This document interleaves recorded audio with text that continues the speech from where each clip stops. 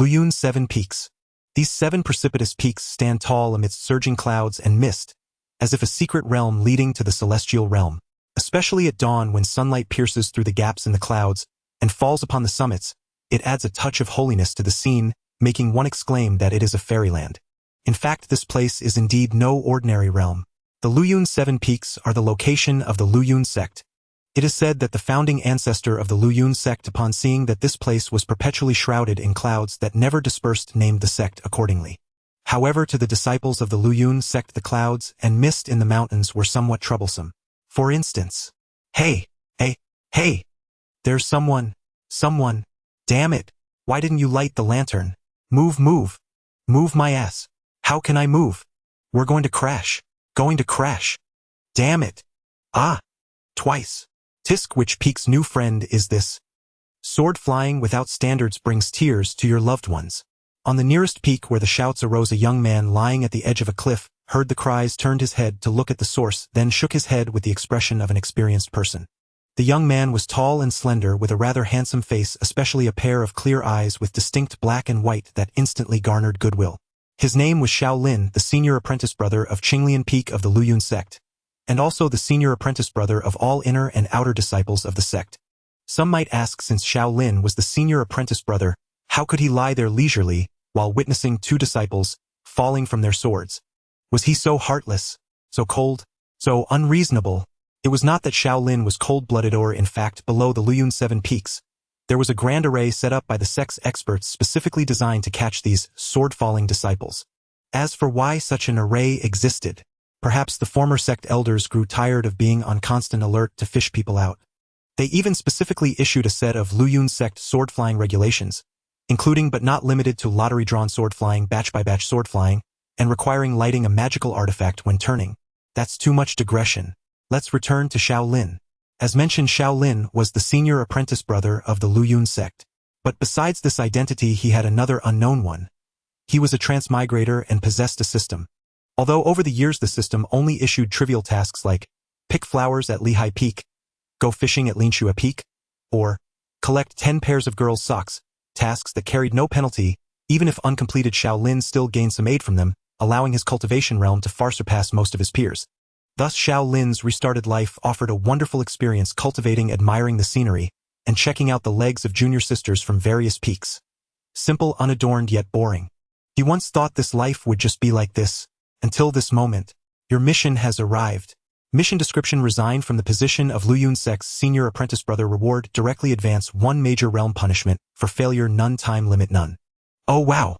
Looking at the translucent light screen that appeared before him, Xiao Lin sat up instantly. Advance 1 major realm directly. Gosh, the reward this time was too big. If I directly advanced 1 major realm, wouldn't I become the number 1 of the younger generation in the world? If that's the case, I can slack off for a while without cultivating. Wonderful. Thinking this, Xiao Lin immediately stood up, activated his movement technique, and ran toward a certain direction. After all, he had long felt that the identity of senior apprentice brother was troublesome. Not only did he have to give speeches at certain events, but also had to teach and answer questions for sect disciples every month. It was really not worth it. Hurry up and give away this identity, then go find the master together to have a handover ceremony. To whom? Might as well give it to 4th junior sister. Qingxu Sect, Qingxu Peak. Sigh, it's troublesome that sword flying is forbidden within the peak. Finding a small bamboo grove along the way, Xiao Lin slowed down and began looking around. According to routine, the 4th junior sister he deeply admired should be around here. Just as he thought this, a touch of light pink caught Xiao Lin's peripheral vision. Aha! Look what I found.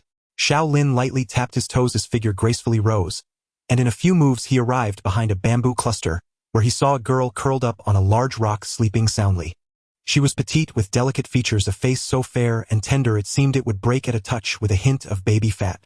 Dressed in light pink attire and curled up in sleep, she looked just like a little cat taking a nap. This was Xiao Lin's 4th junior sister, Ning Yunmiao. Sure enough, she's here. Xiao Lin looked at Ning Yunmiao, who was sleeping soundly, with even a trace of glistening drool at the corner of her mouth, crossed his arms and nodded. When it came to giving away the position of senior apprentice brother, the first person that came to Xiao Lin's mind was this 4th junior sister. After all, among his 4 junior disciples, he admired Ning Yunmiao the most. It was because this girl's skill at slacking off was so great that even he felt inferior. Basically, she spent her days either sleeping or on the way to sleep, except when eating. He wondered how she managed to keep up in cultivation realm. Could she cultivate in her dreams? Pondering these random thoughts, Xiao Lin slightly bent down and reached out to push Ning Yunmiao. Thanks, I don't want to eat. Ning Yunmiao muttered and then turned over. Xiao Lin's mouth twitched. Helplessly, he raised his voice a little and said, Today the Spirit Canteen Special, offering red jade fruit roasted spirit fish, is up for grabs. Don't move it. Otherwise it'll blow up the Qingxu Sect. Ning Yunmiao instantly sat up, raising her right hand toward the sky and shouted. Then she saw Xiao Lin in front of her. You're going to blow up the Qingxu Sect. Cough cough that. Just talking in my sleep, talking in my sleep. Ning Yunmiao's cute little face showed visible embarrassment. She raised a hand to scratch her cheek, then suddenly seemed to remember something, widened her big watery eyes and said, Wait, senior brother, why are you looking for me? Is it time to eat? Not yet. Xiao Lin raised a hand to his forehead, suddenly feeling that if he really handed over the position of senior apprentice brother to her, the sect might end up in trouble. Not yet. Ning Yunmiao visibly sighed in relief, then looked at the young man in confusion. Then what are you here for, senior brother? Xiao Lin was pondering how to broach the subject, when he suddenly heard Ning Yunmiao's voice again in his ears. Speaking of which, the plot in the novel should be starting soon, right? My golden finger is finally going to come in handy.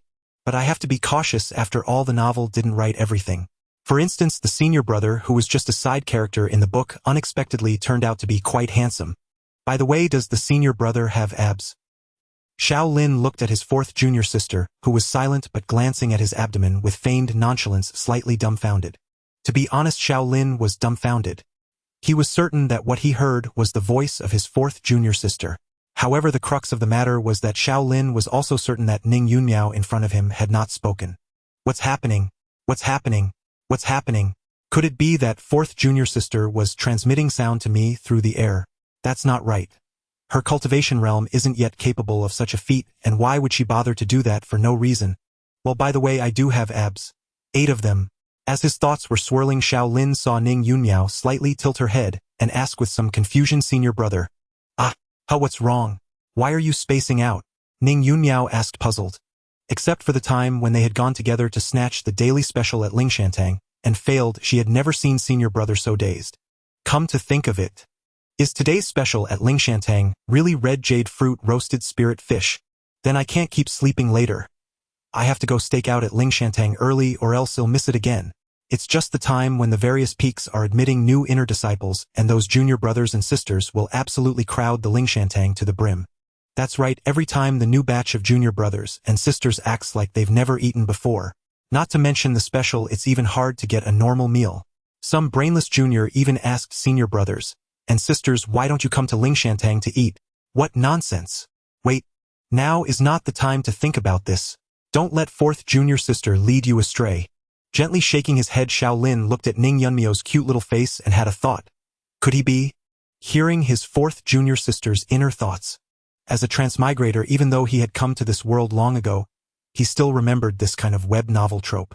I'm not sure yet. Let's test it again. With this thought, Xiao Lin took a light breath and directly looked at Ning Yunmiao, asking fourth junior sister, do you want to become the senior brother? No. Ning Yunmiao shook her little head without any hesitation. Xiao Lin, having not expected such a decisive refusal, was about to ask why, when he suddenly heard Ning Yunmiao's voice again in his ear. Senior brother is so silly. Only men are called brother. I'm a girl, how could I become the senior brother? Looking into Ning Yunmiao's sparkling big eyes, Xiao Lin twitched the corner of his mouth, then pretended to suddenly realize and said, I know what I said earlier was a bit off. If it were you, fourth junior sister, you should become the senior sister. After speaking, Xiao Lin began to observe the change in Ning Yunmiao's expression. Then he saw his fourth junior sister reveal a slightly excited expression. If I become the senior sister, the chances of becoming the sect leader in the future are very high. And if I really become the sect leader, then every time for the daily special at Lingshantang, no one would dare to compete with me, right? Woohoo, take off. So if you really become sect leader, the first thing you'll do is go to Lingshantang to compete with disciples for food. Alright, what ambition. Shaking his head gently again, Xiao Lin looked at Ning Yunmiao, who had a silly smile at the corner of her mouth, clearly daydreaming about a beautiful future, and thought to himself that things seemed a bit off. He seemed to have the ability to hear Ning Yunmiao's inner thoughts, but he didn't know the effect and range of this ability, whether it worked on others, how he obtained it, and whether it was related to the system. After all, as a transmigrator well-versed in web novels, Xiao Lin's acceptance was strong, and he quickly began to diverge his thoughts centered on the current situation. Also, there's another thing. Just now my fourth junior sister seemed to mention the plot of a novel and Golden Finger. Tisk, could my fourth junior sister also be a transmigrator? No. Senior brother, I cannot take this position. Deep in thought, Xiao Lin heard Ning Yunmyo's voice, looked up, and saw her shake her head firmly. In terms of both cultivation realm and prestige, I am not qualified. I'm sorry, senior brother. It's because I've been too lazy in the past. Just remembered if I become senior sister, I would need to attend activities frequently and give lectures every month to resolve doubts. My sleep time would be drastically reduced. No. Ning Yunmiao cannot lose sleep just like the West cannot lose. What's that city called? Alps? Häagen-Dazs. Fourth junior sister, I truly admire you. Let's become sworn siblings. Xiao Lin looked at Ning Yunmiao with a poker face, wanting to say this. But he could not say it, because after hearing her inner thoughts, he was completely sure that his fourth junior sister was a transmigrator. And on the first day he obtained the system many years ago, the system had issued him a task: do not reveal your identity as a transmigrator. As the only task with a punishment, if Xiao Lin really exposed his transmigrator identity, his current cultivation realm would be halved. This was truly unacceptable to Xiao Lin. Although he could rebuild his cultivation realm on his own, wouldn't that mean his time to slack off would be greatly reduced again? No, absolutely not. And frankly, Xiao Lin felt that, even without the task, he couldn't easily reveal himself. Otherwise, who knows if some big shot who got wind of it would capture him for dissection and research. Wait, senior brother, why are you suddenly saying this to me? Ning Yunmiao suddenly caught the blind spot, widened her big eyes, and asked in shock, could it be that you, senior brother, have a terminal illness and are about to fall? I just want to abdicate and yield to the worthy, not die on the spot. And what kind of plot is a terminal illness? Xiao Lin was expressionless. Oh, I see. Ning Yunmiao also realized her guess was inappropriate, scratched her head, and asked again, then senior brother, why do you suddenly not want to be the senior brother? In the sunlight filtering through the bamboo forest, the girl slightly tilted her head, furrowing her cute brows in confusion, looking more and more like an adorable kitten. Such a cute girl, but unfortunately not too bright. Xiao Lin sighed like this, and said casually, I just feel a bit tired, too many things to handle. Yeah, right? Anyway, senior brother, I support you in spirit, but I really cannot take this responsibility. I'm not qualified. Ning Yunmiao looked sincere. You really are not qualified, I was too rash earlier. Xiao Lin raised his hand with a loving expression, and patted her little head. Go back to sleep, child. Don't worry, I'm not looking for you. I'll go find the second junior sister to take my position. Watching the senior brother depart, Ning Yunmiao finally lowered her waving little hand. I feel like senior brother was acting strangely today. Pulling a peach from somewhere on her person, she brought it to her lips and took a large bite, then thought with slightly puffed cheeks. But being a senior brother is indeed tiring. If I were him, I would resign too. Gnawing on the peach like a little hamster, Ning Yunmiao quickly cast aside thoughts of her senior brother and began counting on her fingers to calculate the days. I should be right. At the earliest this month, at the latest in the next 2 months, that should be when the plot of the novel begins. Swallowing the fruit pulp, Ning Yunmiao clenched her now empty little hand into a fist and whispered joyfully in her heart, my cheat as a transmigrator is finally about to come in handy. Yes, Ning Yunmiao had an identity unknown to others. She was a transmigrator. More precisely, she had transmigrated into a book. The world she now inhabited was the setting of a best-selling novel from her original world. On a stormy night filled with thunder and lightning, Ning Yunmiao had somehow ended up in this world within the book. That wasn't the most critical part. The key was that she had arrived too early. When she descended into this world as a little girl, there were still at least 10 years before the plot of the novel's first chapter would begin. 10 years. Do you know how she spent those 10 years? Eating when full, sleeping when tired. She had waited so painfully. Well, one could say fortune favors the foolish. Ning Yunmiao, who started as an orphan, had been picked up by the current sect leader of Qingxu Sect before she could even begin her wandering life, and was brought back to the sect. Then, she fell into a decadent life of eating and sleeping. Of course, that wasn't important. In short, her cheat was finally about to be put to use. Though I have been using another cheat all along. Thinking this, Ning Yunmiao squeezed her eyes shut and opened them again, and in her vision appeared the words sleeping AFK cultivation system. Experience gained from the sleep, 1230. At this rate, I should soon break through to the middle stage of foundation establishment. Counting on her fingers again, Ning Yunmiao tossed the peach pit aside, her eyes lighting up. Finally, Otherwise, being the fourth disciple yet having the lowest cultivation among the five is just too embarrassing. Though even if she succeeded in breaking through, she would still be the weakest of the sect leader's 5 disciples. Alright, the next step is to use my knowledge of the novel's plot to obtain treasures, seize great opportunities, and reach the peak of life. When that happens, I'll eat vermilion fruit and grilled spirit fish every day. The corners of Ning Yunmio's mouth lifted as she began to foolishly daydream about a beautiful future. It wasn't until a line of text appeared in her vision that she was jolted awake from her reverie. Leaving the bamboo grove, Xiao Lin activated his movement technique, leaping and maneuvering several times until he quickly arrived beside a small pond. This small pond, whose age was unknown, lay quietly nestled among several massive rocks. The water was crystal clear, like a mirror reflecting the surrounding scenery and people. Yet no matter how beautiful the scenery, it paled in comparison to the young woman standing silently by the pond, gazing at the water in deep thought. With willow leaf eyebrows, almond-shaped eyes, a delicate nose, cherry-like lips, skin fairer than snow, and a tall, slender figure clad in white robes, her appearance alone was breathtakingly beautiful. Moreover, the aloofness emanating from her, a coldness like an unchanging glacier, added a unique, untouchable beauty. Thus, this Xiao Lin's second junior sister, Luo Qingyan, was called the unreachable flower of Luyun sect by many disciples. It was even rumored that some disciples, after drinking too much, had uttered shocking statements like, "I am senior sister Qingjian's dog." I didn't hear fourth junior sister's thoughts along the way, nor anyone else's.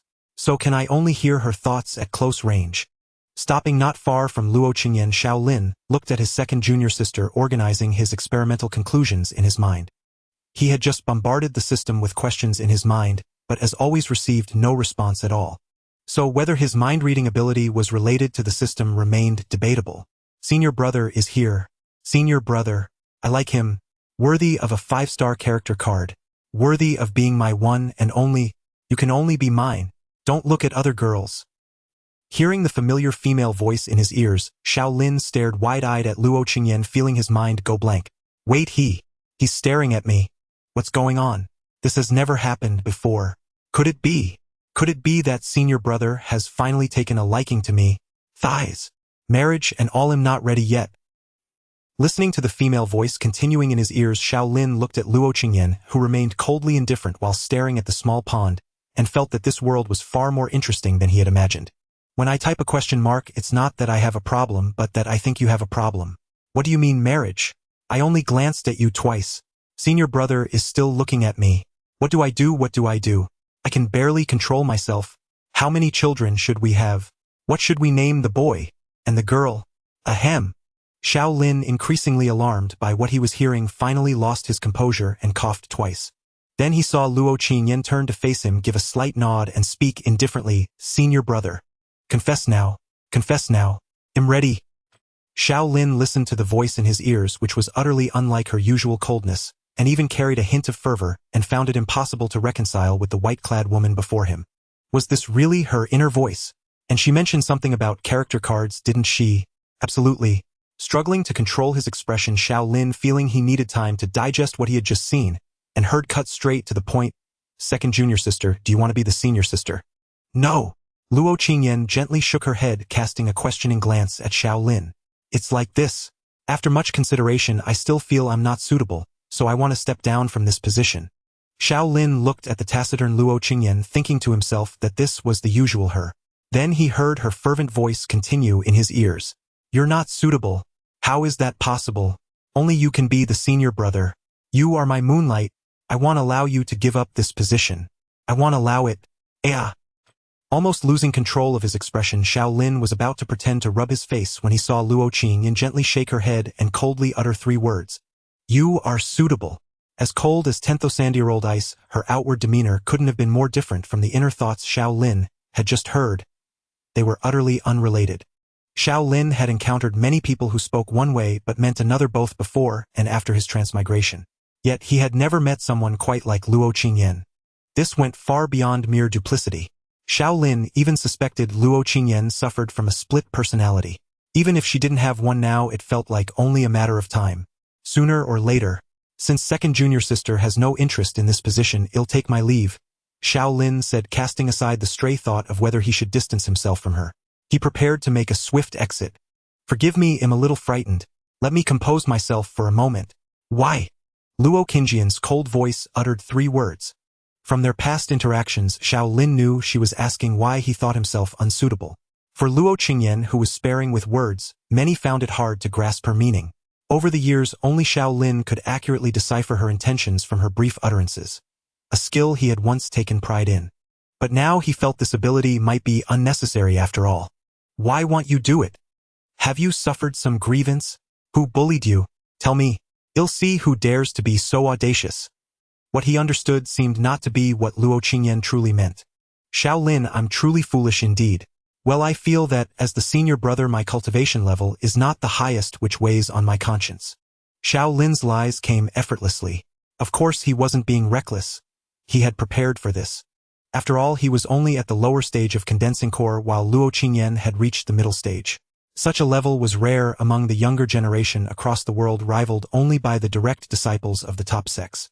Since cultivation was mentioned, an explanation of this world system was necessary. The realms were divided into lower 3 realms: body tempering, qi refining, and foundation establishment, marking the journey from drawing qi into the body to expanding the sea of qi. Middle 3 realms, condensing core, nascent soul, and primordial spirit, where cultivators refine spiritual energy and forge their spirit. Upper 3 realms, Tao integration, tribulation, transcendence, and human immortal, leading to transcendence and earthly immortality. Each major realm had minor stages: lower, middle, and upper. Luo Qingyan was already at the middle stage of condensing core. In a third-rate sect, she could even become an elder. Though the gap between her and Xiao Lin at the lower condensing core stage was not vast, that didn't stop him from using it as an argument. Enough! Luo Qingyan replied with those 2 words. Xiao Lin understood she meant his cultivation was sufficient for the role of senior brother. But even without guessing, he could now grasp her meaning. Ah, how could this be? Did I make senior brother want to resign? Damn it! I'm truly wretched. Should I suppress my cultivation? But that might harm my body. Ahem, it seems second junior sister has a point. Xiao Lin quickly spoke to the cold-faced Luo Qingyan before her inner thoughts finished playing out. I was underestimating myself. Though he didn't fully grasp the situation, Xiao Lin could roughly tell that his second junior sister seemed to regard him as her idealized love, showing an almost fervent devotion. Damn it! What a nightmare! In short, Xiao Lin was terrified that Luo Qingyan would actually follow through. Forcibly dispersing one's cultivation was no trivial matter. It could leave lasting damage, or even harm the foundation, severely impacting future progress. Good. Luo Qingyan nodded, satisfied with his apparent realization, only to hear him continue. The real reason I wanted to step down is different, but since you don't want the position I want to impose. With that, Xiao Lin channeled his spiritual energy, and vanished in an instant. I treat you as a junior sister, but you want to marry me. A man must protect himself outside. Run and run fast. Wait. Luo Qingyan reached out, but Xiao Lin was already gone. Struggle flickered in her distant eyes, but in the end she didn't pursue. She turned back to gaze at the small pond. Bound by her aloof persona, she had to restrain herself no matter how much she wanted to ask. Why did senior brother no longer want to be senior brother? She longed to inquire but had to maintain her image. Why keep this facade? Frustrated, Luo Qingxian's eyes turned cold, and she let out a snort. In an instant, a dozen slender white lines appeared on the boulder. They moved so fast that they vanished in the blink of an eye. All that remained was the shattered rock and the cold-eyed beauty in white. But today she had spoken so much with senior brother. Yes, she was one step closer to marriage. At this thought, the white-clad beauty felt slightly better. What a nightmare, damn it. Second junior sister might be a transmigrator too. Tisk, how did I never notice in all these years? Crouching in a thicket, Xiao Lin clutched his head, his expression a mix of shock and disbelief. Who would have thought? Both junior sisters I've known for over a decade are transmigrators. How annoying. Fourth junior sister probably transmigrated into a novel, but what about second junior sister? A character card. Maybe a game. So is this world a game or a novel? Xiao Lin plucked a leaf and put it in his mouth, suddenly feeling that the world he inhabited was more complex than he had imagined. On this small Qinglian peak alone, besides himself, there were now 2 more geniuses. Not to mention his third junior brother and fifth junior sister. His instincts told him they were no simple characters either. If third junior brother and fifth junior sister are also problematic, then what about our master, who picked us all up one by one? Xiao Lin spat out the leaf and decided that after seeing his third junior brother and fifth junior sister, he would also meet with their master. After all, if he was going to resign, he needed to discuss it with his direct superior. As for being second junior sister's idealized love, given how frightening she seemed, he would keep his distance from now on. Alright, since the system won't talk, I'll move on to the next. Let's see who else my mind reading can work on, and what other surprises you have in store for me. He stood up, dusted off his hands, oriented himself, and then vanished into the distance. Next target, third junior brother. On Qinglian Peak there was a small waterfall. A slender stream of silver light cascaded down between the rocks like a silken ribbon, dancing and leaping among the stones. A young man sat cross-legged on a rock beneath the waterfall. His figure was somewhat slender, his features still bearing a hint of youthfulness, yet one could already discern the outline of sword-like brows and starry eyes. Notably, if one stared closely at the young man's brow, a strange sense of incongruous maturity and resolve would emerge, lending him an odd air. This was Xiao Lin's third junior brother, Lu Qingxu. Yo, Qingxu, cultivating. Spotting Lu Qingxu meditating from afar, Xiao Lin raised a hand and greeted him warmly. Lu Qingxu opened his eyes upon hearing the voice, saw the visitor, and immediately leaped up, leaving the stone beneath him. Senior brother. Landing on the bank, Lu Qingxu looked at Xiao Lin approaching and bowed in a Taoist salute. Xiao Lin nodded in satisfaction at the respectful demeanor of Lu Qingxu. Although among the four junior siblings, he most admired the similarly laid-back Ning Yunmiao, when it came to whom he most enjoyed spending time with, he would choose Lu Qingxu. After all, this lad was the most respectful toward him among the four, even the most respectful in all of Luyun's sect, to the point that Xiao Lin had once found it hard to adjust. But after adjusting, felt quite satisfying. Alright, we're fellow disciples, no need for this. Xiao Lin looked Lu Qingxu up and down, raising an eyebrow. Judging by your aura, you're about to break through. Yes, thanks to senior brother's guidance, I should be able to condense my core soon. Lu Qingxu, standing respectfully beside Xiao Lin, replied softly. Ah, what guidance? It's your own diligent cultivation. Xiao Lin, who spent his free time on Qinglian Peak eating, sleeping, and slacking off without ever instructing Lu Qingxu in a single technique, twitched the corner of his mouth. No need to credit me with everything. No, observing senior brother's every word and action greatly benefits and improves me, Lu Qingxu answered seriously. You're something else. Xiao Lin had to admire Lu Xingqia's skill at spinning tales, but then felt a slight doubt. Still no inner thoughts heard. Could it be that third junior brother is actually normal? Is his respect for me truly genuine?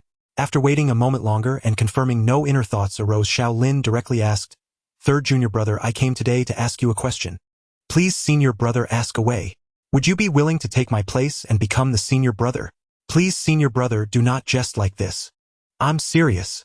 Before Xiao Lin could finish, Lu Qingxu swiftly knelt on one knee, clasped his fists, and bowed his head, declaring loudly, Senior brother. In my heart, no one else deserves the title of senior brother but you. Please, senior brother, retract your words.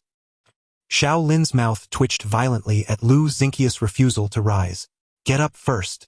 I will not rise unless senior brother retracts that statement.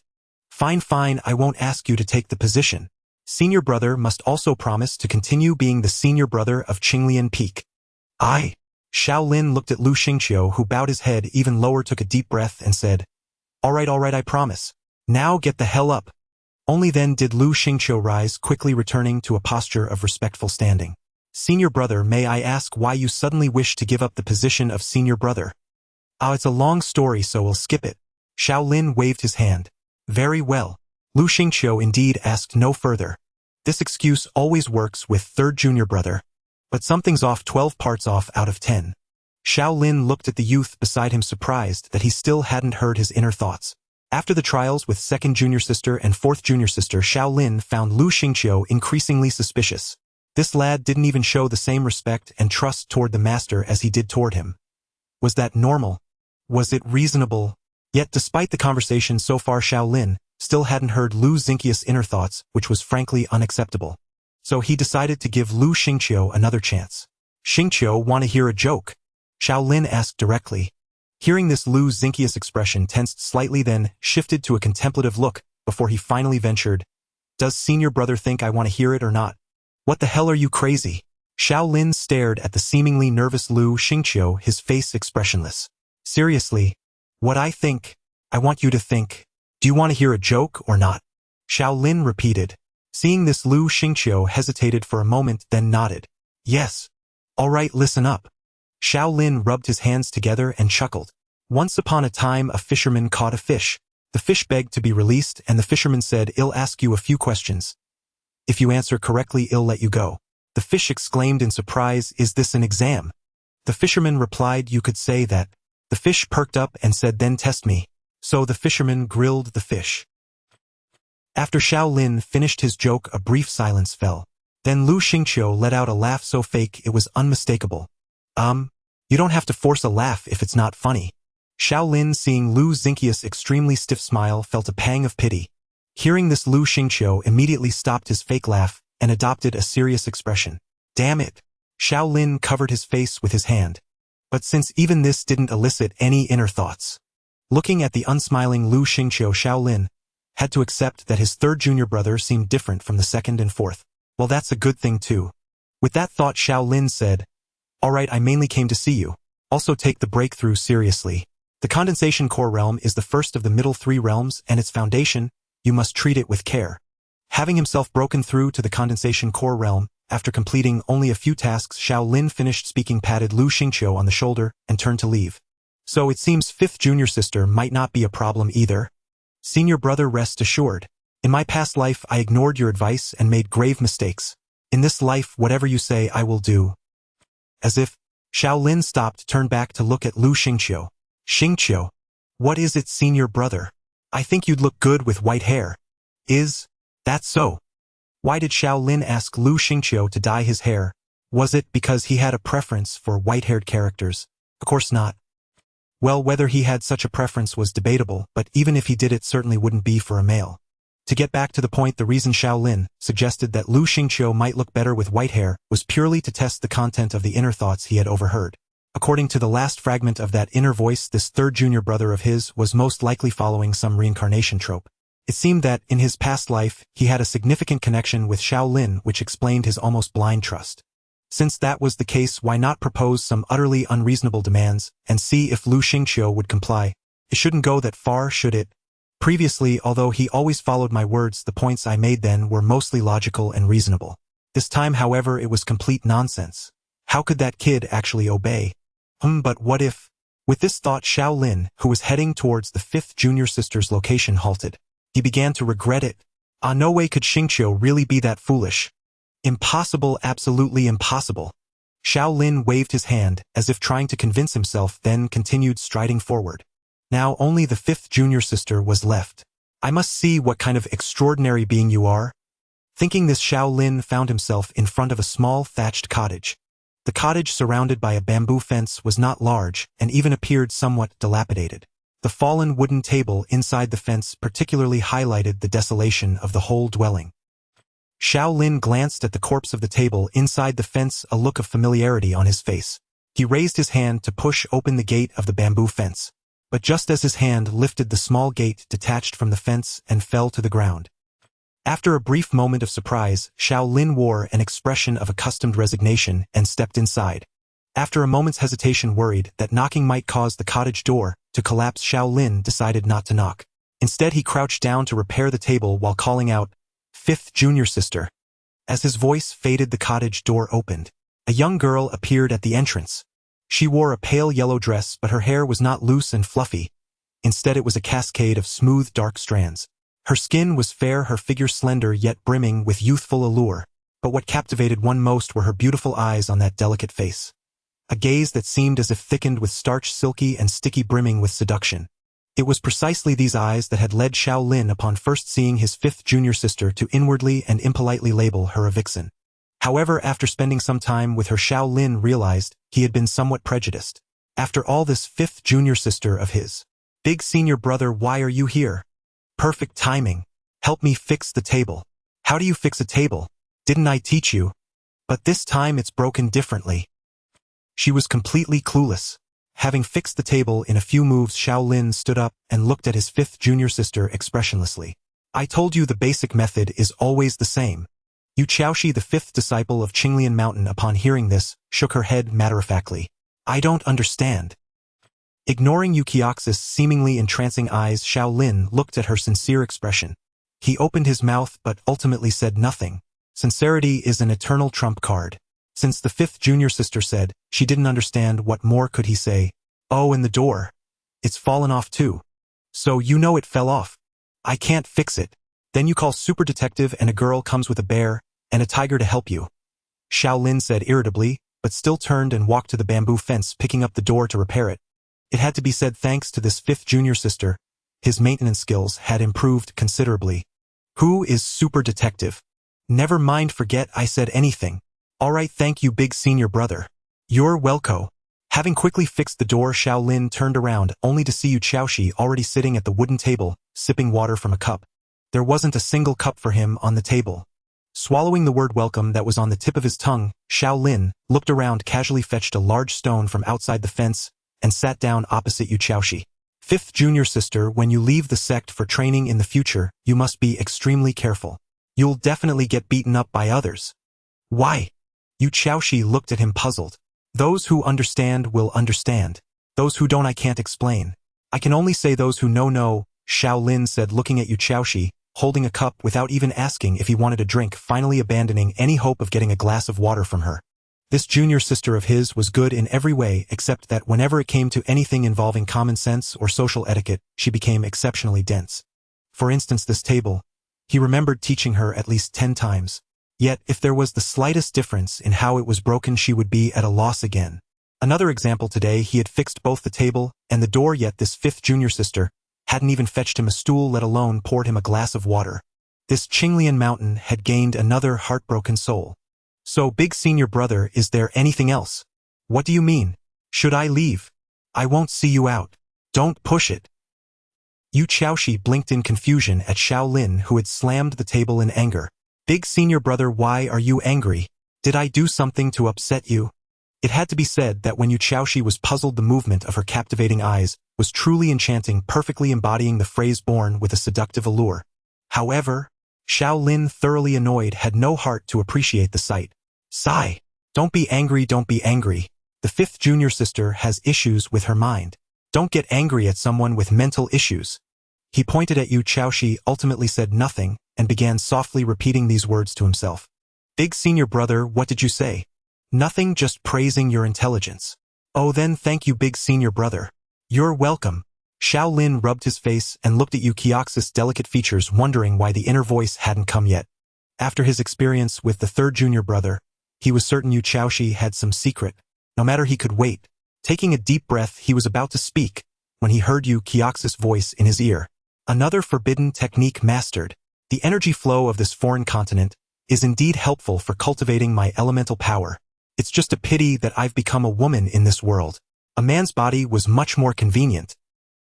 Xiao Lin stared at Yu Xiaoxi, who was sipping water, completely stunned. What did I just hear?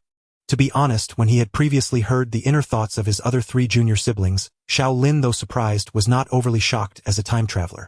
Having lived 2 lives, what scenes hadn't I witnessed?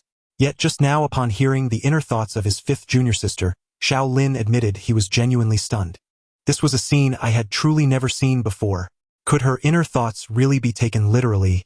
Surely not, there must be a deeper meaning. For instance, going to the restroom. If one still had a male body, simply pulling down one's pants would be far more convenient. Well, it seemed there was no deeper meaning. Xiao Lin gazed at Yu Xiaoxi's alluring eyes, suddenly uncertain how to face his 5th junior sister. Regret, utter regret. Why had he come to eavesdrop on her thoughts? Senior brother. Having snapped out of her contemplation on the convenience of using a male body, Yu Xiaoxi noticed Xiao Lin's hesitation and called out to him in confusion. Ahem, apologies, I was distracted. Xiao Lin gently shook his head, inwardly reminding himself to act as if he had heard nothing, then spoke of the real matter. 5th junior sister, do you wish to become the senior sister of Qinglian Peak? No. I see. Having been rejected 3 times without hesitation today, Xiao Lin chuckled wryly, recalling his junior sister's character, and asked again, can you tell me why? Too many trivial matters, too tiring. Yu Xiaoxi answered swiftly, then looked at Xiao Lin. This is also why you no longer wish to continue as senior brother, isn't it? Actually, upon reflection, listening to the 5th junior sister's thoughts didn't make much difference, since she usually answered when asked. Well, not always. Like the fact that her inner soul had not been a woman in her past life. Spit it out. Spit it out. Forget it. Don't think about it.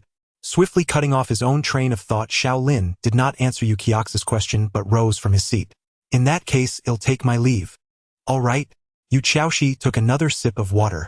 Not expecting her to see him off, Xiao Lin prepared to make a swift exit. Oh right, but she called him back.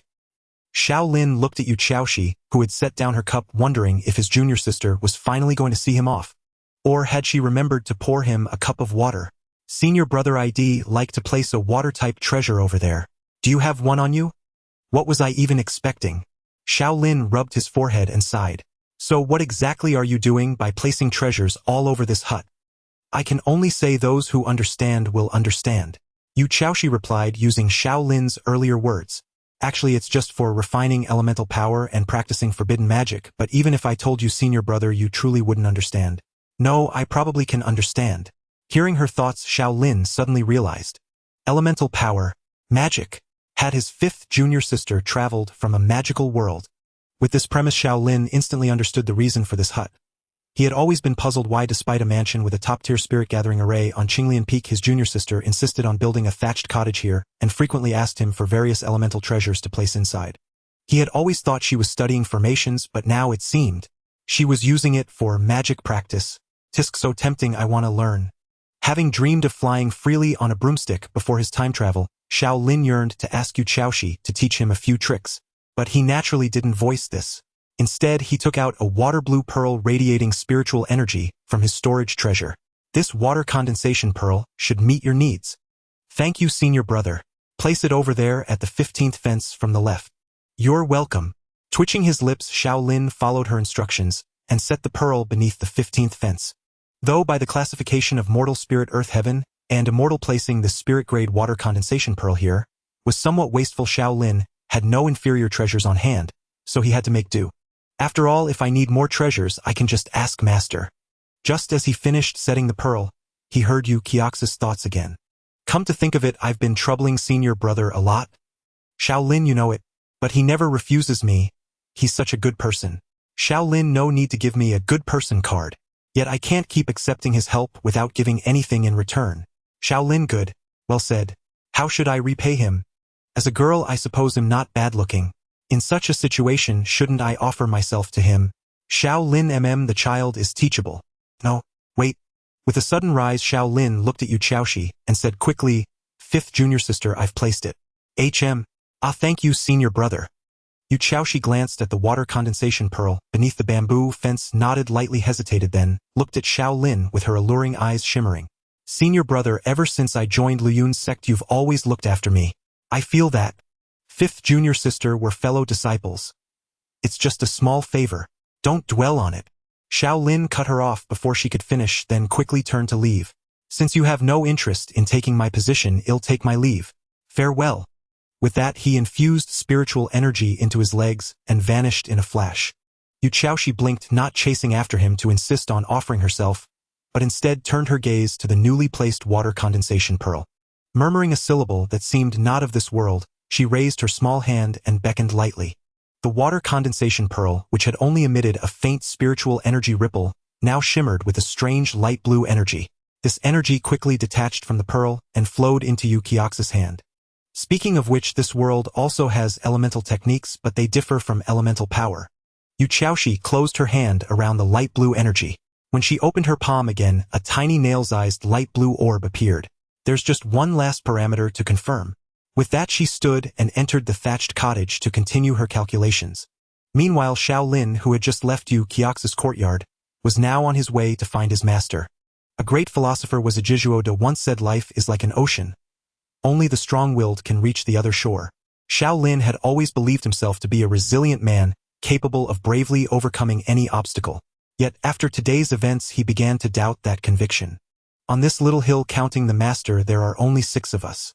Yet we have one who traveled through time, one who entered a book, one who stepped out of a game, one who was reborn, and one who came from a magical continent.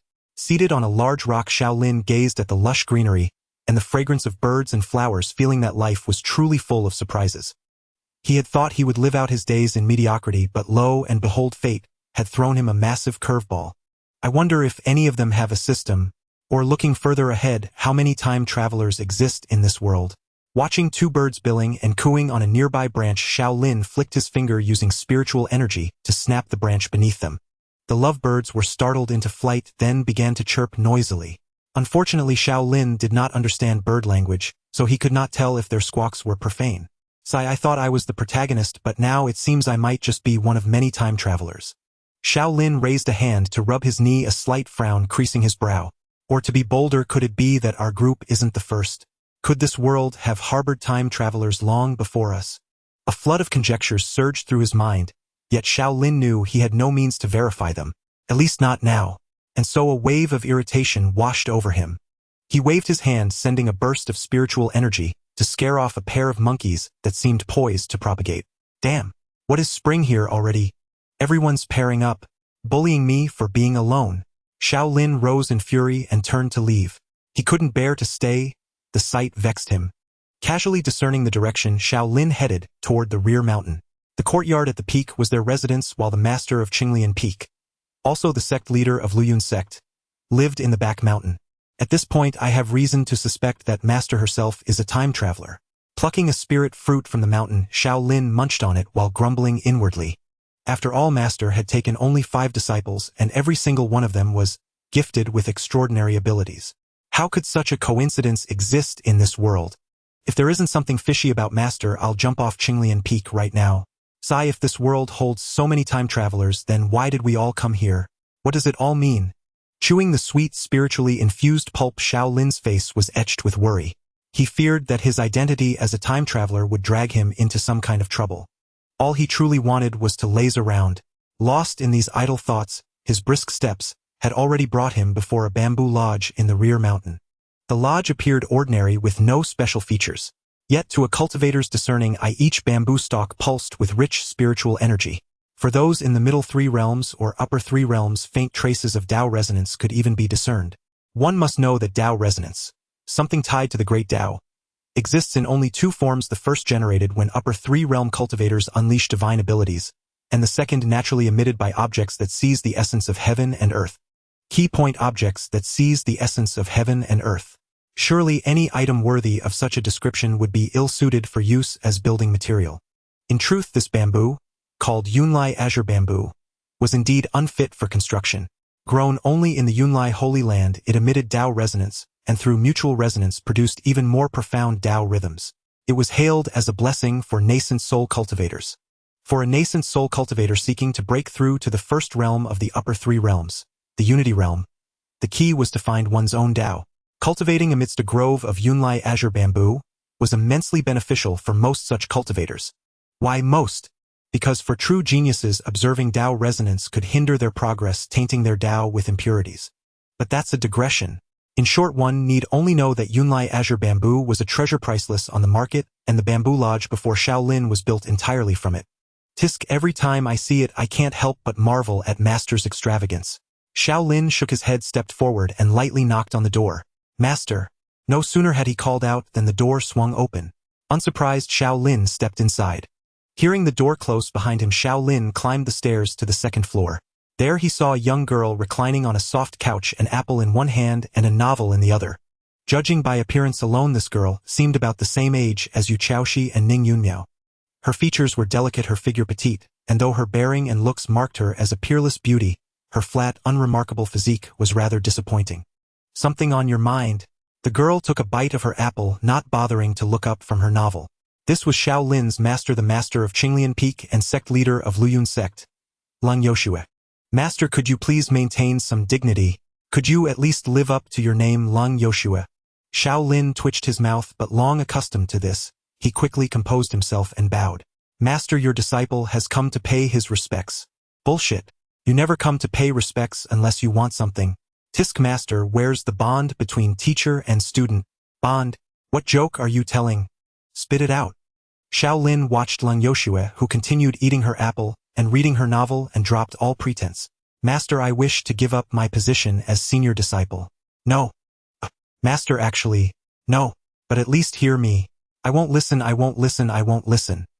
Seeing Lung Yoshue refuse to lift her eyes from the novel, Xiao Lin grew indignant. So he pulled out a storybook. Master, this is the latest volume from Lin Shui Fairy. Tragic Love in the Immortal Sect, The Sword Immortal's Runaway Little Wife, Volume 13. My good disciple, what would you like to say? Though Xiao Lin was unaware of how other masters treated their disciples, he understood his own master all too well. She was a pure recluse spending her days cooped up in her bamboo lodge, reluctant to step out unless absolutely necessary. That alone could be tolerated, but what truly baffled him was that even within that lodge, she neither cultivated nor attended to sect affairs. Instead, she was utterly engrossed in the various novels and stories that flowed out from Linshui Ferry. Speaking of which, it was necessary to briefly mention Linshui Ferry. It was an oddity among the myriad sects and factions of the cultivation world. Its practitioners had completely abandoned cultivation, channeling all their energy into crafting toys, ornaments, and novels. One might wonder, since they were cultivators, how could they stoop so low as to forsake cultivation entirely? One must understand that not all cultivators are created equal. Some can break through realms as easily as drinking water, while others find every step excruciatingly difficult, even stagnating at a certain realm for life, unable to advance further. Those with limited talent naturally sought their own paths, returning to the mortal world, traveling the 4 seas, or as another option, transitioning from combat units to production units. They could join the 100 Artifacts Tower, as a fire tender the Alchemy Peak, as a herb collector the Melody Pavilion, as a score copyist or Linshui Ferry, as a toy maker or novelist. Some might ask, how could cultivators possibly read novels? Lung Yoshue, mind your own business.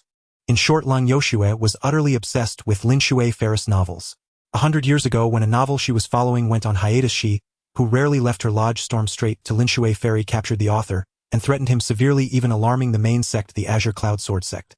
It was during that confrontation with the Azure Cloud Sword Sect that the cultivation world once again witnessed the terror of this flowing Cloud Sect master, sensing the immense power hidden within that petite flat frame. By the way, according to Uncle Dongfang, the master had looked this way for centuries. So master, were you always unable to grow up, or have you been pretending to be young all along? Gazing at Lung Yukshu's standard fake smile, Xiao Lin's thoughts began to drift. Then he noticed that the book in his hand, Immortal Sex, Tortured Love, the Sword Immortal's runaway little wife, had vanished.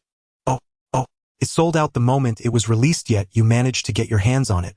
Without moving a muscle, Lung Yoshue had already snatched the novel. She eagerly opened it and began reading intently. That female supporting character really disgusted me. If she's still alive in this volume, I'll go have a chat with the author. Ahem, master. Tisk, why are you still here? Master, isn't this going a bit too far? Sigh, fine. As the saying goes, one who takes favors is obliged. Lung Yoshue naturally couldn't bring herself to chase away her senior disciple. Reluctantly putting down the novel, she looked at Xiao Lin and said, so what exactly do you want to say? Master, after careful consideration these past days, I've realized that whether in terms of cultivation realm or moral character, I'm not cut out to be the senior disciple. So, you don't want to be the senior disciple anymore, do you? Fine, I agree. Really? Xiao Lin was overjoyed. However, I can't be bothered to find someone to take your place. Lung Yoshue produced an apple from somewhere and began nibbling on it. You need to find me a substitute. Master, you still have 4 other disciples. Why not just pick one of them? Xiao Lin immediately suggested. Would they be willing? Recalling the bizarre events of the day, Xiao Lin was momentarily at a loss for words. But thinking of the reward for completing the task, he quickly said, Master, you are not only their master but also the Peak Lord and the Sect Master. If you order someone to be the senior disciple who would dare to disobey, then I command you to do it. Xiao Lin looked at Lung Yoshue, who was munching on her apple, and twitched his mouth, cursing his own loose tongue. Master, but then again. Stop with the nonsense. The day you find someone to replace you is the day I'll hold the handover ceremony. Swallowing the fruit, Lung Yoshue extended her delicate pink tongue to lick the juice from the corner of her lips. But for this substitute I have 2 conditions. First, they must be acknowledged by those 4 little ones. Second, no form of coercion is allowed. Master, are you just trying to pick a fight? Xiao Lin raised a hand to cover his forehead, realizing it would be extremely difficult to complete the task anytime soon. In truth, the most promising candidates to meet Lung Yukshu's conditions were his 4 junior brothers and sisters, but let's not go there. Speaking of it only brings tears. He had no intention of persisting further. Even a fool could see that Lung Yoshue did not approve of his retirement. If he kept pressing the issue, it would border on disrespect. After all, being punished to copy texts or clean the latrines would hardly be worth it. I understand your meaning, master. I will do my utmost to find the right person. Bowing to Lung Yoshue, Xiao Lin prepared to leave. But before he could move, Lung Yukshu's voice rang out, oh, there's one more thing. Please speak, master. Xiao Lin responded promptly. Little Luo hit someone a few days ago. The other party is supposed to come and apologize today. I'm worried little Luo might mishandle the reception or even start another fight. Lung Yoshue crunched on her apple. So go keep an eye on things. Don't let our green lotus peak lose face. At first glance, Lung Yukshu's words seemed questionable. After all, how could someone who was beaten expect the victim to come and apologize? But Xiao Lin saw nothing amiss. He knew his second junior sister well. Under normal circumstances, she wouldn't strike without reason. Thus, the one who was beaten must have done something to provoke her. Could I really say I knew my second junior sister well? Recalling the thoughts he had overheard from her today, Xiao Lin quickly shook his head. He bowed to Lung Yoshue and asked disciple understands. May I ask when the other party will arrive at Green Lotus Peak? Tonight. They'll notify little Luo to meet you then. Lung Yoshue said, taking out her novel again and pointing her tiny foot toward the stairs. All right, if there's nothing else you may take your leave. Yes. Xiao Lin bowed once more, then slowly turned and shuffled toward the staircase. What's wrong? Did your legs go lame? Or do you need me to see you out? No need to trouble you, master. Hoping to catch a glimpse of Lung Yukshu's thoughts, Xiao Lin quickly responded, and then dashed down the stairs. He had no desire to be thrown out by his master. Lung Yoshue was perfectly capable of tossing him straight down the mountain. Sensing Xiao Lin's departure from the bamboo lodge, Lung Yoshue finally looked up from her novel. That kid, has he noticed something? Tisk, I really want to know what he's discovered. Murmuring to herself, Lung Yoshue raised the apple to her mouth and continued eating. Could it be that I truly cannot hear master's thoughts? Why, no matter how I look at it, master is the most suspicious, isn't that so? Leaving the bamboo pavilion and retracing his steps along the path, Xiao Lin continued to disturb the amorous animals while sinking into deep contemplation. However, my inability to hear master's thoughts doesn't prove anything. Perhaps it's because master is not a time traveler, or perhaps because master's cultivation realm far surpasses my own, or it could simply be that my ability only works on my junior siblings. In any case, Xiao Lin remained convinced that his master was deeply questionable. Come to think of it, according to Uncle Dongfang, master had never taken on disciples in the past, yet in the last 20-odd years master suddenly accepted all 5 of us. Given the current circumstances, every detail seems riddled with suspicion. Could it be that master's refusal to let me resign stems from having seen through something? When one is deeply engrossed in pondering certain matters, one often overlooks the surroundings. Thus, when Xiao Lin snapped out of his reverie, he found himself standing before the small courtyard atop the mountain. At first glance, it was an utterly ordinary courtyard. Gray bricks and gray tiles, plain and unremarkable. Yet, to a cultivator of slightly higher attainment, it would be evident that the bricks used in this courtyard were actually spirit marrow azure jade, a precious material required for refining most earth-grade artifacts. Not to mention the top-tier first-grade spirit gathering array beneath the courtyard. If the spiritual energy density outside this array was akin to a gentle drizzle, then within it was a vast, boundless ocean. In truth, achieving a first-grade rating for a relatively simple array like the spirit gathering array wasn't particularly difficult. However, covering such a vast area and gathering such immense spiritual energy posed a significant challenge to the array master's skill. Thus, the group of cultivators from the academy, who specialized in arrays and talismans, had repeatedly sought to visit Luyun's sect for observation, but were consistently rebuffed by Lung Yoshue. Of course, while outsiders found it breathtaking, Xiao Lin, having lived here for many years, no longer felt any particular wonder. But just as he placed his hand on the door ready to push it open, he heard, So fragrant, I want to eat so badly. No. Senior brother hasn't arrived yet, I can't sneak a bite. Sai, recite the cultivation method, recite it to distract myself. Mind and will unite, use intent to guide chi, use chi to move the body, use the body to respond to the hand. Crispy pork ribs, fragrant spirit, fish, honeyed red fruits, spirit herb, braised noodles. 4th junior sister, is this how you recite the cultivation method? Listening to Ning Yunmio's inner thoughts, Xiao Lin was momentarily at a loss for how to assess his junior sister. However, to prevent her from actually sneaking a bite, he quickly pushed the door open. A young girl in a light pink dress immediately came into his view. Be big senior brother.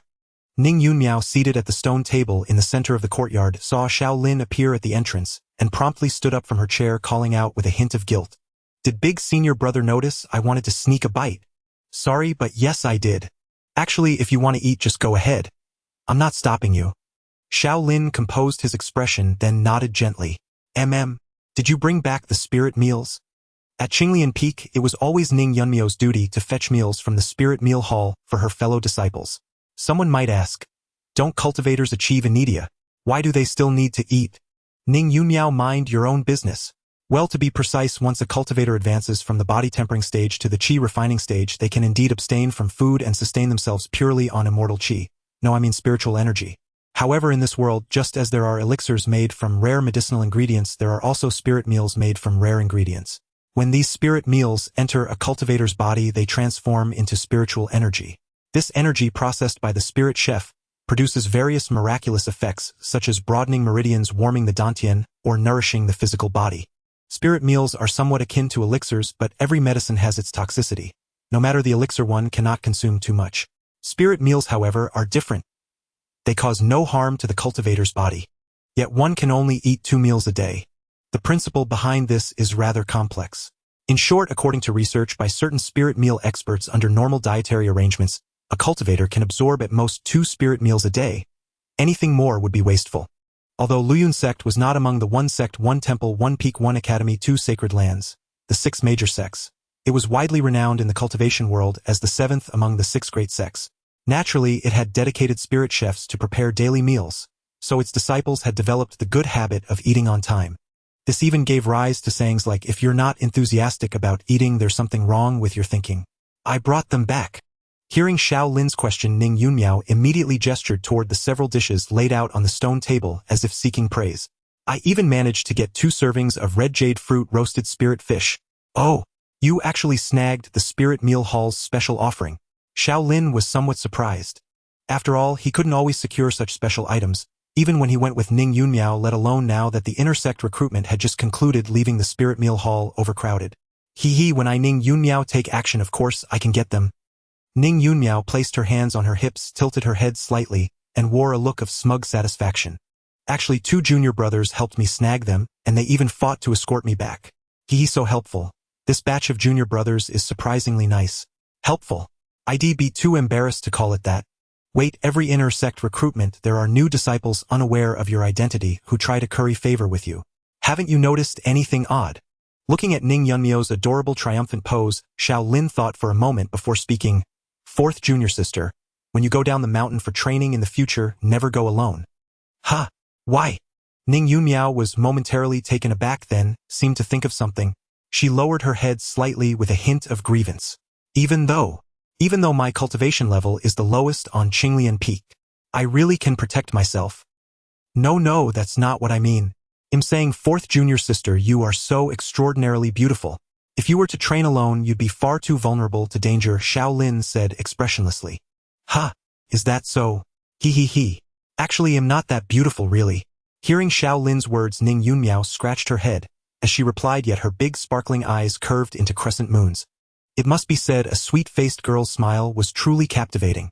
But witnessing this scene, what crossed Xiao Lin's mind was, Tisk, 4th junior sister, you are so straightforward and simple. How did you manage to hide your identity as a time traveler from me all these years? Was I blind? He shook his head gently and said, all right, go deliver the spirit meals to the others. Would the others on Qingyun Peak rush over with gratitude when Ning Yunmiao brought back the spiritual meals? Not at all. Those cultivating in various spots on the peak even needed others to deliver the meals to their hands. What is shamelessness? This is precisely it. It was only because Ning Yunmiao was in charge of distributing the spiritual meals on Qingyun Peak that anyone would bother with these ingrates. Those were Xiao Lin's exact words. However, even though Ning Yunmiao was responsible for delivering the meals, she didn't foolishly run around herself. After all, everyone here was a cultivator, who still used traditional delivery methods. Xiao Bai. With a gesture of her hand, seals, Ning Yunmiao summoned a pure white cat into the space.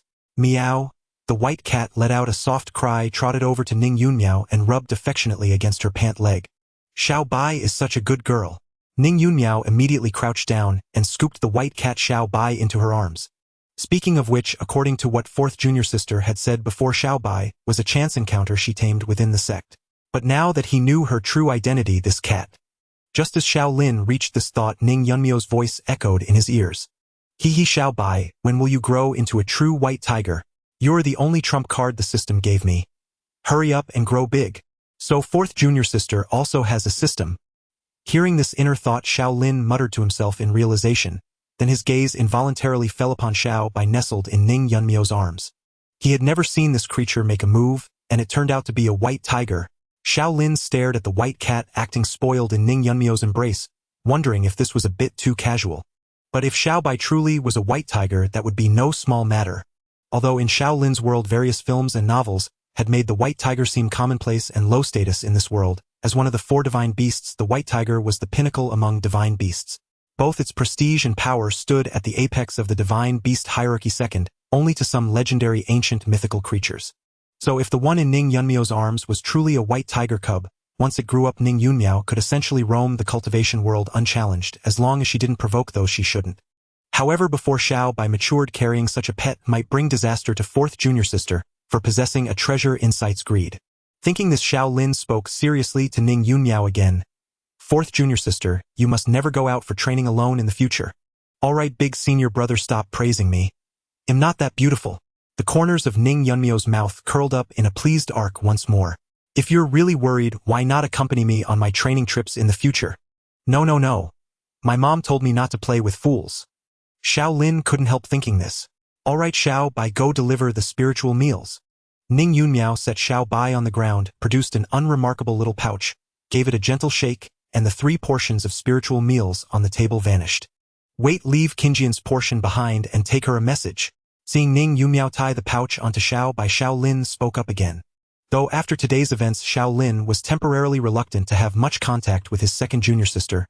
He couldn't defy the master's orders, so he decided to offer himself to the tiger. What message? Ning Yunmiao asked, tilting her little head in confusion, as she took out Luo Qingxian's portion of spiritual meal from the pouch. Your 2nd junior sister hit someone a few days ago.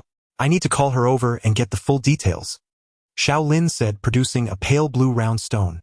He infused a bit of spiritual energy into it, then brought it to his lips. Following his old habit, Xiao Lin would usually explain the situation briefly in the sound recording stone. But, in a daze, as if he could hear Luo Qingxian's fervent inner voice again, he hesitated for a moment and only said, "Return at once." Having uttered just 2 words, Xiao Lin handed the sound recording stone to Ning Yunmiao.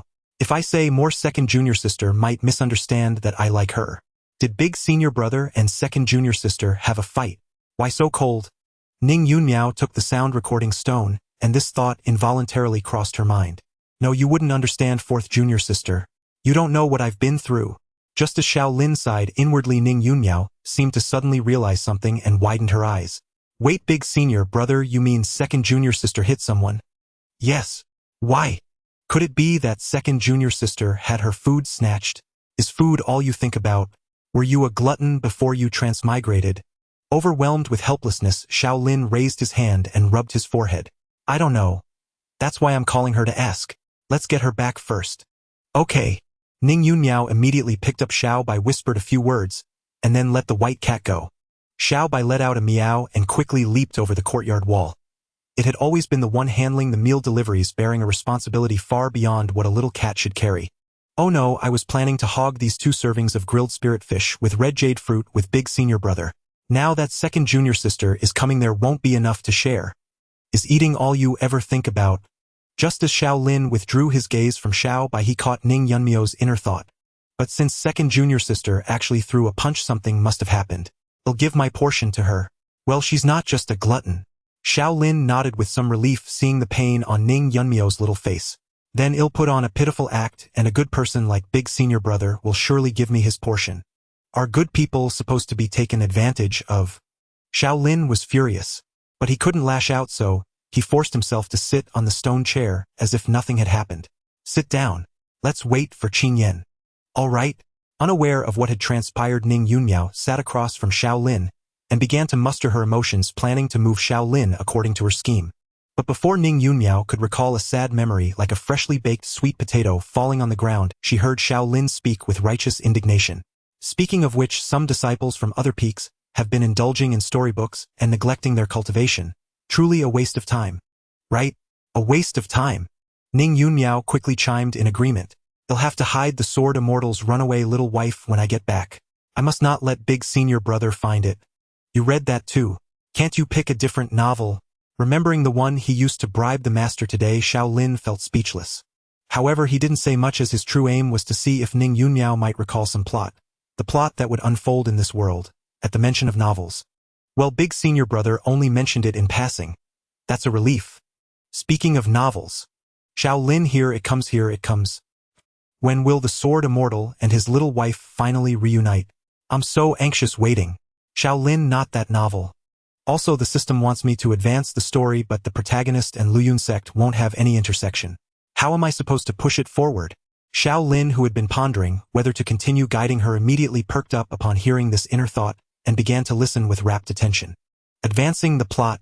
So fourth junior sister system is of this type. Well, since she's a transmigrator, having such a system is only natural. By the way, what was the protagonist of this novel called? I've somewhat forgotten. Hey, don't forget something like that. If this truly is a world within a novel, figuring out who the protagonist is extremely important. Xiao Lin began to cheer for Ning Yunmiao in his heart. I recall the surname was one of the major ones in the novel world. That would be Lin Xiao Yi or Chu. Pick one from the four. Xiao Lin analyzed silently in his mind. Come to think of it, why isn't Big Senior Brother saying a word? It feels a bit strange. Xiao Lin was startled and quickly shut his eyes. So when Ning Yunmiao peeked over at Xiao Lin, she saw him with his eyes closed, seemingly in quiet contemplation.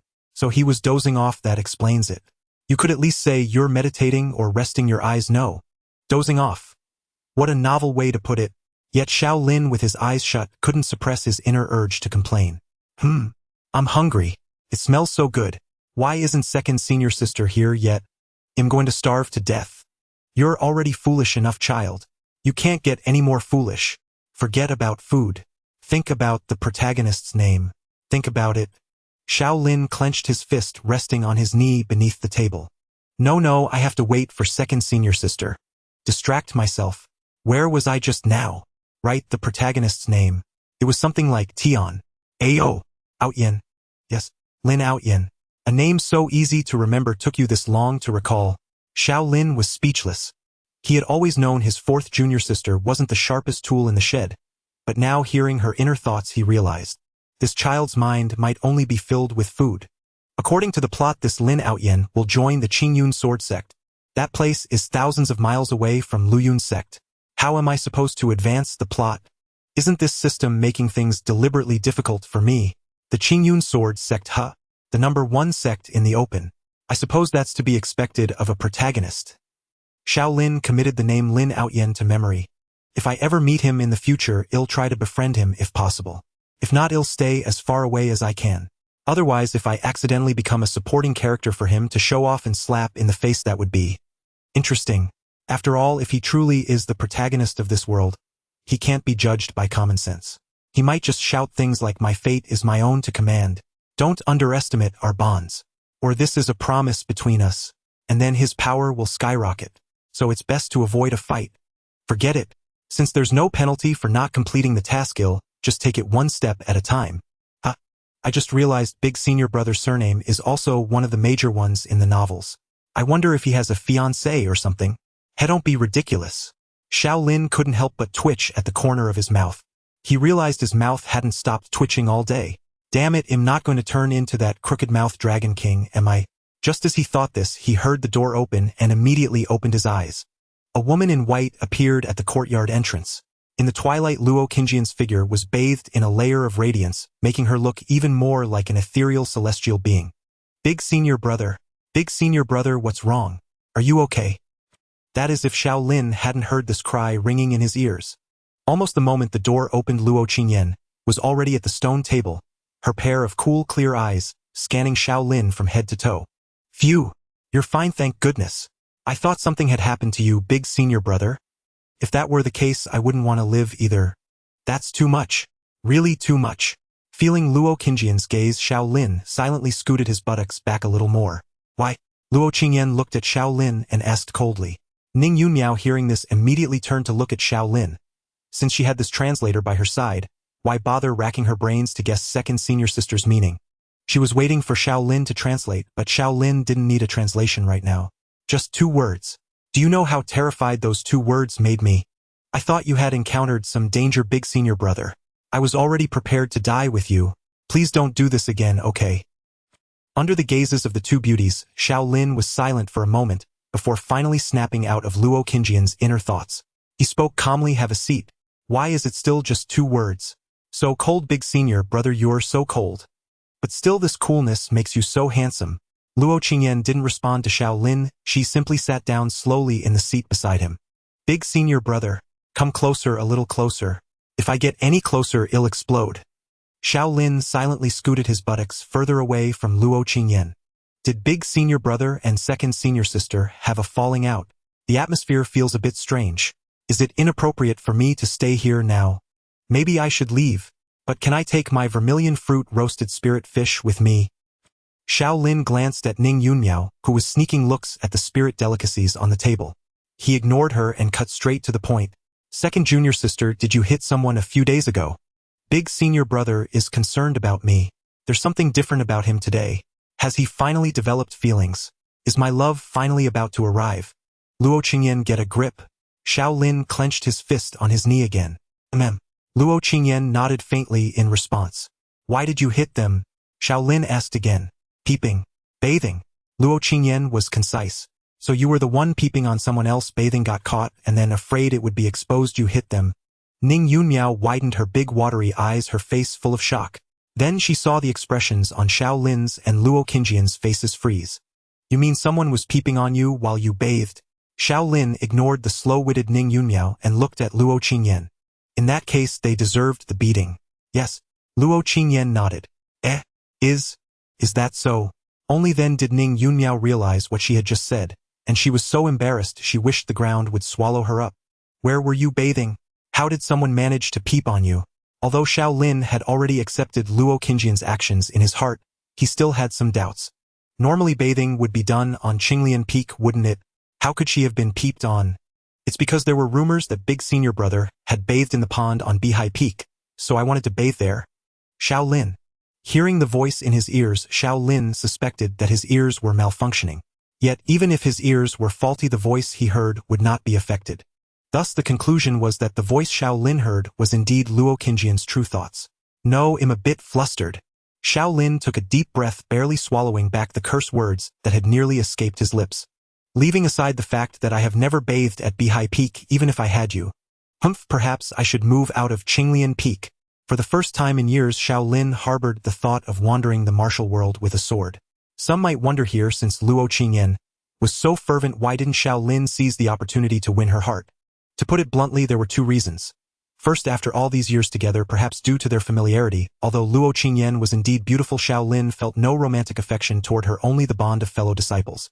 In his view, love should be a mutual journey, otherwise it was destined to bear no fruit. Second, Luo Qingyan's thoughts were truly terrifying. Xiao Lin now felt only the fear of being targeted by an obsessed admirer, without the slightest sense of being favored by a beauty, let alone accepting her. Exactly, second senior sister, shouldn't you bathe at Qinglian Peak? How could someone peek at you? Prompted by Xiao Lin, Ning Yunmiao also sensed something amiss. Seeing Ning Yunmiao question again, Luo Qingyan, who had intended to skip the topic with a silent, aloof demeanor, stiffened slightly. Fool! Shut up! Hearing the voice in his ears, a flicker of surprise crossed Xiao Lin's brow. What surprised him was not the content but the tone. This last thought, Xiao Lin could once again sense that cold, detached flavor. In theory, thoughts need no pretense. Wait, what's happening? Just as Xiao Lin was bewildered, Luo Qingyan flustered, and Ning Yunmiao curious, a clear, melodious bell tolled, drawing everyone's attention. A guest! Ning Yunmiao blinked. This was the greeting bell of Qinglian Peak, linked to its grand formation. Whenever a visitor from outside Qinglian Peak arrived, it would ring automatically, quite convenient. Thus Xiao Lin later had the skilled fifth junior sister improve it, creating an alarm clock to wake him up. Old fifth Yu Chaoshi possessed exceptional talent in formations and talismans. When Lung Yoshue went to retrieve her, the academy head was cheerfully persuading the young Yu Chaoshi to follow him back to the academy, only to have her snatched away by Lung Yoshue.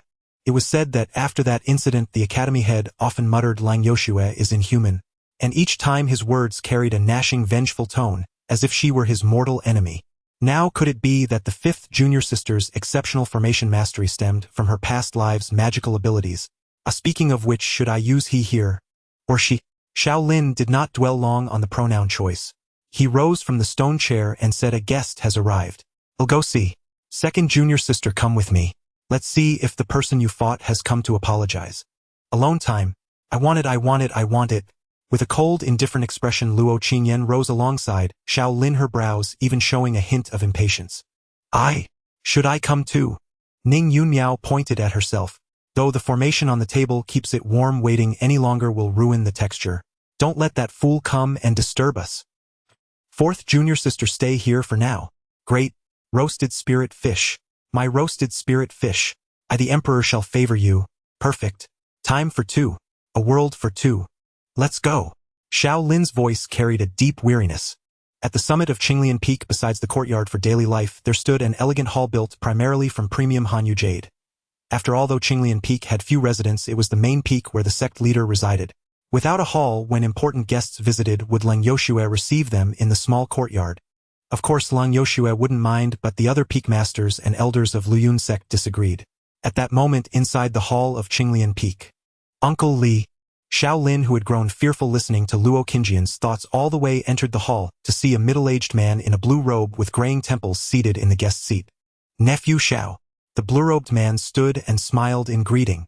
Named Li Yuhuan, he was the peak master of Lanyue Peak in Luyun sect, having reached the middle stage of the He Dao realm. A true upper third realm cultivator. Beside Li Yuhuan, a young girl quickly rose as well. With short hair at shoulder length and clad in a fitted outfit, she appeared quite spirited. The girl was called Lu Qingdai, the senior disciple of Lanyue Peak, already at the initial stage of foundation establishment. Quite impressive among the younger generation. Of course, within Qinglian Peak she would be at the bottom. Senior brother Xiao, senior sister Luo.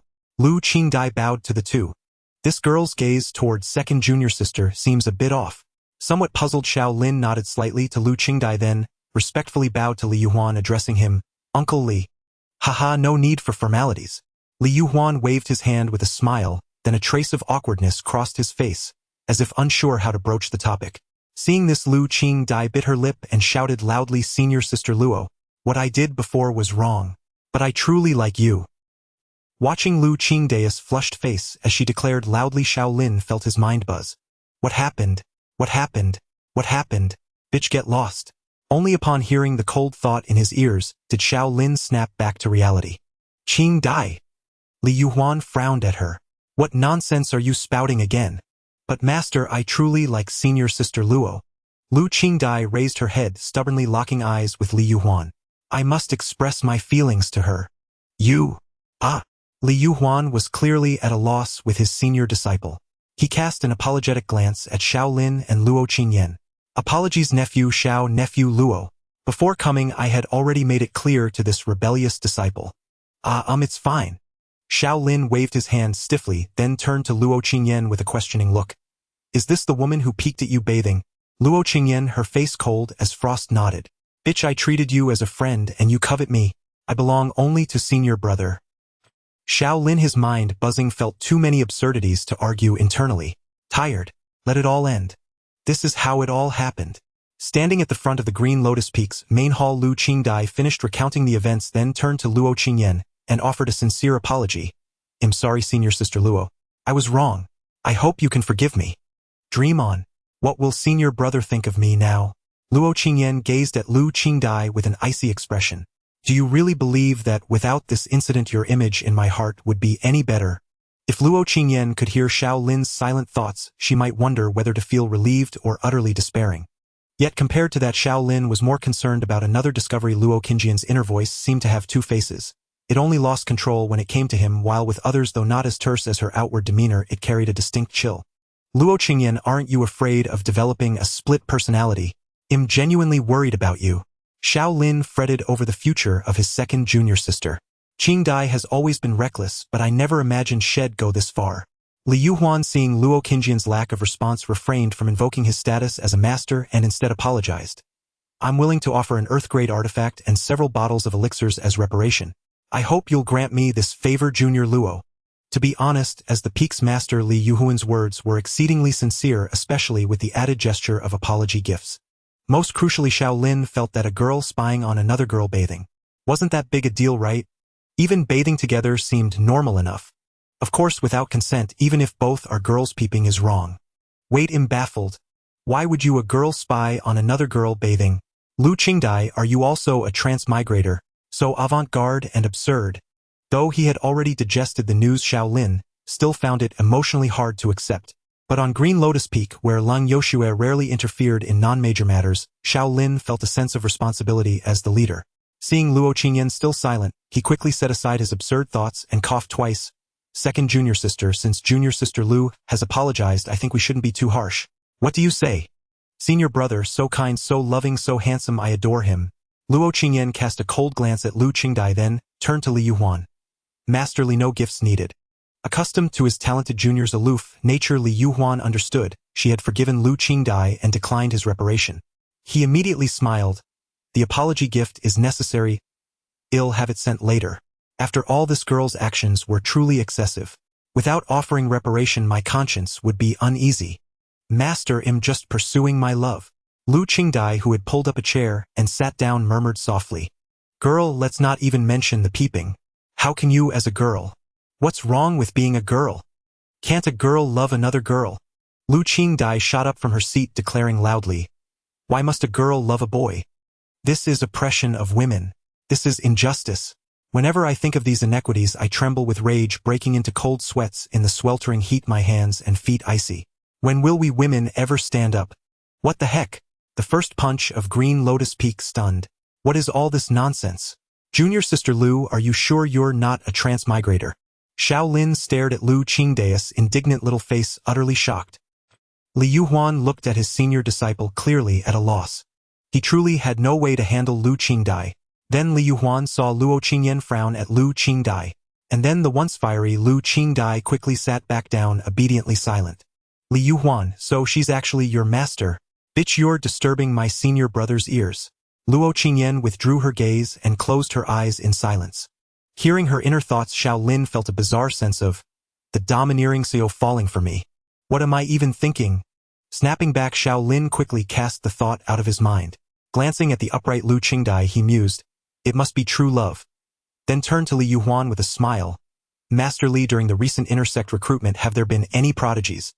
The atmosphere in the hall was somewhat awkward, so it was time to deploy the topic-changing technique.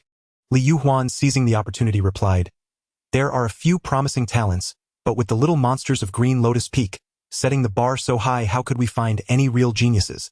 He wasn't just being polite, he meant it sincerely. After all, among the 5 youngsters of Green Lotus Peak, even the weakest stood in the first echelon of the younger generation, while the strongest ranked among the top 3. This was one reason the cultivation world recognized Qingxu Sect as the 7th sect among the 6 great sects. Of course, the greatest contributor to Qingxu Sect's current status might be that recluse girl holed up in the bamboo pavilion at the back mountain, eating apples and reading novels. Master Li flatters us. Xiao Lin responded with neither humility nor arrogance. Speaking of which, your master Dongfang seems to have found a promising talent outside. If he speaks so highly of him, he must be quite exceptional, even if not quite matching you all. Li Yuhuan laughed heartily. I'm rather curious about this Lin Outyan myself. If Master Dongfang has taken a liking to him, then... Wait. Lin Outyan? Xiao Lin, who hadn't been paying much attention, suddenly sensed something amiss and sat up straight. What's wrong? Junior Xiao? Li Yuhuan asked in confusion. Master Li, are you sure that talent is named Lin Outyan? Xiao Lin didn't answer but asked again. Indeed. Li Yuhuan was puzzled. Why? Do you know him, Junior Xiao? Luo Qingyan and Lu Qingdai also turned their gazes to Xiao Lin. No, I don't. It's just that the name reminds me of an old acquaintance, but it seems not. Xiao Lin's expression quickly returned to normal as he waved his hand with a smile. Yet despite his calm exterior, Xiao Lin's heart was in turmoil. No way, no way. Didn't 4th junior sister say Lin Outyan was heading to Qingxu Sword Sect? Why has he come to our Qingxu Sect? What happened? Has the timeline shifted? Tisk, I just want to slack off. Don't stir up trouble for me. Xiao Lin licked his lips, a flicker of panic in his eyes. Xiao Lin had never imagined that in less than a single day his life and mindset would undergo such a seismic shift. So what exactly was happening? Why was the protagonist who was supposed to join the Qingxu Sword Sect now entering the Qingxu Sect? What did this signify? Would this bring calamity upon the Qingxu Sect? Should he take action? Swiftly regaining his composure, Xiao Lin's thoughts churned within. However, Li Yuhuan, unaware of all this, simply remarked, I see, and naturally ended the topic before continuing. Nephew Xiao, I actually wish to ask for your assistance. Uncle Li, you flatter me. Please just instruct me directly. Snapped from his contemplation by these words, Xiao Lin promptly responded with respect. Over in the 10,000 mountains, a rare treasure might soon manifest. You must be aware of this, nephew Xiao. Li Yuhuan tapped the table lightly with his index finger. Naturally. Xiao Lin nodded immediately. In this world, though there were sects like the 100 Artifacts Pavilion dedicated to the art of artifact refinement, and most reputable sects boasted cultivators skilled in forging the artifacts and weapons forged by mortal hands could never truly match the essence of the immortal. Hence, those semi-immortal and immortal artifacts as well as celestial rank treasures were actually conceived by the very heavens and earth. Rare treasures born from nature to be encountered only by fate. As objects seizing the essence of heaven and earth before these rare treasures emerged, they would cause abnormal fluctuations in the spiritual energy of the world. At the moment of their birth, they would even trigger celestial phenomena, a spectacle of awe-inspiring magnitude. Of course, if one waited until the celestial phenomena occurred before rushing to the scene, they would likely not even glimpse the treasure, only witnessing the commotion from afar. Therefore, every reputable sect would set up a seeking immortal formation with cultivators stationed within to sense the flow of the world's spiritual energy. Upon detecting any anomaly, they would report to the sect, which would then dispatch personnel to investigate, ensuring they did not lose the advantage. As luck would have it, a fortnight ago, the Qingxu Sect had detected signs of a rare treasure about to emerge in the 10,000 mountains.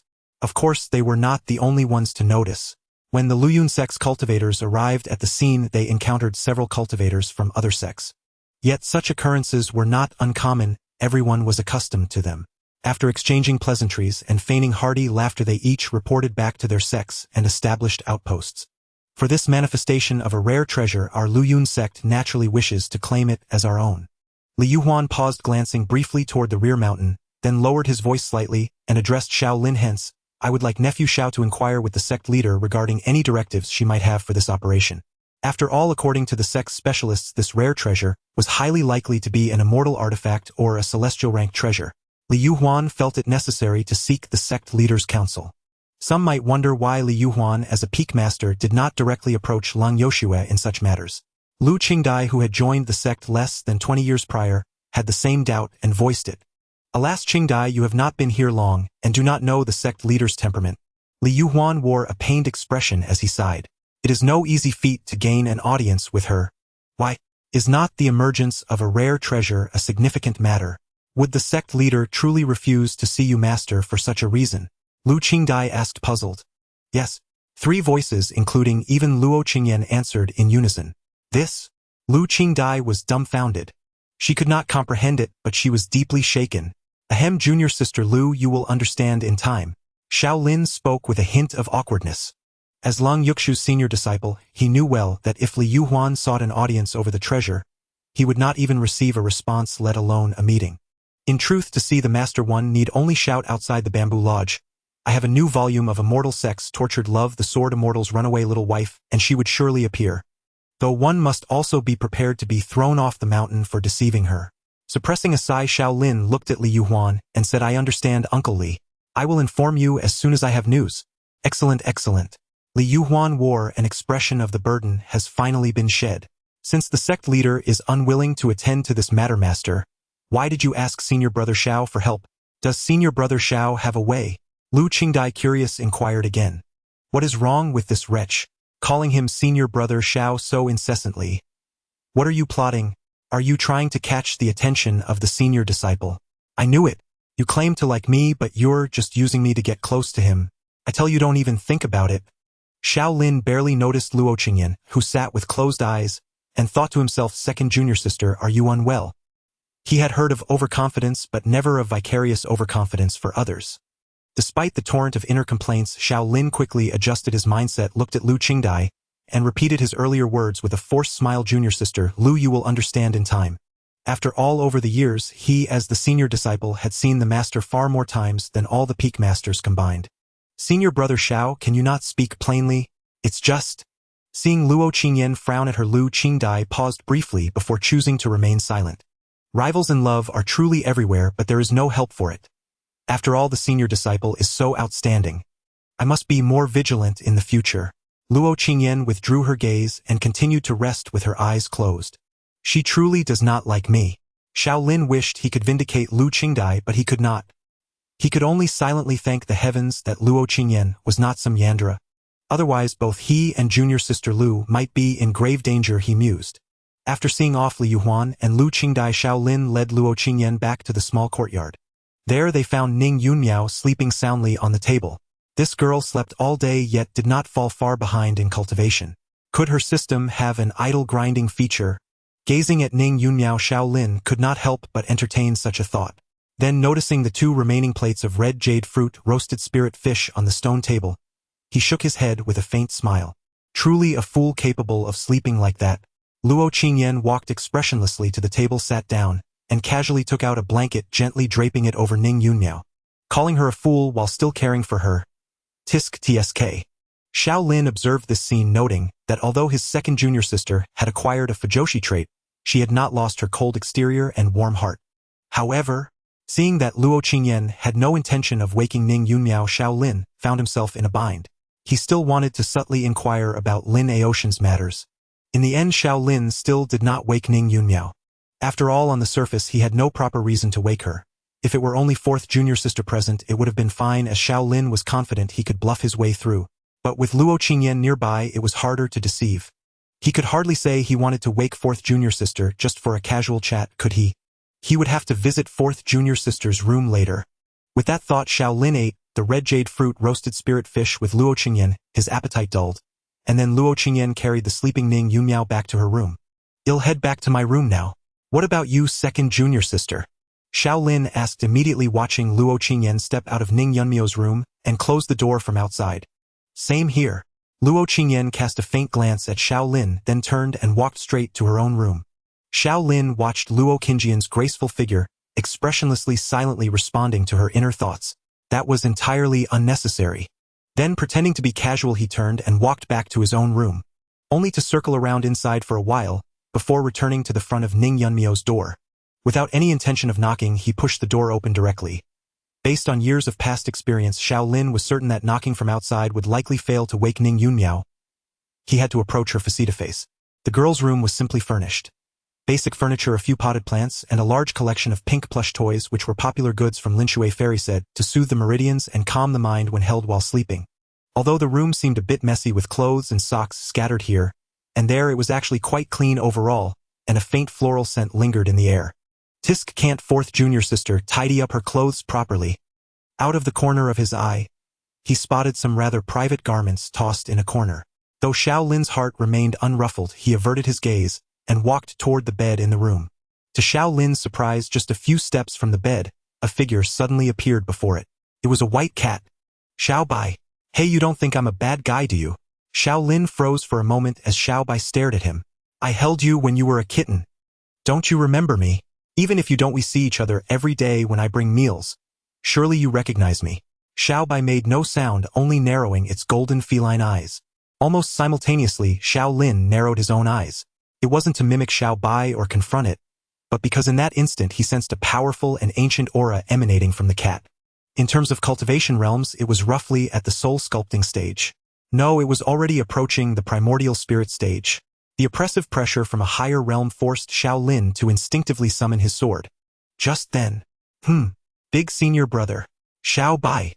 Ning Yunmiao's drowsy voice rang out. Meow, the cat, which had been leaning forward, slightly let out a docile cry and turned to leap onto the bed. Xiao Lin quickly sheathed his sword and let out a long breath. If he had been even a moment slower, without even needing to fight, the mere release of their battle intent would have certainly drawn the attention of those three. Yu Chaoxi and Lu Xingqiu would be fine, but if Luo Qingyan saw... Wait, so what if she saw? What's the big deal? Second junior sister isn't a Yandra, so there's no need to be afraid. But what if she develops into one later? After all, she's already showing signs of split personality. A sense of crisis suddenly arose in Xiao Lin's heart, and he could even vaguely see Luo Qingyan holding scissors, her eyes filled with hearts. Such a good kitty. Who's the cute little cat? Who is it? It's Xiao Bai. After petting the cat, Ning Yunmiao hugged Xiao Bai in her arms, then looked at Xiao Lin standing by the bed and blinked. Big senior brother, you wanted to see me. I couldn't sleep tonight, so I thought I'd find someone to talk to. Snapping back to reality, Xiao Lin made no attempt to make excuses and stated directly. Oh, I see. Ning Yunmiao showed no hint of suspicion, nodding understandingly with her sparkling eyes. No problem, I'm great at chatting. See, apart from food, the simple and straightforward fourth junior sister never overthought things. She was incredibly easy to handle, almost to the point where no handling was needed. As Xiao Lin pulled up a chair and sat down, he heard Ning Yunmiao ask, "By the way, big senior brother, what were you and Xiao Bai doing just now? I felt like you two were acting strange." "Oh, nothing. Xiao Bai probably thought I was up to no good sneaking into your room late at night, so it wanted to warn me, I guess." Xiao Lin replied casually. "Huh. Xiao Bai, how could you?" Ning Yunmiao immediately looked down at the white cat in her arms and said seriously, Big senior brother is a good person, you know. Why would he have ill intentions toward me? What kind of image do I have in your mind? Xiao Lin's mouth twitched slightly at the inner voice he heard. Meow. Whether it understood Ning Yunmyo's words or not, Xiao Bai curled up in her arms, nuzzled her affectionately, then turned its head and glanced at Xiao Lin. Damn, that's murderous intent. Xiao Lin's hair stood on end from that glance, and he nearly drew his sword. Tisk, not good. This cat seems to have taken a grudge against me. Xiao Lin's heart jolted. Just as he was thinking of mentioning it to Ning Yunmiao, she spoke up. Xiao Bai, be good. Remember, everyone on Qinglian Peak is good. When you grow up, besides protecting me, you must also protect everyone on the mountain, okay? This time Xiao Bai paused for a moment before meowing again. With that meow, Xiao Lin immediately felt the pressure on him lessen. Phew! Did I just walk through the gates of hell? Is this a white tiger? And it hasn't even grown yet. Look at others, they get a white tiger from the start. And me, I've got nothing. As Xiao Lin silently lamented the disparity between systems, he heard Ning Yunmiao ask, Big senior brother, is something on your mind? Why can't you sleep? You can't go 3 sentences without mentioning food, can you? Xiao Lin shook his head in amusement and was about to speak when he saw Ning Yunmio's expression turn to surprise as she stared blankly at the air before her. Wait, what's going on? Why has the task to advance the storyline changed to observing Lin Aoyan, who joined Luyun Sect? How did he end up in Luyun Sect? Wasn't he supposed to join Qingyun Sword Sect? What's wrong with my system? Hearing the voice in his ear, Xiao Lin let out a sigh. It's over. Now that I think about it, the possibility of 4th junior sister making a mistake has been ruled out. In other words, the protagonist is definitely coming to the Luyun Sect. The true feeling of wanting to slack off made Xiao Lin feel the pressure. For some reason, he always felt that having any connection with the protagonist would lead to trouble. However, after a moment of sadness, Xiao Lin quickly pulled himself together. No, I Xiao Lin do not seek trouble, nor do I fear it. If that so-called protagonist wants to come, then let him come. Anyway, if the Sky Falls Master will be there to hold it up. Although Master is not tall, her skills are exceptionally high. Having already achieved his purpose, Xiao Lin decided to continue probing, wondering if he could get more information. Why can't you sleep? I'm not really sure. 4th junior sister has always had good sleep quality. Some might wonder, since they are cultivators, why do they still need to sleep? This brings us to our experts. Cultivators do not necessarily need to sleep, but research by some experts in the cultivation world indicates that during nighttime the circulation of spiritual energy in the world is actually more suitable for absorption through sleep. Moreover, the spiritual energy absorbed during sleep is often purer and more suitable for the physique of cultivators. Therefore, if conditions permit, cultivators generally go to bed on time. It's just average. Hearing Xiao Lin's words, Ning Yunmiao, who had returned to her senses from the system's reminder, raised her hand to scratch her head. What happened to the senior brother today? Why does he keep complimenting me? Did he steal my snacks and now feels guilty? Thinking of this, Ning Yunmiao showed a vigilant expression. Snacks, snacks, snacks. All you think about are snacks. Just wait. He'll steal all the snacks under your bed later. Xiao Lin couldn't help but make such a vow in his heart. Speaking of which, senior brother, what exactly happened with 2nd senior sister hitting someone? True to her nature, Ning Yunmiao quickly tossed aside the matter of Lin Aoyan and asked, holding the little white cat. Originally planning to chat a bit as a prelude, Xiao Lin simply narrated the events to her. Junior sister Lu, peeking at 2nd senior sister while she was bathing. After hearing Xiao Lin's words, Ning Yunmio's big eyes displayed great confusion. She felt her little head couldn't quite process it. Don't mind that the matter has been resolved. I heard an interesting piece of news from Uncle Li saying that Uncle Dong encountered a promising talent outside named Lin Aoyan. That name is quite impressive, isn't it, 4th junior sister? 4th junior sister. 4th junior sister. Ah! Ning Yunmiao, who had fallen into a daze upon hearing the name Lin Aoyan, finally woke up and asked wide-eyed, Senior brother, are you sure that talent is named Lin Aoyan? Yes. What's wrong? It's nothing. Can there be anything? Senior brother, you're quite strange. 4th junior sister, you're really not cut out for lying. Looking at Ning Yunmiao, whose eyes were wandering and voice lacked confidence, Xiao Lin thought that if it were the old him, he would definitely press for more. But now able to hear the voices in his heart, he naturally chose to play dumb, continuing, I'm quite curious about what kind of person this Lin Aoyan is to have caught Uncle Dong's attention. What kind of person? That person is the protagonist. It seems my system is functioning properly, but why? If that's the case, won't the plot get all messed up? My golden finger has just been activated. Woo crying storm, I must eat snacks fiercely later. Ning Yunmiao wailed internally but still nodded in agreement. Yes, I'm also very curious. Although her expression showed not a hint of curiosity, only sadness. Ning Yunmiao was very sad she was playing the piano in the rain. Since that's the case, shall we go take a look then? Xiao Lin chose to be selectively blind again, leading her gently. Adhering to the philosophy of, if you can't avoid it, then face it with a smile, Xiao Lin felt that to be on the safe side he should prepare early. As the saying goes, knowing oneself and the enemy leads to victory in 100 battles. Therefore Xiao Lin decided to take the initiative first to gauge the situation, and also to bring Ning Yunmiao along to see if he could gain unexpected insights from the voices. Sure. Upon hearing Xiao Lin's invitation, Ning Yunmiao, who was initially sad, seemed to think of something, and immediately nodded happily. If I go observe that Lin Outyan, I can receive task rewards. It seems that once Lin Outyan enters Qingxu Sect, I should be able to complete the plot promotion tasks more conveniently, which doesn't sound bad. Alright, it's settled then. Somewhat curious about what Ning Yunmiao's task rewards actually are, Xiao Lin was pondering what to say next, when he suddenly heard a thud and turned to look only to see. A novel had fallen to the ground. The cover boldly displayed the title Xianmen Tragic Love, the Sword Immortal's Little Runaway Wife. Oh no! I forgot to put the novel away. Ning Yunmiao's cute little face instantly revealed a look of terror. Caught off guard by the voice almost bursting his eardrums, Xiao Lin barely had time to react before he saw Ning Yunmiao throw aside the white cat in her arms and pointed at the novel on the ground with righteous indignation. Senior brother, look, this is the novel I collected from other junior sisters today. You were right, these junior brothers and sisters are simply too unproductive now. I see. Xiao Lin nodded, bent down to pick up the novel, and conveniently stored it in his storage treasure. That's perfect, I'll take it back and manage it together with the other confiscated novels. No. Ning Yunmiao's big watery eyes suddenly lost their sparkle. Then I won't disturb fourth junior sister any longer. Farewell. Wait. Please wait a moment. What? Does fourth junior sister want to keep this novel? How? How is that possible? Then I'm off. Sweet dreams, fourth junior sister. Ning Yunmiao watched helplessly as Xiao Lin walked out of the room, raising her little hand weakly to give a silent farewell. Goodbye, my dear novel. I will never forget the intimacy we shared under the starry sky. That was the love and youth I could never grasp. Why are you diving into youthful pain literature? After closing the door behind him, Xiao Lin couldn't help but curl his lips slightly. Luo Qingyan had never been fond of sleeping early. After all, before her transmigration, she was a devoted night owl, fully embracing the creed that midnight marks the true beginning of nightlife. 1 or 2 in the morning was a baseline, 3 or 4 was routine, 5 or 6 was not unusual, and occasionally when the mood struck she would pull an all-nighter. Thus she initially scoffed at the notion that cultivators should sleep at night.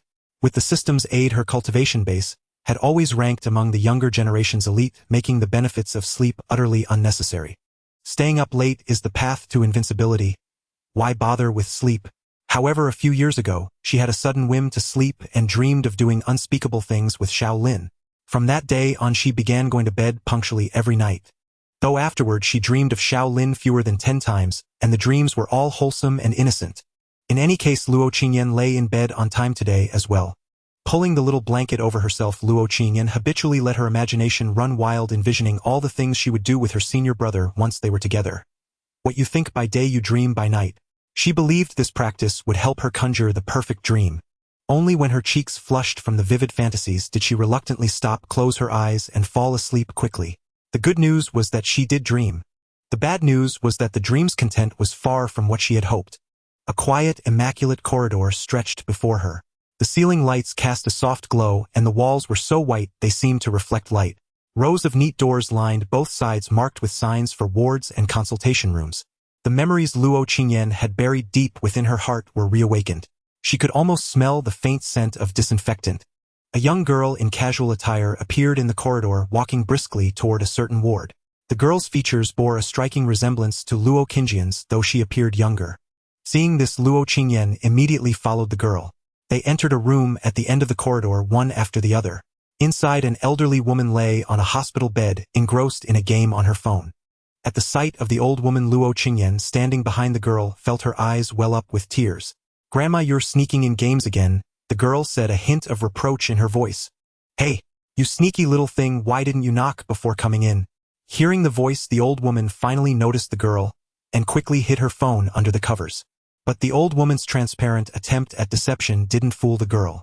She stepped forward, snatched the phone from under the blanket, and said seriously, "The doctor said you need to rest, understand? But I still have to do my dailies, check-in, and give gifts to my characters," the old woman mumbled. "It's just a game. How important can it be?" "It's very important. I spent so long pulling this character. It's a 5-star card." The girl was about to retort when the old woman suddenly erupted into a violent cough. Startled, the girl quickly stepped forward, gently patting her back to soothe her. Once the coughing subsided, she picked up a medicine bottle from the table and fed her grandmother. "Cough, see? You took my phone, cough, and now I've relapsed. Naughty girl, cough, don't do that again." The girl looked at the old woman, forcing a smile, fell silent for a moment, then picked up the phone from the side and handed it back. "Grandma, how about this? You teach me and I'll do your dailies, check-ins, and gift-giving for you. You just rest." "But I want to do it myself." "Troublesome. Then forget it. Phone confiscated." Alright, I'll teach you. Why didn't you say so earlier?" Standing quietly by the bed, Luo Qingyan watched the old woman and the girl huddled together. She wiped the tears from her small face and stepped closer. "See, tap here, then here. Here. ITLL autoplay. Then tap here. Here. Grandma, don't you think it's a bit complicated?" "What's so complicated? When I played the main story, the process was even longer.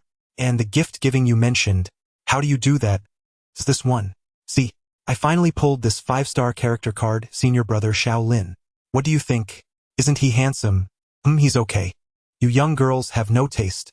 Let me tell you, you can skip everything else, but you must give him gifts every day and interact with him. Sometimes there are character storylines. Save those for me." "Forget it. If there are character storylines, I'll play them while you watch Grandma." "Fine. Anyway, our goal is to raise his affinity to 100. Alright, I get it. Grandma, lie down and rest. I want to play a bit more." "No. Tisk, you're such a buzzkill. Where did you learn all that, Grandma?" Seeing the old woman obediently lie down, the girl helped her with the blanket tucking in the corners. Then she pulled up a chair, sat down, and began completing the day's unfinished tasks for her grandmother. Luo Qingyan reluctantly tore her gaze away from the old woman, watching the girl's slightly clumsy operations and her somewhat awkward interactions with senior brother Xiao Lin. A smile tugged at her lips, but her eyes grew moist again. As her vision blurred, the scenery before her began to shift rapidly. The old woman eagerly watching the girl play through the story, urging her to farm gift dungeons, rejoicing as the character's affinity increased, her smile seeming to improve her condition. The girl, initially indifferent, gradually grew serious. She would fret over choosing the wrong dialogue in character interactions, farm dungeons dozens of times for a specific gift, and stay up late researching guides and taking notes to achieve a perfect character storyline. Finally, the image froze on the girl, holding up her phone triumphantly. Finally, 100 affinity. Unlocked the final affinity story. The girl cheered, exited the game interface, and eagerly prepared to make a call. But before she could dial, another call came in. Confused, she answered. Then her expression shifted from excitement to blankness. The phone slipped from her hand, but she didn't notice. Luo Qingyan watched the scene in silence. She had stopped crying, merely observing. She watched the girl attend the old woman's funeral, watched her taken home by reluctant relatives, watched her grow withdrawn, and cold, watched her treat senior brother Xiao Lin in the game, as her only friend, watched her whisper secrets to him. Luo Qingyan raised her hand, wanting to say something to the girl. Then she woke up. Second junior sister. Second junior sister. Are you there?"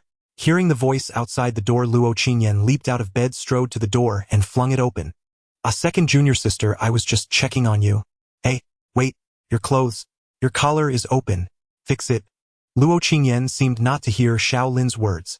She simply gazed at him, but her eyes seemed to pierce through time and space, landing on some distant, unknown place. Xiao Lin actually did not wish to knock on Luo Qingyan's door. In the past, he would not have thought much of it, but now he feared that in Luo Qingyan's eyes, his knock would be interpreted as a signal of his affection for her. Given that his second junior sister was already so fervent in her attitude toward him, if she were to develop even one or two misunderstandings, Xiao Lin dared not imagine what might transpire. As the saying goes, a young man must always protect himself when out in the world. But today there was a genuine reason. Luo Qingyan, who was usually the first to rise each morning, had not yet appeared even after the other three had gotten up. Why three? Naturally, because Ning Yunmiao, who would sleep whenever she could, was still sound asleep. In short, seeing no movement from Luo Qingyan's room, Xiao Lin, Lu Xingqiu, and Yu Chaoxi all sensed something amiss. Thus, after a vote, Xiao Lin was victorious with 2 votes and took on the responsibility of knocking. Damn those 2 bastards. Why did I agree to a vote? Thinking this, Xiao Lin raised his hand and knocked on Luo Qingxian's door. The door opened quickly. "A second junior sister, I was just checking on you." But no sooner had he spoken 2 sentences than he froze in place. For Luo Qingyan, clad only in a thin garment, had her collar slightly open, perhaps because she had just woken up. Thus Xiao Lin, standing before her, naturally caught sight of her delicate collarbone and a corner of her pale green bodice. "Xiao Lin, are you testing a cadre with this? Hey, your clothes. Your collar is open. Pull it together." Xiao Lin quickly turned his head and shouted. To Xiao Lin's astonishment, Luo Qingyan seemed not to hear his words at all, ignoring her open collar entirely and simply staring fixedly at him. "What's she up to? Planning to assault me? Tisk, the world has truly decayed and hearts are no longer as they once were. Wait, why don't I hear her crazy inner thoughts? Could something really be wrong?" With this thought, Xiao Lin quickly called out again, "Second junior sister." Luo Qingyan still showed no response. "TSK. Fifth junior sister. Come take a look." Xiao Lin had to turn to Yu Chaoshi behind him. "Look at what's there to see?" "I have one too," Yu Chaoshi said, casually peeking out from behind Xiao Lin and glancing at Luo Qingyan. "I'm asking you to see what's wrong with your second senior sister. Then why don't you look yourself? Is there something wrong with your eyes, senior brother? Why don't I look myself? You tell me why I don't look myself." "I'm asking because I don't know. You? Third brother, come take a look. Senior brother, this I truly cannot do. Please forgive me. A bunch of useless people. What is it?" No sooner had Xiao Lin cursed his 2 junior siblings than Luo Qingxian's cool voice rang out. "Senior brother is making such a fuss. What harm is there in letting you see? If you want, I'll take it all off right now."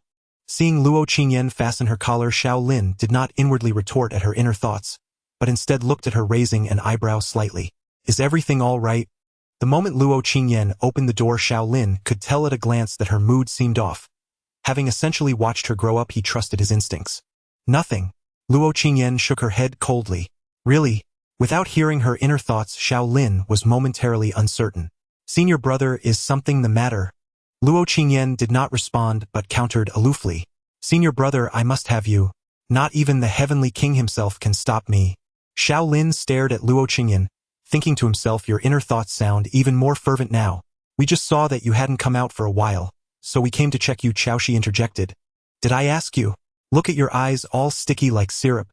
I warn you, stay away from senior brother." Luo Qingyan cast a cold glance at Yu Chaoshi, and was about to speak when her peripheral vision caught a flash of dazzling white and she froze in place. What kind of madness is he up to? Lu Xingqiu, standing a few meters away, seemed to notice Luo Qingxian's gaze, and immediately raised his hand to touch his head of striking white hair, a hint of pride on his face. Senior brother's words must hold deep meaning. Though I cannot fathom what dyeing hair white signifies, this is precisely where senior brother's true strength lies. He sees what others cannot. Third brother, don't be like this. You're scaring me. Xiao Lin struggled to maintain his composure as he looked at Lu Xingqiu with his white hair. "So third senior brother, why exactly did you dye your hair white?" Yu Chaoshi, who had asked before without getting an answer, repeated the question. "Fifth junior sister, as I said, those who understand will naturally get it." Lu Xingqiu wore an inscrutable expression. Come to think of it, this phrase senior brother often uses also holds hidden meaning. "He after me, Qinglian Peak now has another riddle master. How wonderful." Xiao Lin raised a hand to rub his forehead. "All right, third senior brother, as long as you're happy." Yu Chaoshi shrugged, showing no intention of pressing further, and turned her seductive eyes to Xiao Lin. "Senior brother, I need a water element magic artifact and a fire element one. Fifth junior sister, you should go to the artifact forging peak for that. I'm not familiar with them, but you can't just keep milking me dry. Are you giving them to me or not?" Fine. Looking at Yu Qiaoxi's alluring eyes, Xiao Lin sighed inwardly at the hardships of being the senior brother, and prepared to retrieve items from his storage artifact. "I want earth-grade ones." "Then I don't have any." Xiao Lin shook his head expressionlessly. It wasn't that he was stingy. The 2 earth-grade artifacts he had received from Lang Yoshua had long been borrowed by Yu Chaoshi and not yet returned. While he could go to Lang Yoshua to request replacements, he had simply forgotten. So Xiao Lin truly had no earth-grade artifacts on him. Still, was it really appropriate to use earth-grade artifacts for experiments? What could he do? He was the senior brother and she was the junior sister. With this thought, Xiao Lin prepared to figure something out for Yu Chaoshi. Then he turned and caught a glimpse of Yu Qiaoxi's eyes, which were filled with disdain. And when the word disdain appeared in such seductive eyes, though she did not intend it, it subtly conveyed another meaning. Can you even handle it, you weakling? So Xiao Lin was angered. But before he could lash out at Yu Qiaoxi for being a freeloader, Luo Qingyan produced a fiery jade lingji mushroom. Take it. Using spiritual energy to send the jade lingji to Yu Qiaoxi, Luo Qingyan said coldly. Xiao Lin looked at Luo Qingyan, first stunned, then delighted. Fifth junior sister disdains me, but second junior sister helps her. Does that mean second junior sister doesn't actually like me?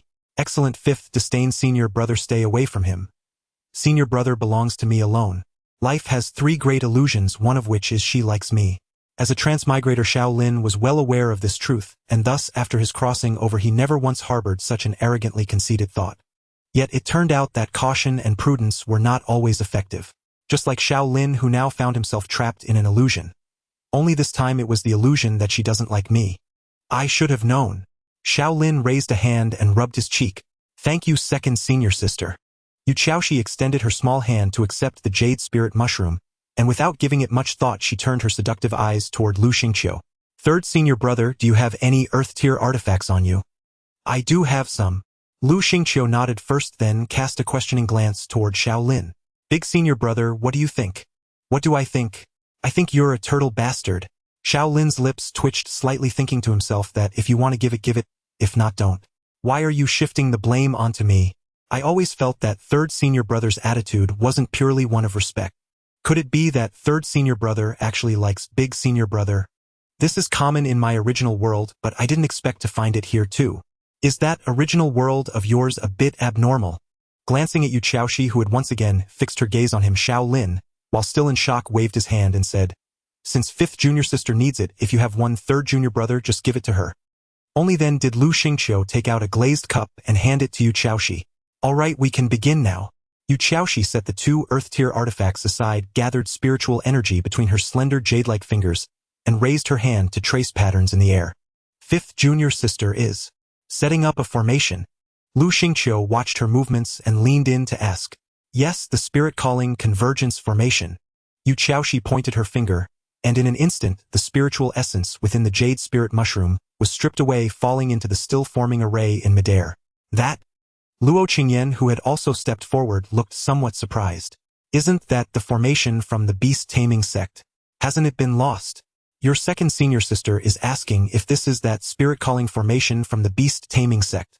Xiao Lin translated, then initially wanted to say I have the same question, but thinking it might imply a telepathic connection, he swallowed the words back. As always, a young man must protect himself when out in the world. Although Xiao Lin hadn't asked, Luo Qingyan's question had been conveyed through his translation, so Yu Qiaoxi still explained. Indeed, this is the spirit-calling convergence formation of the beast-taming sect. You actually know this? I thought this formation had been long lost. Xiao Lin spoke with interest. Although the beast-taming sect had disbanded over 500 years ago, it didn't prevent Xiao Lin and the others from knowing this history. The beast-taming sect, as its name implied, was a sect whose primary combat method was commanding spiritual beasts. Yet many might not know that its founder was a cultivator of the upper three realms, highly skilled in formations. Through a stroke of serendipity, this cultivator created the spirit-calling convergence formation, which could summon a spiritual beast, perfectly suited to the user's own bone structure and talent for battle. Although the path of relying on spiritual beasts for combat made it difficult to reach the threshold of the upper three realms, the spirit-calling beast convergence formation helped some cultivators who would otherwise have remained in the lower three realms glimpse the scenery of the middle three realms. Thus the beast-taming sect grew rapidly after its founding. Someone might ask here, if that was the case, how did this sect fall into decline? You may have noticed that the sect's decline wasn't annihilation or destruction but dissolution. So why would a perfectly good sect choose to disband? That was because 500 years ago there arose a peerless genius, who as a rogue cultivator broke into the upper five realms and ultimately ascended to the human immortal realm. And as luck would have it, this human immortal was a cultivator who advocated that all things possess a spirit. She had released ferocious beasts, set free cats and dogs, liberated grass, freed stones, and even freed drinking water. As one might imagine, she was deeply dissatisfied with sects like the beast-taming sect that enslaved spiritual beasts for combat. Thus this human immortal directly confronted the sect, pinned the beast-taming sect's leader to the ground, and beat him, then forced him to disband the sect. Using supreme secret arts, she placed a prohibition on all sect members, preventing them from ever using the spirit-calling convergence formation again, or passing it on to others in any form. And so the beast-taming sect, which had been founded for less than 50 years, was declared dissolved, and the spirit-calling convergence formation vanished into the river of history.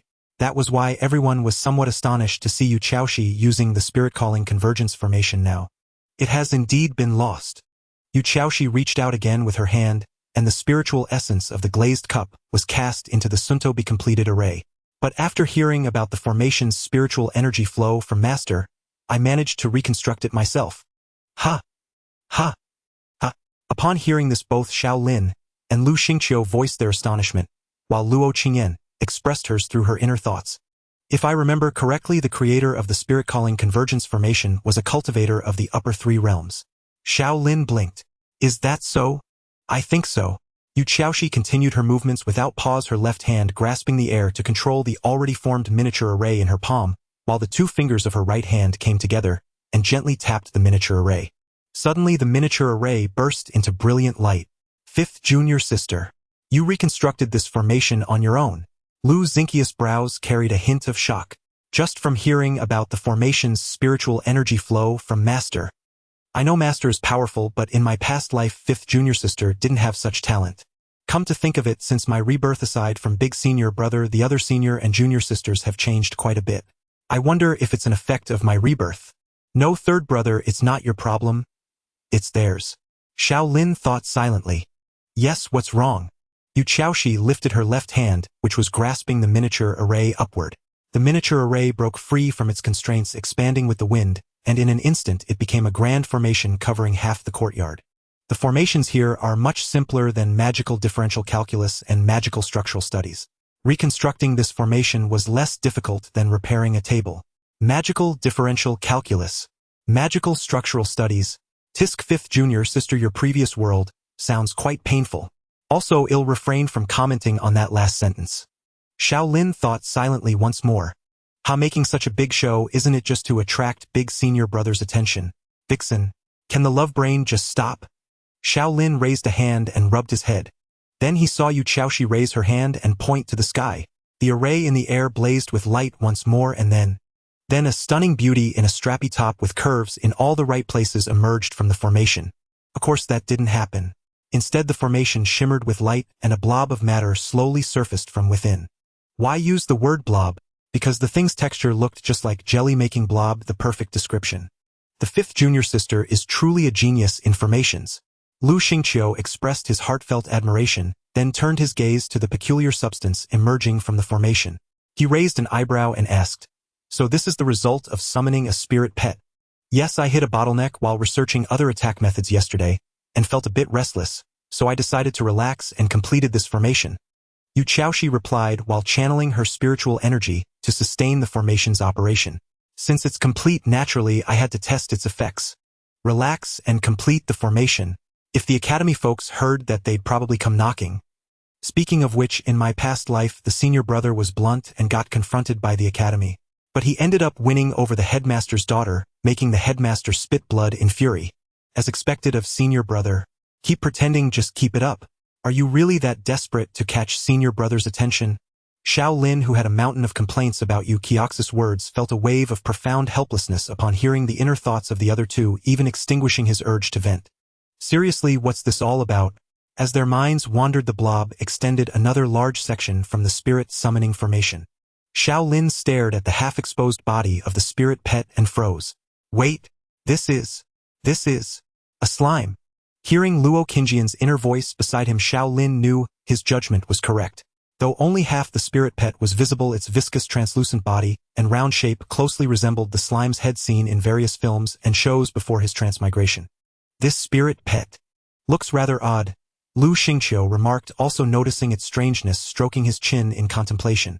Indeed, Yu Xiaoxi replied, though her small face bore an expression of accustomed ease. After all, it summoned a slime. This formation is quite interesting, but if it can summon a slime, why not an ice dragon? If it really summoned an ice dragon, you'd probably be captured and dissected for study. Xiao Lin had just silently muttered this when a soft pop sound echoed. The slime, still half stuck in the formation, fully detached and landed on the ground. Oh, this thing looks pretty impressive. Xiao Lin couldn't help but chuckle as he looked at the slime with its round, pure white eyes. Because the slime had one half of its body blue, and the other red with faint golden patterns flickering on both sides, making it impossible to underestimate. This spirit pet is truly unprecedented. Lu Xingqiu stepped closer, curiosity evident on his face. Even with his 2 lifetimes of experience, he had never seen such a creature. In contrast, Luo Qingjian's focus lay elsewhere. How did 5th junior sister summon a slime? That's illogical. She shouldn't have ever seen a slime. Or is there something wrong with the formation? Luo Qingyan glanced at Ning Yunmiao, a flicker of contemplation in her eyes. Luo Qingyan spotted the anomaly. Xiao Lin was startled by this inner thought. Though he didn't know if 5th junior sister had similar restrictions against revealing her transmigrant identity, it was best to avoid exposure. So he quickly spoke up. I've heard that the spirit summoning formation summons all kinds of bizarre spirit pets, sometimes even creatures never heard of before. Seeing it today confirms that. So that's it. It must be the formation's doing. Senior brother is so knowledgeable. I like it. Luo Qingjian's inner thoughts instantly shifted direction, tinged with an unmistakable hint of irrational infatuation. Few good things 2nd junior sister is lovesick. No, we're not in a relationship, so it's not that. More like a fervent mindless fan. As Xiao Lin's thoughts churned, a sleepy female voice sounded behind him. Why is everyone here? Aren't you all going to cultivate? How dare you bring up the word cultivate? Turning to look at Ning Yunmiao, who was rubbing her eyes at the door, Xiao Lin's mouth twitched. 3rd junior sister, you're up quite early today. Ning Yunmiao yawned, tears glistening at the corners of her eyes. Actually Xiao Bai wanted to come out. Before she could finish, Xiao Bai appeared in the courtyard, lightly stepping over to the slime, its golden cat eyes scrutinizing the visitor. This? What is this? Ning Yunmiao's gaze followed Xiao Bai and froze at the sight of the slime. So slimes exist in this world too. I didn't know. It looks just like jelly. I haven't had jelly in so long. I miss it. 4th junior sister is so worry-free. Xiao Lin, expressionless, breathed a slight sigh of relief, then felt a sudden sensation and frowned, looking up at the sky. Almost simultaneously, Luo Qingyan made the same move. Yu Qiaoxi and Lu Xingqiu followed suit. Ning Yunmiao, seeing everyone else looking up, did the same. The sky, previously clear and cloudless, now gathered a thick layer of dark clouds. Within them, purple lightning crackled with terrifying pressure, roaring like a dragon. Holy crap, what's this? How did it summon tribulation lightning? Xiao Lin was instantly dumbfounded. As a cultivator, he instantly recognized the lightning gathering above Qinglian Peak as tribulation lightning. This lightning, born from heaven and earth except for rare exceptions, only appears in 3 scenarios. First, when a cultivator at the tribulation transcendent stage breaks through to the immortal realm undergoing a 7-fold tribulation. The most ferocious. A second, when an auspicious divine beast or a world-destroying beast appears undergoing a 5-fold tribulation. Slightly weaker. Third, when a powerful immortal weapon or celestial artifact emerges undergoing a 3-fold tribulation. The weakest of the 3. Now, ruling out someone on Qinglian Peak breaking into the immortal realm or a rare treasure appearing, only one explanation remained. Everyone's gaze fell upon the slime. Was this thing an auspicious divine beast or a world-destroying beast? What are auspicious divine beasts? Let me give you a few examples. For instance, the Qilin dispels calamities, drives away evil spirits, and protects homes from harm. The Bai Zai turns misfortune into good luck and danger into safety. The Pishio wards off evil, brings good fortune, and attracts wealth. The Huanshu grants wishes upon sight. Now you're telling me this slime is an auspicious divine beast? I don't believe it. Then what are world-destroying, ferocious beasts? Let me give you a few examples. For instance, the Taotai has a goat's body and a human face, eyes under its armpits, tiger teeth and human claws, and cries like a baby, devouring everything. The Chongqi is as large as an ox, resembles a tiger, has wings on its back, and casually eats 2 people. The Taowu looks like a tiger, but has dog fur, a human face, tiger feet, pig tusks, and a tail over a zhonglong. Let alone its deeds, its appearance alone qualifies it as a ferocious beast. Now you're telling me this slime is a world-destroying, ferocious beast? I don't believe it. Tribulation lightning. Judging by its power, it should be the 5th tier tribulation lightning. 5th junior sister, oh 5th junior sister. I've only just reincarnated, and you're already able to summon divine beasts. Is this reincarnator of mine somewhat embarrassing? Lu Xingqiu looked up at the tribulation lightning, within the dark clouds a trace of melancholy coloring his youthful face. It should be 5th tier tribulation lightning, meaning the slime is either a world-destroying ferocious beast or an auspicious divine beast. 5th junior sister, would you go this far just to attract the attention of the senior brother? Luo Qingjian's expression turned grave. So powerful this is tribulation lightning. Why is there tribulation lightning? Am I still not awake? Is this actually a dream? That must be the most reasonable explanation. Ning Yunmiao raised her hand and rubbed her eyes vigorously. Seeing that the scene before her hadn't changed, she began the process of closing and opening her eyes again. Finally, I've witnessed tribulation lightning with my own eyes. But what exactly is the principle behind this world's tribulation lightning? Judging from the current situation, it looks like a large concentration of lightning elements triggering the Leodaro phenomenon, which is also mentioned in magical structural studies. Yu Chaoshi stared directly at the sky, with her charming eyes beginning to observe intently. Are you all insane? This is tribulation lightning, right above our heads. Can you show it some respect? Xiao Lin turned to look at his 4 junior disciples and wanted to give each of them a flick on the forehead. But he didn't do so, because Xiao Lin knew that on Qinglian Peak, even if the sky fell, their master would hold it up. As always, though the master was not tall, her abilities were exceedingly great. But on second thought, I don't seem to know the master's exact strength either. Though I've never seen her lose a battle, I've also never seen her fight against tribulation lightning. With this thought, Xiao Lin raised his hand and summoned his sword. Though this sword has never been introduced before, this pale green longsword, adorned with golden inscriptions and named Liuhan, is a genuine demi-immortal artifact. Even though given Xiao Lin's current cultivation at the initial condensation core stage, he cannot unleash Luhan's full power. But, according to Lang Yoshue, her eldest disciple's weapon must not be any ordinary item, or it would disgrace her. Lang Yoshue. If outsiders saw it, they'd think we couldn't afford better. Initially, Lang Yoshue wanted to procure an immortal artifact for Xiao Lin. However, given his cultivation at the initial foundation establishment stage, at the time wielding an immortal artifact would have been wasteful. Not only could he not unleash its power, but the artifact itself would have restricted his performance. The greatest difference between an immortal artifact and a demi-immortal artifact is that the former possesses intelligence, and some powerful ones even give birth to artifact spirits. Under normal circumstances, an immortal artifact would not be willing to be used by a cultivator below the 3rd realm. Therefore, Lang Yoshue had to settle for the next best thing, and acquired a top-tier demi-immortal artifact Luhan. Of course, even as a demi-immortal artifact, Luhan was utterly insignificant before the heaven-born tribulation lightning. Xiao Lin drew it out more as a symbolic gesture, showing that he was ready for battle. After all, he was the senior brother. Though it seemed unlikely if any accident truly occurred, he felt he would be the first to step up. Even though just yesterday he discovered that each of his 4 junior disciples harbored hidden depths. Yet the bond of over 10 years of companionship was not false, so Xiao Lin's attitude toward them had not changed.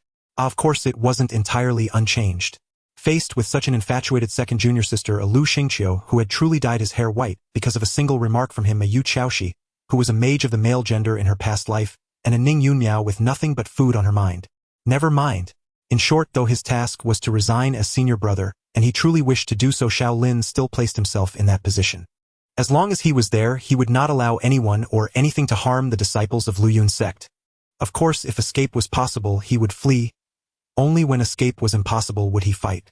And clearly this tribulation lightning was something one could not escape. Fortunately, it seemed Xiao Lin's intervention was unnecessary for now. For just as the 5 of them were lost in their own thoughts, 5 streaks of light shot out from the other 5 peaks hovering beyond Qinglian Peak. 5 cultivators each exuded a terrifying pressure, clearly all being upper 3 realm cultivators. What is this? What is Qinglian Peak up to this time? A tall, square-faced, middle-aged man in black attire frowned as he looked at the tribulation lightning. By Li Wanyun Peak, master of the Forge Peak of Luyun Sect, currently at the initial Unity Realm. I don't know, but considering the sect leader is at the rear mountain, this is actually quite normal. A graceful woman with a dignified and elegant demeanor replied with a smile. He Yun Peak, master of the Fragrant Alchemy Peak of Luyun Sect, also at the initial Unity Realm.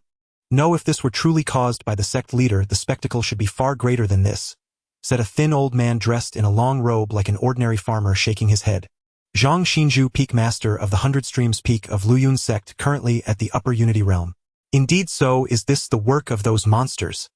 A woman with a sword on her back, her eyes covered by a red cloth, dressed in a neat outfit, looked toward the small courtyard on Qinglian Peak. Li Qingzhou Peak, master of the Flying Immortal Peak of Luyun Sect, also at the upper Unity Realm. This should be 5th-tier tribulation lightning. Li Yuhuan looked at the increasingly terrifying lightning gathering in the dark clouds, puzzled. But there are no auspicious divine beasts or world-destroying ferocious beasts here. As soon as Li Yuhuan finished speaking, he suddenly raised an eyebrow. The expressions of the other peak masters also changed. The few figures currently suspended in midair were all genuine upper realm cultivators, so the sight that could make their expressions shift was naturally no mere spectacle of this child is terrifyingly formidable. The lightning bolts writhing within the dark clouds first fell into a brief stillness, then suddenly erupted with even greater ferocity. If before the tribulation lightning had resembled an enraged dragon roaring, now it was as though that same dragon had extended its claws and fangs, assuming an offensive stance. Sevenfold. Zhang Xin's spirited face flickered with surprise as a large blade gleaming with dark crimson light materialized in his somewhat withered hand. The moment the blade appeared, the old man, who had seemed like an ordinary farmer, underwent a radical transformation, his entire aura now steeped in a thick murderous intent. How did it suddenly become a sevenfold tribulation lightning? Is someone breaking through? By Li Wanyun, being more direct, clenched his fists and was about to charge forward, but Li Yuhuan stopped him with a swift movement. Don't be impulsive, big guy. This tribulation lightning might be the sevenfold kind. Many cultivators at the tribulation transcendence stage have perished under it. Li Yuhuan stared seriously at Bai Li Wanyun. So we just let this lightning fall? Bai Li Wanyun's tiger-like eyes widened. Those youngsters absolutely cannot be harmed. Peak Master, by what Peak Masterly means is not to rush in recklessly. This sevenfold tribulation lightning is something none of us can handle alone, He Yun said, raising a hand as 7 silver rings materialized around her. Besides, the sect leader is on Qinglian Peak. We might not even need to intervene. Exactly. With the sect leader here, we just need to prevent the tribulation lightning from affecting the rest of Flowing Cloud, Sect Li Yuhuan said, summoning his sword and smiling at Bai Li Wanyun. True. Bai Li Wanyun finally snapped out of his impulsive state. The thought of their formidable sect leader instantly dissipated much of the tension in the air. What if the sect leader thinks we can handle it? Li Qingjiu suddenly spoke. The others present fell into a heavy silence. After years of working together, they had long since come to know just how unreliable their powerful sect leader could be. Back when Cold Yoshua first took over Flowing Cloud sect, it hadn't yet earned its current illustrious reputation in the cultivation world, which led to an old enemy of one of the elders tracking them down. To give credit where it's due, that man was a ruthless character. He had endured silently for 200 years, finally completing his demonic technique and successfully breaking through to the tribulation transcendence stage. At that time, among the peak masters of Flowing Cloud sect, the highest cultivation level was Zhang Xinju at the midstage of Dao integration, and Li Qingjiu, who could fight above her level, had not yet joined. Thus they were powerless when the enemy attacked their mountain gate. 30 years east of the river, 30 years west of the river. Today I will make your entire sect pay with their lives. The enemy, with a twisted smirk, was about to slaughter the disciples of Flowing Cloud sect. Then Cold Yoshua appeared and reduced him to ashes with a single palm strike. Afterward, when the peak masters asked Cold Yoshua why she hadn't shown up earlier, waiting until the mountain gate was destroyed and the disciples were in peril, her reply was, "I thought you could handle it." With that precedent in mind, the peak masters suddenly felt that Li Qingjiu's words held some truth. The atmosphere grew tense once more. Unfortunately, life often doesn't grant you the time to rehearse or contemplate. Before the peak masters could reach a decision, the tribulation lightning, which had been churning and roaring within the dark clouds for so long, crashed down. It happened swiftly. In an instant, the first wave of tribulation lightning bridged the gap between heaven and earth. The thunder roared like the enraged cry of a dragon, and the violet lightning carried an overwhelming pressure and savage aura. This was the wrath of heaven and earth, the lightning of destruction. With thunder shatter the darkness. Wild fluctuations of spiritual energy rippled outward as the 5 peak masters simultaneously arrived at the summit of Qinglian Peak, each preparing to unleash their ultimate techniques. The clash between heaven and the cultivator seemed imminent. Then, the first wave of tribulation lightning struck a barrier. And then, the first wave of tribulation lightning, having sent ripples across the barrier, dissipated completely as its energy was exhausted. Cultivators of Flowing Cloud sect, what just happened? The departed first wave of tribulation lightning. Who am I? Where am I? What am I doing? Wait, the sect leader is this powerful. Xiao Lin, holding the flowing cold sword, stared at the now calm barrier, utterly stunned. This mountain-protecting grand formation was originally constructed by Cold Yoshua. However, by then, she had already made a name for herself in the cultivation world, and no one dared to trouble Flowing Cloud sect anymore. So the formation had never been used. Unexpectedly, its first deployment was against tribulation lightning, and it effortlessly blocked it. As Xiao Lin marveled, he heard the unspoken thoughts of his junior brothers and sisters. How was such a powerful formation constructed? How does the spiritual energy circulate? How does it withstand the tribulation lightning's attack? If I could understand this, I believe my comprehension of magic would reach another level. Just by looking, I can feel the terror of this tribulation lightning, yet the sect master stopped it with just a formation. No wonder she is the master who fought against immortals in her past life. So powerful that it's beyond imagination. Good thing I didn't let my legs give way and sit on the ground just now, or I would have been utterly humiliated. This lightning is truly terrifying. Speaking of which, I recall a fruit called lightning fruit that grows only amidst thunder. I hear it's incredibly delicious. I wonder when I'll get to taste it. If the senior brother would confess his love to me under the tribulation lightning, that would be so romantic. Help, just the thought makes me tremble all over. The fifth junior sister remains devoted to her studies. The second junior sister is still lost in her fantasies. The fourth junior sister is ever focused on food, and the third junior brother. So the master actually fought against immortals in her past life. If that's the case, then in this life the master shouldn't be far behind.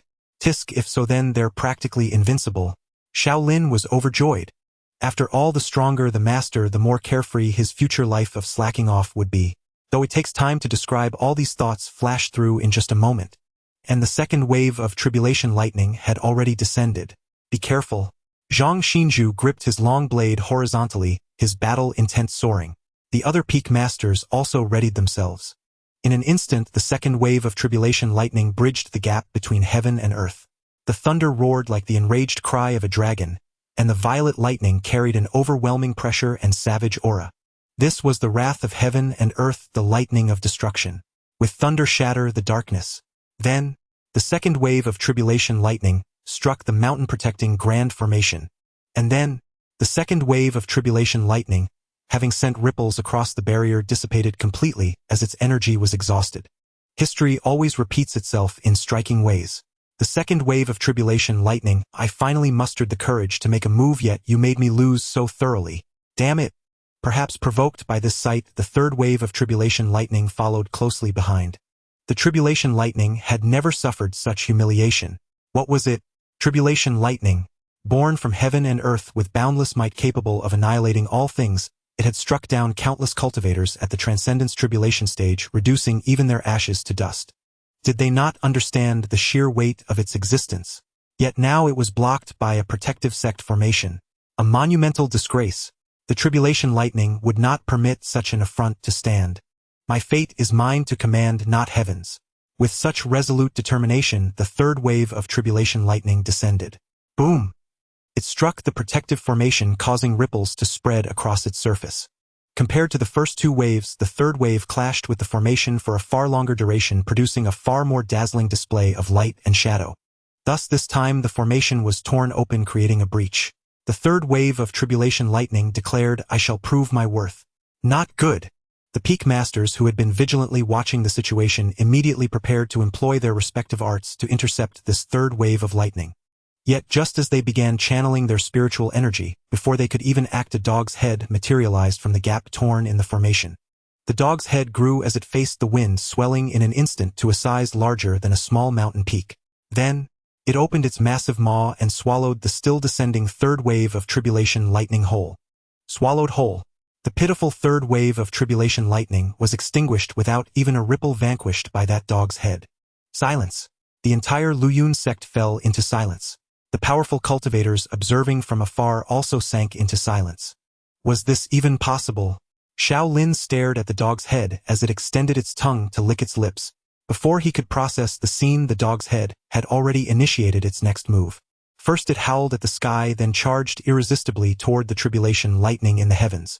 The lightning descended swiftly, but the dog's head was faster. Before the fourth wave could even begin its onslaught, the dog's head had already reached the dark clouds. Accompanying the dog's head was its gaping maw. A woo! A deafening sound of swallowing echoed between heaven and earth. The fourth wave of tribulation lightning never had a chance to display its might before it vanished into the dog's mouth. This was not the end. A woo! A woo! With two more gulps, the fifth and sixth waves of tribulation lightning also met their demise within the dog's maw. In ancient times, there was the tale of the celestial dog devouring the moon.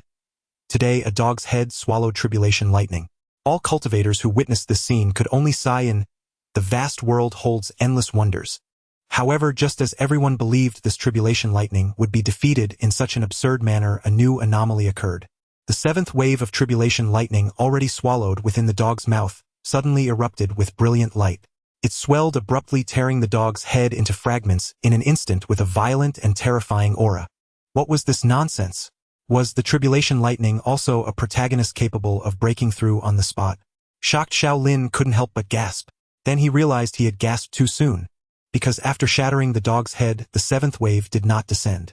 Instead it hovered in the air, expanding and swelling until it formed a sea of lightning vaster than the dark clouds themselves. Yet this still was not the end. Within that sea of lightning, a colossal dragon formed from thunder slowly emerged. If the previous lightning had merely seemed like an enraged dragon's roar in presence, then the current seventh wave had truly transformed into an enraged dragon. A thunder dragon. What is this? Ning Yunmiao stared blankly at the sky covering thunder dragon in the air, her speech slightly faltering. Oh no, my legs are going weak. Am I really going to end up sitting on the ground? How embarrassing. Well, it doesn't affect my ability to eat anyway. In theory, even the seventh wave of tribulation lightning shouldn't be this terrifying. Lu Xingqiu said, his expression dark. In my past life, neither my own sevenfold tribulation nor anyone else's had such a presence. This lightning is no longer simply targeting the spirit beast summoned by the fifth junior sister. Could it be that the heavens have discovered my identity as a reborn one, and the will of heaven seeks to eliminate me? If so, have I implicated everyone? If it truly is the will of heaven attempting to correct the world, it may not be solely aimed at you, third junior brother. After all, on this mountain no one is an easy target. Logically, the will of heaven would be justified in erasing any of us, so don't blame yourself too much. Xiao Lin comforted Lu Xingqiu inwardly, then turned his gaze toward the back mountain. With such a level of tribulation lightning, would the master still not appear? Not only Xiao Lin thought this, but the 5 peak masters gathered above Qinglian Peak shared the same sentiment. For they discovered in despair that they could not even move their bodies, and a long-forgotten pain surged through their limbs and bones as if they might explode at any moment. What is happening? Bai Li Wanyan's bulging muscular arms showed prominent veins, yet he remained utterly immobile. This tribulation lightning seems to have connected with the will of heaven. Qiyun's face also showed rare signs of panic. Something we've never even heard of, and yet we encounter it. Li Yuhuan's face turned ashen. The key is that this lightning has now locked onto us, rendering us unable to move. Zhang Xin's long blade emitted waves of spiritual energy, and killing intent clearly struggling to break free. Why has it come to this? What is the purpose of this tribulation lightning? Its target is someone else, Li Qingzhou said softly. As her voice faded, the pressure around them suddenly eased. Though they still couldn't move, the pain had dissipated. Yet no one breathed a sigh of relief. Instead, alarm bells rang in their hearts.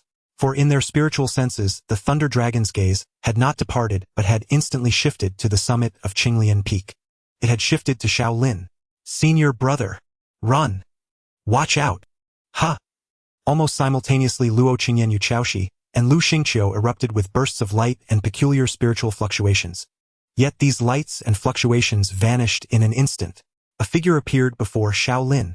This figure was a head shorter than Xiao Lin, delicate and petite, inspiring an urge to pat its head.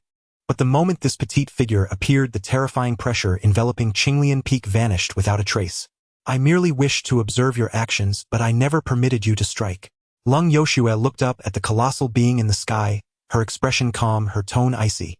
Upon seeing Lung Yuxu's arrival, the several peak masters breathed a sigh of relief, yet a hint of confusion arose within them. Although the entire Luyun sect acknowledged the direct disciples of Qinglian Peak as monsters, the peak masters had always felt that Xiao Lin, the senior brother of Qinglian Peak, was the least outstanding among them. It was not to say Xiao Lin was no genius.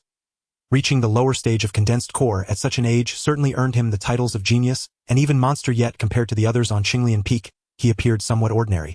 The second disciple, Luo Qingyan, ascended swiftly and steadily, possessing terrifying talent in the way of the sword with boundless prospects. The third disciple, Lu Xingqiu, though slightly lower in cultivation, had an excellent temperament and remarkable comprehension, often learning without a teacher his future limitless. The fourth disciple, Ning Yunmiao, despite a slightly lower cultivation level, possessed an exceptionally rare unblemished Dao heart prone to accumulating strength for a sudden breakthrough with infinite potential. The fifth disciple, Yu Chaoshi, though lower in cultivation, showed great talent in the art of formations, earning recognition from both the Academy's headmaster and Leng Yoshue, her future bright. In contrast, Xiao Lin seemed to have no other exceptional traits besides his rapid progress, thus appearing slightly inferior among the geniuses. Consequently, while the peak masters breathed a sigh of relief, they were all curious as to why the tribulation lightning had chosen Xiao Lin. After all, tribulation lightning born from heaven and earth possessed its own pride, and would not strike just any random being normally. It took at least a cultivator at the tribulation transcendence realm to draw its attention. Xiao Lin was unaware of the thoughts of the peak masters in the sky, but even if he knew, he would not care for. Peft! A sweetness rising in his throat, Xiao Lin directly spat out a mouthful of blood on the verge of collapsing to the ground. However, before that he was lifted by a gentle spiritual energy, avoiding intimate contact with the earth. Senior brother. Don't come over yet. Lung Yoshua frowned as she spoke, halting Luo Qingyan and the others who were about to rush toward him. Every single one of you stay calm when encountering anything. Don't rush, don't panic. Does panic help? Lung Yoshua turned to Xiao Lin while instructing her direct disciples. But I'm really in a hurry here. Cough cough. Xiao Lin, with blood at the corner of his mouth adding a touch of tragic beauty, looked at Lung Yoshua and spoke weakly. If I keep waiting, I might not make it. To be honest, though, he still hadn't figured out what had happened in that instant earlier. Xiao Lin truly felt he was about to die. That sensation of his heart being clenched by an invisible hand, his blood congealing, as if about to explode at any moment, lingered even now. He had even seen his life flash before his eyes.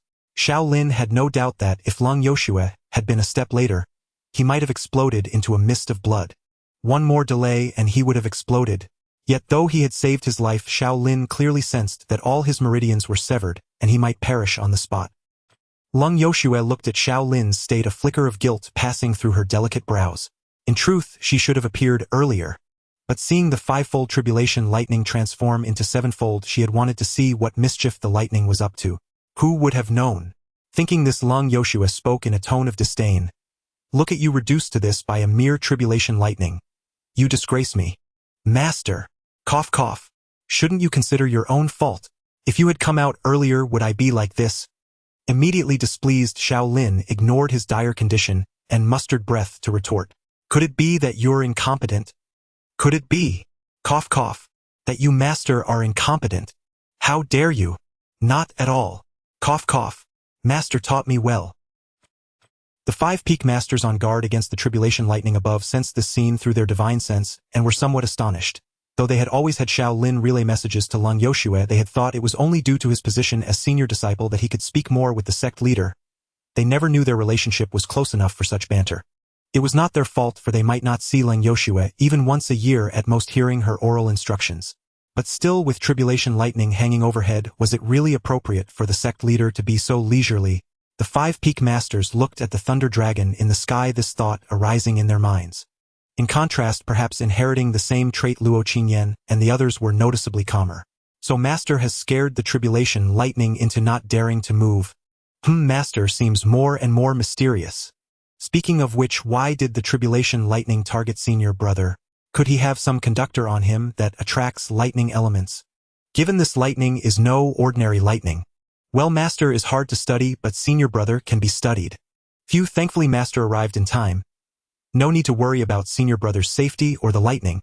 As expected of senior brother drawing the tribulation lightning's attention at the condensed core stage. Perhaps in this life he can become the human clan's holy son faster. Close call. Was senior brother about to die? Luckily master came in time. According to novels, master should be able to defeat the tribulation lightning. Go master, fight it. But senior brother looks seriously injured. It must hurt a lot. Should I rub it and blow on it? Senior brother, what's wrong? Please don't be in trouble. If something happens to you, what will I do? No, senior brother is clearly alive, and with master here nothing will go wrong. But could he be paralyzed? Paralyzed? Then senior brother could belong to me forever. Just as Xiao Lin was about to remind Lung Yoshua of the tribulation lightning overhead, deeming it no time for idle chat, he heard these inner voices and his heart tightened. Wanting to study him becoming the human clan's holy son, all insignificant. The 4th junior sister's concern warmed his heart, but her theoretical knowledge of treating injuries needed improvement. The one to praise was Luo Qingyan's inner voice. Oh no, the 2nd junior sister seems to have developed a Yandere tendency. Could it be? What to do? I must find a way to stop her. Just as Xiao Lin thought this, he felt his mouth pried open by an invisible force. Brat, to be honest, giving this to you is a waste of heaven's bounty. Lung Yoshua pinched a pill between her slender jade-like fingers and waved it before Xiao Lin.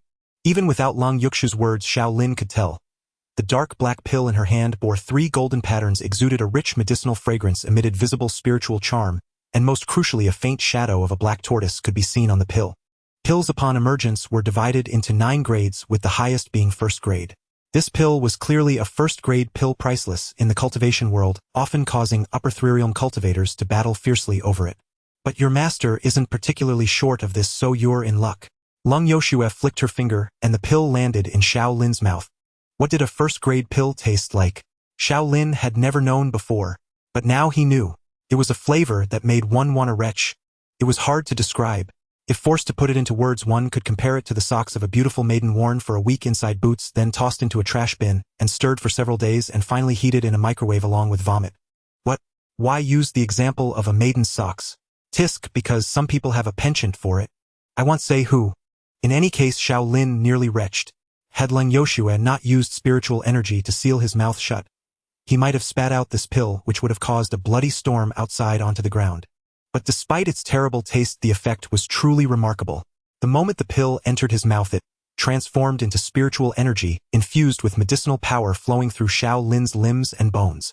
According to Xiao Lin's expectations, this should have been an extremely comfortable process, making him feel as if bathed in a spring breeze enveloped in warmth. Yet was that the reality? Of course not. Instead, ha ha ha ha ha ha. Xiao Lin suddenly burst into wild laughter, as if recalling some uproarious joke. This scene stunned everyone present. Senior brother Xiao Lin, why are you laughing? Sensing this, the peak masters, who were under the invisible pressure of the tribulation lightning, all had an inopportune thought. Dan Qiuxing, the current leader of the Dan Peak. As a sect that primarily focused on alchemy with cultivation as a secondary pursuit, the pills produced by Dan Peak were widely recognized as high-quality goods in the cultivation world. And the pills refined by the current Dan Peak leader Dan Qiuxing had become the aristocrats of the pill world. Take the blood revitalizing pill, for instance. Those refined by others could mostly treat only simple internal injuries with mediocre effects, but Dan Qiuxing's pills could heal any non-fatal internal injury within 15 minutes. Most crucially, Dan Qiuxing's pills sometimes carried miraculous effects. Legend had it that a cultivator paralyzed from the waist down suffered severe injuries in a battle against the demon race. After taking Dan Qiuxing's first-grade immortal rejuvenation pill, not only did his injuries heal, but he soon regained the ability to move his lower body and stood up. Of course, the truth of this story remained debatable, but Dan Qiuxing's prowess in alchemy was evident. And Xiao Lin had just consumed a first-grade pill refined by Dan Qiuxing, an object of envy, even for the 5 peak masters who were cultivators of the upper 3 realms. So why did Xiao Lin burst into laughter? It was because Dan Qiuxing had a habit of adding seasonings to his pills during refinement, a remnant of his youthful passion for cooking. Unfortunately, according to those who had consumed Dan Qiuxing's pills, his understanding of cooking seemed somewhat eccentric. Those seasonings, which could only be described as dark, combined with the medicinal herbs to produce peculiar chemical reactions. Hence Xiao Lin had nearly retched earlier and was now laughing uncontrollably. Ha ha ha. Master. What's happening to me? Ha ha ha. Help. Ha ha ha ha. Xiao Lin looked up to the sky laughing as he pleaded with Lung Yoshue. This is normal. Don't you notice your body is recovering? It is. Recovering. Ha ha ha. But. Ha ha ha ha. I'm laughing so painfully. Bear with it. If you can't endure this small hardship, how dare you call yourself my disciple? Then, master. Ha ha ha. Could you please? Ha ha ha. Put down the recording stone. Ha ha ha. I have no idea what you're talking about. Lung Yoshue, who had a recording stone aimed at Xiao Lin, ignored his protests, took out a few more stones for a full-angle recording, then turned back to look up at the tribulation lightning in the sky. Finally, sect leader. If you hadn't looked over, I would have collapsed. Li Yuhuan sensed this and shed tears of gratitude inwardly. After all, the Thunder Dragon was now fixated on Lung Yoshue and Xiao Lin atop Green Lotus Peak. The peak masters hovering above them happened to be directly in their line of sight, meaning the Thunder Dragon's gaze fell upon them. Though they no longer felt the terrifying pressure thanks to Lung Yuxu's presence, being stared at by such a colossal creature made them uneasy, except for Li Qingjiu, who was brimming with battle spirit. Don't just stand there. Come down. Do you think you look cool up there? Yes, sect leader. The peak masters immediately descended to the summit of Green Lotus Peak. Li Qingjiu was reluctant to leave, but was pulled down by Hiyun. So what do you intend to do? With a clearer view, Lung Yoshue looked up at the Thunder Dragon in the sky and asked coldly. It must be said that although Lung Yoshue appeared petite and adorable, when she was serious her delicate face exuded a cold arrogance that seemed to look down upon the world. Everyone on Green Lotus Peak witnessing this scene felt an illusion at that moment, that the petite Lung Yoshue was the colossal being reigning in the heavens, while the sky-obscuring Thunder Dragon was the insignificant existence in comparison. Of course, saying everyone might not be entirely accurate for ha ha ha ha. Xiao Lin, laughing uproariously, could hardly share their sentiment. In fact, standing right behind Lung Yoshue, he undermined the cold and aloof aura she had created. Lung Yoshue seemed to notice this as well. Her expression stiffened slightly, then she looked back at the Thunder Dragon and said, "Not talking. Do I need to come and ask you in person?" The Thunder Dragon remained silent, merely circling in the sky, exuding an aura of terror and pressure. "Then I'll speak to you directly." Lung Yoshue sneered, and her petite figure soared into the air. Just as everyone's hearts were in their throats, expecting an imminent confrontation between a cultivator and tribulation lightning, they suddenly noticed. Is it my imagination? Has that dragon shrunk? Ning Yunmiao, holding Xiao Bai, looked up at the Thunder Dragon and muttered to herself. Soon she realized she hadn't been mistaken, because as Lung Yoshue flew higher, the Thunder Dragon grew smaller. In a few breaths it had gone from a sky-obscuring behemoth to a tiny speck in the high sky. The Thunder Dragon transformed into a tiny speck in the high sky, and Lung Yoshue, who had flown aloft, also became a mere dot. To continue watching what transpired thereafter, even paying, would be futile. One could only follow Lung Yoshue and ascend alongside her. Yet those capable of keeping up, whether the mighty figures observing from afar across countless miles or the 5 peak masters gathered atop Qinglian Peak, all knew Lung Yoshue's ways, so they refrained from following lest they risk a beating. Those ignorant of her methods lacked the ability and could only sigh in helpless admiration. Thus what truly unfolded in the heavens remained known only to Lung Yoshue herself. Seeing their sect leader had yet to descend after a long while, the 5 peak masters convened briefly, then dispersed. Some to calm the disciples, others to manage external relations, some to replenish the protective array's energy, a few to continue disciplining their apprentices, and the rest to resume their iron-pulling routines. In the blink of an eye, all seemed to revert to moments before, as if the preceding scenes were mere illusions. Of course, differences remained. For instance, ha ha ha ha ha. Xiao Lin, surrounded by recording stones, still laughed heartily, showing no sign of stopping. "Senior brother, are you all right? Should I get you something to eat?"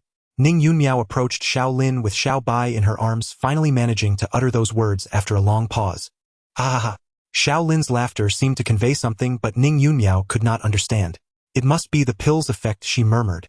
Yu Chaoshi stepped forward, as well, her alluring eyes curiously appraising Xiao Lin. "These pills here are similar to our potions back home. I wonder if the refining methods share any commonalities." Senior brother, having ingested such a pill holds considerable research value. Decided. "I'll find an opportunity to study him later." "I'll study your sister." Xiao Lin, still laughing, cursed inwardly. The pill master fed senior brother was clearly a first-grade one. He should be fine now, he thought. Lu Xingqiu finished speaking, then glanced curiously at his fellow disciples, tentatively asking, "So shouldn't we be worrying about Master?" "I'm not worried about Master because I know how strong she is." "Why aren't you all concerned either?" That was tribulation lightning. From Lu Xingqiu's inner thoughts, Xiao Lin sensed profound confusion. "Indeed, had I not known your hidden depths, I too would be puzzled. After all, tribulation lightning is no ordinary foe. Contending with it is to some extent opposing the will of heaven and earth. Moreover, Master has now flown to who knows where. No matter how powerful she is, as her disciples we ought to be worried. But now, didn't Master just repel the tribulation lightning with sheer aura? And judging by Uncle Zhang's reactions, she likely fears it not." Yu Chaoshi responded. Hearing this, Xiao Lin, though unable to hear her thoughts, knew it was Yu Chaoshi's genuine belief. After all, the 5th junior sister always saw things so directly, never considering possibilities like the lightning feigning weakness. His laughter ceaseless, Xiao Lin's internal monologue grew markedly more active. Right, Master is fine, we needn't worry." Ning Yunmiao, holding Xiao Bai, immediately chimed in. "In the novel, Master is the protagonist's later stage pillar, even fighting immortals for them. Very, very formidable. Mere tribulation lightning laughable. Master crosses paths with the protagonist in the novel. This." Xiao Lin silently noted this crucial piece of intelligence. "Master strong." Luo Qingyan remained as laconic as ever. Yet Xiao Lin was somewhat reluctant to hear her thoughts, for since earlier Luo Qingyan's inner voice had been echoing in his ears. "Pill fails care for senior brother forever, a pill fails care for senior brother forever, pill fails care for senior brother forever." Fortunately, when it came to serious matters, her prayers ceased. This time. Master is one of the few 5-star character cards in the game, and the description clearly states she's invincible beneath immortals and undefeated above them. How could mere tribulation lightning be a match? Indeed, in the second junior sister's world, this realm is but a game, and I must be a character card within it. Is Master also a card? I wonder if Master's character illustration is alluring. An untimely thought crossed Xiao Lin's mind. Purely appreciative, of course, with no improper intent. A gentleman is sensual but not lewd, stirred by emotion yet restrained by propriety. He appreciates beauty, not lust. With this thought, Xiao Lin suddenly realized his laughter had vanished. It had come like a raging torrent and departed without a trace, leaving nothing behind. In an instant, Xiao Lin eerily felt as if he had been jilted by a heartbreaker. Begone. Retreat. Swiftly casting the bizarre notion from his mind, Xiao Lin stirred slightly, and the spiritual energy supporting him dissipated on its own. Senior brother, are you better? Hearing the laughter cease, Ning Yunmiao was the first to turn and look at Xiao Lin, exclaiming joyfully. Yes, I'm fine, Xiao Lin replied. As he spoke, his hand moved like lightning, ready to snatch all the recording stones around him. But the moment his hand rose, those recording stones seemed to receive a sudden command, swiftly transforming into streaks of light that shot into the sky, vanishing in an instant. Damn! Xiao Lin cursed, inwardly staring at his empty palm. Senior brother, are you all right? Lu Xingqiu asked with concern. How effective was the pill? I'm fine, completely unharmed. In fact, I feel the spiritual energy within me flows even more smoothly. Truly miraculous, this first-grade pill, Xiao Lin replied with a smile after a brief introspection. Though I'm glad senior brother is fine. What a pity. Yet upon hearing Luo Qingyan's thoughts, the smile on his face stiffened involuntarily. So senior brother, why did the tribulation lightning target you specifically? Yu Qiaoshi, unaware of Xiao Lin's change in expression, voiced her curiosity directly. At her words, everyone present turned their gaze to Xiao Lin. Her question piqued their interest as well. After all, given the prior circumstances, the 5-fold tribulation lightning had inexplicably become 7-fold, seemingly just to strike Xiao Lin. But normally 7-fold tribulation lightning was the preserve of tribulation transcendence cultivators. Why had Xiao Lin attracted it? Could it be that his handsomeness had incurred heaven's jealousy? In a sense, this question was rather personal. After all, since a cultivator at the condensing core stage could summon 7-fold tribulation thunder, it was obvious that they harbored some secret, and such secrets were seldom easy to disclose. Previously, Zhang Xinju had gone out for public relations to cover up the fact that Xiao Lin had attracted the tribulation thunder. Although this reason was not the easiest to conceive, as the head of public relations for Luyun Sect over the years, Zhang Xinju was quite experienced. Getting back to the point, upon hearing Yu Qiaoxi's question, Xiao Lin immediately replied, I don't know.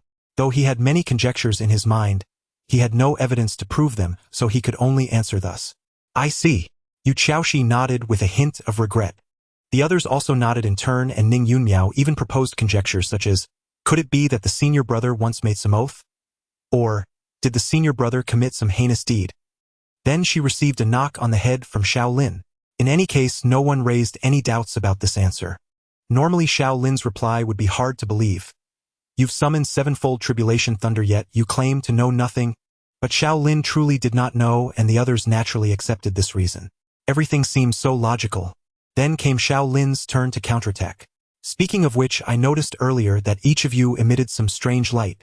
Xiao Lin looked at Yu Qiaoshi, Luo Qingyan, and Lu Xingqiu one by one, feigning curiosity. What was that? Yes, what was that? Ning Yunmiao, reminded by this, also recalled the scene and asked with genuine curiosity.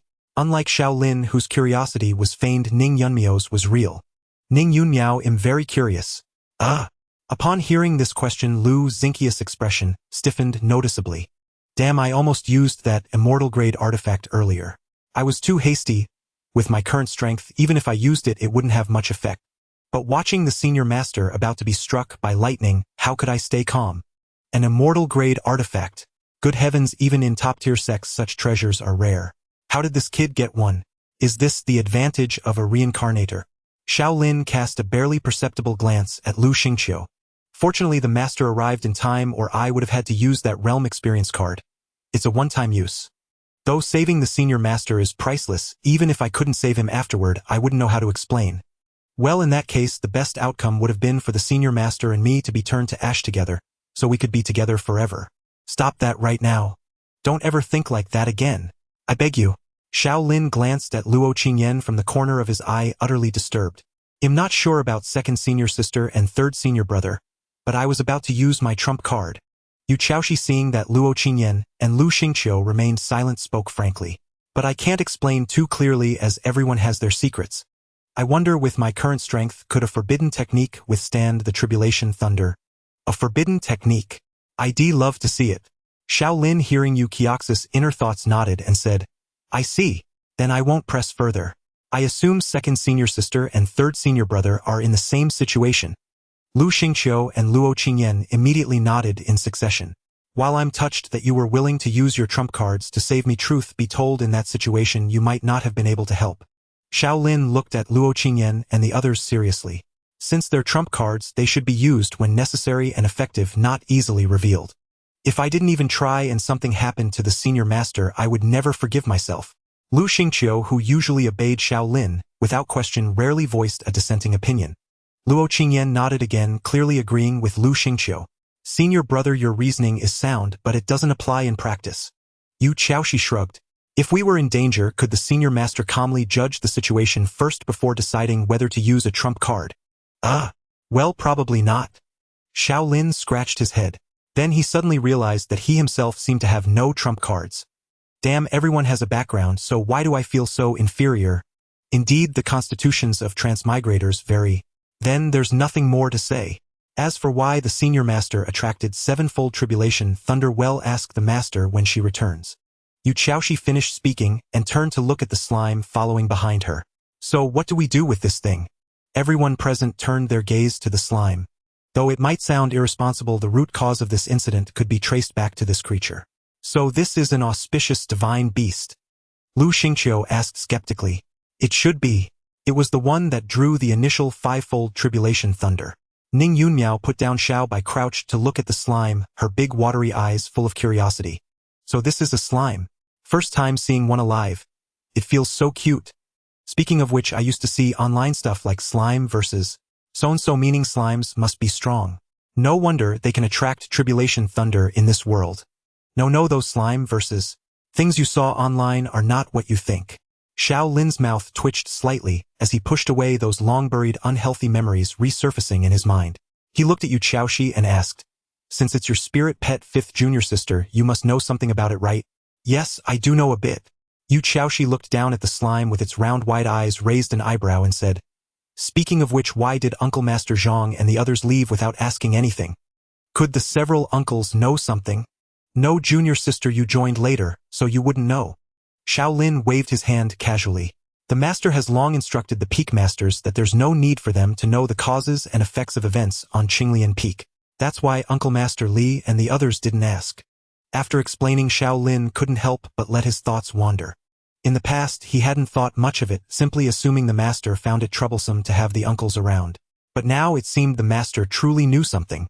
So that means I can conduct forbidden technique experiments more openly in the future. Even if I cause a few explosions, it should be fine. No, the master is just too lazy to go out not dead. If you cause an explosion, shell definitely throw you off the mountain. Xiao Lin looked at Yu Xiaoxi in horror, thinking to himself. Xiao Lin wished he could warn Yu Xiaoxi, but doing so would expose his mind-reading ability, so he naturally kept silent. After all, the master knew her limits. If she wanted to throw someone, so be it. Besides, it wasn't him being tossed this time. As a senior who had been thrown off the mountain many times, Xiao Lin merely cast a pitying glance at Yu Xiaoxi, with the eyes of one who had been through it all. Unaware of Xiao Lin's gaze, Yu Xiaoxi turned back to the slime and said, in my perception, the spirit pet seems to have already reached the combat power of the Foundation establishment stage. Wow. Ning Yunmiao immediately showed an envious expression. I wonder when my little white will reach the Foundation establishment stage. Big sister, do you know nothing about your own pet? This cat of yours already exudes the aura of the nascent soul stage, and we don't even know if that's its full strength. It might even be able to fight against the upper three realms. Xiao Lin glanced at little white, who was licking its paws beside Ning Yunmiao, thinking to himself how she took her blessings for granted. He was so envious he could cry. Anything else? Lu Xingqiu asked again. It seems to have some attack methods similar to spells, Yu Xiaoxi replied. Skills. It even has skills. Little white doesn't have any. Spells, huh? What a formidable spirit pet. Third brother among all of us, you're the one who knows nothing. Xiao Lin thought gleefully, then said to Yu Xiaoxi tentatively, want to give it a try? Sure. Yu Xiaoxi didn't refuse. She immediately raised her hand and pointed forward, go on, little one, use vine whip. A rather plain skill name. This fighting style. Pokemon. Is this how you command a spirit pet to fight? Don't the ancient texts say that spirit pets and their masters can communicate directly through telepathy? Xiao Lin ignored Lu Xingqia's thoughts, which were clearly on a different wavelength, and focused his gaze on the slime. Because the name Vine Whip combined with the slime instantly triggered some rather unhealthy memories for him. Then he saw the slime hop around, shake slightly, and instantly sprout 8 tentacles from its body. Hey, hey, hey. Xiao Lin stared at the tentacles writhing in the air, his expression blank. Well, this spell would be better demonstrated with a target. How about... Yu Xiaoxi didn't finish her sentence before a clear, cold female voice interrupted her. Dangerous. No need. Luo Qingyan said flatly. This girl. Is she trying to use the slime to do something inappropriate to attract the senior brother's attention? Don't even think about it. Tisk, it seems second junior sister you've seen quite a bit before you transmigrated too. Xiao Lin glanced at Luo Qingyan in surprise and nodded to himself. On this point, Luo Qingyan as a woman earned Xiao Lin's approval. Yes, that makes sense. Yu Xiaoxi agreed and then proceeded to demonstrate the slime's other skills. In summary, it was essentially fire-breathing and water-spraying, but the slime's execution of these abilities truly felt like a cultivator casting spells with considerable power. If a Foundation establishment cultivator were suddenly caught off guard by such an attack, they might suffer severe injuries. Finally, after Yu Xiaoxi named the slime Little Red, based on her perception that it was called a slime, everyone dispersed. After all, this matter was settled for now. Though many questions remained, it was clear they couldn't solve them on their own. They would have to wait for Lung Yoshue to return. So for now they each went about their own business. As for the calamitous thunder they had just endured, not a single person gave it another thought. Several hundred li outside the Qingxu Sect, amidst a sea of clouds, a simple wooden boat was sailing through the mist. Though the boat looked unremarkable, its speed through the clouds, and the pale blue light shield surrounding it indicated it was a flying artifact of no low grade. At that moment 2 people sat within this flying wooden boat. One was an old Taoist in a purple robe, his hair and beard white as snow, exuding an aura of immortality that perfectly matched the common folk's image of a celestial elder. The old Taoist was named Dongfang Yu, the Peak Master of Bihai Peak in the Qingxu Sect, a genuine tribulation transcendence midlistage powerhouse. Beside Dongfang Yu sat a young man with bright eyes and a fair complexion, appearing somewhat shy. Outyen, did you see that calamitous thunder just now? Dongfang Yu suddenly asked the youth beside him. Yes, master, the youth Lin Outyen replied respectfully. Judging by its direction that thunder was heading straight for our Qingxu Sect, Dongfang Yu said cheerfully. Ah, why? Lin Outyen asked in confusion. How should I know? Probably some commotion stirred up by those little monsters from Qinglian Peak. Dongfang Yu said, stroking his white beard. Little monsters? Ha, Outyen, let me tell you. Once you arrive at the Qingxu Sect, you can visit other peaks as often as you like, but try to stay away from Qinglian Peak. I understand, master. Seeing Dongfang Yes' serious expression, Lin Outyen nodded, hesitated, and then asked, may I ask why, master? Because I'm afraid your confidence will be shattered. Anyway, just don't go to Qinglian Peak. Although the girls there are indeed beautiful, for the sake of your mental state it's best to avoid it, Dongfang Yu said with a sigh, recalling several disciples who had been so crushed they never recovered. Is that so? I understand. Lin Outyen nodded in agreement. Then his gaze fell upon a transparent square floating before him. Qingxu Sect main quest: release the world-ending beast sealed within the Qingxu Sect. Qingxu Sect side quest: pursue Ning Yunmiao of Qinglian Peak and become her Dao partner. Hey old man, you tell me not to go, but I have no choice. There's a side quest waiting for me to complete. Lin Outyen thought to himself. As for the warning about his confidence being shattered, he paid it no mind. Come on, I'm a transmigrator with a system. What does that make me? A protagonist?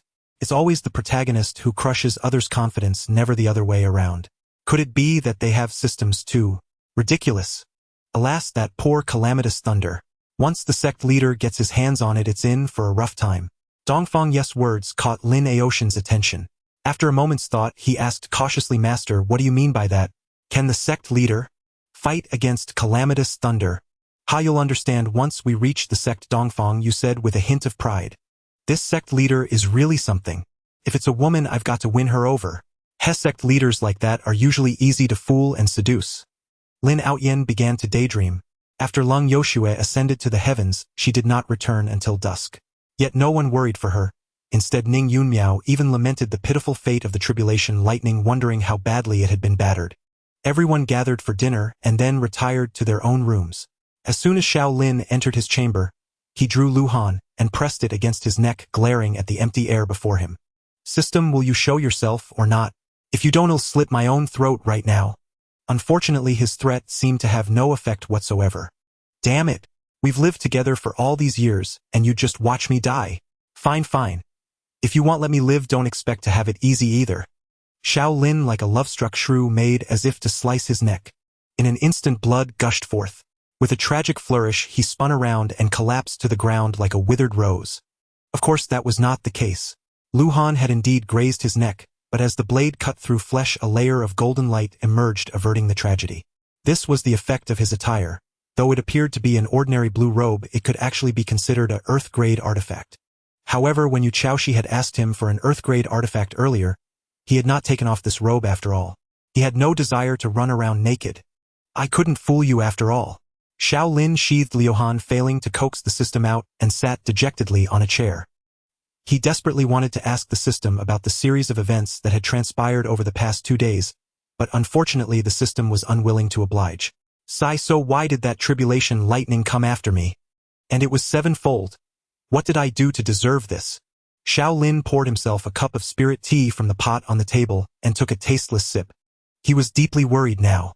After all, if a 7-fold tribulation lightning struck you today, might some celestial being representing the will of heaven come to eliminate you tomorrow?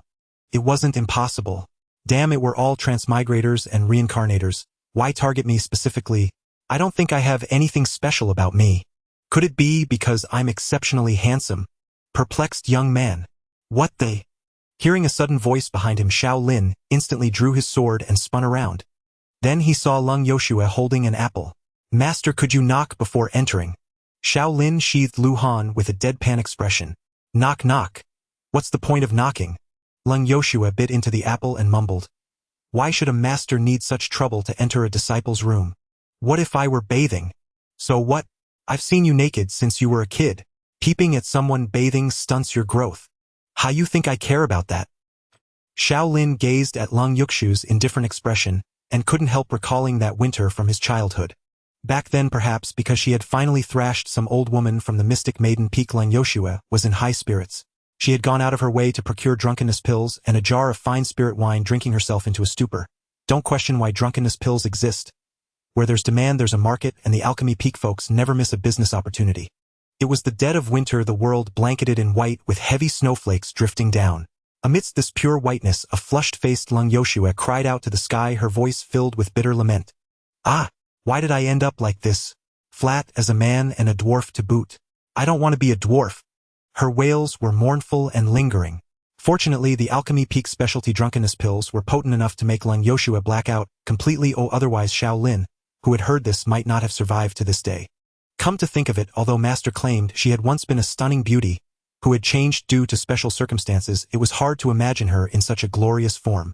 With this thought, Xiao Lin's gaze involuntarily fell on Lung Yuxu's chest as flat as her back. Then he felt a tremendous force on his shoulder, sending him instantly to his knees. What are you looking at? Hearing the voice above him, Xiao Lin broke into a cold sweat. Ahem, master, what do you mean? He looked up at Lung Yoshua, who had come before him, widened his eyes and feigned ignorance. Heh. Lung Yoshua tossed the gnawed core aside, crossed her arms, and looked down at the kneeling Xiao Lin with a cold smile.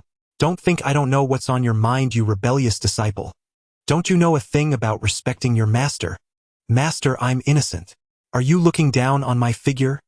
Master, didn't you say you didn't care? Do you or don't you? No. I can't hear you. No. Master is stunningly beautiful. Good, that's the spirit. Lung Yoshua nodded in satisfaction, turned to sit on a chair, and pulled out another apple from somewhere. Let's get down to business. You're confused, aren't you? Yes, master, I wanted to ask. Did I tell you to get up? Xiao Lin, who had started to rise, was about to kneel back down, when Lung Yoshua said, Sit on the floor. Sure thing.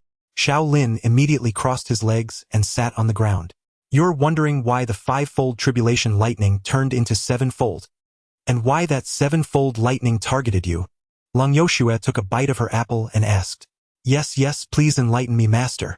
Xiao Lin immediately pricked up his ears. I can only say that those who know. If you don't, explaining won't help. Xiao Lin stood frozen. What the hell? Has the Azure Lotus Peak now produced a third riddle speaker?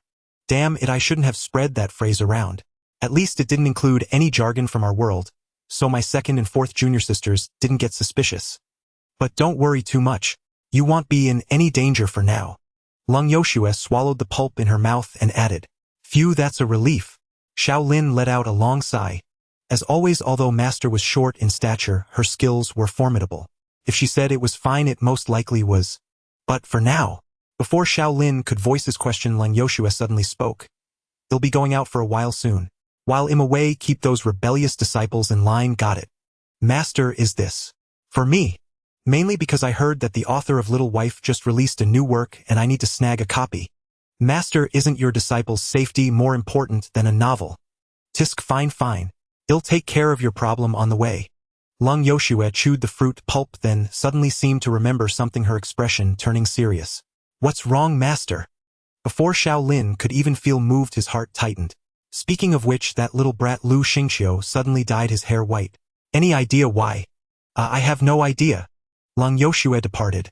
Right after she inquired about Lu Xingqiu's hair, she vanished in the blink of an eye, leaving not a single cloud behind. Hey, I still have so many questions, Master. Master. Xiao Lin quickly rose to his feet, calling out in an attempt to stir any lingering sense of pedagogical duty within Lung Yuxu's heart. But alas, it was futile.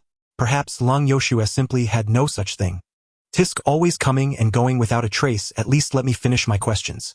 Xiao Lin stood up from the ground side and sat down on a chair. Yet he understood clearly that since Lung Yoshue chose to leave at this moment, even if he found an opportunity to ask questions like, Master, what were you doing up in the sky? Or what is so peculiar about me? She probably wouldn't answer him. Could it be that I really am the protagonist? Xiao Lin suddenly entertained the thought. But if being the protagonist meant having a golden finger inferior to others and getting struck by lightning, then perhaps I'd rather not be one. Just as this thought crossed his mind, Xiao Lin suddenly sensed an unusual stirring within his Danshan's qi. What's happening? Startled, Xiao Lin closed his eyes to look inward and was shocked to see that the spiritual energy in his Danshan's qi had become somewhat chaotic. This filled him with great alarm. After all, at the core condensation stage, where spiritual energy coalesces into a core to unify and regulate the qi, such turbulence was a serious omen, likely indicating a major issue with his body. Although he had felt some changes in his body ever since taking that profound turtle soul stabilizing pill, it had never been severe enough to cause such chaos in his spiritual energy. But before Xiao Lin could call for his master, he felt a strand of spiritual energy break away from the collective in his Danshan's qi, coursing through his meridians straight to his right arm. What the heck?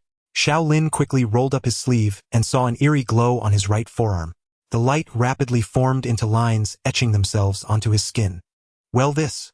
Xiao Lin stared at the ox-head-shaped mark on his right forearm, wondering what kind of miraculous turn of events this was. Ning Yunmiao had gone to bed early as usual today. Though she spent most of her daylight hours sleeping, she believed nighttime slumber was true rest, so she cherished her evening sleep. This sleep time had always satisfied Ning Yunmiao, as she usually slept deeply and sweetly, washing away the fatigue from her daytime cultivation naps. But today everything changed. Ning Yunmiao suffered from insomnia. To be precise, it wasn't immediate. She fell asleep but was jolted awake by a nightmare, and then all drowsiness vanished. 99 roast whole lambs, 100 roast whole lambs. It's hopeless, I can't sleep. Ning Yunmiao sat up in bed, letting out a groundhog-like roar. Ning Yunmiao had lost her sleep, just as the West had lost Jerusalem. Meow. Xiao Bai appeared beside her, tilting its head in confusion at the girl's agonized expression. Xiao Bai, I can't sleep. Ning Yunmiao's sparkling big eyes lost their luster. Meow. Are you asking why I can't sleep? Ning Yunmiao sighed. Maybe it's because I had a nightmare. Speaking of the nightmare, her adorable little face twisted into an angry scowl, and she clenched her small fists. Do you know, Xiao Bai? I dreamed of a disgusting guy who said he wanted to pursue me. He kept spouting cheesy pickup lines and even tried to get handsy with me. So repulsive. Meow. Xiao Bai yawned. Good thing it was just a dream. If I ever met him in real life, I'd give him a good slap. Ning Yunmiao swung her clenched fists as if the loathsome man stood right before her. But after a few vigorous punches, she quickly lowered her hands. Ugh. I was already hungry and moving around made it worse. Maybe. No, I already had a midnight snack. Eating more would be rude. Muttering to herself, Ning Yunmiao used her left hand to grab her raised right hand. Meow. Xiao Bai watched the tormented girl, its golden feline eyes showing a human-like helplessness. Then it slipped off the bed and nudged a small food box out from under it. Xiao Bai, are you feeling sorry for your owner? Since you're so thoughtful, how could I possibly refuse you? Ning Yunmiao wiped at the corners of her eyes where no tears existed, quickly bent down, grabbed the food box, opened it, and eagerly took out a pastry. Taking a gentle bite of the pastry, the girl's previously sorrowful little face blossomed into a satisfied smile. Xiao Bai, I've never spoiled you for nothing. Xiao Bai hopped onto the bed and stared at Ning Yunmiao, the elegant cat, speechless. Alright, that's enough. If I eat more, I'll run out of snacks again. After 2 pieces of pastry, Ning Yunmiao grabbed a sweet potato strip, closed the food box, and carefully stuffed it back under the bed. Can't let senior brother find out. Confirming the box was safely stored, she lay back down. Still no sleepiness. Never mind, Xiao Bai, let me tell you about my past. Ning Yunmiao bit into the sweet potato strip, staring at the ceiling. Xiao Bai silently crawled to the edge of her pillow and curled up. Hee mainly because I'm afraid I'll forget, so I tell you often to reinforce my memory. Alright, I'll start. Ahem, as you know, Xiao Bai, I'm actually a transmigrator. Ning Yunmiao rolled over and reached out to stroke Xiao Bai's head. I used to be from a wealthy family with no worries about food or clothing. Even after graduating from college, I stayed home all day eating and watching dramas without any issues. Envious, aren't you? Xiao Bai meowed in response. And then one day I was reading a novel and suddenly I ended up in this book world. He amazing, right? Amazing little kitty. Ning Yunmiao nibbled on the sweet potato strip while scratching under Xiao Bai's chin. Xiao Bai immediately closed its eyes in bliss. But soon Xiao Bai felt the soft little hand stop. It opened its eyes in confusion and saw Ning Yunmiao with red-rimmed eyes. Xiao Bai, if mom and dad found out I was gone, how heartbroken would they be? They doted on me the most. Perhaps due to the nightmare, the sudden insomnia, or the tribulation lightning she experienced during the day, Ning Yunmiao, who always wiped away her tears alone, surprisingly broke down in front of another being. Even if that being was a cat. Compared to Xiao Bai, Ning Yunmiao, who was now softly sobbing, seemed more like a pitiful little kitten. Xiao Bai was silent for a moment, then moved closer to Ning Yunmiao, and gently rubbed its head against hers. Ugh, I'm fine, Xiao Bai. Ning Yunmiao wiped the tears from her little face. My 2 older brothers will take good care of mom and dad. I was always just the mascot at home anyway, so it doesn't make much difference whether I'm there or not. She took a bite of the sweet potato strip she hadn't dropped even while crying, sniffled and smiled at Xiao Bai. And I've been really happy living here too. Everyone on Green Lotus Peak is wonderful, especially senior brother. We get along so well. Every time we go together to snatch spirit meals, it's so much fun. Let me tell you. Meow. Xiao Bai, marveling at how quickly Ning Yunmiao adjusted her mindset, thought to herself that this was indeed the mark of an unblemished Dao heart, when suddenly the girl's expression froze. What does this quest mean? Ning Yunmiao stared at the panel that had appeared before her, her expression dazed. Another morning had dawned. Having gone to bed late due to the mysterious mark that appeared on his right hand, Xiao Lin woke up later than usual. The moment he opened his door, he saw Ning Yunmiao sitting on a stone bench in the courtyard, lost in thought. What the? Am I still asleep? With this thought, Xiao Lin immediately rubbed his eyes, vigorously blinking repeatedly to clear his vision. The result was obvious. He hadn't woken up. Could something have happened? Another possibility crossed Xiao Lin's mind. In a flash, he stood before Ning Yunmiao, hands on the table, and asked, "Fourth junior sister, what's wrong? Where is master? Is the Flowing Cloud sect about to be annihilated?" "Ha! Senior brother, what are you talking about?" Snapping out of her reverie, Ning Yunmiao was taken aback by his words. "If nothing's wrong, why are you up so early?" Xiao Lin's expression turned serious. Even though he had woken late, it was barely past the hour of the rabbit. For Ning Yunmiao, this was far too early. Normally, she wouldn't stir for at least another 2 hours. So seeing his 4th junior sister rise so early made Xiao Lin's mind race. "Well, actually I had some trouble sleeping last night." Ning Yunmiao scratched her head. "I did fall asleep eventually, but then I dreamed of that creep again and got scared awake." Seriously, is this a continuous dream? How can it just pick up where it left off? Creep? Dreamed of? What was that all about? Xiao Lin blinked thought for a moment, then asked, "So 4th junior sister, you had insomnia?" "Yes. Should we go see Uncle He at the Elixir Fragrance Peak?" "Senior brother, I'm fine, I don't need that," Ning Yunmiao said pitifully. "Is it such a big deal that I woke up early once? Does everyone have to ask if I'm sick? What kind of image do you all have of me?" "The image of a lazy pig that only eats and sleeps," Xiao Lin answered inwardly. "Then why the insomnia?" He sat across from her and looked at her. "It's not that.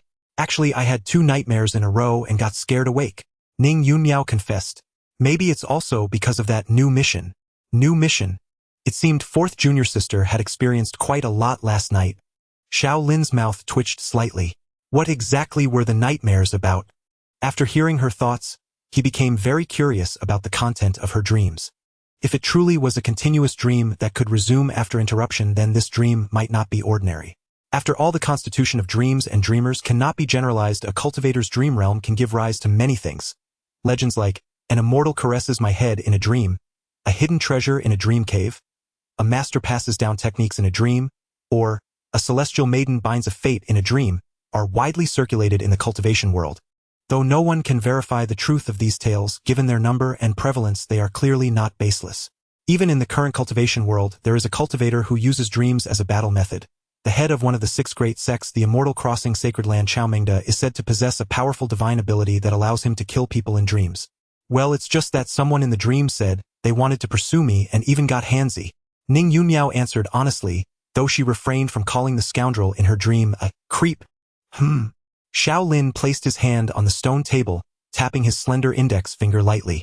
He couldn't imagine what hidden meaning or omen such a dream content could hold. Could fourth junior sister be about to have a romantic encounter? But judging by her thoughts, the man in the dream didn't seem to be a suitor that made her heart flutter. Oh, senior brother, don't worry. I'm really fine. Seeing Xiao Lin lost in thought, Ning Yunmiao waved her hand. It's just insomnia and a nightmare. What's the big deal?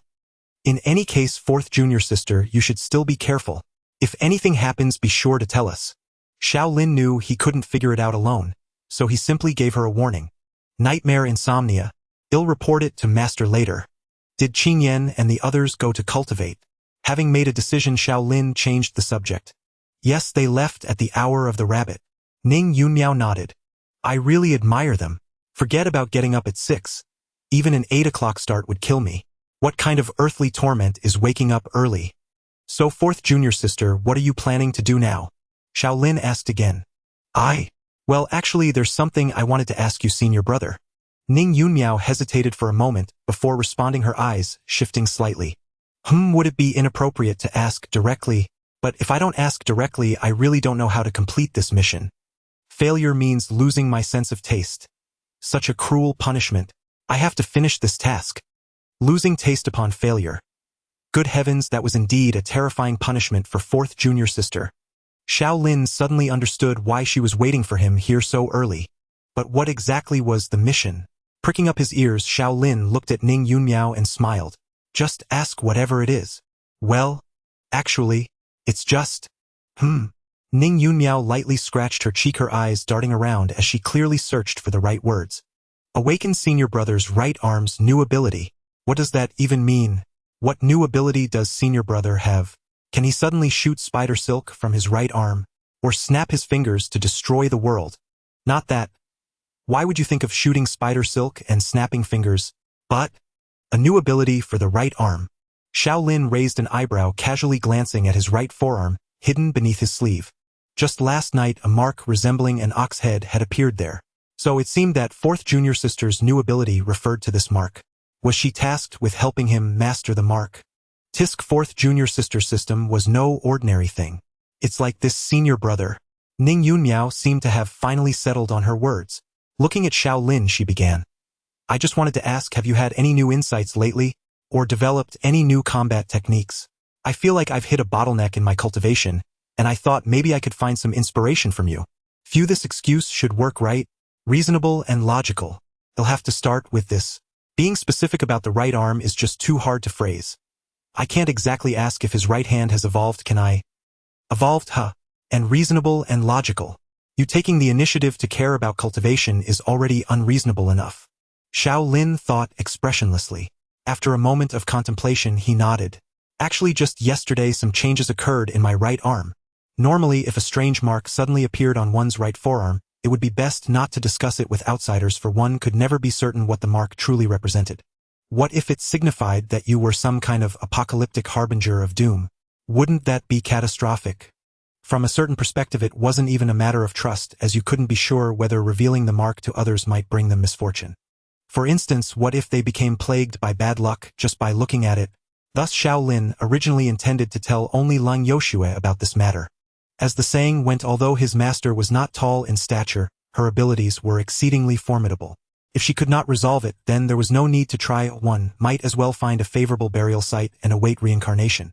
As for whether the master might harbor some deeper meaning behind the mark and turn against him, Xiao Lin could not articulate why, but he simply felt that she would not. Truth be told, Xiao Lin trusted Lang Yoshua deeply. The peculiar thing was that this trust was inexplicable present from the very first day he met her. Xiao Lin even suspected that, in his past life, he might have had some connection with Lang Yoshua. In any case, he had planned to pay his respects to her this morning, and while at it seek her guidance regarding the mark. But now, since Ning Yunmiao seemed to have received a task related to this mark, Xiao Lin thought it worth a try. After all, since Ning Yunmiao's system had assigned her to help him, surely letting her see the mark wouldn't cause any trouble, would it? Unless her system intended to harm her. As for whether his fourth junior sister might harm him, well, it was quite an achievement if she wasn't harmed by others herself. A change? What kind of change? Ning Yunmiao immediately pressed upon hearing this. She could disregard other tasks, but this one she had invested her utmost attention in. For the sake of her sense of taste, she was prepared to sacrifice everything. In summary, a mark suddenly appeared on my right hand, Xiao Lin said, rolling up his sleeve. A faint blue mark resembling an ox's head, and about a quarter the size of a palm, immediately came into view. Wow, how cool! Ning Yunmiao's eyes lit up. I want one too, but I'd prefer a cat shape, not an ox head. Do you think this is a tattoo? Wanting a cat shape? Xiao Lin twitched the corner of his mouth and continued. The appearance of this mark seems related to the Xian Gui Ning Hun Dan I took earlier. Xian Gui what Dan? Xian Gui Ning Hun Dan. Oh, what's that? It's the pill master gave me yesterday. Oh. So that pill had this kind of effect. I only mentioned that as a possibility, hoping you could help me figure things out, not to say this is definitely the pill's effect. Never mind. Why did I ever expect my fourth junior sister to offer any insight? Xiao Lin shook his head inwardly. Besides the confusion over the mark's appearance, I'm also puzzled about its purpose. Surely it can't be just for decoration. Could be. It really looks great. If it were a pink cat head, I can't imagine how adorable it would be. That's enough from you. Restraining the urge to give Ning Yunmiao a flick on the forehead, Xiao Lin continued. Fourth junior sister, you mentioned inspiration earlier. I'd like to ask if you have any thoughts on this mark that could provide me with some insight. Let me see. Upon hearing this, Ning Yunmiao leaned forward and earnestly examined the mark on Xiao Lin's hand. She was now certain that this mark on Xiao Lin's right hand was her task's target. Thus, for the sake of her sense of taste, she would give it her all. Yet despite such lofty determination, after staring for a long while, she still had not a single clue. Open sesame. In the end, she blurted out such a phrase. Xiao Lin blinked, suddenly feeling that discussing this with his fourth junior sister might be a waste of time. By the power vested in me. Transform. Mark of hidden darkness. Avada Kedavra. Hey, why did Avada Kedavra even come up? Seeing that Ning Yunmiao seemed ready to keep trying, Xiao Lin quickly interjected. Fourth junior sister, I don't think that's the case. Then what should we do? Ning Yunmiao immediately looked at Xiao Lin with a pleading expression. Bro, I came to you for help, not to ask you what to do. Xiao Lin took a deep breath, gazed at Ning Yunmiao's adorable face, and smiled slightly. Never mind, fourth junior sister. I think with our wisdom it might be hard to fathom the mystery. Why don't we ask the master? Yeah, that's true. Ning Yunmiao showed no sign of guilt or shame, nodding. That's the fastest way. I almost forgot about the master. Once she handles this, my sense of taste will be saved. Hooray. Let's go see the master together. Great. Let's go. Wait, I need to grab some food. Skipping breakfast is no good. Get some for me too. Sure thing. At Qinglian Peak, behind the mountain in front of the bamboo hut, Xiao Lin and Ning Yunmiao gazed at the closed door, their expressions somewhat complicated. They had just consulted Lang Yoshua about the oxhead mark. And what do you think the result was? This. No problem. It can indeed be used as a means of attack. How to use it? I'm not sure. You grew it yourself, figure it out yourself.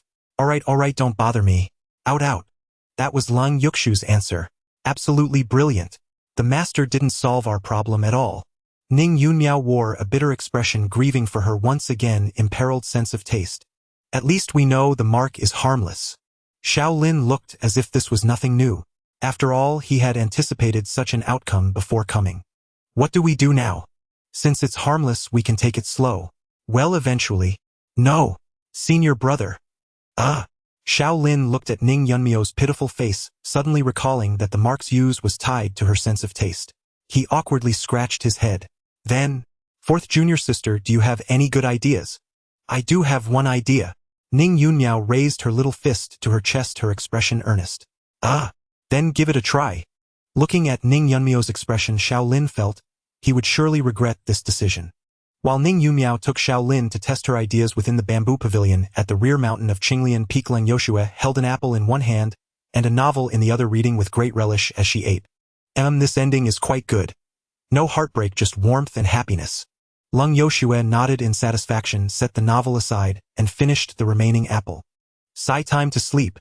I stayed up late again last night, and that's terrible for the skin. With a flick of her hand, she reduced the core to ash, then lay down gracefully on the soft couch. Spring drowsiness, autumn fatigue, summer naps, and the never-waking winter months. What would humanity do without sleep? I dare not even imagine. Murmuring softly, Leng Yoshua pulled a small blanket over her flat stomach, closed her eyes, and prepared to drift off. But after her lashes fluttered 7 or 8 times, she opened her eyes again. Tch, how annoying. Sitting up, she reached out a small hand. At her gesture, the space her hand touched began to warp. Leng Yoshua simply pulled a token from the distorted void. The token was a pale gold, its material unknown. One side bore the characters Lei Xiao, while the other was etched with a design. If Xiao Lin were here, he would find the pattern familiar, for the reverse side depicted a bull-like head identical to the one on his right forearm, though it had turned gold due to the token's hue. Leng Yuxu's gaze lingered on the pattern for a moment, then she flipped the token to examine the Lei Xiao inscription. As she moved it, faint lightning crackled with arcs of purple electricity swirling. Annoying, annoying. Get lost. Muttering irritably, she tossed the token aside, and it was swallowed once more by the warping space. I still need to go out and settle that boy's matter later. Better get some sleep now. Lying back on the couch, she pulled the blanket over her stomach, closed her eyes, and fell asleep. Before his transmigration, Xiao Lin had once heard from a bald powerhouse a method for fast-tracking geniuses: 100 push-ups daily, 100 sit-ups daily, 100 squats daily, and a 10-kilometer run each day. Back then, Xiao Lin had merely chuckled at the idea, never imagining it would befall him. Yet today it truly became his reality. How is it, senior brother? Do you feel anything? Seeing Xiao Lin finish 100 push-ups, Ning Yunmiao immediately stepped forward, her face full of anticipation. Xiao Lin assessed himself, then honestly shook his head. No, I don't. How can that be? Ning Yunmiao instantly wore a look of sorrow and pain. I racked my brains for ages to come up with this method. Actually, you really didn't need to rack them that hard. Xiao Lin's mouth twitched slightly as he said directly, fourth junior sister, I think our approach might be off. Let's try another way. No, we haven't finished testing yet. We can still try sit-up, squats, and running, Ning Yunmiao quickly protested. No, fourth junior sister, I really don't think this method of getting stronger from your hometown works. Unwilling to waste more time, Xiao Lin firmly refused. Then, what should we do? Ning Yunmiao's bright, watery eyes lost their luster. Well, for now, it seems that activating the power of this mark in a short time might be difficult. Xiao Lin chose his words carefully as he looked at Ning Yunmiao. Fourth junior sister, there's no need to rush, is there? Comprehension is all about fate and opportunity. Once I master the method to use this mark, it'll come to you first, so you can see if my insights spark any inspiration for you. Xiao Lin's words were actually a probe, hoping to glean the time limit of Ning Yunmiao's task from her thoughts. If the deadline was tight, he would be willing to spend more effort seeking the mark's usage, though it might not help it beat waiting idly. Well, for now, it seems this is the only way. Ning Yunmiao looked crestfallen. I can't keep senior brother tied up with my experiments forever. He has his own life to live. Besides, the task has a 6-month deadline, so it should be fine. A 6-month deadline, and you're panicking now. I thought it was just a few days. Xiao Lin rubbed his forehead, about to speak a few words of subtle comfort to Ning Yunmiao, when he suddenly sensed something and turned his head to look in a certain direction. Someone's coming. Ning Yunmiao also noticed the disturbance and quickly looked up. The mountain gate of Qingxu Sect lay in that direction, so any commotion there meant someone had arrived, a returning disciple, a visiting guest, or perhaps an enemy attack.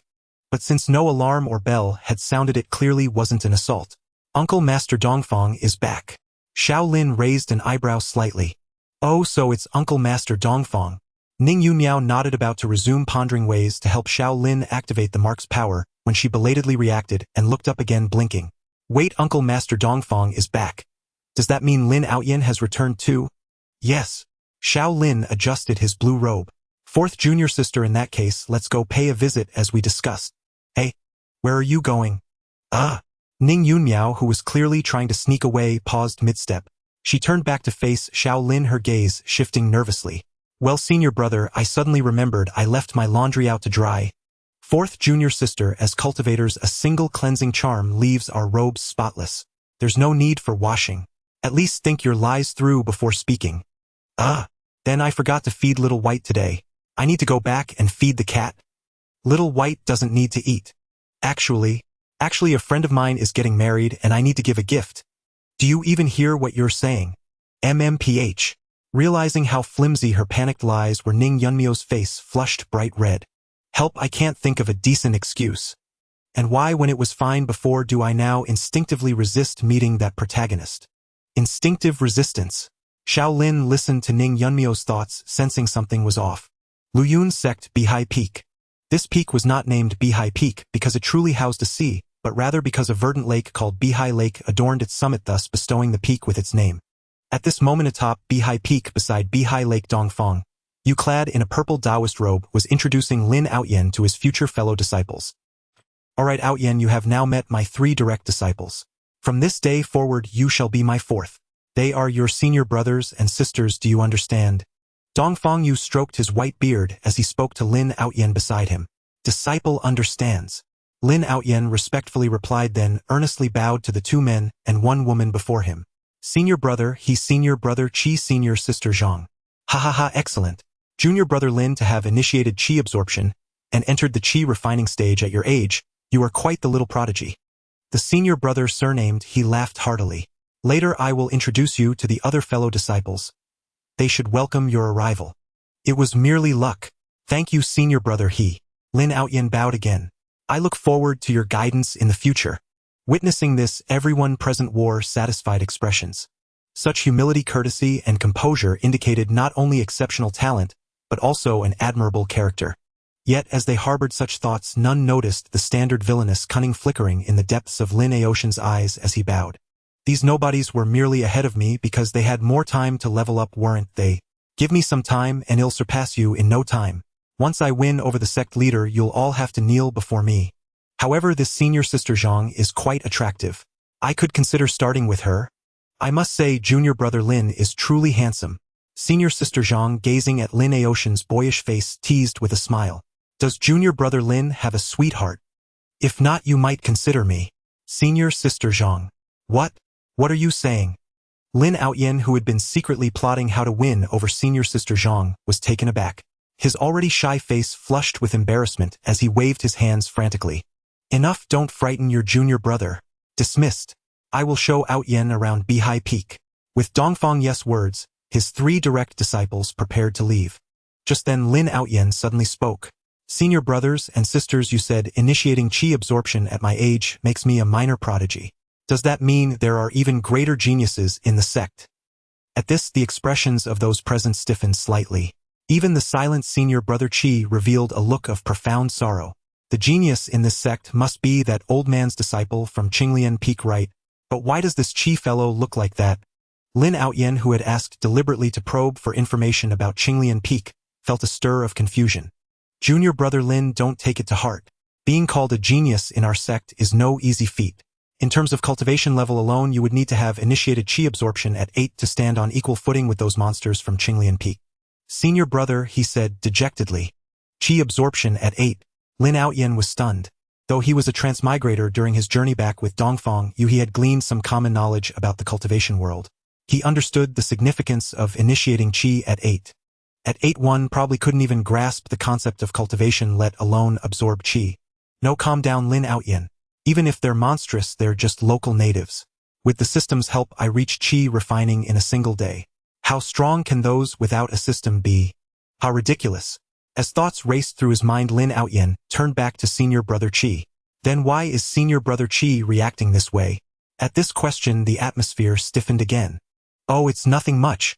He just wrote a 30,000 character love letter to senior sister Luo, waited half a year, and found out she never read it. What's the big deal? Still not over it. Senior sister Zhang, clearly outspoken, broke the awkward silence. You, wah. Unexpectedly, senior brother Qi, upon hearing this, reddened, his eyes turned, and ran away, covering his face. Lin Outyen watched, thinking to himself that the people in this sect seemed a bit off. But senior sister Luo He, it seems Qinglian Peak is indeed full of beauties, perfect for a harem. Just as he was thinking, he saw senior sister Zhang's eyes redden. What are you crying for? You at least wrote a letter. Unlike me, who only dares to secretly admire senior brother Xiao without the courage to confess. Wah. With that, senior sister Zhang also turned and ran away, covering her face. Ah, master, I'll go fetch them both. Seeing this senior brother, he volunteered immediately and hurriedly left. In an instant, only Dongfang Yu and Lin Outyen remained. Lin Outyen thought, well, the people in this sect are indeed abnormal. Ahem, Outyen, your 3 senior siblings are just a bit wild. You'll get used to it. True to his position as a peak master, Dongfang Yu, after a moment of initial shock, quickly recovered, stroked his beard, and began to gloss over the situation. Ah, disciple understands. With such senior siblings, daily cultivation life should be quite pleasant, right? Lin Outyen, quick to adapt, responded with a smile. Dongfang Yu, thinking how sensible this disciple was about to speak when a startled cry came from a nearby bush. Ah, it's that cringy guy. Rewind a bit. Though Ning Yunyao felt an inexplicable fear, she couldn't resist Xiao Lin's insistence, and was dragged along to Beihai Peak. Ordinarily, even as fellow disciples, they would need to state their purpose and have the gatekeeping disciple announce them. The reason Li Yuhuan hadn't done so when visiting Qinglian Peak was because it had no gatekeeping disciple.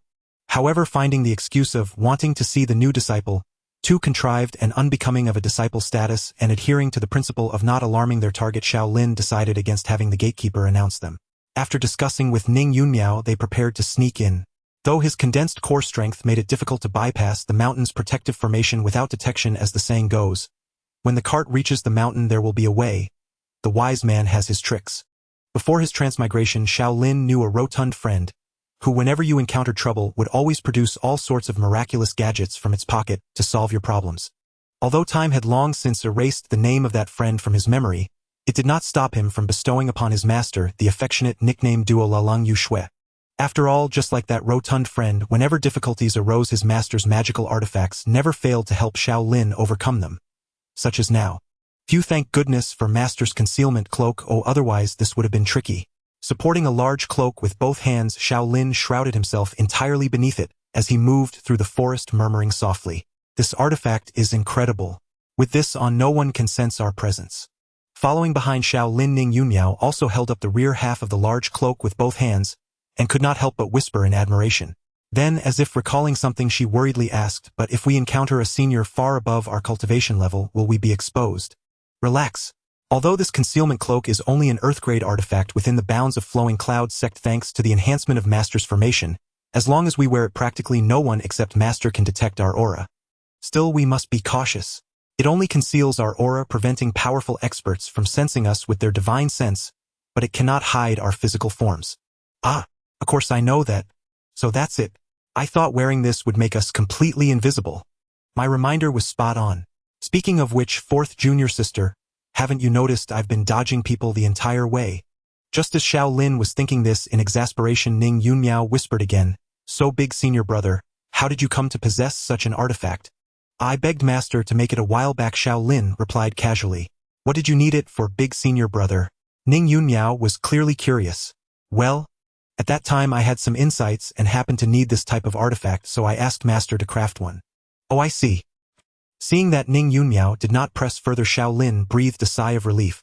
If one were to ask about the true purpose behind the creation of this concealment cloak, it might trace back to the very beginning. Does everyone still recall that among the system tasks Xiao Lin had received in the past, there was one that required collecting 10 pairs of a maiden's socks? Logically speaking, such intimate garments as a maiden's socks could only be found in the female disciple dormitory area, whose matron was an elder at the nascent soul lower stage who had already cultivated divine sense. To pull off such sneaky deeds under her nose, unless one's cultivation level surpassed hers, it would be nearly impossible to avoid detection. At that time, Xiao Lin, who was only at the foundation establishment stage, sought out Lang Yu Shui. After spinning a web of lies and procuring 10 best-selling novels for her, he successfully obtained the upgraded concealment cloak blessed by Lang Yu Shui. Ahem, that digression went a bit far. Let's return to the present. The two of them, shielded by the concealment cloak, weaved through the forest and underbrush, finally arriving at the summit of Azure Sea Peak without incident. Few were almost there. I almost got caught just now. Before Xiao Lin could finish his words, as he advanced through the bushes, a figure ran past them sobbing with a hand covering their face. Did I just see things? It looked like someone ran by crying. Ning Yunmiao, following behind Xiao Lin, asked in a hushed tone. Don't mind it. It's none of our business. Alright. As their conversation ended and they moved forward a short distance, another figure ran past them sobbing with a hand over their face. X2 Xiao Lin and Ning Yunmiao both halted simultaneously, stunned. What was this? A replay? Big senior brother, have we been trapped in a time loop? Ning Yunmiao's mind clearly jumped to a frightening conclusion as she gasped. Stop dragging TV drama plots into reality. Xiao Lin thought expressionlessly, raising his hand to point ahead. No, look, we've arrived. The one beside Uncle Master Dongfang should be Lin Outyen. Really? Is that so? Come over and see for yourself. I am looking. How can you see from over there? Get over here. Xiao Lin reached out and pulled Ning Yunmiao over from behind him. At that moment he had no idea what consequences this decision would bring, nor that he would regret it for a long time to come. Because the instant Ning Yunmiao was yanked into view of Lin Outyen, the expression on her cute little face shifted from resistance to utter shock. Fourth junior sister. Seeing Ning Yunmiao frozen in place, Xiao Lin couldn't help but call out softly, a terrible premonition rising in his heart. The next second his premonition came true. It's that cringy guy. X3, not only Xiao Lin but Dongfang Yu and Lin Outyen also turned to look at the source of the voice. Damn it, fourth junior sister, what are you doing? Xiao Lin's heart screamed in alarm as he prepared to grab Ning Yunmiao and flee. But before he could act, he found that both he and Ning Yunmiao had already appeared before Dongfang Yu. In the presence of a tribulation transcendence realm powerhouse, the attempt of mere condensation core and foundation establishment cultivators to escape was as impossible as Ning Yunmiao voluntarily giving up sleep to cultivate. What are you two junior disciples up to? Dongfang Yu asked, his face expressionless as he looked at the pair. Well? Before Xiao Lin could concoct an excuse, he sensed a slight shift in Dongfang Yu's gaze. Following the man's line of sight, he turned his head and saw Ning Yunmiao glaring furiously at Lin Outyen. That cringy guy. It's all his fault I didn't sleep well last night. I even suffered from insomnia. I want to punch him so badly. Wait, isn't something off here? Xiao Lin blinked and immediately called out fourth junior sister. Oh, big senior brother, what's wrong? Snapped out of her fury by the call, Ning Yunmiao looked up at Xiao Lin in confusion. Xiao Lin didn't answer, merely glancing at her clenched little fist. Realizing how obvious her behavior was, Ning Yunmiao quickly relaxed her fist and stuck out her tongue apologetically at Xiao Lin. Sorry, big senior brother. I just suddenly remembered something really infuriating. Fourth junior sister, that excuse might fool me, but no one else would buy it. Just as the thought crossed Xiao Lin's mind, Dongfang Yu asked junior disciple Ning, do you know Outyen? Dongfang Yu was no fool, nor was he a fool who feigned ignorance like Xiao Lin. Thus, witnessing Ning Yunmiao's unusual behavior and hearing her unconvincing excuse, he naturally had to question her. Indeed, senior sister, do we know each other? Lin Outyen, standing nearby, asked with a bashful expression. To be honest, he was startled. Yet it was not Ning Yunmiao's attitude that shocked him, but rather her beauty. She was infinitely more captivating than that senior sister Zhang from before. Was this what a true celestial maiden looked like? This was the quintessential protagonist's beloved, wasn't it? Her glaring at me only proved that I held a special place in her eyes. According to the tropes of novels, this girl must have misunderstood me. Once the misunderstanding was cleared, using it as a starting point, I would surely win her over. Ha ha ha, I truly am the protagonist. As Lin Outyen was lost in thought, Ning Yunmiao declared firmly, don't speak. I don't want to hear your voice. Lin Outyen gazed at Ning Yunmiao's disdainful expression and wondered if the misunderstanding was too severe. Niece Ning, what exactly do you mean by this? Upon hearing her words, Dongfang Yu, as Lin Aotian's master, furrowed his brow slightly and questioned her once more. As the de facto second-in-command of Qingxu Sect, given the sect leader's absenteeism, Dongfang Yu essentially acted as an interim leader. He knew the temperament of the disciples from Qinglian Peak well and understood that Ning Yunmiao would not act without reason. Thus he merely inquired, refraining from any harsher measures. Uncle Master Dongfang, I apologize. I didn't mean it. Hearing Dongfang Yu's words, Ning Yunmiao realized what she had just blurted out and quickly waved her hand, saying, what do I do? I can't very well say that Lin Aotian's face is identical to that disgusting man in my dream, can I? That would be utterly unconvincing. Lin Aotian's face is the same as that disgusting man in your dream. Xiao Lin, who was nearby, heard this inner thought and immediately became alert. Fourth junior sister had never met Lin Outyen before. Logically, she couldn't have dreamed of him. Did this mean her dream had foreseen Lin Aoshan's appearance? Well, it was also possible that due to the frequent mentions of Lin Outyen recently, fourth junior sister recalled the novel's description of him and dreamed of his face. But even if it was from the novel, it couldn't be an exact match. Thoughts raced through Xiao Lin's mind like lightning. He quickly looked at Dongfang Yu, bowed, and respectfully said, "Uncle Master Dongfang, it's like this. Fourth junior sister had some physical issues yesterday and suffered from insomnia all night. She might be a bit dazed today, occasionally talking nonsense. Please forgive her." Insomnia all night? Oh dear, that's a serious problem. Dongfang Yu exclaimed in surprise. "Have you informed the sect leader?" "What did the sect leader say?" "Seriously, it's just insomnia. Does everyone have to act like I'm terminally ill?" Ning Yunmiao silently clenched her small fists. Xiao Lin, laughing heartily inside, maintained a respectful demeanor and replied, "According to Master, fourth junior sister merely has a minor ailment and is not seriously ill. Thank you for your concern, Uncle Master Dongfang." Earlier, when they went to see Lang Yoshue, he had casually mentioned Ning Yunmiao's condition. Lang Yuxu's assessment was, "Insomnia? Oh, that is indeed unusual. Let me see. I see. It's nothing serious. Drink plenty of hot water." In summary, it was nothing serious. "That's good to hear, that's good to hear," Dongfang Yu said, relieved. These little prodigies of Qinglian Peak represented much of Luyun Sect's future. No mishap could be allowed to befall them. "Since that's the case, shouldn't you explain how you evaded spiritual sense detection to get here and why you did so?" Having confirmed Ning Yunmiao was fine, Dongfang Yu's scrutinizing gaze swept over Xiao Lin and Ning Yunmiao once more. Ning Yunmiao panicked at the question. Oh no, I forgot to come up with an excuse. Who would have thought we'd be caught red-handed? What do I do? If you don't panic, Ning Yunmiao. Stay calm. At times like this, all you need is to find a time machine and go back. No, you're definitely panicking. Xiao Lin's mouth twitched slightly, but he didn't even glance at Ning Yunmiao. He bowed to Dongfang Yu and replied, "Uncle Master Dongfang, we used a treasure bestowed by our master to evade the spiritual sense of the seniors at Bihai Peak. As for our purpose, we came to catch a 7-feather celestial crane from Bihai Peak, which is why we resorted to such measures." Ning Yunmiao hadn't considered this, but Xiao Lin had naturally thought ahead. "What? Do you want to catch another one to eat?" Upon hearing this, Dongfang Yu bristled with anger. The 7-colored celestial crane, graceful in form, its flight like a rainbow streaking across the sky, was a rather precious spirit beast. Perhaps because Bihai Peak had Bihai Lake at the sects founding a few 7-colored celestial cranes, had taken a liking to Bihai Peak and made it their home, adding a wondrous sight to the peak.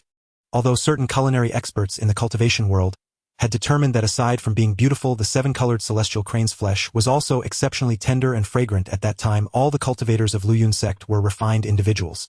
They knew the rarity of such spirit beasts and had no particular cravings, so no one ever caught one to taste. Until Ning Yunmiao appeared. That day, after registering at Bihai Peak as a new disciple, Ning Yunmiao was waiting alone outside the main hall. Watching the crane dancing like a rainbow in the sky, she suddenly grew curious about the taste of such a bird. And then Xiao Lin spent half a day apologizing. "Uncle Master Dongfang, this time is different. My 4th junior sister is unwell and has a strong craving, so I took the liberty of bringing her to catch one. Please punish me," Xiao Lin said, dropping to one knee, clasping his fists and bowing his head. A question mark seemed to float above Ning Yunmiao's head, but she followed suit a beat later, kneeling on one knee and bowing her head in apology. "Please punish us, Uncle Master Dongfang." I see. Hearing that it was due to Ning Yunmiao's illness, Dongfang Yu's anger subsided somewhat. His gaze swept over the two kneeling figures, and he waved his hand. Very well. Since that's the case, you may go and catch one later. But remember, this is the last time." Ning Yunmiao was overjoyed at this. She immediately grabbed Xiao Lin's arm. "Big senior brother, let's go catch one." The taste of the 7-colored celestial crane was unforgettable to her. She had held back only because it had cost big senior brother half a day of apologies last time. Now that there was a chance to get another, she was eager to go. But when her eagerness met Xiao Lin's gaze, which seemed to say, "You'd better think before you speak," Ning Yunmiao quickly calmed down and resumed her kneeling posture of apology. "Thank you, Uncle Master Dongfang. By the way, is this your newly accepted disciple?" Xiao Lin rose, pulling Ning Yunmiao to her feet, as he casually glanced at Lin Outyen and asked with a smile. Since his transmigration, Lin Outyin had firmly believed he was the protagonist of this world. In his eyes, a protagonist was one who invariably escaped calamity, unscathed, turned misfortune into blessing, attracted rare treasures, as if drawn by fate, and captivated peerless immortal maidens with effortless charm. In other words, to him, every beautiful woman was inherently destined to join his harem. Thus, when he saw Xiao Lin seize Ning Yunmiao's arm and pull her upright, and saw Ning Yunmiao offer no resistance, he instantly condemned the audacious youth to death in his heart for daring to touch his woman. Yet even as such thoughts churned within upon hearing Xiao Lin's question, he swiftly donned a bashful smile and murmured, "Yes, I am Lin Outyin. Senior brother and senior sister, greetings. So you are brother Lin. I am Xiao Lin, a disciple of the Qingxu Peak. You may call me senior brother Xiao." Having heard Lin Outyin's introduction, Xiao Lin graciously reciprocated with his own. Then glancing at Ning Yunmiao, who wore an unmistakable expression, declaring, "I absolutely will not introduce myself." Xiao Lin sighed helplessly and added, "The young lady beside me is my junior sister Ning Yunmiao. You may address her as senior sister Ning." At the name Ning Yunmiao, Lin Outyin's heart leapt with delight. So this was the maiden he was meant to win over. Ha ha ha. Indeed, she was fated to be one of his harem. Having resolved his course, Lin Outyin immediately bowed deeply to both Xiao Lin and Ning Yunmiao. Then turning to Ning Yunmiao, he scratched his head shyly and smiled warmly. "To speak plainly, senior sister Ning is truly exquisite. I have never beheld such breathtaking beauty in a woman." In Lin Outyin's estimation, direct praise of a woman's appearance would be rare in this ancient cultivation world. Such a bold compliment delivered to a maiden clearly untouched by worldly artifice ought to stir profound admiration, even kindle devotion sufficient to claim her heart outright. After all, did not protagonists in novels often win a heroine's heart with but a single line, sparking infatuation, obsession, and ultimately surrender of body and soul? That was precisely Lin Outyin's conviction, until he witnessed Ning Yunmiao recoil with a look of visceral disgust as though she had just swallowed a cockroach. He froze, utterly dumbfounded. What in the world? This defied the script entirely. "Help! Help!" In yesterday's nightmare, this very man spoke those exact words. He truly is that cringe-worthy fellow from my dream. At that thought, Ning Yunmiao instantly sidestepped twice and ducked behind Xiao Lin like a fledgling chick seeking shelter beneath its mother hen. Xiao Lin glanced back at her, speechless. Granted, identical appearances might be dismissed as coincidence or literary convention, but verbatim repetition of speech defied easy explanation. If fourth junior sister's account held true, only one possibility remained: her dream had been prophetic. Her sudden reluctance to meet Lin Outyin earlier may well have stemmed from that foreknowledge. Good heavens! Though this was a cultivation world, such a twist was undeniably extraordinary. Could it be that fourth junior sister's true identity was that of a seer? As Xiao Lin pondered this, Dongfang Yu's voice cut through the air. "Enough, Outyin. Senior niece Ning is unwell today. Do not disturb her further." Sighing inwardly, even heroes succumb to bowtie sway, Dongfang Yu concluded wearily, then turned to Xiao Lin. "Once you've secured the celestial crane, depart promptly. Senior niece Ning requires rest." "Yes, senior uncle." Xiao Lin replied at once, then turned to Lin Outyin with genuine admiration. "To have reached the Qi refinement realm at your age is truly exceptional talent. You, the Qingxu Peak's prodigy, are praising others for exceptional talent. I'd count myself blessed if you spared me from discouragement, senior brother." Dongfang Yu mused, preparing to usher them away, when Lin Outyin suddenly asked, "Your praise flatters me, senior brother Xiao. Might I inquire, when did you first enter the Qi refinement realm?" "Surely much earlier than I." Lin Outyin spoke with reverent awe and starry-eyed longing, the perfect portrait of a novice disciple gazing up at his senior. Yet his inner truth was far less noble. He hoped Xiao Lin would falter. After all, if Xiao Lin had just lauded his talent, logic suggested Xiao Lin's own gifts must be somewhat inferior. Even if Qingxu Peak boasted an 80-year-old prodigy, such rarities could hardly populate the entire mountain. Surely there existed ordinary disciples too. It defied reason that an entire peak, vast and storied, would harbor only a handful of geniuses and not a single average cultivator. That would be absurd. Moreover, he had already consulted Dongfang Yu. Attaining the Qi refinement realm at 12 was already uncommon. Most cultivators spent years refining their bodies before progressing. Thus 16 to 20 was the typical age range for entering that realm. So, this advantage rested squarely with him. That conviction solidified the moment he saw Xiao Lin's expression flicker with awkwardness. Xiao Lin scratched his head, darted a glance toward Dongfang Yu, and winked. "Your senior sister Ning entered the Qi refinement realm at 8. So she is that peerless prodigy." Lin Outyin instantly thought. Now it made sense. His destined consort, beyond sublime beauty, must also possess transcendent talent. Enough. Why dwell on this?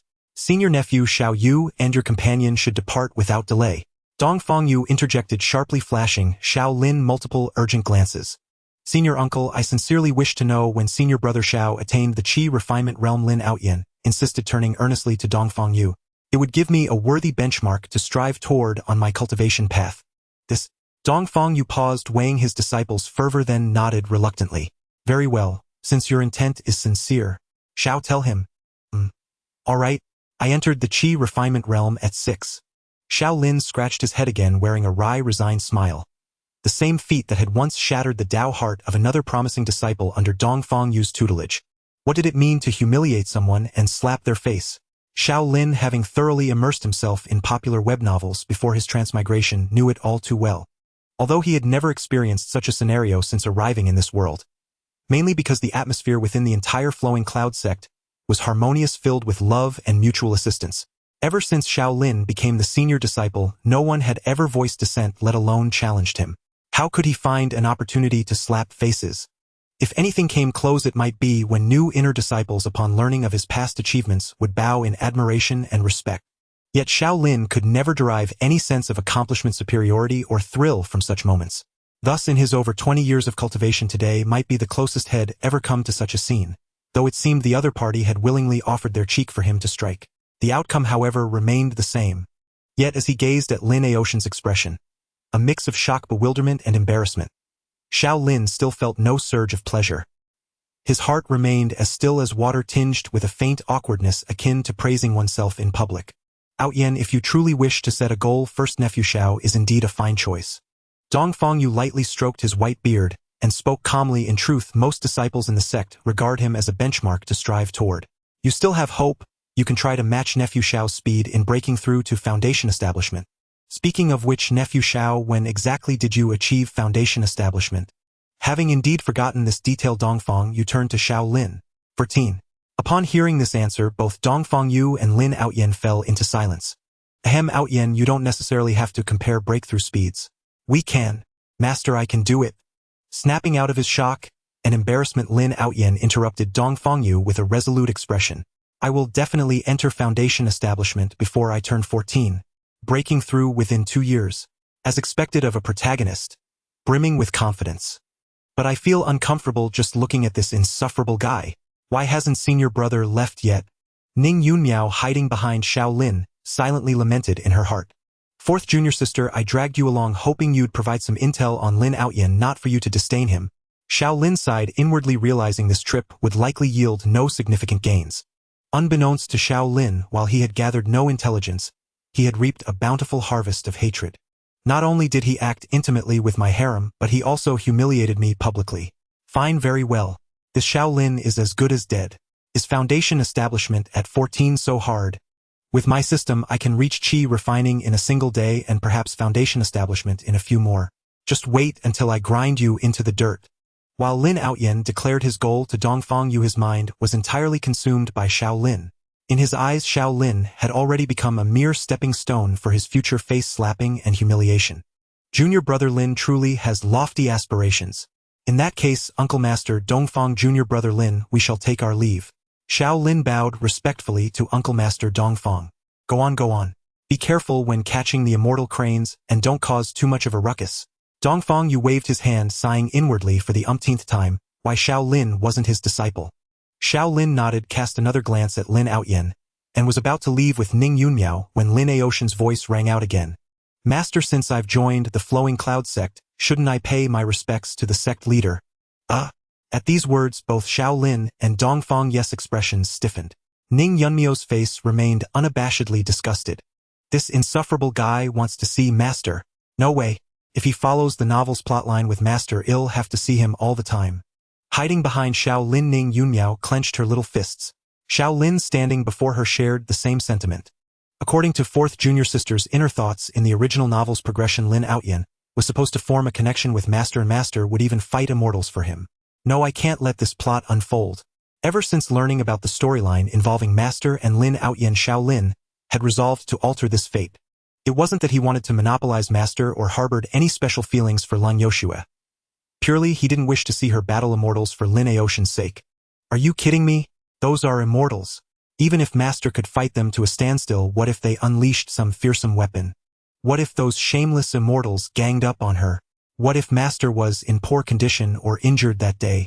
Any one of these what-ifs meant Lang Yoshue would be at a disadvantage, even in danger when facing immortals. Thus Xiao Lin believed it best to avoid clashing with immortals unless absolutely necessary. And fighting immortals for Lin Outyen clearly didn't fall under that category. Junior brother Lin, actually. Xiao Lin began, but Dongfang, you spoke first.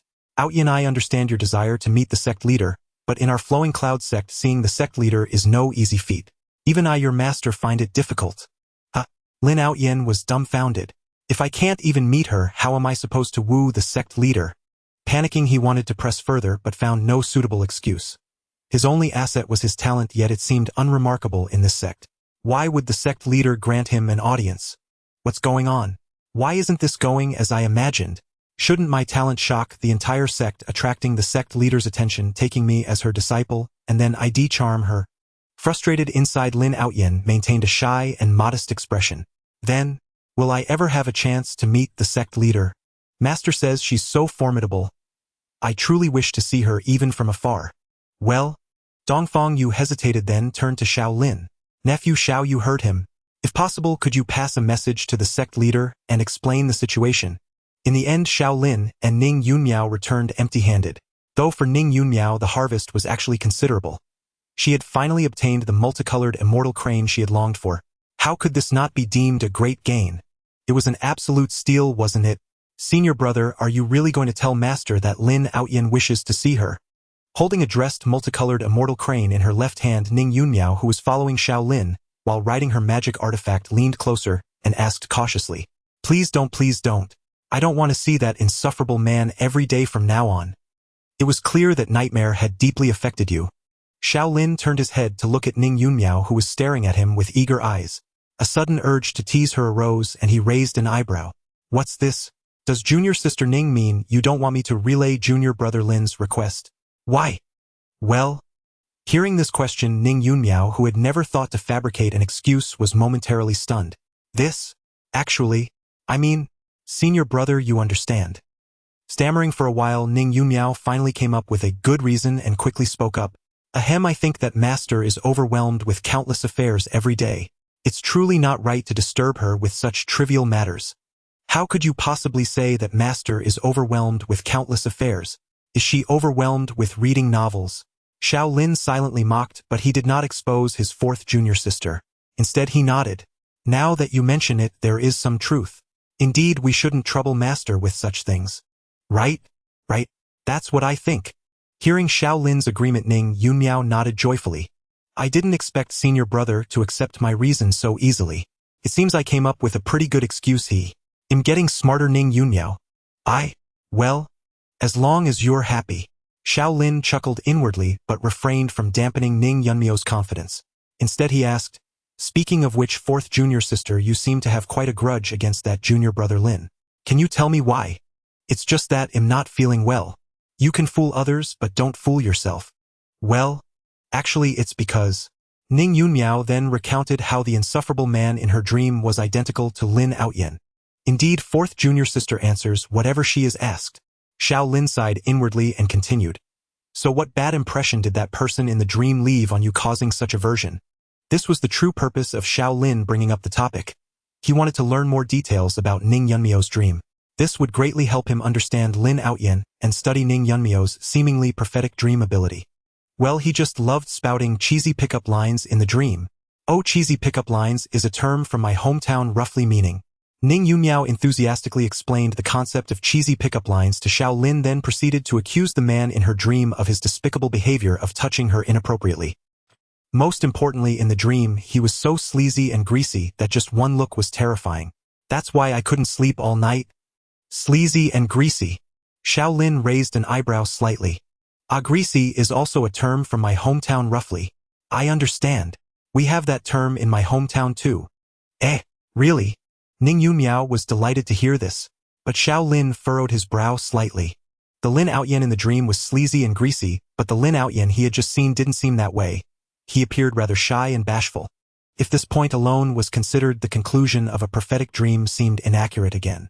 Moreover, according to fourth junior sister, the cheesy pickup lines, spoken by the Lin Outyen in the dream, were mostly widely circulated versions online. So could Lin Outyen also be a time traveler? Well, it's also possible that due to the dream's owner, the Lin Outyen in the dream uttered those internet slang terms. Harboring these doubts, Xiao Lin responded absent-mindedly to the chattering Ning Yunmiao, and soon returned to the top of Qinglian Peak. Senior brother, I'll go prepare the crane now. As soon as they landed, Ning Yunmiao eagerly rushed off with the crane out of the courtyard. The courtyard had no kitchen and forbade open flames. Fortunately, Ning Yunmiao was skilled at roasting chicken and goose, so she could simply find some stones and branches outside to set up and start cooking. Well, for now Lin Outyen doesn't seem to pose any danger, but I can't rule out the possibility that his appearance belies his true nature. I need to keep observing. Xiao Lin sat down on a stone stool in the courtyard, raised his hand to pour himself some spiritual tea, and began organizing the information he had gathered. Fourth junior sister's dream does feel strange. I should report this to Master later and see what Master thinks. He took a sip from the cup and found the tea cold. Looking down at the table, he silently cursed whoever had turned off the heating array on the table while raising his hand to activate it.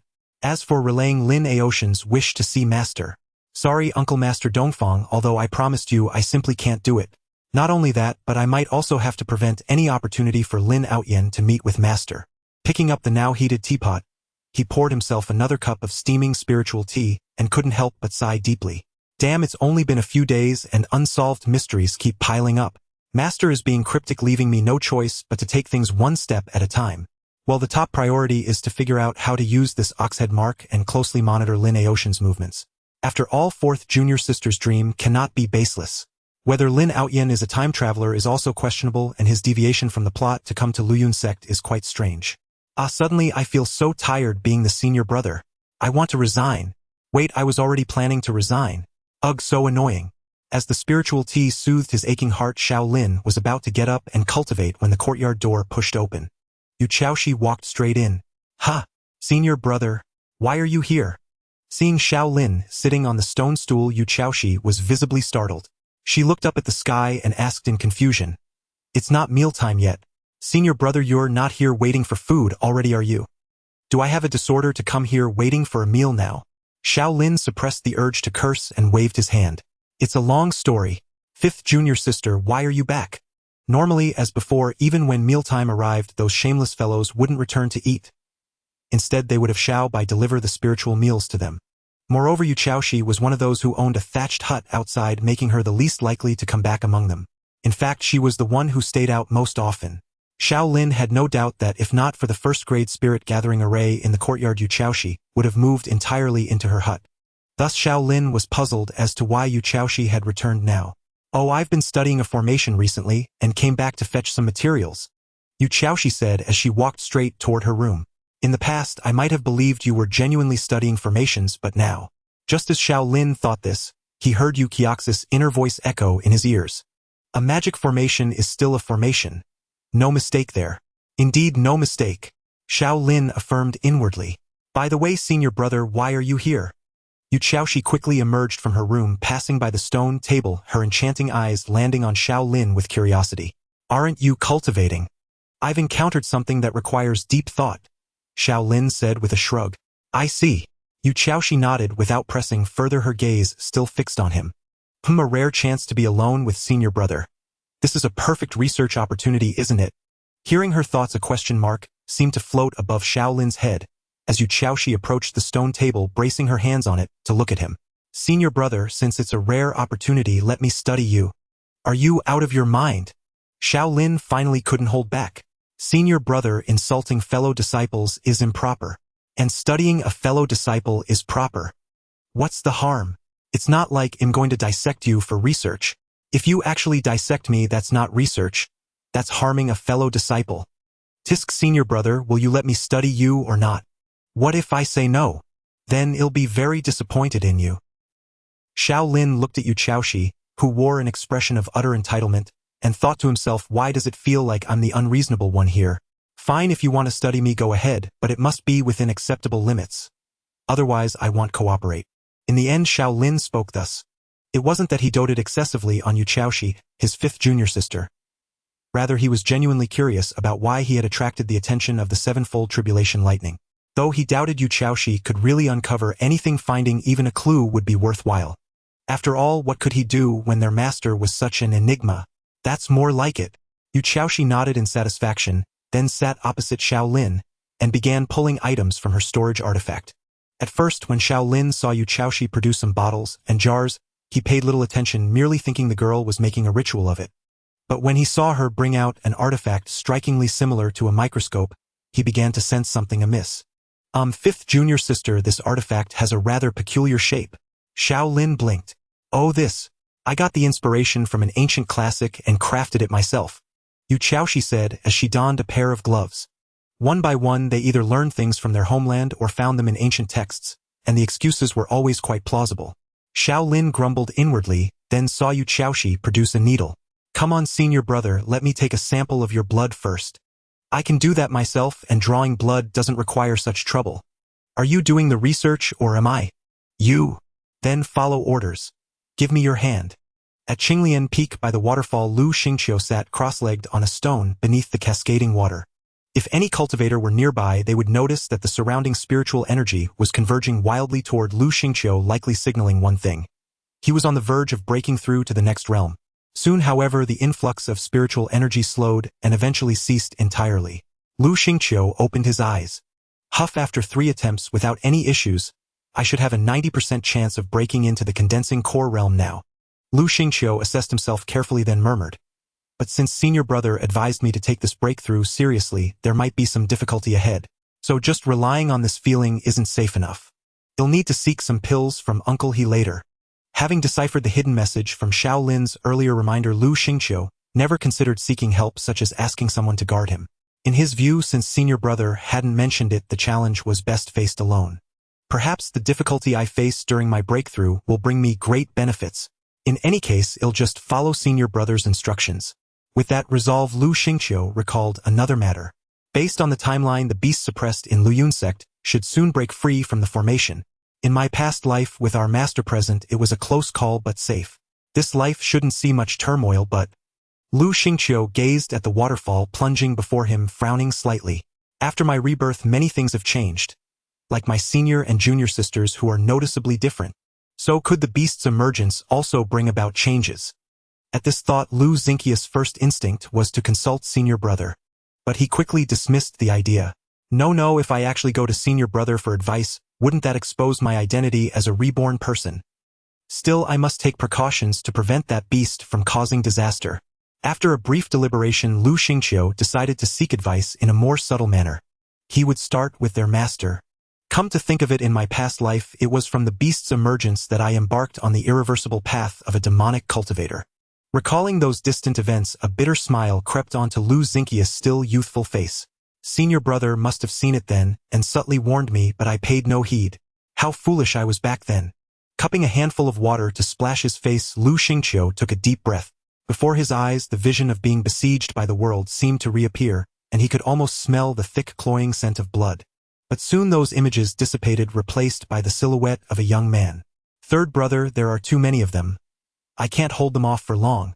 This time you must listen to me. Run as far as you can. Don't worry about me. They won't harm me. Our bond as fellow disciples is already severed, and I will never forgive you, so we are strangers now. This is the last time I'll help you. Recalling those words that seemed to still echo in his ears, Lu Qingxu could no longer tell whether his face was wet from water or tears. Before his transmigration, Xiao Lin had undergone numerous physical examinations, whether during his school years or after starting work, so he could be considered quite experienced in this regard. Yet Xiao Lin never anticipated that after crossing over into this cultivation world, he would once again be subjected to a medical checkup. Xiao Lin, dead memories suddenly attack me. Left, up, right, down. That should be enough, right?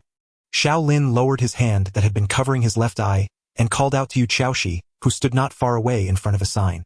Whether it was a case of same world, same dream, or history's uncanny repetition, the sign beside Xiaoshi bore a striking resemblance to the vision test charts Xiao Lin had seen before his transmigration.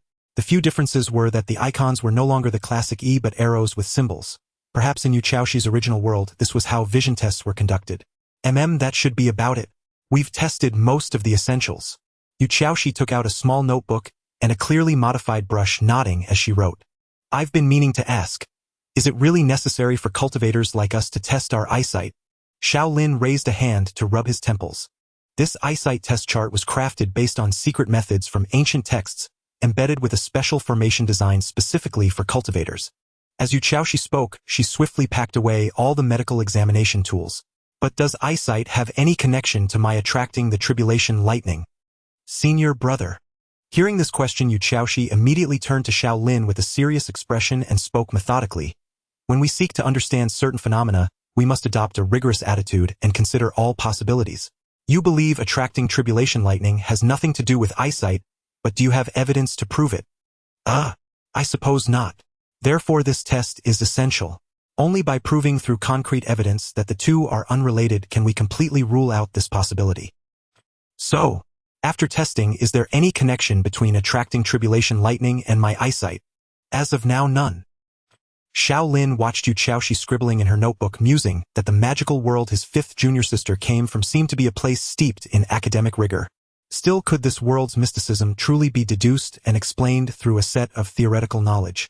What exactly was fifth junior sister researching? Scientific cultivation. As his thoughts wandered, Xiao Lin suddenly noticed Yu Chaoshi sit down in front of him. Senior brother. As she spoke, Yu Chaoshi raised a hand to push up the bridge of her nose. Hey, there are no glasses there. Don't push empty air. Xiao Lin's mouth twitched slightly. Clearly unaware of this subconscious habit, Yu Chaoshi continued. Based on the test results, I believe the reason you attracted the attention of the sevenfold tribulation lightning may be related to your physique or bloodline. Oh! Hearing this, Xiao Lin was taken aback. After all, what Yu Chaoshi said didn't sound like mere speculation. It seemed well prepared. Could it be that she had actually developed a scientific approach to cultivation?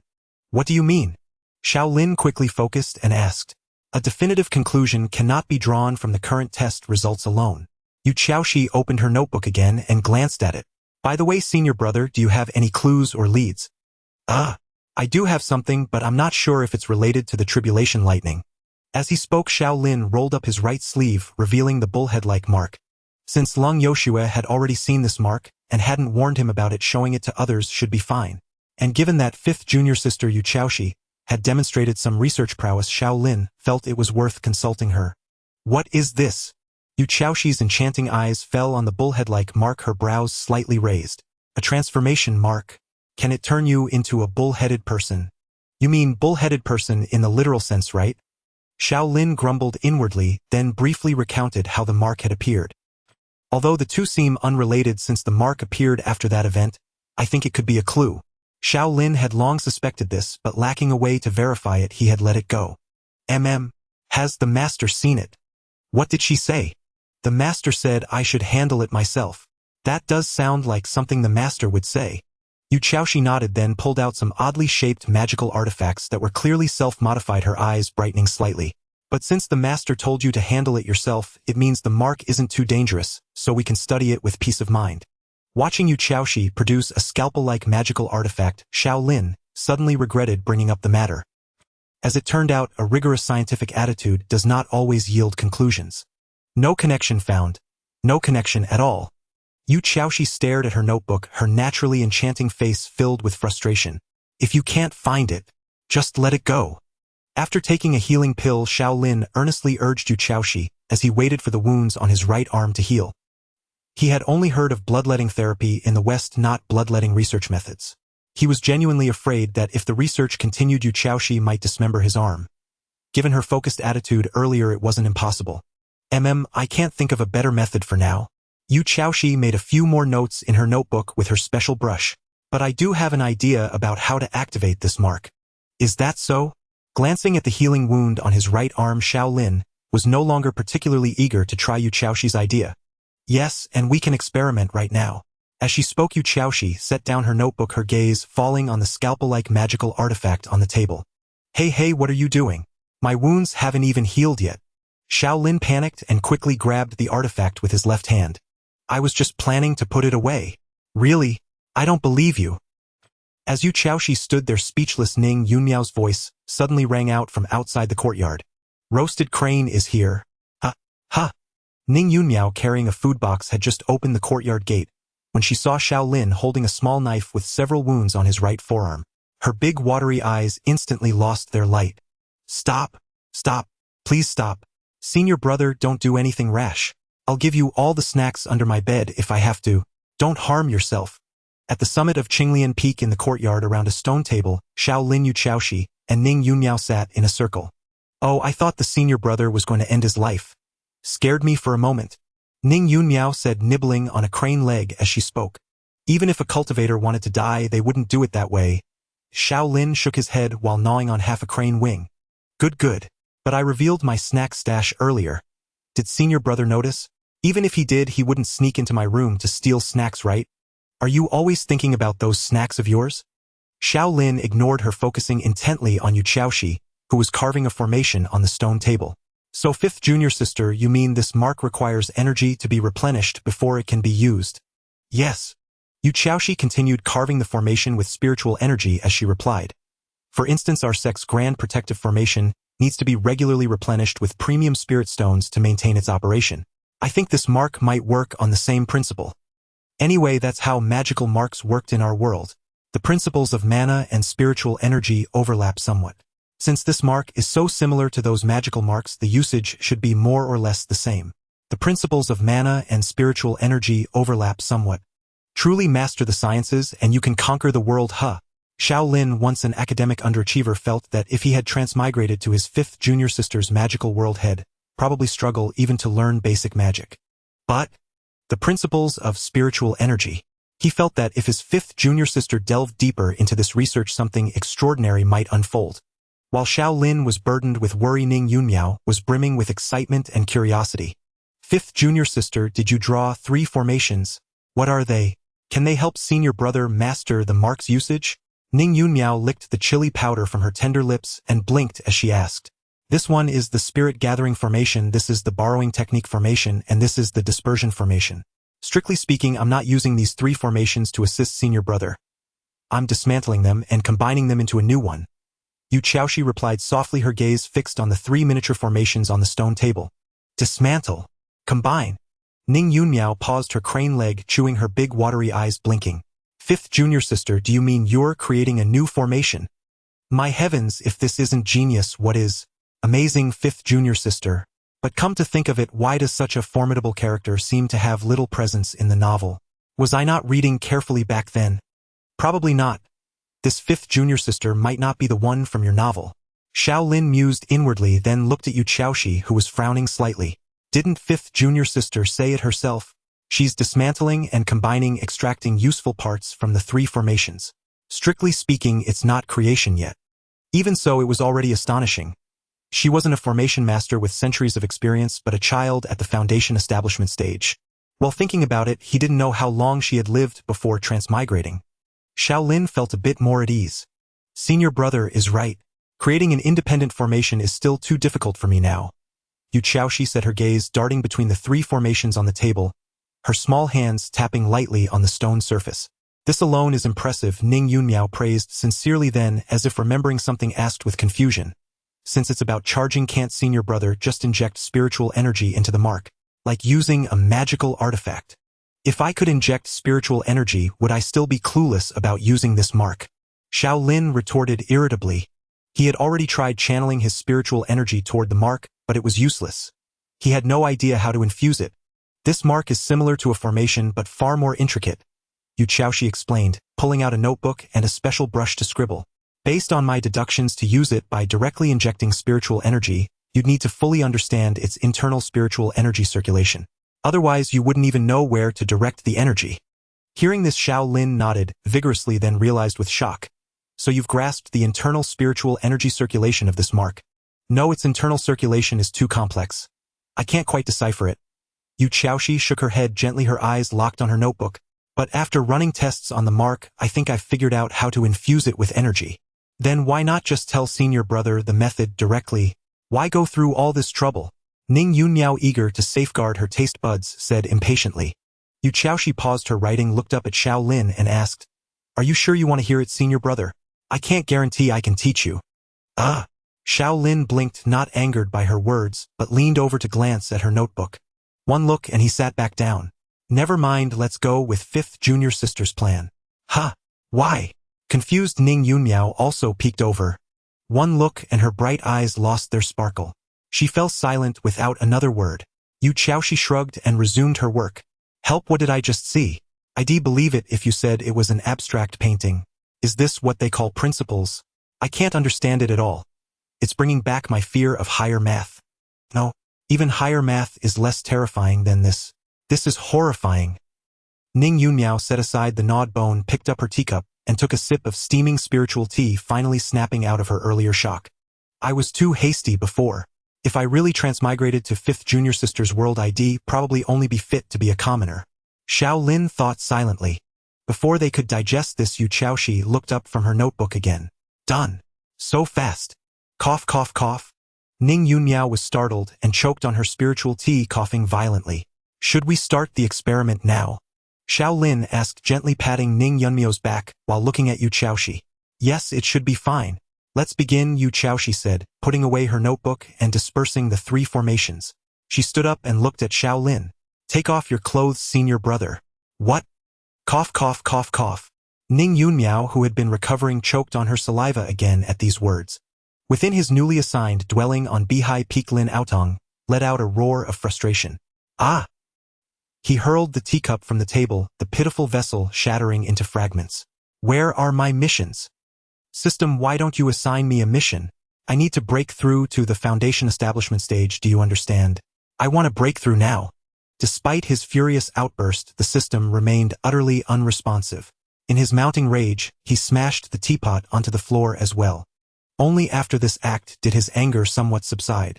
Yet the mere thought of Xiao Lin's face reignited the flames of wrath within him. What does he mean? Why must I go through him to see the sect leader? Lin Aotong clenched his fists, his eyes blazing with undisguised murderous intent and fury. At this moment there was no trace of the shy and bashful demeanor he had shown others.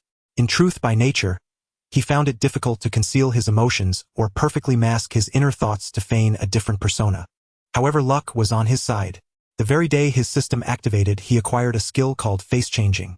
In short, with this ability, by focusing his mind and guiding his expression, he could display any emotion he wished on his face without a single flaw. Thus, throughout his journey, his shy and bashful image fooled everyone, even deceiving a seasoned veteran like Dong Fengyu.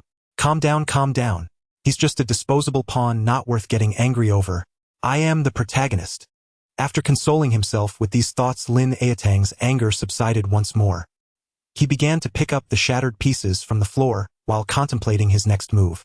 I wonder when the next mission will be issued. For now, it's better to complete the mission of wooing Ning Yunmiao. As he recalled the adorable cat-like maiden, inappropriate images began to flood his mind. Ha, claiming to be unwell and talking nonsense to me. Once I have you in my grasp, he. Growing parched from his lecherous thoughts, Lin Aotong took a few deep breaths, forcing himself to calm down. But I feel the most urgent task is to establish a connection with the sect leader. He had already learned that the current sect leader was a woman, which only intensified his desire to meet her. However, he had no intention of waiting for Xiao Lin to announce him. He planned to take the initiative. With these women staging a few accidental encounters and leaving a deep impression will definitely help me conquer them. Having made up his mind, Lin Aotong left his room with great ambition, setting off for Qinglian Peak. But he soon returned. I need to be at the foundation establishment stage to fly on a sword. Damn it. Am I not the protagonist? Why does it feel like the whole world is against me? He kicked the table leg in frustration. According to that old fool, asking those idiots to take me there would be useless. Staging an encounter. I can't even get there. How can I stage an encounter? Huff, huff, huff. It's fine, there must be a way. Lin Aotong took several more deep breaths and sat down on a chair. It was just a matter of getting there. He refused to believe that with his protagonist's halo, he couldn't find a way. As the protagonist working so hard, how could he not succeed? Thus Lin Aotong, whose mind was solely focused on wooing women and clinging to powerful allies, was lost in his thoughts. Meanwhile, in Xiao Lin's room on Qinglian Peak. Senior brother, I've finished the back. Turn around. Xiaoshi, using her hand as a brush and spiritual energy, as ink, nodded as she looked at Xiao Lin's broad but not overly bulky back. The front too. Both sides. All right. Xiao Lin, bare-chested, had no choice but to turn around, turning his head away in embarrassment. To be honest, having been single for 2 lifetimes, this was the first time Xiao Lin had been alone in a room bare-chested with a young maiden. The reason they were indoors rather than in the courtyard was twofold. First, Ning Yunmiao was too shy to watch. Second, Xiao Lin feared that if Luo Qingyan happened to return midway, things could go wrong. One might ask, is it necessary to undress for setting up an array? According to Qingxu's theory, the answer was yes. The specific principles are too complex to explain. Suffice it to say, those who understand, understand. Senior brother, why are you so shy? I'm not embarrassed. We're doing this openly, and honestly, it's nothing shameful. Yu Qiaoshi said with a pout as she continued to draw on Xiao Lin's body. But I have to say, I never noticed before. Senior brother is quite muscular. Yes, my body is indeed quite sturdy. Xiao Lin, having resigned himself to the situation, thought with a blank expression. By the way, fifth junior sister, have you named this array yet? Seeking to avoid awkwardness, Xiao Lin made conversation.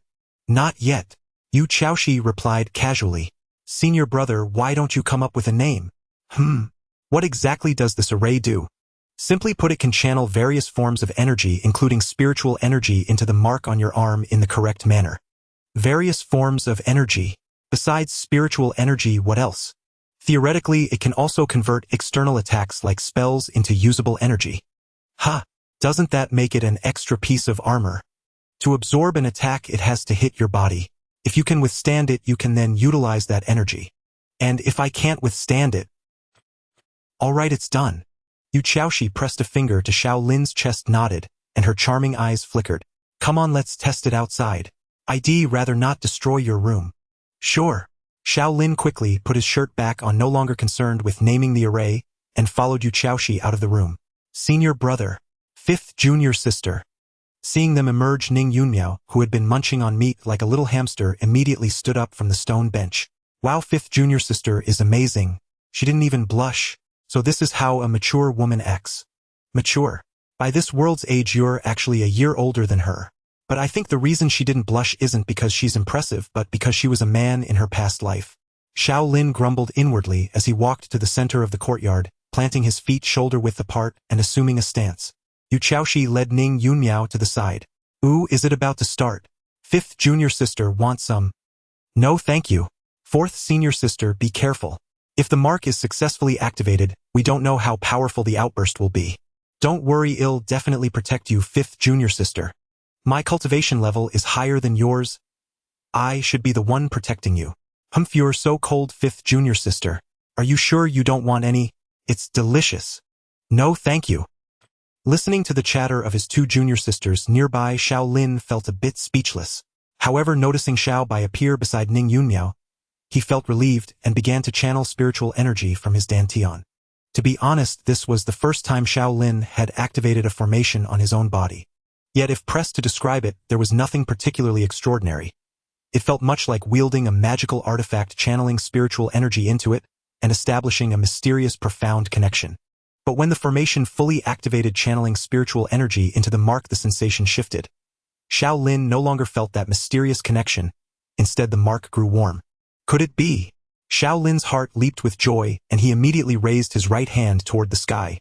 If not for Ning Yunmiao's presence, he might have even shouted, "Magic penetrating cannon." But if Ning Yunmiao recognized the move, his identity would be exposed. Ooh, it's coming, it's coming. Ning Yunmiao, still chewing on crane meat, widened her eyes with delight. Finally, my sense of taste is saved. Then, nothing followed. X3, what's going on? I clearly felt a reaction. Xiao Lin brought his right hand before his eyes, muttering in confusion. Hearing Ning Yunmiao's thoughts, Xiao Lin grew alert and quickly adjusted his wrist, pointing his palm skyward. Where's the problem? Let me see. Yu Qiaoshi stepped forward, ready to strip Xiao Lin's clothes without a second thought. Hey, fifth junior sister, calm down. Fourth junior sister is still here. Xiao Lin quickly raised his hand to stop her. Tisk, come with me into the house. Eager to uncover the issue, Yu Qiaoshi didn't insist, and instead dragged Xiao Lin toward his room. It's over, my sense of taste is in danger again. Leaving only Ning Yunmiao sadly eating the roasted seven-colored immortal crane. On Qinglian Peak at the back mountain, Lu Xingqiu, thrown from the second floor of the bamboo pavilion, landed with a thud. Normally, as a Foundation establishment cultivator, such a fall posed no danger. Even without any movement techniques, a cultivator's physique would ensure a safe landing. But if his Dantian Qi Si and all meridians and acupoints were sealed, he was left with no choice but to suffer the fall. Master is truly ruthless. Rubbing his sore rear as he stood up, Lu Xingqiu couldn't help but sigh. Indeed, Lung Yoshue had just sealed his Dantian Qi and all meridians before tossing him from the second floor. As for the reason, you say you sensed a terrifying aura there. I'll go take a look. Who are you fooling? It's calm and quiet with no aura at all. Lu Xingqiu, are you mocking me? Out you go. Though he had braced himself, Lu Xingqiu was still caught off guard when using the excuse of sensing a terrifying aura to urge Lung Yoshue to keep an eye on the sealed beast area. He was thrown out. It was too fast. But judging by Master's reaction, she must know about the seal. Of course, with her strength, how could she not sense it? So I was worrying over nothing. Lu Xingqiu brushed the dust off his clothes, pondered for a moment, and thought to himself, still I should find a chance to inform the senior brother and the others. Having made up his mind, Lu Xingqiu couldn't help but glance back at the bamboo pavilion. On Qinglian Peak, Master and the senior brother had changed the least. Master especially was almost unchanged. Still fond of reading novels, still reluctant to leave the house, still averse to seeing people. Well, no Master would see us disciples, especially the senior brother. Come to think of it, Master had always favored the senior brother in the past life. Was it because he was her first disciple? How did it go? Ning Yunmiao, who had been waiting on a stone stool, holding Little White, put the cat down, and hurried to meet Yu Xiaoxi and Xiao Lin as they emerged from the room. The problem now, Xiao Lin glanced at Yu Xiaoxi, who was scribbling in her notebook with a special brush, is that we don't know what went wrong. Ning Yunmiao pursed her small lips. But we truly don't know where the issue lies. Xiao Lin grumbled inwardly, shaking his head lightly. When I activated the formation, I did feel the mark react, which proves 5th junior sister's approach is correct. In that case. Ning Yunmiao nodded, then frowned. So where's the problem? Didn't I say? The problem is we don't know where the problem is. Xiao Lin spread his hands. Ning Yunmiao's face immediately fell into sorrow. Boo-hoo, my sense of taste. This shouldn't be. Yu Xiaoxi finally stopped scribbling, staring at her notebook in confusion. My reasoning was flawless and it worked. I successfully channeled spiritual energy into the mark. Why didn't it react? I don't know. Xiao Lin sighed deeply, equally at a loss. A glimmer of hope, then it's gone. I'm not in a hurry, but 4th junior sister is. Just as he was pondering, Xiao Lin saw Ning Yunmiao suddenly raise a delicate finger. What if the mark received the spiritual energy, but it wasn't the kind of energy it needed? Maybe it needs a different energy like, 5-element spiritual energy. Yu Xiaoxi looked up, her charming eyes sparkling. Cultivators, through various unique methods of circulating spiritual energy, could perform 5-element spells. The spiritual energy that powered these spells was called 5-element spiritual energy. Altered by the cultivator's intervention, it took on the pure form of the 5 elements. That's right, magical marks also require corresponding elemental power to activate. How could I forget that? If it's 5-element spiritual energy, I think we should try lightning first. Xiao Lin nodded. Makes sense. Yu Xiaoxi nodded and began scribbling in her notebook again. So my guess was right. Ning Yunmiao seemed still out of the loop. Also, I understand trying lightning first, but is lightning part of the 5 elements? Lightning belongs to would naturally within the 5 elements. Otherwise, how do you think the Heavenly Thunder Sect performs their spells? Xiao Lin shook his head. 4th junior sister, you should know these basics. Oh, I see, he. Ning Yunmiao scratched her head, looking a bit embarrassed. But your reasoning was very insightful, 4th junior sister. That was impressive. Xiao Lin praised her earnestly. It's not that impressive. Ning Yunmiao lifted her chin slightly, her big eyes curving into crescent moons. Right, that must be it. Yu Xiaoxi stopped her work, looking excitedly at Xiao Lin. But converting spiritual energy into 5-element spiritual energy requires adding some components. Senior brother, I need some time. No problem, I'm not in a rush. Actually, I am a bit. What's the rush, 4th junior sister? Well, I'm in a rush for senior brother's sake. With the conclusion reached, the three dispersed. Yu Xiaoxi left the courtyard to pursue her research. Xiao Lin departed to begin his cultivation. Ning Yunmiao left the courtyard to find a comfortable spot for sleep. Then at dusk they reconvened in the yard, this time joined by Lu Xingqiu and Luo Qingyan. It wasn't that they had suddenly realized the importance of unity and decided to dine together. Rather, Lung Yoshue had ordered them to assemble. Is everyone here? Just as Ning Yunmiao produced her food box to distribute the spirit meals, Lung Yuxu's voice rang out. She immediately set down the box and sat back down with proper decorum. A novel in hand, Lung Yoshue sidestepped a few paces until she stood behind Xiao Lin. You get up. Xiao Lin turned back his face a question mark. What? Do you expect your master to speak while standing? Xiao Lin looked at Lung Yoshue, whose expression screamed, "You ungrateful disciple," and the corner of his mouth twitched. Initially, there were no chairs around the stone table in the yard. Each time Lung Yoshue accepted a disciple, Baichuan Peak would send a chair. Thus there were exactly 5 chairs, now leaving none for her. But what did that matter? Xiao Lin was a model disciple who respected his teacher. He swiftly rose and stepped aside, even patting the seat before bending respectfully. "Master, please." Lung Yoshue, clearly pleased, nodded and sat down on Xiao Lin's vacated chair. The senior brother is such a bootlicker, a respectful senior brother. I love it. It truly feels like the master and senior brother are even closer than in the past life. What does the teacher have to say? My research is at a critical juncture. Can I leave early? Hearing the inner thoughts around him, Xiao Lin ignored them, simply moving a large stone from the side to sit behind Lung Yoshue. I called you all here to hear your opinions on a matter. Lung Yoshue glanced at her 4 disciples and spoke calmly. Please speak, master. Xiao Lin's voice came from behind her. This is quite important. I should have discussed it with you when that old hag from Xiannu Peak sent me a letter a few days ago. Lung Yoshue pulled an apple from nowhere, taking small bites. But I was reading a novel that was nearing its finale, so I forgot. The 4 seated nearby, along with Xiao Lin, slightly further away, exchanged glances, unsure how to respond. Leaving aside the matter of forgetting something important for a novel's finale, Lang Yuxu's address for the Xiannu Peak Elder made it awkward for them to interject. As one of the 1 sect, 1 academy, 1 temple, 1 peak, 2 holy lands, the all-female Xiannu Peak possessed deep resources and formidable strength. Its current leader was a human immortal, a true powerhouse. So while Lung Yoshue could call the elder an old hag, Xiao Lin and the others dared not follow suit. Fortunately, Lung Yoshue didn't insist they call her that. She continued, that old hag has a close disciple, you know. Gu Qingxing. Luo Qingyan answered immediately. The others glanced at her, oddly surprised that the usually taciturn girl had spoken first. Xiao Lin was also surprised, but for a different reason. The senior brother brought up that vile woman and even praised her in front of me. I will never forget that name. Xiao Lin was stunned by the inner thought. What do you mean I praised her? Second junior sister is slandering me. She's slandering me.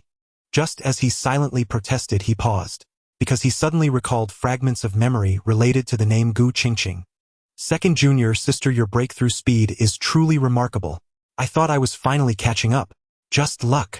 I heard that Gu Qingxing from Xiannu Peak also broke through to Foundation establishment recently. That means I'm back to 4th place among the younger generation. Ah, that Gu Qingxing is truly impressive. That was the extent of Xiao Lin's memories concerning Gu Qingxing. Heaven knows he was young and reckless back then, his competitive spirit not yet tempered. He had been tracking the situation of the world's younger generation, and since Gu Qingxing ranked above him according to his own list, he had mentioned her. As for praising her, with his system he wasn't leveling up as fast as she was. What was wrong with a word of praise? Nothing at all. Who would have thought his casual remark and compliment would leave such a deep impression on Luo Qingyan? Sister, I beg you, let me go. Xiao Lin wept internally. Gu Qingxing. That name sounds familiar. It appeared in the novel. Gu Qingxing. One of the past lives' beauties who loved the senior brother but couldn't have him. Among them she was the most devoted. I wonder if it will change in this life. When will this end? I need to get back to my research. Hey, third junior brother, you can eat whatever you want, but don't speak carelessly. A beauty who loved but couldn't have, and among those beauties, was I some kind of central air conditioner in my past life? Xiao Lin's mouth twitched uncontrollably. Yes, that Gu Qingxing. Lung Yoshue nodded while munching on her apple. According to that old hag, Gu Qingxing might be having some mental issues, so she wants my disciples to spar with her. Ah, mental issues, so she wants to spar with us. Ning Yunmiao blinked her big watery eyes. What's the connection? It's a long story. I'm too lazy to waste words. You'll find out eventually.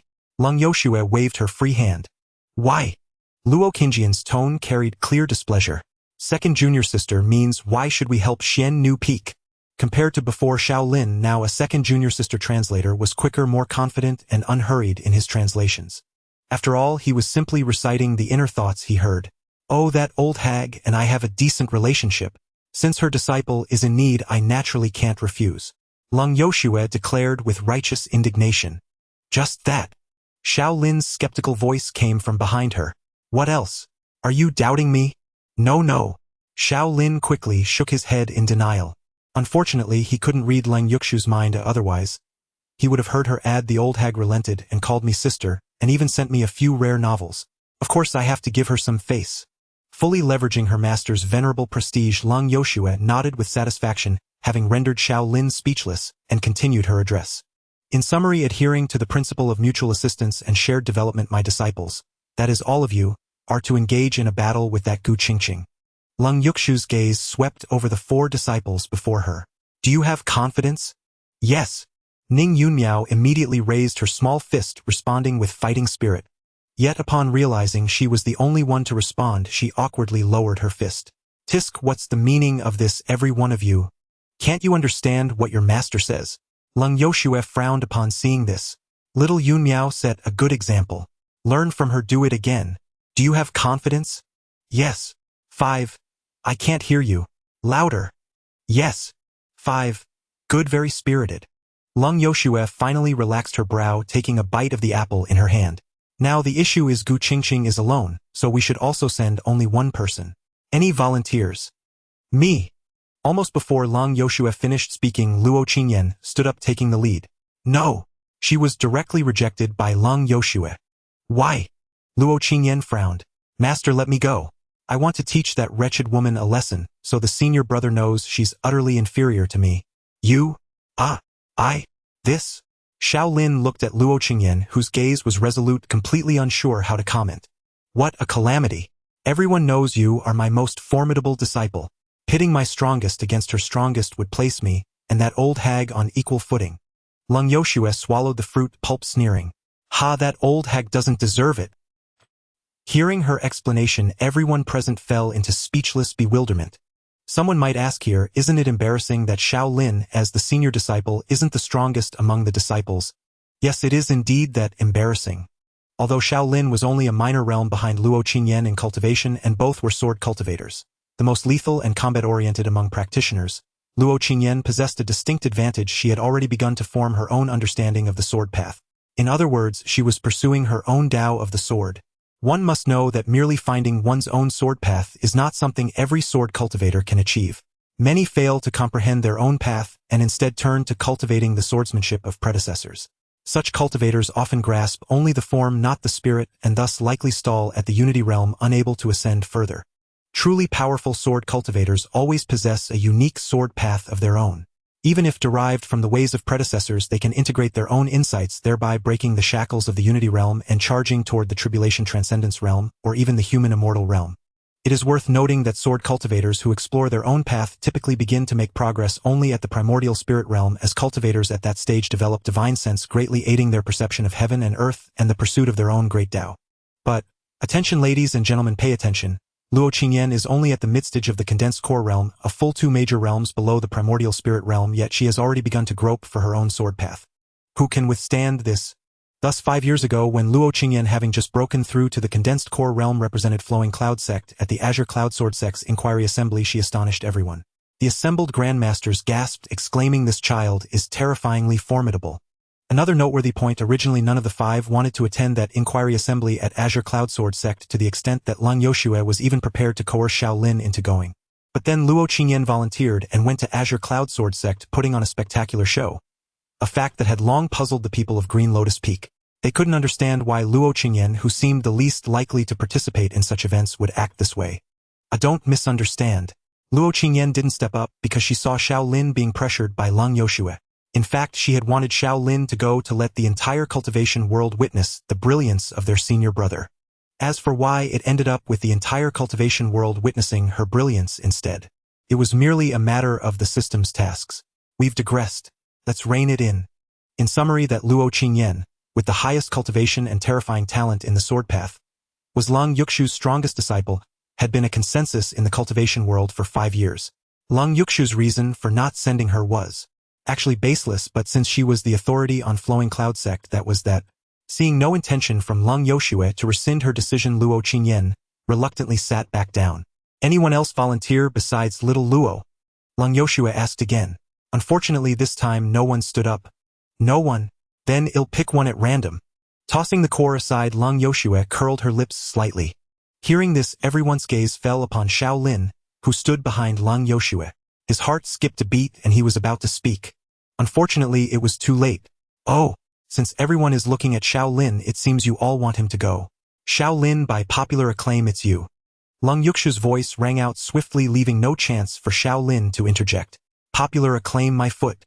Lang Yoshue, you have no heart. Xiao Lin wailed inwardly, just beginning to struggle, when Luo Qingyan stood up again. Objection. Let senior brother meet that wretched woman. Over my dead body. Sorry, Gu Qingqing. Though we've never met, it seems I've brought you an enemy. Sorry. Xiao Lin began to apologize to Gu Qingqing in his heart. Reason. This time Lang Yoshue didn't immediately veto but looked at Luo Qingyan. But Luo Qingyan clearly couldn't come up with a valid reason.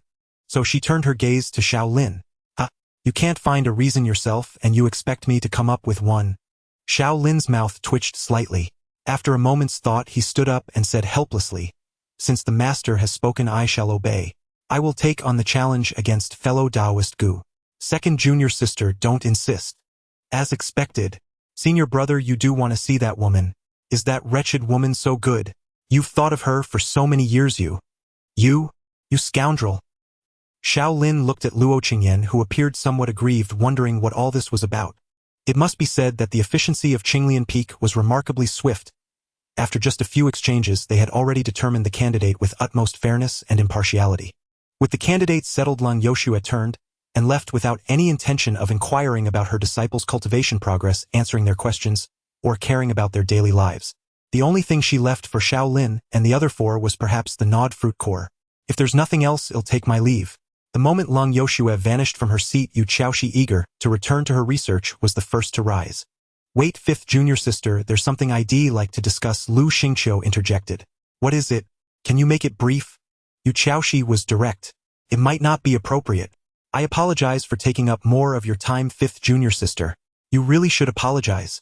With a sigh, Yu Chaoshi sat back down. Do we need to hear this too? Ning Yunmiao raised her hand to ask. Yes, it's best if everyone listens. Lu Xingqiu, wasting no time, cut straight to the point. Yesterday, while cultivating in the mountains, I sensed an extremely terrifying aura near the pile of rubble on the mountainside. Terrifying? How terrifying? Hearing Ning Yunmiao's question, the words on the tip of Lu Xingqiu's tongue caught in his throat. Fourth junior sister, I'm glad you can chime in, but if you interrupt like this, how am I supposed to continue? A terrifying aura? What kind of terrifying aura? Fortunately, Xiao Lin, who had heard Lu Xingqiu's thoughts, steered the conversation back on track. I'm not entirely sure.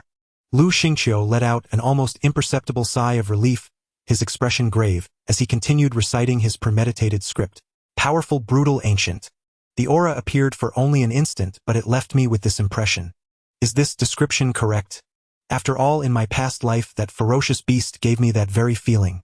I just don't know if it can still emit the same aura while sealed. But since the master believed it from the start, the senior brother should believe it too. Believe what? Are you trying to deceive us?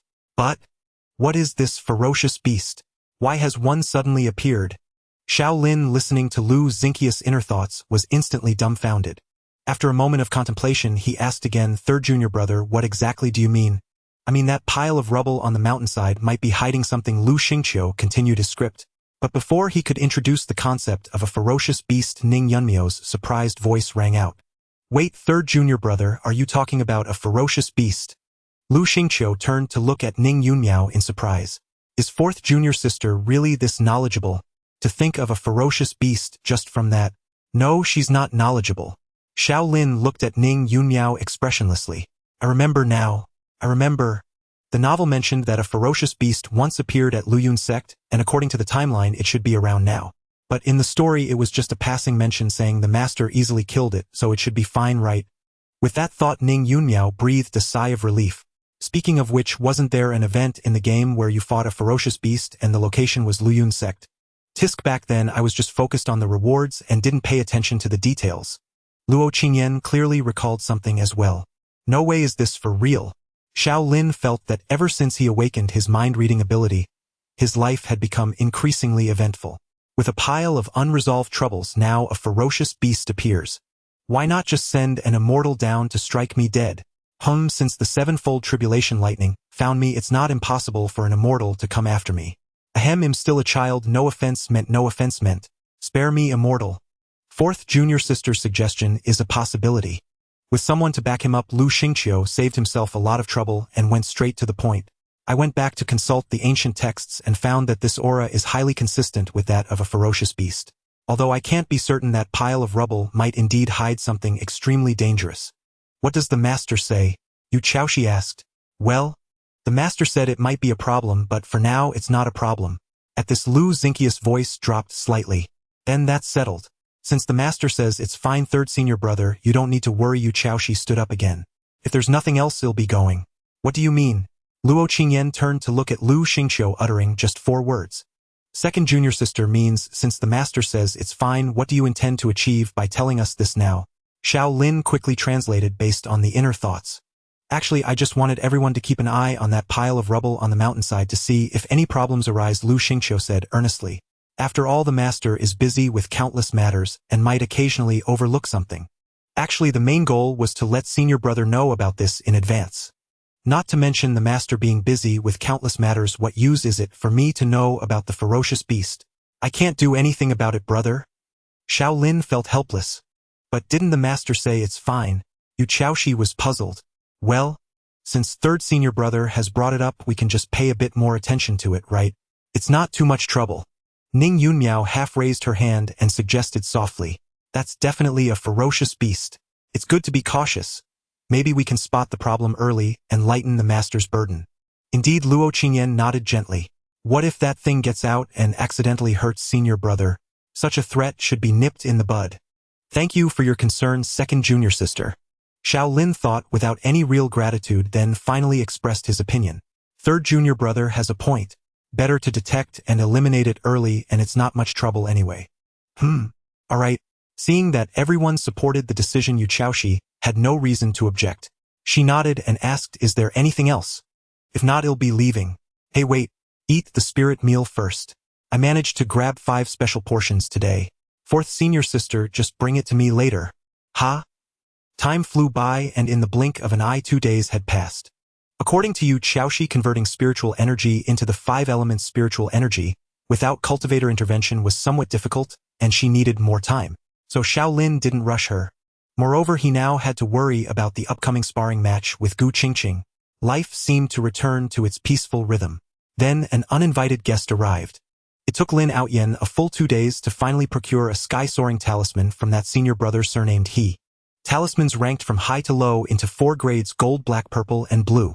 The sky-soaring talisman was merely the lowest grade blue talisman, whose sole function was to allow one to rise into the air and travel through the skies. Since traveling by this talisman was far slower than flying on a magical artifact, and one only needed to reach foundation establishment to fly on artifacts, such talismans were rarely found in major sects.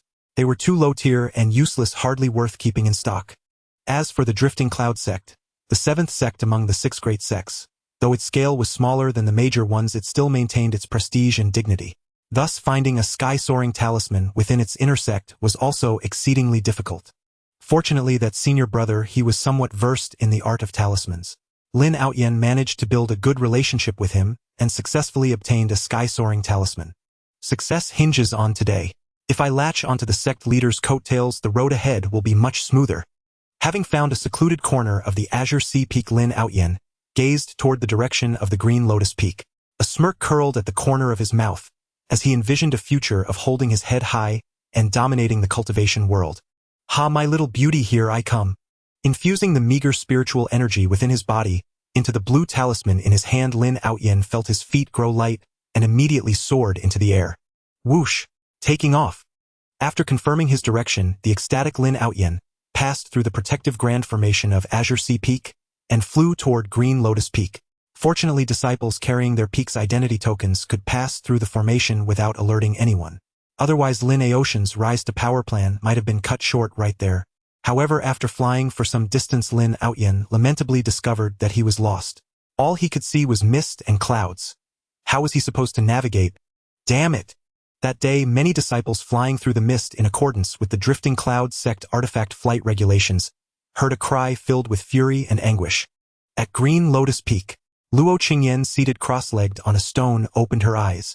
gazing at two birds nestled together on a large tree before her. A faint smile slowly curled at the corners of her lips. How adorable, the little bird couple. But as she recalled that soon her senior brother would spar with that despicable woman Gu Qingxu, the smile vanished from her face. Even her gaze toward the two birds shifted. Knowing I can't have senior brother, you're flaunting your love in front of me, aren't you? The poor birds, preening each other's feathers, suddenly felt countless invisible needles pricking at them from the surrounding air. They fluttered away in alarm. Seeing this, Luo Qingyan withdrew her gaze and looked at the air before her. To others there was only empty space, but to her several lines of text were visible. Sword Dao, where the blade points all can be severed. Current comprehension progress, understanding progress to entry level 81. Yes, the very Sword Dao that had made Luo Qingyan renowned throughout the cultivation world and the strongest disciple under Lang Yoshue was not something she had comprehended herself. It was a reward from the system granted on the 3rd anniversary of her maintaining an aloof persona. So slow. When will I ever reach entry level at this rate? Luo Qingyan looked at the 81 progress and felt even more irritable. Although the system had delivered the Sword Dao to her doorstep, fully mastering it required Luo Qingyan's own effort. At this stage, the only method she had found was relentless practice over and over again. To put it simply, it was agonizing. Already agitated, seeing the progress pushed her rage to its peak. She even entertained the thought, I wish someone would come along, so I could stab them. Then, sensing something, she looked up toward the sky. First the welcoming bell chimed on its own, and then a figure fell from the heavens, landing face first before her. Who? Luo Qingyan rose to her feet, her cold, clear eyes locking onto the figure on the ground. Having wandered in the clouds for a long time and landed face first after failing to adjust his posture, Lin Outyan had just gotten up when he felt countless sharp objects pierce his skin. Startled, he plopped back down to the ground. A disciple. Recognizing the token hanging from Lin Aotian's waist, Luo Qingyan withdrew the chill from her gaze. She realized he must be a newly admitted disciple. After all, only those new to the inner sect would wear their tokens at their waist all day, as if it were a supreme honor. But Luo Qingyan, who could tell at a glance that Lin Outyan was only at the qi refining stage, looked at him on the ground, puzzled as to why a qi refining cultivator had come to the inner sect, and how he had reached Green Lotus Peak.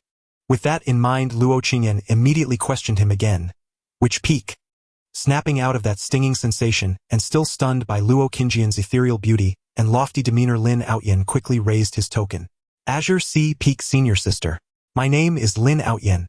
I became Peak Lord Dongfang's personal disciple just a few days ago. As he spoke, Lin Outyan fervently hoped that upon hearing he was Dongfang's personal disciple, her attitude would shift and she would regard him differently. But to his disappointment, Luo Qingyan showed no reaction at all. She simply continued, How did you come, and why? Hearing this, Lin Outyan took a moment to grasp her meaning. He recounted how he had arrived, emphasizing the hardships of his journey, and earnestly expressed his desire to meet the sect leader. Go back. After listening to Lin Aotian's account, Luo Qingyan showed no response. She merely uttered these words flatly and turned to leave. Hey, wait, senior sister. Seeing Luo Qingyan about to leave, Lin Outyan scrambled to his feet and called out. At this moment, he set aside his plan to court the sect leader, wanting instead to build a connection with Luo Qingyan. Because Luo Qingyan perfectly matched his aesthetic. Her aloof demeanor stirred his desire to conquer her. He had even already decided in his heart that he would reserve the position of his primary consort for her. To Lin Aotian's delight, Luo Qingyan actually stopped and turned around at his words. Gazing at Luo Qingyan, who seemed like an immortal in her white robes, Lin Outyan put on a shy and bashful expression, clenched his fists, and said directly, Fairy sister, may I know your name? You're so beautiful. I think I might have fallen for you. According to Lin Aotian's logic, confessing on first meeting might be presumptuous, but it was uncertain when he would see this fairy sister again. So the priority was to leave a deep impression. He believed that such an icy character would be vulnerable to a direct attack, and confessing outright would likely break through her defenses and make her remember him. That was Lin Aotian's thought. Then he met Luo Qingyan's eyes filled with nothing but frost. Ordinarily, even if she heard Lin Outyan call out to her, Luo Qingyan would not have turned back. The only reason she did was the recollection that this junior disciple had arrived using a sky-soaring talisman, and she feared he might lack one for the return journey, prompting her to inquire. This was purely out of a senior sister's sense of duty. Since they were all disciples of Luyun sect, Luo Qingyan naturally would not abandon her junior brother. Yet she never anticipated that this junior disciple would utter such words. It had been 3 years since she had last faced such a direct confession, after she had beaten up a male disciple who dared to profess his love in front of Xiao Lin. Since then, she had only received love letters which she discarded as trash. To be honest, a mere confession, though unwelcome, would normally have been met with indifference, not a glare. But as fate would have it, she was in a foul mood today. Thus, casting a cold glance at Lin Outyen, she uttered a single word, "Begone." With that, Luo Qingyan turned and left. He appeared shy and honest, yet proved to be so frivolous and wicked. She cared not how he returned, even if he had to walk back. Lin Outyen, whose hairs had stood on end moments ago, snapped back to reality at that word. Seeing Luo Qingyan turn away again, a flicker of struggle passed through his eyes. Asking that he fellow for another sky-soaring talisman would surely arouse suspicion. Moreover, having been away from Bihai Peak for so long, that old codger Dongfang, you must have discovered my absence. If he tightens security upon my return, coming here again will be exceedingly difficult. I must gain something this time. I must. Desperate to latch onto a powerful patron, and when a fair maiden, Lin Outyen decided to gamble. He called out loudly, "Fairy. Even if you refuse me now, at least let me know your name. I am truly." Lin Aoshan's words were cut short abruptly. A pale green sword was already pressed against his neck. "I said begone." Luo Qingyan, who had instantly appeared before him, held the sword, her cold eyes devoid of any emotion, like true ice. This was the first time she had encountered such an insolent person who, after her clear refusal, dared to persist. As she was in a bad mood, she did not mind teaching this new disciple a lesson. Thinking thus, Luo Qingyan merely drew her sword and advanced, not even releasing any killing intent. Yet she was at the condensing core middle stage, 2 major realms above Lin Outyen. As a sword cultivator, her attacks were inherently lethal, especially with her Tao of the sword. Thus, with the sword at his neck, Lin Outyen felt a chill surge straight to his crown, his body trembling violently like a leaf in the wind. She will kill me, she truly will kill me. With only that thought in his mind, Lin Aoshan's composure shattered, and he began to wail, "Don't kill me. You can't kill me. Don't kill me. Please don't kill me." Looking at the sniveling Lin Outyen, Luo Qingyan frowned slightly, wondering how someone at the Qi refining realm could enter the inner sect. Shouldn't he be a talent? Why was he so pathetic? Do the masters accept anyone?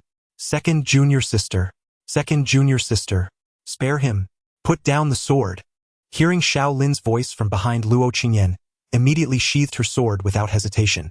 Feeling the biting cold vanish from his neck, Lin Outyen collapsed to the ground with a thud, panting heavily. "What's going on? What happened? Why did you attack second junior sister?"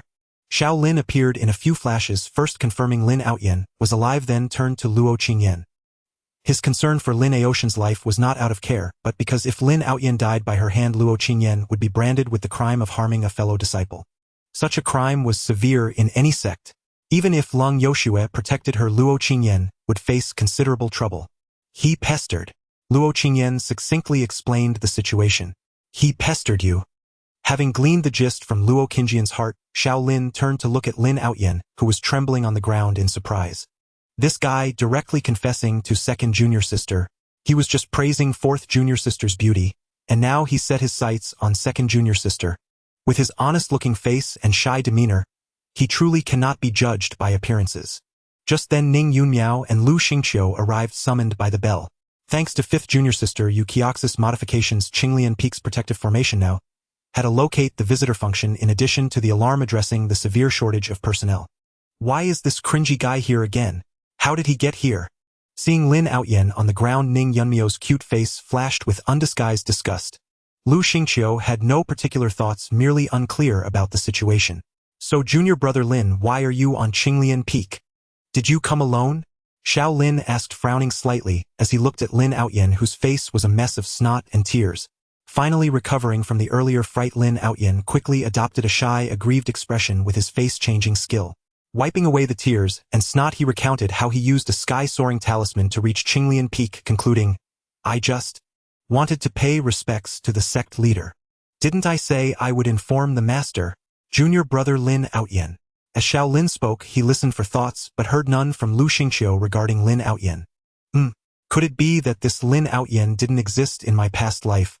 This thought crossed Xiao Lin's mind as Lin Outyen said, "I just heard of the sect leader's deeds and was filled with admiration. I couldn't wait any longer, so I snuck over here." After a moment of studying Lin Aoshan's remorseful face, Xiao Lin changed the subject. "And what about you pestering my second junior sister?" "Ha! Pestering second senior sister. Truly a cringy guy. He pesters me in my dreams, and now he pesters second senior sister." Ning Yunmiao, hiding behind Xiao Lin, fumed angrily. I just fell in love at first sight with senior sister. Hey! Second junior sister, calm down. Put the sword away. Raising his hand to stop Luo Qingyan, who had drawn her sword again, Xiao Lin turned to Lin Outyan and shook his head. Junior brother Lin, since my second junior sister has refused you, you should not persist. Enough, junior brother Lin, return. The master will decide on your request for an audience. As for your feelings for my second junior sister, since she has refused, please show some restraint. Yes. Senior brother Xiao. Lin Outyan stood up, his face a mask of guilt and remorse, but his heart seethed with venom. His earlier disgrace, Luo Qingyan's obedience to Xiao Lin, and Ning Yunmiao's subtle gestures from behind Xiao Lin all fueled his hatred for Xiao Lin to its peak. Power, I need power. Damn system, give me power. I want to kill this Xiao Lin. Kill them all. Kill every one of you. Detected location of a ferocious beast. Binding beast to host. Binding in progress. Binding successful. As the text flashed before his eyes, Lin Outyan, nearly consumed by rage, was momentarily stunned. Then a smirk curled at the corner of his mouth. Lin Outyan departed. It was Xiao Lin who informed Beihai Peak, and then Dongfang Yu, who had been scouring the world for Lin Outyan, came personally to fetch him. As for what Lin Outyan had done, Xiao Lin recounted everything in detail to Dongfang Yu. Seeing Dongfang Yu's expression turn somewhat grim upon hearing this, Xiao Lin knew that Lin Outyan would face harsh consequences upon returning to Beihai Peak. Although his initial strategy was to befriend Lin Outyan, the protagonist, if possible, and if not to keep his distance, the current situation made both options seem difficult. Given that Lin Outyan was now not only coveting his master, but also his two junior sisters, Xiao Lin decided to take action. If you want war, then war it is. I have countless brothers by my side. I, Xiao Lin, do not court trouble, nor do I fear it. Watching Dongfang Yu leave with Lin Outyan, Xiao Lin understood that Lin Outyan would likely be unable to visit Qinglian Peak for some time. Why is that junior brother Lin so persistent in seeing master? Lu Xingqiu, standing slightly behind Xiao Lin, asked in confusion. According to him, it's out of admiration for master, Xiao Lin said with a shrug, then glanced at Lu Xingqiu. There was still no inner voice from Lin Outyan, meaning this Lin Outyan truly had no role in his past life. Why did big senior brother just look at me? Is he hinting at something? Oh no, I completely missed it. What do I do? What do I do? Third junior brother, your imagination is a bit too vivid. Xiao Lin's lips twitched slightly. Admiration for master. I doubt his motives are that pure. Ning Yunmiao said with her arms crossed, letting out a cold snort. What a cringy guy, truly cringy. Well, though pestering is indeed wrong, we can't judge Lin Junior brother's character solely on that, can we? Said the oblivious Lu Xingqiu, shaking his head. He might just be expressing his feelings for second senior sister in his own way. Shut up. Disgusting, Luo Qingyan said, coldly cutting off Lu Xingqiu's words. Lu Xingqiu blinked, thinking to himself that poor junior brother Lin would likely find it hard to visit Qinglian Peak again. Actually, from my previous interactions with him, I also feel that this junior brother Lin might have some ill intentions. Xiao Lin, wanting to warn Lu Xingqiu, so the boy wouldn't be deceived by Lin Outyan later, was pondering how to give an example when he heard, since big senior brother says so, that Lin Outyan is definitely wicked. How despicable that such a scoundrel has entered Qingxu Sect. Hey, your attitude changed way too fast. Xiao Lin's lips twitched again, though it saved him the effort of fabricating a story. He continued, but I believe Uncle Master Dongfang will discipline junior brother Lin well. More importantly, second junior sister, is everything all right with you? He was now certain that Lin Aoshan's inner self was far from the shy and reserved exterior he showed. After all, who confesses their love on the very first meeting? The true version of him was probably the one in fourth junior sister's dream. Recalling Ning Yunmiao's description of that greasy and lecherous Lin Outyan, Xiao Lin genuinely felt some concern for Luo Qingyan. But soon he regretted it. Big senior brother cares about me. He cares about me. He likes me. He really likes me. He's confessing to me. He's proposing. He wants me to bear his child. He wants twins. What the hell is this? Are you insane? Looking at Luo Qingyan, whose face remained cold and aloof, Xiao Lin wanted nothing more than to point at her nose and curse. But of course he couldn't. He could only watch as she indifferently uttered two words, "I'm fine." No need to answer. With you raving like that, I know you're fine. Xiao Lin raised a hand to rub his forehead. At the mid-mountain position of Qinglian Peak, there was a pile of rubble. Many stones were scattered there in disarray, each towering above an adult, jagged and angular, bearing the marks of time, and exuding an air of ancient mystery. No one knew how long this heap of rubble had existed, and few paid it any attention. Yet today, whether by serendipity or the tacit understanding among disciples, this rubble heap welcomed visitors. Many visitors. This should be the place, right?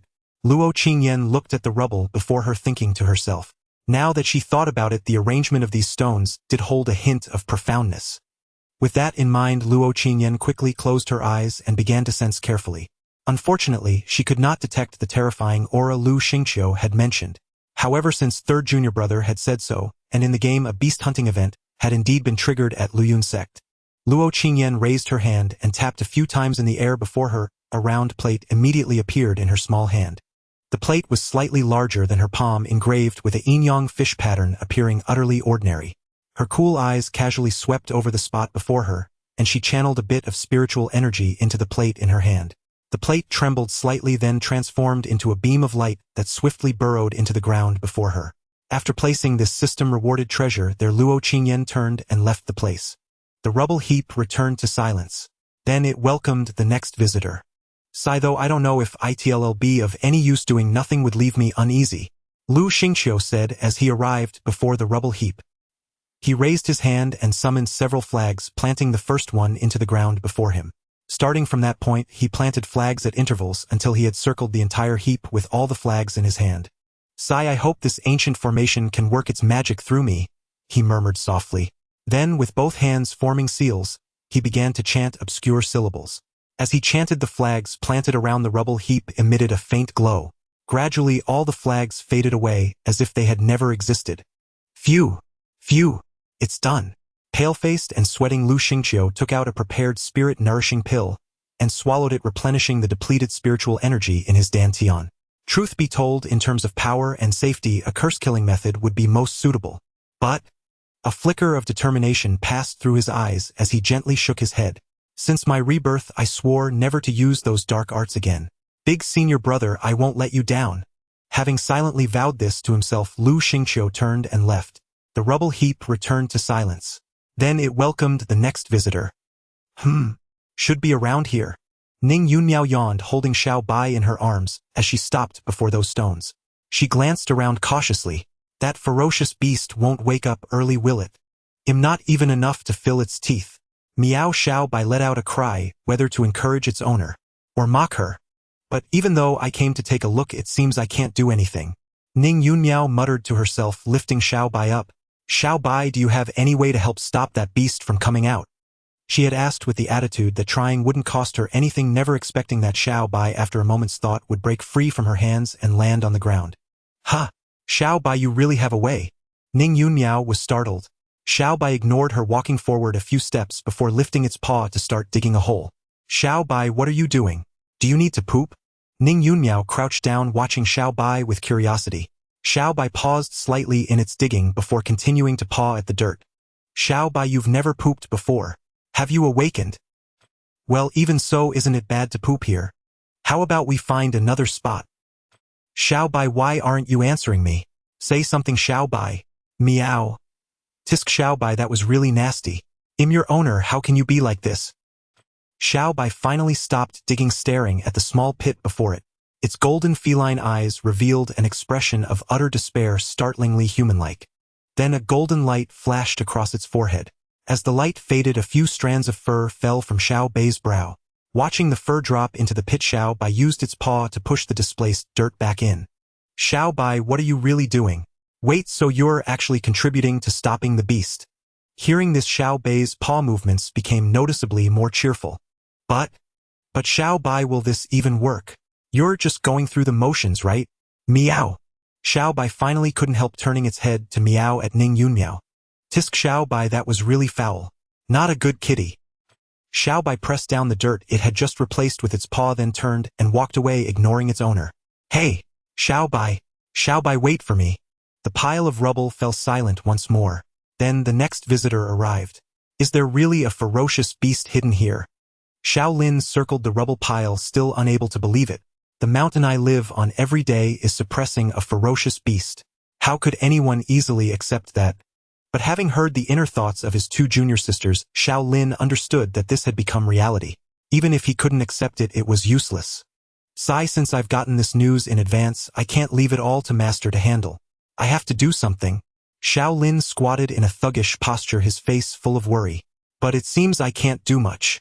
Should I start digging here all the way to the beast's lair and then kill it? Muttering to himself, Xiao Lin couldn't help but laugh.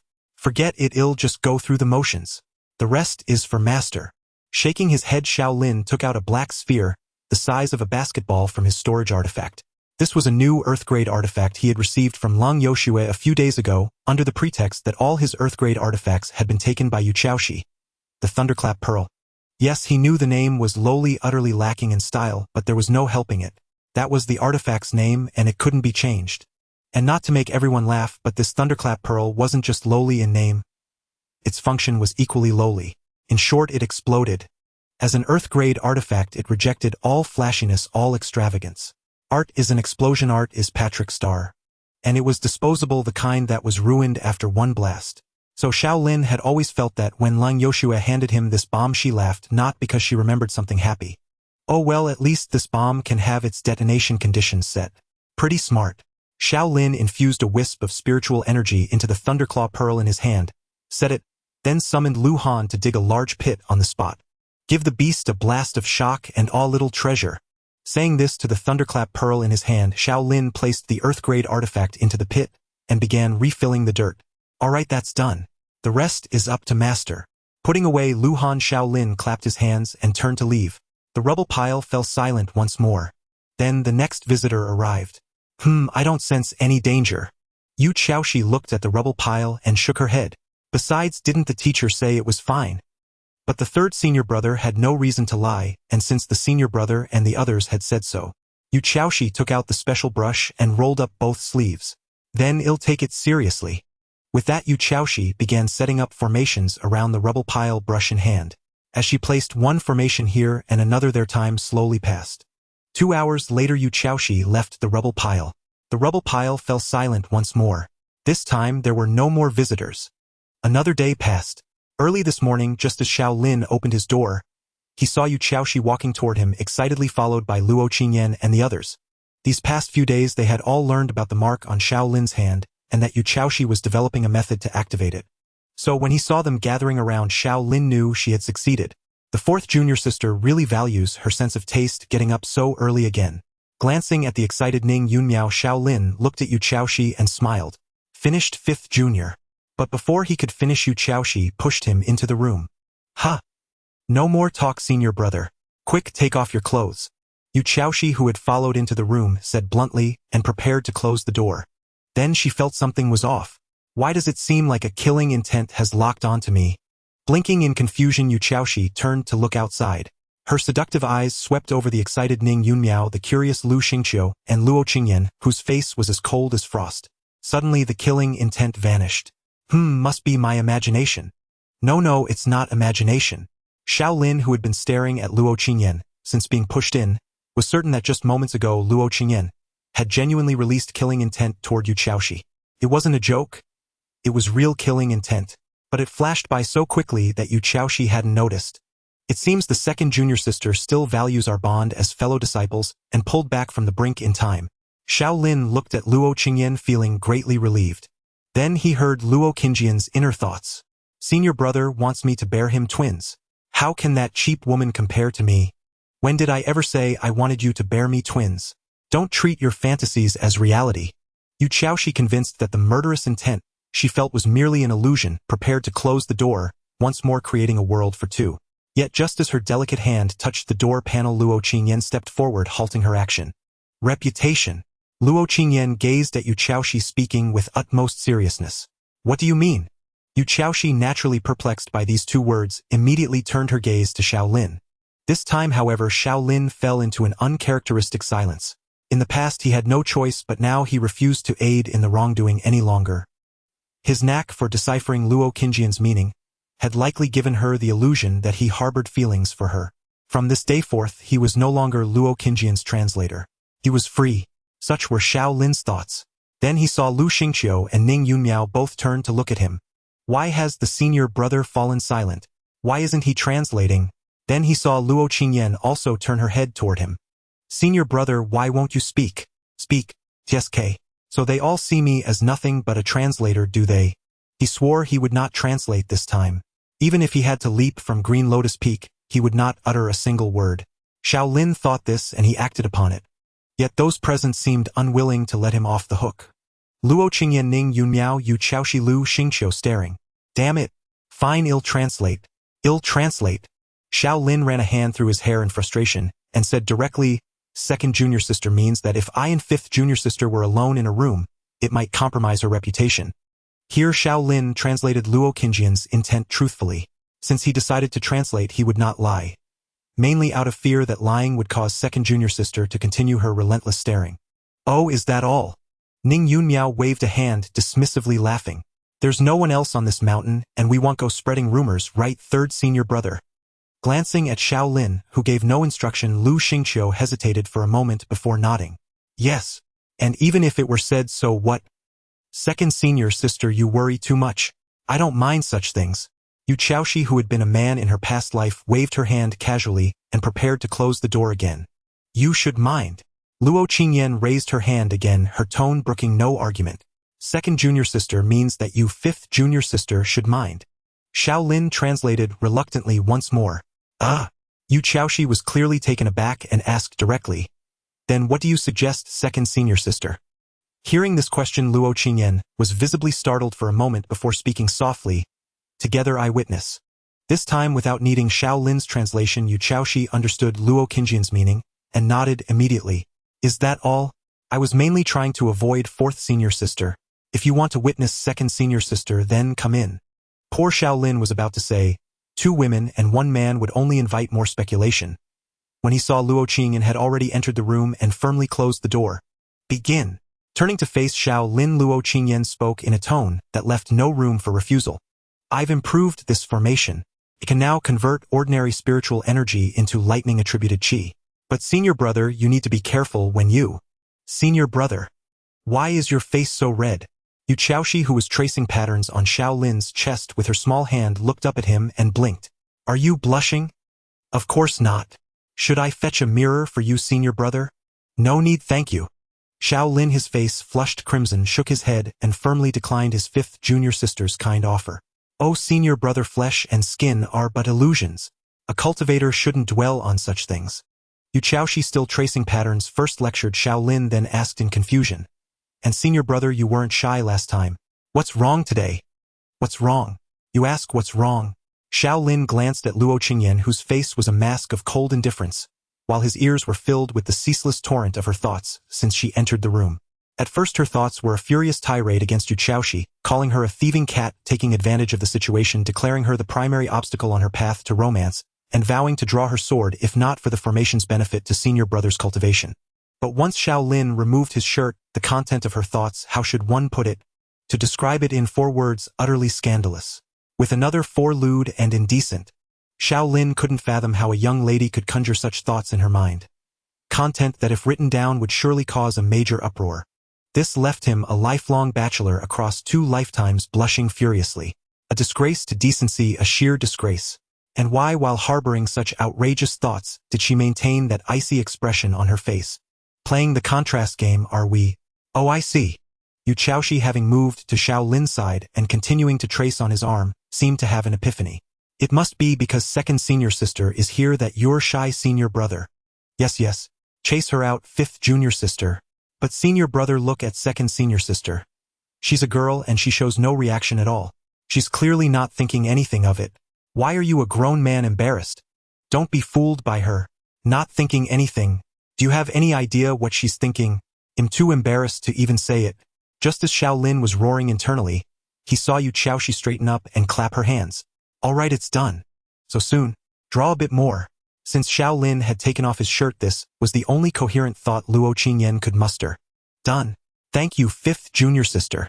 Xiao Lin, without a second word, grabbed his shirt and put it on with lightning speed. Go out and test it. I have a feeling it'll work this time.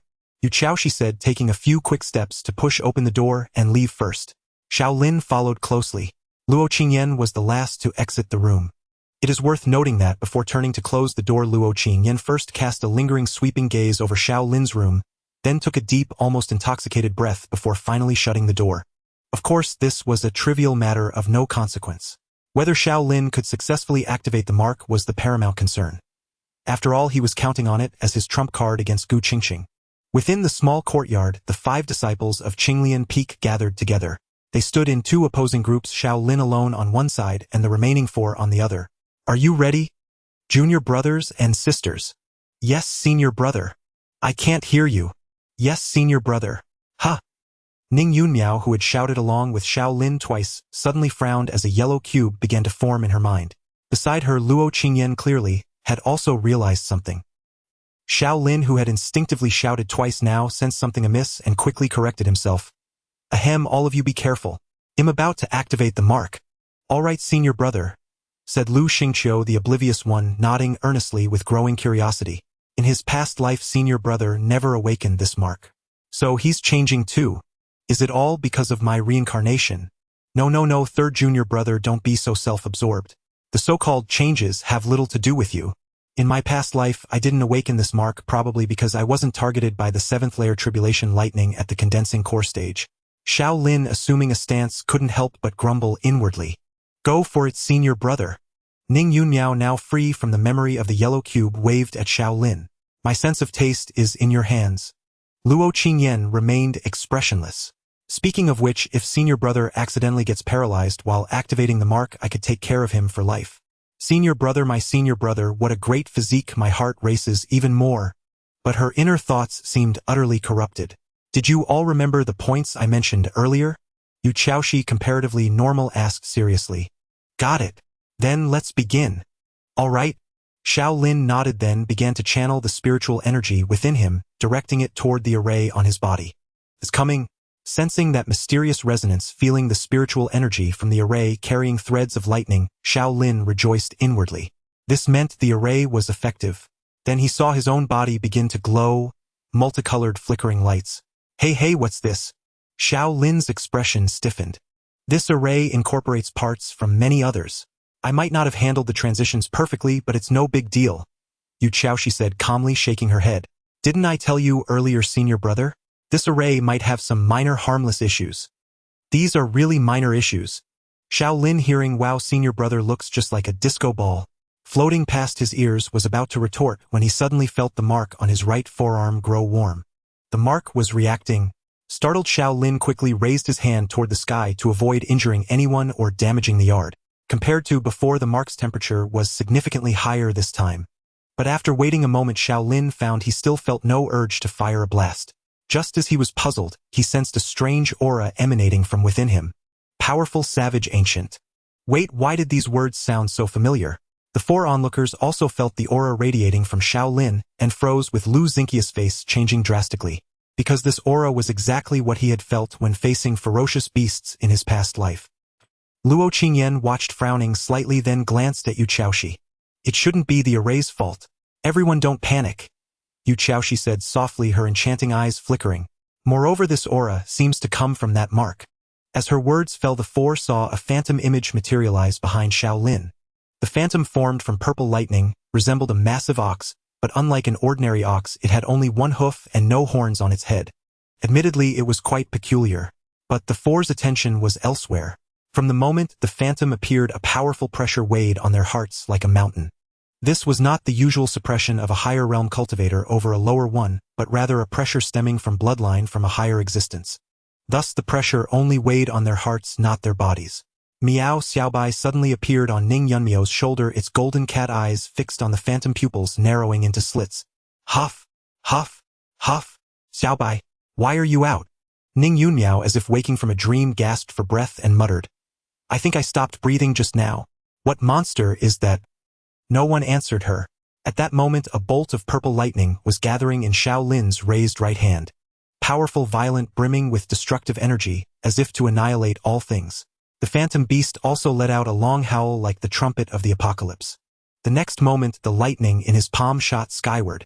Like a sword cleaving the heavens, it soared upward for 10 meters, then vanished without a trace. The phantom beast behind Xiao Lin seemed to choke on its own breath, dry, heaving a few times, then deflated like a punctured balloon, rapidly shrinking until it disappeared. Ha! Xiao Lin, looking up at the sky, blinked and raised his hand higher, hoping to rekindle the lightning. But sadly, a broken mirror could not be mended. The atmosphere grew awkward. Until, oh yeah! Ning Yunmiao's cheer broke the silence. Ah! After hopping once, Ning Yunmiao felt everyone's eyes on her and realized cheering was inappropriate. She suppressed her smile at having saved her taste buds, coughed dryly, and said, Senior brother, it's okay. Isn't it just a bit smaller and shorter? Small things. Small things can be cute too. If you can't comfort someone, don't bother. Xiao Lin, certain he couldn't recharge the lightning, twitched his lips and lowered his hand, turning to Yu Xiaoxi. Don't look at me. Based on the situation, my array is fine. Yu Xiaoxi said, quite satisfied, pulling out a notebook to scribble notes. As for what just happened, could it be that you're not up to the task, senior brother? Whether senior brother is up to the task is none of your business. And he definitely is. Whether I'm up to it or not is none of your business either. Xiao Lin glanced at Luo Qingyan but didn't get angry at Yu Qiaoxi's words. After all, he was used to Yu Qiaoxi's virtually negative emotional intelligence. Putting aside her poor choice of words, her answer did resolve his confusion. His current cultivation level was too low to unleash the full power of the mark. It was like giving a qi refining cultivator an immortal artifact. Even if they could use it, its power would be no more than a magical tools. Tisk, so it seems using this mark as a trump card against Gu Qingxing is unrealistic. Ever since second junior sister crushed my competitive spirit, I've rarely paid attention to the younger generation of the world. I wonder what realm Gu Qingxing is at now. As one of the two sacred lands, known as one sect, one academy, one temple, one peak, the Xiannu Peak was a uniquely special sect. This was not only because the Xiannu Peak was composed entirely of female cultivators, but also because every sect leader of the Xiannu Peak was a peerless beauty. Some might say, how could cultivators be concerned with worldly appearances? Why would they care if someone was a great beauty? The vast majority of male cultivators would retort, mind your own business. In any case, since every successive sect leader was a peerless beauty, it was only natural that the successor, the saintess of the Xiannu Peak, must also be a beauty. And indeed it was so. Gu Qingxing at the age of 25 was at the lower stage of core condensation.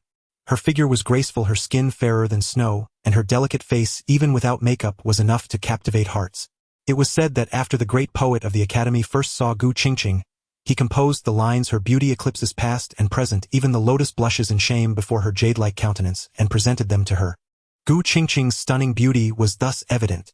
Although later, after seeing Luo Qingyan fight in the Azure Cloud Sword Sect's questioning Tao assembly, the same poet gave the same poem to her, declaring that this verse has finally found its true owner.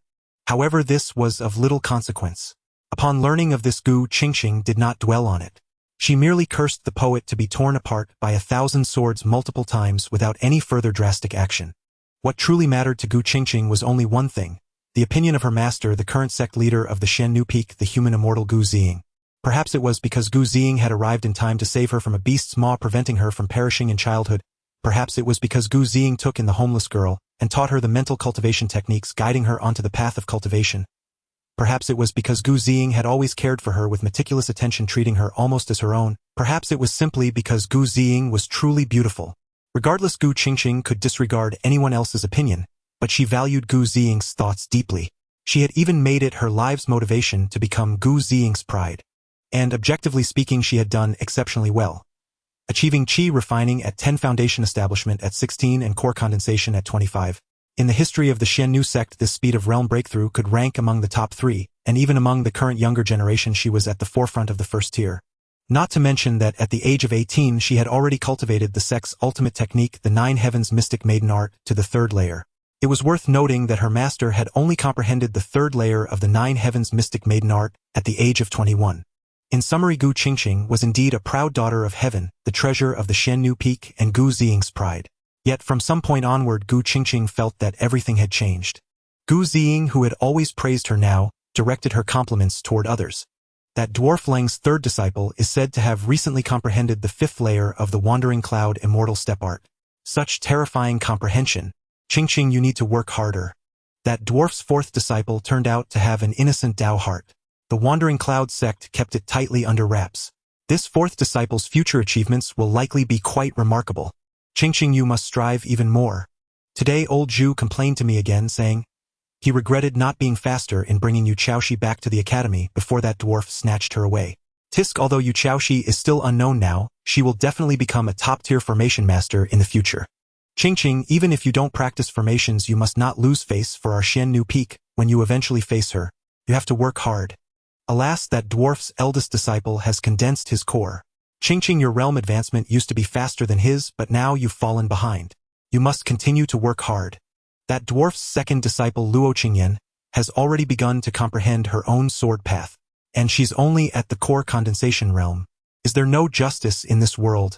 It's a pity you were in seclusion this time, and couldn't attend the questioning Dao assembly to see how terrifying that child is. In any case, Qingxu, you still need to put in even more effort.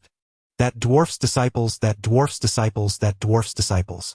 Gu Qingxu found that she could no longer obtain any praise from Gu Ziying.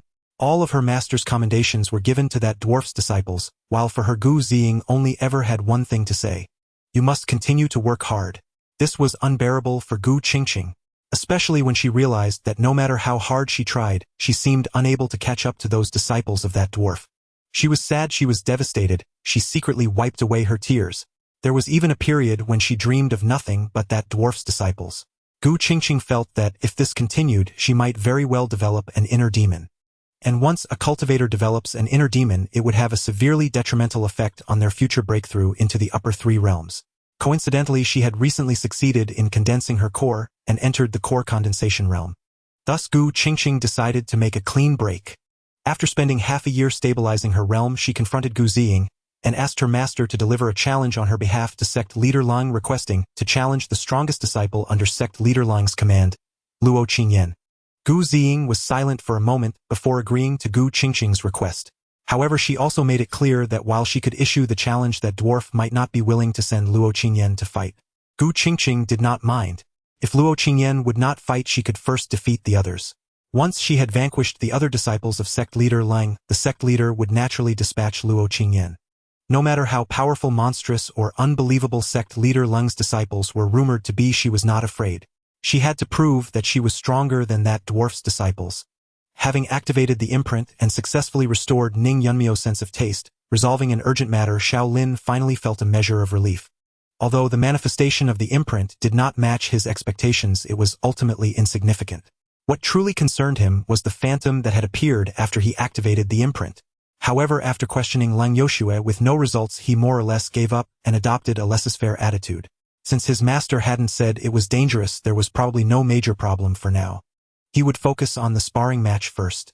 Senior brother, I've found it. I've truly found it. Xiao Lin, who had been crouched on the ground observing ants march in formation, fulfilling a task issued by his system, instinctively blurted out, "Beast, what poison have you taken?" Upon hearing the voice behind him, "Ha!" Lu Xingqiu, having sprinted up behind Xiao Lin, froze instantly in place. "Ahem. Third brother, what exactly did you find?" Realizing his blunder, Xiao Lin hastily rose to his feet and turned toward Lu Xingqiu with a warm, reassuring smile. "Blast. It was a slip of the tongue. Fortunately, it was only third brother Wu. Had it been second sister or fourth sister, my true identity might well have been exposed." Lu Xingqiu blinked rapidly, beads of sweat already glistening across his youthful, unlined forehead. "Did senior brother just curse me? Did I commit some grave transgression recently? Oh no, what am I to do? Think, Lu Xingqiu. Think hard. What have you done these past days? Was it speaking up for that Lin Outyin? No, that couldn't possibly warrant such reprimand. So what was it? What was it? Perhaps I should simply kneel and beg forgiveness." 3 question marks sprang forth above Xiao Lin's brow as he heard this torrent of inner monologue. Instantly he raised a hand and firmly gripped Lu Xingqiu's shoulder, speaking with earnest sincerity. "I was momentarily distracted just now. Spoke nonsense without thinking. Please don't take it to heart, third brother." He truly feared that if he delayed even a moment longer, Lu Xingqiu would indeed drop to his knees before him. "Oh, I see." Lu Xingqiu visibly exhaled in relief, then shook his head with a quick, easy laugh. "No harm done at all. Senior brother need not dwell on it either." "So, what did you find?" Xiao Lin swiftly changed the subject. "Yes, regarding the ethereal silhouette that manifested behind you when your mark activated. I believe I've traced its origin." Mentioning the matter seriously, Lu Xingqiu's eyes lit with quiet excitement. "Oh, let me see." Intrigued, Xiao Lin leaned forward. Earlier, Lu Xingqiu had volunteered to investigate the true nature of that spectral image. Xiao Lin had offered no objection. And to his surprise, the younger brother had actually succeeded. "Please, senior brother, behold." Without hesitation, Lu Xingqiu unfurled a scroll with a practiced flick of his wrist. A classical ink painting instantly appeared before them both. At its center stood a colossal ox. Its hide a deep stormy azure hornless bearing but a single cloven hoof. Though grotesquely malformed, the beast radiated terrifying ferocity. Rendered amid howling gales, lashing rain, and crackling lightning, it loomed like an apocalyptic harbinger. Wait. Apocalyptic harbinger. Third brother. This is actually an auspicious divine beast, correct? Recognizing the figure instantly as the very phantom that had appeared when he activated his mark, Xiao Lin turned sharply toward Lu Qingxu. Lu Qingxiu's smile froze mid-expression. Senior brother. Look at its countenance. Do you truly believe it could be auspicious? Indeed. It was utterly implausible. Xiao Lin accepted reality without resistance, glanced once more at the scroll in Lu Qingxiu's hands and sighed. Fine third brother. What monstrous beast is this? Senior brother, this is the Kuei ox, also known as the Thunder Beast. A primordial calamity beast said to herald tempests and thunderbolts upon its emergence. Ancient texts suggest it may well have served as the mount of the primordial god of thunder. Lu Qingxiu recited the knowledge he'd gathered. A primordial calamity beast. The very term calamity carried immense weight. Yet, primordial elevated it beyond mortal reckoning. Xiao Lin inwardly whistled in astonishment. Having lived in this world for over 2 decades, Xiao Lin was intimately familiar with that distant legendary primordial age. It was admittedly rather cliched in essence, an era when immortals walked freely upon the earth. Not to mention that divine beasts and fell monsters alike proliferated as if competing in a cosmic contest. The famed 4 celestial beasts, for instance, were primordial divine beasts. That humanity endured from the primordial age into the present was itself no small miracle. With a wry offhand remark, Xiao Lin rolled up his sleeve, gazed silently at the mark coiled around his right forearm, and deadpanned. So, my true form is in fact a primordial calamity beast. Senior brother. Even if you are a primordial calamity beast, I shall stand by you always and without fail. I was merely venting. Don't take it literally. How could I possibly be a primordial calamity beast? Such creatures possess no dantian or spiritual reservoir. Their cultivation path is fundamentally alien. Xiao Lin rubbed his temples wearily. But, if senior brother truly is a primordial calamity beast, perhaps mortals have long misjudged them. Perhaps they're not harbingers of disaster after all, but celestial omens of blessing. Don't be absurd. Anything tied to me automatically becomes good. Is this some childishly simplistic morality? Linman. Seriously? Brimming with internal grievances, Xiao Lin quickly interjected aloud. Just jesting. In any case, this mark is undoubtedly linked to the Kuei ox. It manifested only after I drew the attention of Tribulation Lightning, and the Kuei ox is the Thunder Beast. That may well explain why this mark awakened within me. Indeed plausible. Hearing Xiao Lin's reasoning, Lu Qingxiu immediately abandoned the notion of his senior brother being a primordial calamity beast, and instead followed his logic. Moreover, though the mark resonates with the Kuei ox served as the mount of the primordial god of thunder. So it's equally possible that you senior brother bear some profound connection to that deity, thereby awakening this mark. Well then, dare boldly, perhaps I am the primordial god of thunder myself. Entertaining the thought. After all, imagining costs nothing. Xiao Lin chuckled inwardly, then waved dismissively. Enough. We'll never fathom this mark now. Since Master has voiced no concerns and I can already wield it, let's set it aside. For now. As the saying goes, when debts pile high, one ceases to feel their weight. With so many unsolved mysteries already clinging to him, Xiao Lin saw no harm in adding one more. Let fate unfold as it will. Bring down an immortal if you dare. Yes, senior brother. Lu Qingxiu voiced no dissent. He carefully rolled up the scroll, then produced a sheaf of rice paper densely inscribed with minuscule script, handing it to Xiao Lin. Senior brother, I've nearly completed my dossier on Cultivator Gu. Please review. So swiftly. Xiao Lin accepted the papers with genuine surprise and began scanning them. 2 days prior, having successfully activated his mark, he'd resolved to prepare for the upcoming duel. Starting with gathering intelligence on Gu Qingxing. Lu Qingxiu had confidently declared, "Leave it to me." And Xiao Lin, ever the willing delegator, gladly stepped back. Cultivator Gu broke through to the spirit condensation realm half a year ago. She remains at the lower tier of that realm. Her cultivation art is likely the 9 heavens divine maiden art of Xuannu Peak. Her preferred weapon is a spear. As Xiao Lin read, Lu Qingxiu quietly highlighted key points he deemed most critical. Oh, so she's also at the lower tier of spirit condensation. And she's only held that rank for 6 months, whereas I've stabilized mine for 2.5 years. This round, advantage me. Xiao Lin grinned broadly upon reading the report. Senior brother, do not grow complacent. For once Lu Xingqiu dared gently counter Xiao Lin's assessment. Upon hearing Lu Xingqiu's words, Xiao Lin, who had just been greatly relieved, immediately wore a grave expression. The third junior brother did not follow my lead, which meant the problem was quite severe. Third brother, what do you mean by that? With this in mind, Xiao Lin promptly asked. According to the information I've gathered, fellow Taoist Gu has 4 recorded battles. The first was when she was at the foundation establishment stage at. Lu Xingqiu began to elaborate at length. However, Xiao Lin did not listen at all, because he knew it was all nonsense. The real reason was, in a past life, fellow Taoist Gu was renowned as the foremost cross-realm combatant, especially at the condensing core and nascent soul stages, defeating many cultivators of full realm above her.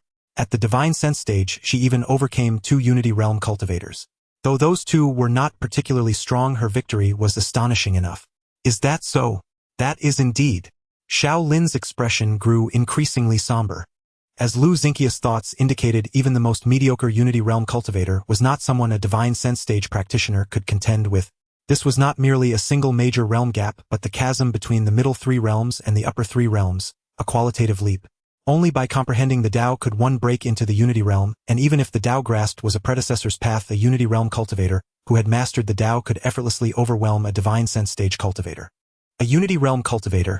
I'm not targeting anyone, but below unity you are all trash. Therefore, Gu Qingxing's ability to defeat unity realm cultivators at the divine sense stage in her past life was indeed a testament to her strength. Xiao Lin felt a sense of crisis. Though he didn't really care about winning or losing, Lang Yoshue had previously given him an order: if he lost, he would never be able to resign as senior brother. Why would the master use this as a threat? He himself had already considered a long-term plan. Not giving up but playing the long game. Since resigning seemed unlikely now, he could wait. The task had no time limit. He could complete it whenever, such as at the Tribulation Transcendent stage, stepping directly into the immortal realm. Of course, Xiao Lin felt he couldn't wait that long and would submit his resignation again when the opportunity arose. Though it now seemed the chances of Lang Yoshue agreeing were slim. An unscrupulous boss exploiting employees, not only refusing to let them resign, but also threatening them with the approval of their resignation letter. Disgusting. After silently fuming at Lang Yoshue with righteous indignation, Xiao Lin turned to Lu Xingqiu and probed. So based on the information you've gathered, third brother, how do you think I should deal with fellow Taoist Gu to be safe? In other words, he wanted to ask Lu Xingqiu, with his past life memories, if Gu Qingxing had any exploitable weaknesses. What? A man targeting a woman, seeking out her weaknesses beforehand. Wasn't that shameless? Sorry, Xiao Lin was exactly that, shameless. Women only slow down my sword-drawing speed. The senior brother is consulting me. This. Huff. Calm down, think of fellow Taoist Gus' weaknesses. I fought her in my past life. I can definitely recall them. Lu Xingqiu clearly understood Xiao Lin's intent and immediately began to ponder deeply. However, after a moment, his expression turned somewhat grim. Damn, even from my past life perspective, fellow Taoist Gu has no obvious weaknesses. If anything, she might have only one. Hearing this thought, Xiao Lin's eyes lit up. That is the senior brother. He can make her lose her reason. Hearing this, Xiao Lin was puzzled. That time when the senior brother went missing in the secret realm, and the master was away, fellow Taoist Gu risked losing all her cultivation to charge in and rescue him. Hearing this, Xiao Lin thought, how thrilling. I'm sorry, senior brother, I can't think of any way to counter her. Knowing that the current senior brother probably couldn't make Gu Qingxing lose her reason, Lu Xingqiu struggled inwardly for a moment before bowing his head in apology. No worries, I was just asking casually. Xiao Lin naturally wouldn't blame Lu Xingqiu. He waved his hand and continued reading the materials. What you've compiled has already been a great help to me. Oh, senior brother, I can explain some of this to you. Just as Lu Xingqiu was about to make amends, a voice tinged with anger rang out. Gather. Master. Xiao Lin and Lu Xingqiu exchanged a glance, recognizing the voice's owner. At the peak of Qinglian Peak in the small courtyard, everyone from Qinglian Peak assembled. Unlike last time, Xiao Lin now had a seat. After the previous meeting, he had ordered another stone chair from Baichuan Peak as Lang Yuxu's throne. Another difference was that Lang Yuxu's delicate face was expressionless, clearly angry. Seeing that Lang Yoshue had no intention of speaking, Xiao Lin and the others exchanged glances. Then their gazes converged on Xiao Lin. Xiao Lin thought, what? Is the senior brother meant to be used like this? I said I didn't want to be the senior brother. Suppressing a twitch at the corner of his mouth, Xiao Lin still didn't disappoint the 4 scoundrels. Turning to Lang Yoshue, he asked cautiously, Master, has something happened? Can't you see if something has happened? Then, may I ask what troubles you? You're hoping I'll have troubles, aren't you? No, that's not what I meant. What? Don't want to share my burden. This? Xiao Lin looked at Lang Yoshue, who wore an expression of, how did I take on such a rebellious disciple? Opened his mouth but ultimately said nothing. The more he said, the more mistakes he'd make. Even if he praised her for being more beautiful than usual, she would likely accuse him of being sarcastic. Luo Qingyan and the others secretly sighed in relief. Thank goodness for the senior brother. That old hag sent me another letter. Having finished tormenting Xiao Lin, Lang Yoshue seemed in a slightly better mood. She took out an apple with one hand and tossed a letter onto the table with the other. Heh! Seeing the other 4 scoundrels looking at him expectantly, Xiao Lin let out a cold laugh, but still reached out to take the letter, opened it, and read it quickly. The more he read, the more intriguing his expression became. The letter essentially said one thing: Lang Yoshue, you don't dare send Luo Qingyan to fight. Are you afraid of my Gu Qingqing? Someone might ask, why write an entire letter about such a trivial matter? Because 90% of it was mockery. Before his transmigration, Xiao Lin had often transformed into a troll on the internet, engaging in verbal battles with uncivil netizens. Back then, with his lightning-fast typing speed, he was like a lone warrior guarding a pass, effortlessly taking on 10 opponents at once, and he was well-versed in various rhetorical tactics, insulting without a single curse word and mastering the art of sarcasm. One could say that before his transmigration, Xiao Lin rarely encountered rivals in the online world, existing in a state of sublime isolation. But today in this world, without the internet, Xiao Lin truly realized how ignorant he had been before his transmigration. This letter, spanning several thousand words, contained not a single profanity, yet it was the epitome of mockery, showcasing the art of verbal abuse. Was this merely a letter? No, it was the Bible of the trolling world. A treasure of the trolling realm. No wonder the master was so furious. Even I, seasoned from countless battles before my transmigration, find it hard to withstand. Xiao Lin clicked his tongue in amazement and handed the letter to the other 4. Luo Qingyan and the others immediately began to examine it one by one. Almost everyone after reading had a complex expression and remained silent. Except for Ning Yunmiao, whose cute little face bore only confusion. I recognize every character in this letter, but why can't I quite understand them when strung together? What exactly does this sect leader Gu want to express? And why does everyone's expression turn so strange after reading? Look, a true artist of trolling can insult others without them even noticing. Xiao Lin couldn't help but marvel again. Have you all finished reading? Share your thoughts. Lang Yoshue said, munching on an apple as Yu Chaoshi set down the letter. The 4 of them, startled, then turned their gazes in unison toward Xiao Lin. Xiao Lin thought, no way. Even if a knife were held to my throat, I wouldn't speak this time. Then he saw Lang Yoshue also turn her head with an expression that said, go on, my great disciple. Xiao Lin thought, it seems I have no choice this time. Well, although it's inappropriate for someone in my position to say this, I still feel that this sect leader Gu has gone too far. Xiao Lin began cautiously, however this also proves that sect leader Gu can't handle master, so she tries to provoke you with words, hoping you'll send second junior sister to fight. Lang Yoshue seemed quite pleased with Xiao Lin's words, sneering, that old hag wants to use provocation. Ha! I won't fall for it. Seeing this, Xiao Lin breathed a sigh of relief. He had managed to get through it. Then he heard Lang Yoshue continue, so Xiao Lin, tell me, how should I respond? A question mark instantly appeared above Xiao Lin's head. How should I respond? How am I supposed to know? Master, isn't this question a bit too much? Master, I think you should write a letter to sect leader Gu saying, please stop scolding, I'll send Luo Qingyan to fight right now. How dare you? Then I'm out of ideas. Ungrateful disciple. Lang Yoshue scolded Xiao Lin but didn't press further. She tapped the table and said that old hag's provocation won't work, but her actions have successfully angered me. So I plan to respond properly. With a cold laugh, Lang Yoshue took a fierce bite of her apple and beckoned, come closer, all of you. Xiao Lin and the others leaned in. I have a plan. We'll do this and that. Lang Yoshue, still munching on her apple, softly outlined her scheme. What do you think? After finishing, Lang Yoshue flashed a smug grin that said, I'm a genius. This? Xiao Lin glanced at her, his suspicion that his master was also a transmigrator growing stronger. Wouldn't that be a bit inappropriate? Ning Yunmiao raised her hand, hesitantly, speaking softly. The others nodded in agreement. What's wrong with that? She came to annoy me, so I'll annoy her back. Lang Yoshue swallowed the fruit and snorted. But master, wouldn't this annoy fellow Taoist Gu instead of sect leader Gu?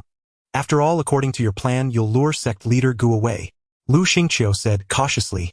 Ha, you don't understand. Lung Yoshue sneered disdainfully. Gu Qingxing is that old hag's precious treasure. Annoying Gu Qingxing is more effective than annoying the old hag herself. But, enough. Lung Yoshua's beautiful eyes flashed and everyone fell silent. I'm informing you, not asking for your opinion. Lung Yoshue stood up, incinerated the apple core with a burst of flame, and pointed at them. All you need to do is follow my instructions. Understood. Understood. Not loud enough. How many times must I say it? Understood. That's right. Young people should have some spirit.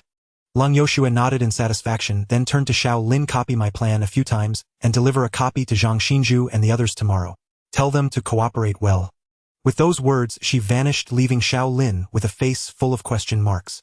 Did Master just ask me to go to the Peak Lords? Hey, don't leave. Come back.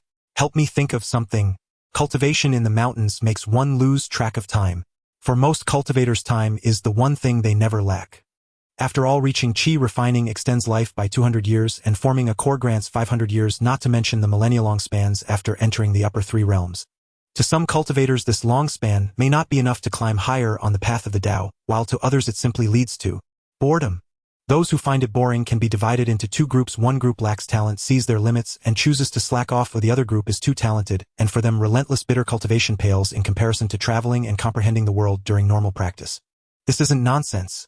In the early years, a cultivator achieved enlightenment while listening to zither music at the Miaoyin Pavilion, leaping two major realms from nascent soul to harmony, enraging those who spent days in secluded bitter cultivation. In summary, for cultivators who often feel bored, seeking entertainment is quite important. And what is the most entertaining thing for cultivators? Watching others fight, of course. So the news that Gu Qingxing was about to challenge Xiao Lin quickly spread throughout the cultivation world. Who was Gu Qingxing? The sole direct disciple of the immortal Gu Ziying, and the contemporary holy maiden of the mystic Maiden Peak, one of the 6 great sects. Who then was Xiao Lin? The 7th sect among the 6, the great disciple of Flowing Cloud Sect, and the senior apprentice of Lung Yoshue, the dominator of the cultivation world. What? The dominator of the cultivation world? I was merely a nickname bestowed upon Lung Yoshue by the cultivation realm. Yet Lung Yoshue detested the title, so to this day, no one save Gu Ziying dared utter it publicly. None could be certain whether the so-called dominator would come knocking. Ahem, I digress. In summary, this duel was a contest between the chief disciples of 2 premier sects, and how could the gossips of the cultivation world not rejoice? Especially since Gu Qingxing had just broken through to the condensed core stage half a year ago, her combat prowess now an enigma. And though Xiao Lin had reached the condensed core stage 2.5 years prior, he had long vanished from the cultivation scene, his strength equally shrouded in mystery. This only fueled the gossips' excitement further. Even the other 5 of the 6 great sects began to pay close attention. For setting aside the thrill, the true strength of the Flowing Cloud sects and Mystic Maiden Peak's chief disciples was intelligence of paramount importance. In short, the entire cultivation world buzzed with talk of this event. Yet upon learning the venue was set at Flowing Cloud Sect, disappointment swept through the masses. Flowing Cloud Sect, how to put it, it utterly lacked the decorum befitting a great sect. Time and again, it had forcibly ejected uninvited visitors, even including the sect leaders of the other 6 great sects.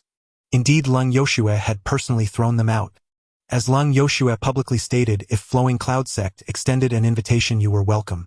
But if you forced your way in uninvited and she happened to be in good spirits, she might let it slide. Should she be in a foul mood, however, it would be seen as a blatant provocation, an invitation to spar with her. And as luck would have it, Flowing Cloud Sect's public relations representative Zhang Xinju had directly announced that during the duel all uninvited guests would be turned away. With this proclamation, aside from a few reckless hotheads, most cultivators who had initially planned to join the spectacle abandoned the notion. Disperse, disperse. Life is more precious. Though they could not witness the event, all remained keenly attentive, for at least the outcome would be known. Even if Flowing Cloud Sect, ever reluctant to publicize such matters, did not announce the result of victory for Gu Qingxing, would surely be trumpeted by Mystic Maiden Peak. Should they remain silent after the duel, it would likely mean Gu Qingxing had lost. At Flowing Cloud Sect on Green Lotus Peak, within that rather crude thatched hut, Yu Chaoshi sat at the table sipping warm beast milk in small gulps while perusing her notebook.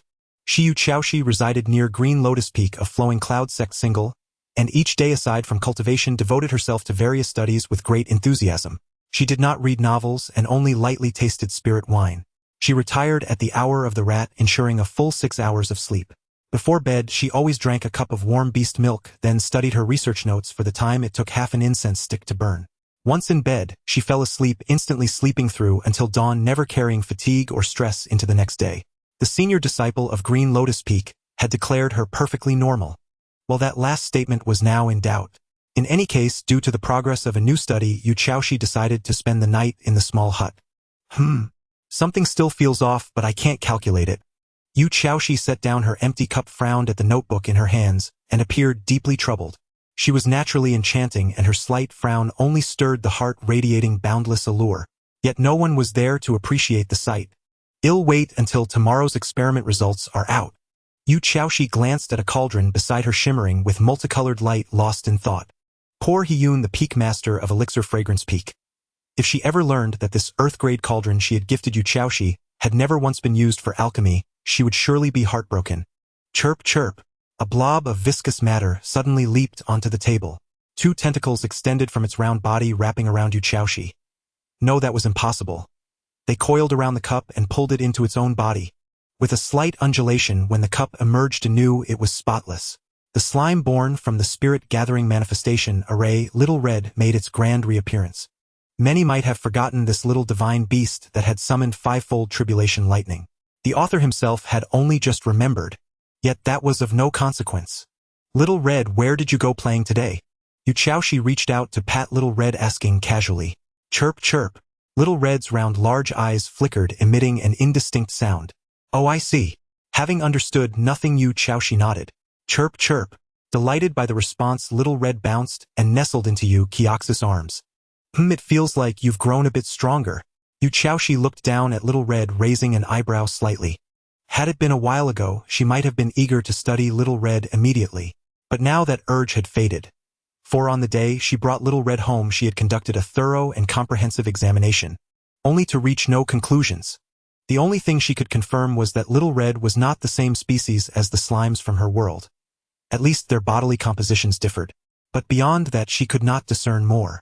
Even over these days, as Little Red began to vocalize, grow more intelligent, and its aura gradually strengthened, she had launched a series of studies, yet still made no progress.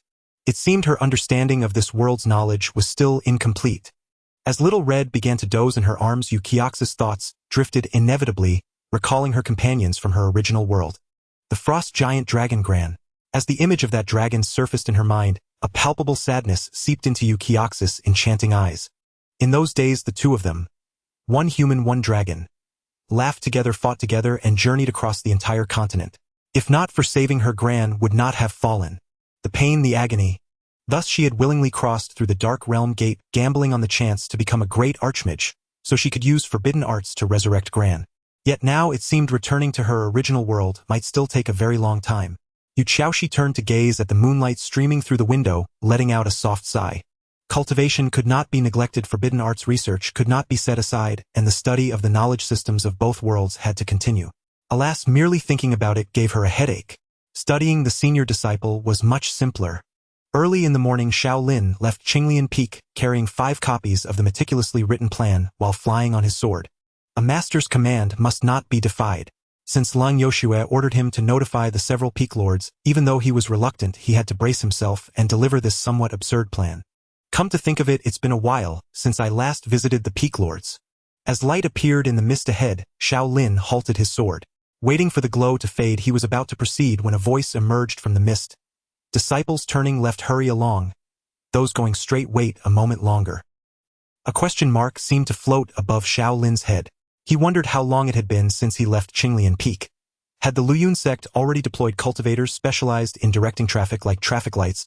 Sighing at the inevitability of progress, he patiently waited a little longer until the voice sounded again, then flew his sword toward the faintly visible peak ahead in the mist.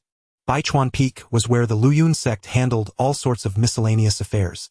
Most public facilities, such as the Spirit Dining Hall, the Scripture Pavilion, and the Artisan Hall, were built on this peak. It was also the only peak among the 7 peaks of Luyun that required no prior notice to enter. Nodding greetings to various Luyun sect employees. Along the way, Xiao Lin climbed directly upward and arrived at the Scripture Pavilion atop Baichuan Peak. Before the Scripture Pavilion, which occupied nearly half the mountaintop, an elderly man was sweeping the ground with a broom. He was Zhang Xinzhu, the peak lord of Baichuan Peak. Uncle Zhang. Xiao Lin hurried over to Zhang Xinzhu and bowed respectfully. Nephew Xiao has arrived. Is the sect master looking for me? Zhang Xinju stopped sweeping, turned around, and smiled kindly at Xiao Lin. At that moment, he looked every bit like a benevolent, ordinary old farmer. But Xiao Lin knew that anyone who truly mistook Uncle Zhang for an ordinary farmer would suffer greatly. Having risen from a rogue cultivator to the upper three realms, Uncle Zhang was unmatched in his realm with his blood-drinking blade before joining the Luyun sect.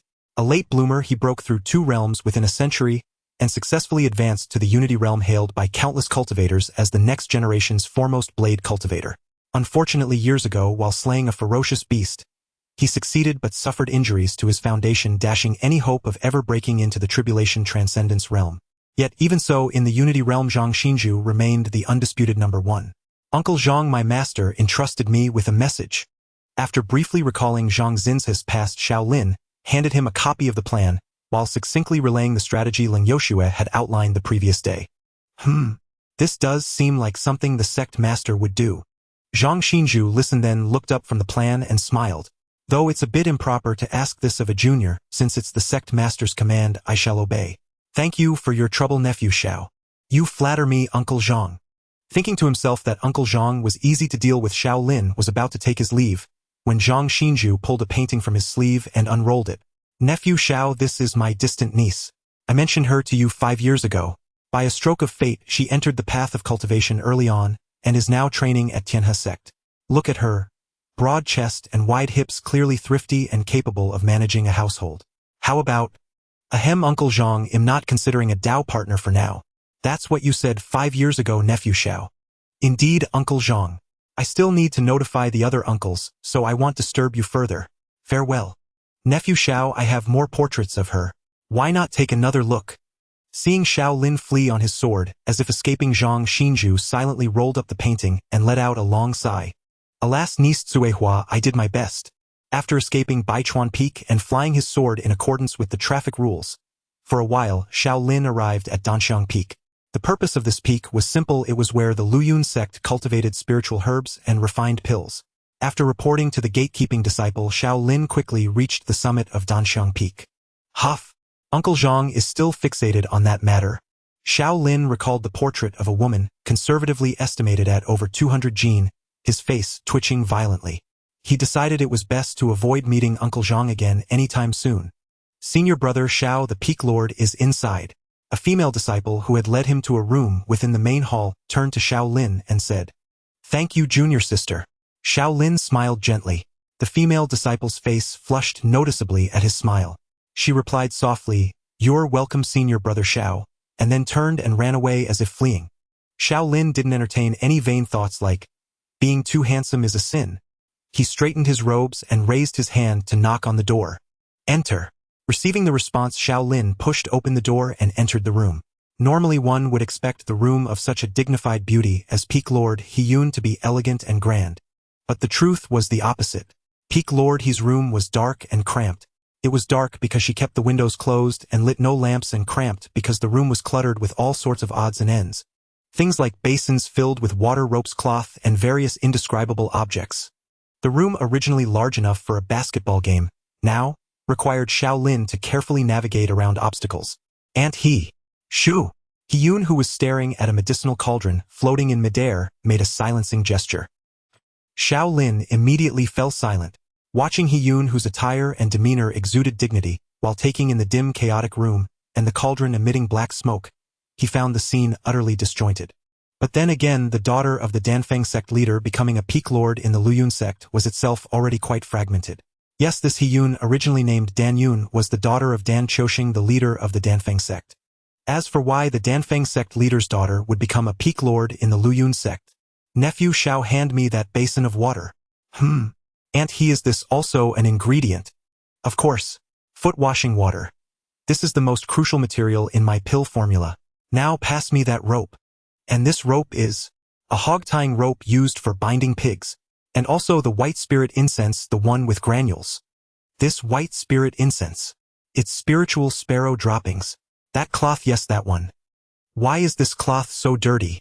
I had them take turns wrapping it around their feet without washing it, so naturally it's dirty. Alright, the ingredients are all added now. Xiao Lin watched as He-Yun tossed those 4 items into the cauldron, secretly grateful that he had wrapped his hands in spiritual energy when handling them. Once again he marveled that Aunt Hiyun had truly surpassed her master, her unconventional understanding of alchemy so extreme that it forced her own father to expel her from Danfeng. Since Hiyun was preoccupied refining a novel elixir of her own design, Xiao Lin's progress with her proceeded smoothly. He left behind the proposal and reiterated Lang Yoshua's plan, to which Hiyun, focused intently on regulating the flame, simply nodded, affirming her understanding. Xiao Lin hastily fled Danxiang Peak. Wait, this scene felt oddly familiar. In any case, after another interminable wait, like pausing at a red light, he arrived at Lanyue Peak. This mountain peak was one of the two combat-focused peaks of the Luyun sect, renowned for its boundless inclusivity. Whether one wielded swords, spears, axes, or whips, all found welcome here. Master Li, whose martial cultivation spanned countless disciplines with effortless fluency, had already prepared tailored training regimens for them. As for Master Li Yuhuan of Lanyue Peak, not only was his martial mastery astonishingly versatile, but his path to joining the Luyun sect bore a singular tale. Once a wandering cultivator, he was ambushed during a journey by a demon cultist at Tribulation Transcendent stage, who sought to abduct him as a consort. Upholding the immutable principle that righteousness and evil could never coexist, Li Yuhuan refused outright. Even as the 200 demon, humiliated and enraged, raised a hand to force him. At that very moment, Lang Yoshua happened upon the scene, and with a single palm strike obliterated the demon, rescuing Li Yuhuan. From that day forward, Li Yuhuan became a devoted member of the Luyun sect. Lost in these stories, recounted to him by Lang Yoshua, Xiao Lin stepped into Master Li's residence. There he found Lu Qingdai fuming with fury, and Master Li Yuhuan sitting opposite her, utterly exasperated. Oh! Sensing imminent disaster, Xiao Lin instinctively braced to retreat. Yet before he could lift a foot, Lu Qingdai spotted him. "Senior brother Xiao, you've arrived just in time. Settle this dispute for us." Without hesitation, Lu Qingdai seized Xiao Lin's arm and planted her hands on her hips. "Tell me, senior brother, does it make sense for a cultivation manual to permit only men to practice it while forbidding women outright?" No, it truly does not." Still disoriented, Xiao Lin nodded reflexively. "Exactly. You agree to, senior brother Xiao." Emboldened by his affirmation, Lu Qingdai's confidence surged anew. She turned sharply toward Master Li, seated solemnly upon the principal seat. "Master, you must reconsider this outdated notion. Since when have women been inferior to men? Women and men are inherently equal. It is only prejudice and custom that impose artificial distinctions between them. Therefore, Master, I demand the right to cultivate this manual." "Indeed, Senior Uncle Li, what cultivation art distinguishes between genders?" Carried away by Lu Qingdai's fervor, Xiao Lin began but catching the deepening despair on Master Li's face, his mind suddenly sparked. "May I respectfully request to examine the manual Sister Lu refers to?" "Here, it is this very text." Master Li handed over a slender volume without delay. The title emblazoned across its cover, "3 Profound Child Art," stunned Xiao Lin into silence. Upon flipping to the first page, he read the opening injunction: "To master this art, one must first nurture an unyielding yang essence." At that moment his composure shattered entirely. Then, "Senior Uncle Li," he declared, "disciplining disciples sometimes demands physical intervention." "Precisely my thought, junior nephew Xiao. Allow me to assist." Exquisite timing. Senior brother Xiao, Master, what are you about to do? Do you still look down upon women? You don't hit my head. Not my head." The notification mission at Lanyue Peak concluded swiftly and successfully. After jointly disciplining Lu Qingdai, Xiao Lin collected the finalized plan, relayed Lang Yoshua's directives, and Master Li laughed heartily, pledging full cooperation, even adding with wry admiration, "Our sect master truly knows how to play." Thereafter Xiao Lin proceeded to Duanqi Peak. True to its name, this peak specialized in forging artifacts and weapons. As for its master, by Li Wanyun, a figure equally unforgettable, was no wandering cultivator but a scion of Wuxing Mountain, the hallowed sanctuary of body cultivators. Blessed with extraordinary vitality and exceptional talent, he had even been personally designated heir to the sect's throne by Wuxing Mountain's patriarch, until overwhelmed by the ceaseless spectacle of bare-shouldered, muscle-bound cultivators grunting through drills in unnerving unison, he resolutely departed and joined the Luyun sect, then urgently in need of masters. At Duanqi Peak, Xiao Lin encountered resistance upon reading Lang Yoshua's proposal. Master Bai Li erupted in vehement protest, condemning the scheme as profoundly dishonorable toward a junior disciple. Even if the sect master herself appeared, he swore he would refuse. Yet perhaps Xiao Lin's dejected silhouette stirred something within him. For shortly after Xiao Lin descended the peak, Master Bai Li himself came sprinting up, face bruised and swollen, declaring he would indeed comply. When Xiao Lin cautiously inquired how such grievous injuries had occurred in so brief a span, Master Bai Li merely replied he tripped on uneven ground. An insignificant mishap.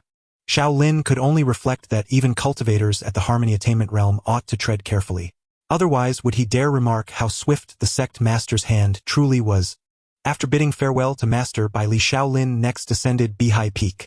Unlike Qinglian Peak, Beihai Peak functioned more like the true central hub internal disciple registration Maritan punishment administration. All fell under its jurisdiction. By contrast, Qinglian Peak, the Luyun sect's official main peak, bore no administrative burden whatsoever, having effectively devolved into Xiao Lin and his peers' private domain. Master Dongfang Yu, current head of Beihai Peak, stood alone among the sect's masters as a relic of the former regime. Born not of wandering cultivation but of orthodox lineage, hence possessing no dramatic origin story to recount. Regarding Leng Yoshua's plan, he voiced no objection, only sighed wistfully. The sect master's enthusiasm always finds such peculiar outlets. Before departing, Xiao Lin specifically inquired about Lin Outyan, and learning the man had been confined for 2 years allowed himself a quiet sigh of relief. At least for now that fellow would cause no further mischief. Finally, Xiao Lin reached the last peak, Feixian Peak. Feixian Peak served as the sect's second combat-oriented peak, and unlike Lanyue Peak's eclectic martialists, its disciples were exclusively sword cultivators. Such was the nature of sword cultivators, fierce in both combat prowess and lethal intent.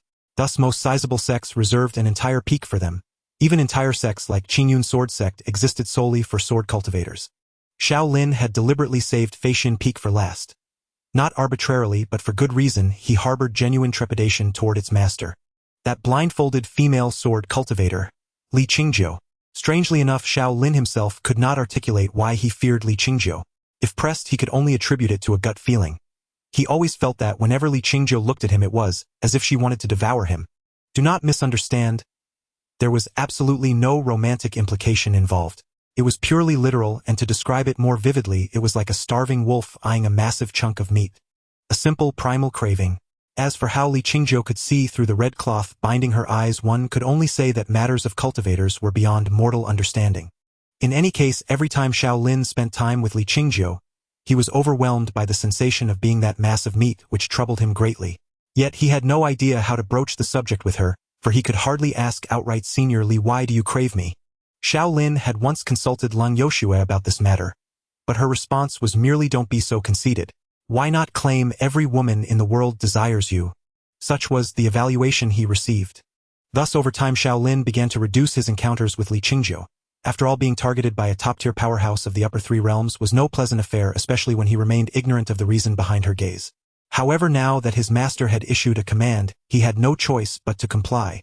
Under the guidance of a disciple, Xiao Lin arrived before a bamboo hut. Speaking of which, Senior Li was truly a prodigy. Gazing at the pristine bamboo dwelling, Xiao Lin recalled tales of Li Qingzhou.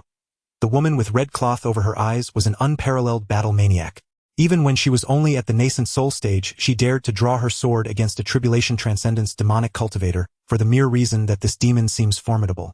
Friends, what kind of act is it for a cultivator of the middle 3 realms to challenge one of the upper 3 realms separated by 2 entire realms? It was a suicidal rush toward reincarnation. Fortunately, the tribulation transcendence demonic cultivator found Li Qingzhou beautiful, and intended to take her as his wife, so he only gravely wounded her, sparing her life. Then the demon was reduced to ashes by a single slap from the passing Leng Yoshua. Li Qingzhou was rescued and subsequently joined the Flowing Cloud sect. This tale teaches us that lust is a double-edged sword. Ahem, no, it teaches us that although Leng Yoshua rarely ventured out every time she reaped rewards, truly one who seizes opportunities. That doesn't seem quite right either. In any case, after several deep breaths, Xiao Lin produced his final plan and raised his hand to knock lightly on the door. The moment his fingers touched the door, the bamboo portal swung open of its own accord, revealing Li Qingzhou in her simple red attire, red cloth over her eyes, and a long sword strapped to her back. "You've come," Li Qingzhou spoke coolly from behind the table. Without responding, Xiao Lin swiftly bowed, and then rattled off at breakneck speed. "Greetings, Senior Li. I am here to deliver a message from my master. She says, have some tea." Before he could finish, Li Qingzhou interrupted. Thank you, Senior Li, but am not thirsty. This time I come over first. Have tea." Xiao Lin watched as Li Qingzhou gracefully brewed tea, and steeled himself to say, "Senior Li, am actually not fond of tea." Though it sounded like an excuse, he truly disliked tea. Despite his past cries of "forget cultivation, it's tea time," which were mere bravado, normally he drank spiritual tea like a parched beast purely to quench his thirst. "No, you do like it," Li Qingzhou replied with utmost seriousness. A question mark floated above Xiao Lin's head. What kind of domineering CEO dialogue was this? Senior Li, let's just get to the point. Drink while we talk, you can speak while drinking. Seeing Li Qingzhou turn her gaze toward him, Xiao Lin fell silent for a moment. Unable to conjure an excuse like "I'm allergic to tea," he reluctantly sat down across from her. To be fair, although Li Qingzhia's face was partially obscured by the red cloth, her facial structure alone revealed her to be a beauty. And a beauty gracefully brewing tea was indeed a picturesque scene. Unfortunately, Xiao Lin had no mind to appreciate it at that moment. For from the moment he sat down, the sensation of being a chunk of meat eyed by a starving wolf returned even stronger than before. Could this tea be drugged?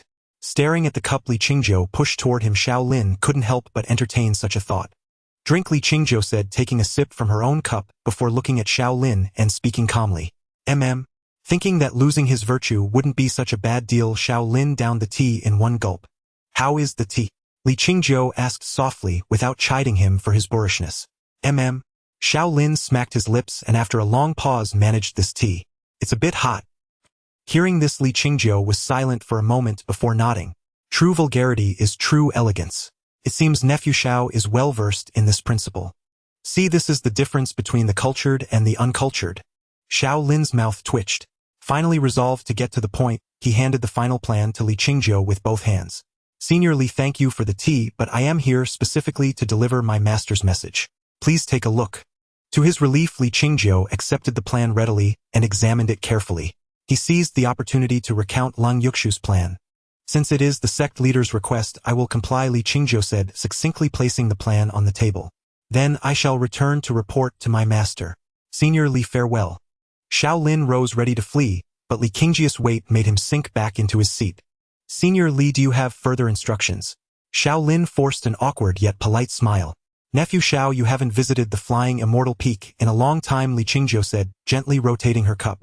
Do come by more often in the future. Senior Li, I've been quite busy lately, so I'm afraid it will be difficult.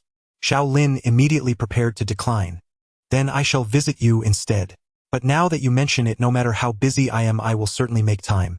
With a fawning smile, Xiao Lin paused before asking, Senior Li, may I ask why you wish for me to frequent the Flying Immortal Peak? Since Li Qingzhou had brought it up, he decided to seize the chance to inquire. Because I want to see you. Hearing her flat, uninflected tone, Xiao Lin thought to himself, what are you playing at, Senior? But not believing this to be a confession, he was about to press further when Li Qingzhou waved her hand. Enough, you may go. Remember to visit often. But, no need to see you out. Seeing her resolute tone, Xiao Lin felt as though he had been toyed with by a heartless woman. Summoned at will, dismissed at whim, and kept dangling. Nevertheless, Xiao Lin was a respectful disciple. Seeing the matter concluded, though inwardly perplexed, he did not linger. He rose, bid farewell, and departed. Watching the door close again, Li Qingzhou took a sip of her spiritual tea, her gaze falling upon the cup Xiao Lin had used. Eyes unseen, the heart perceives clearly. With her red-bound eyes, she saw things others could not. When she looked at Lang Yoshue, she saw an endless abyss, at Zhang Xinzhu a blood-stained long blade half-sharpened. And when she looked at Xiao Lin, she saw a broken sword wrapped in thunder. Yet though the sword was broken, its sword intent soared ceaseless and vibrant. This was precisely the Tao Li Qingzhou had been pursuing, destruction before creation, rebirth through death. On this day, the sky was clear and the air crisp. Gu Qingxing, the current saintess of the mystic maiden peak, flew on her spear into the territory of the Flowing Cloud Sect. Heaven be praised. She had been yearning for this day with all her heart, and finally it had arrived. The day to prove herself to her master. The Flowing Cloud Sect is truly shrouded in mist and clouds. As she flew her spear closer to the 7 peaks entwined with clouds, Gu Qingxing couldn't help but exclaim. Then she recalled her master's advice before she left. Qingxing, you must be mentally prepared. That dwarf has some old grudges with me, and this time she will surely find ways to make things difficult for you. It shouldn't come to that, right? How could sect leader Lang, as the head of a sect, be so petty as to trouble a junior like me? Gu Qingxing still found it unlikely, but being alone now, she couldn't help but feel a twinge of worry. In truth, under normal circumstances, the Mystic Maiden Peak would never send Gu Qingxing alone. Initially, they had planned for Gu Ziying to lead several elders and accompany her. However, Zhang Xinzhu had previously sent word claiming that the Flowing Cloud Sect was undergoing construction and renovations, and thus could not allow group entry. Only 2 people could come at most. Anyone could see that the talk of construction was utter nonsense, but there was no choice. Lang Yuxu's reputation as a tyrant in the cultivation world was undeniable, and since the Mystic Maiden Peak had initiated this sparring match, Gu Ziying, after cursing in the direction of the Flowing Cloud Sect for a good while, still brought Gu Qingxing along and set off alone. As soon as they entered the territory of the Flowing Cloud Sect, Leng Yoshue suddenly appeared. After exchanging a few heated words with Gu Ziying, she led the latter away to an unknown location. So now only Gu Qingxing was left alone. It's fine. I was the one who issued the challenge without reason. The fact that sect leader Leng agreed is already a great help. Even if the Flowing Cloud Sect tries to make things hard for me, I can endure it. Having said this to herself, Gu Qingxing descended on her spear and soon arrived at a mountain gate. An elderly man was already waiting there. Zhang Xinzhu, the peak master of Baichuan Peak of the Flowing Cloud Sect. Are you little friend Gu? Zhang Xinzhu, still appearing as an ordinary old farmer, looked at Gu Qingxing and asked with a smile. This junior Gu Qingxing pays respects to senior Zhang. Gu Qingxing quickly dismounted from her weapon and bowed respectfully to Zhang Xinzhu. She had learned much about the deeds of these peak masters from her master, so her respect was genuine. Little friend Gu, no need for such formalities. Zhang Xinzhu chuckled. I don't suppose you have brought an invitation. An invitation? Hearing this, Gu Qingxing froze on the spot.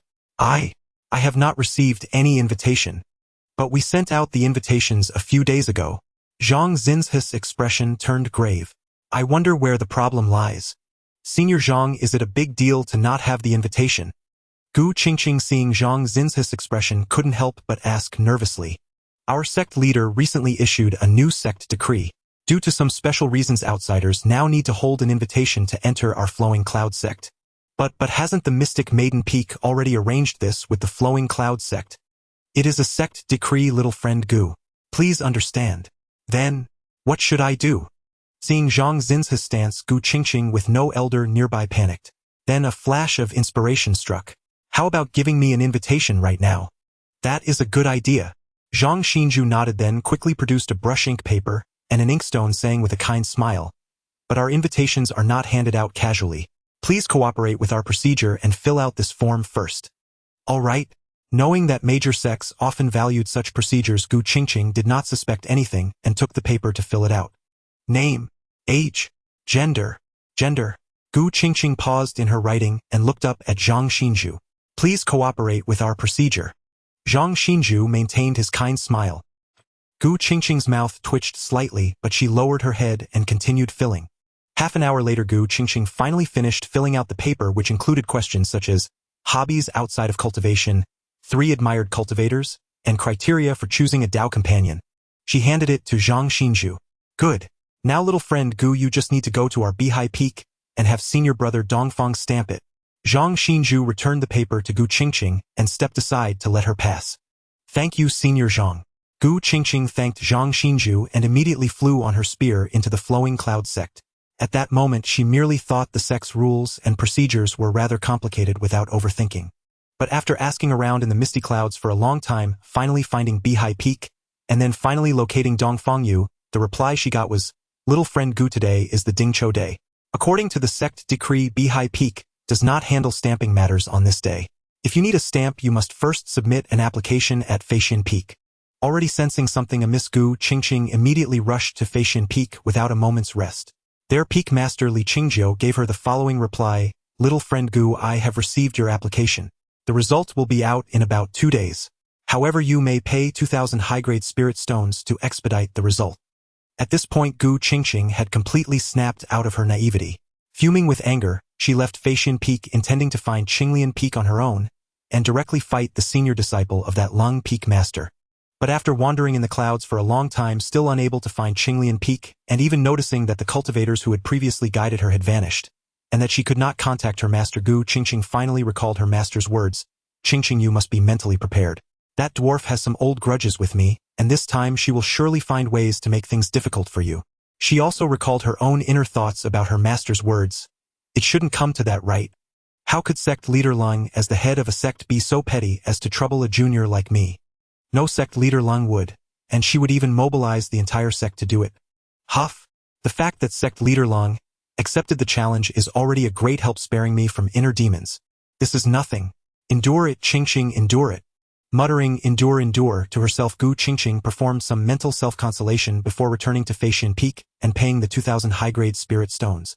Next she visited Bihai Peak, Danxiang Peak, Duanqi Peak, and Baichuan Peak, in turn obtaining various items, such as a special passage permit, a guarantee letter for the special passage permit, a custom token for outsiders, and an activation seal for the custom token. After spending 3 hours in the Flowing Cloud Sect and exhausting 10,000 high-grade spirit stones, Gu Qingxing finally arrived at Qinglian Peak. On a narrow path halfway up Qinglian Peak of Luyun Sect, a solitary table stood in the middle of the road, blocking the way. Yet the chair behind the table was empty. Where had the owner of the chair gone? Ah, there she was.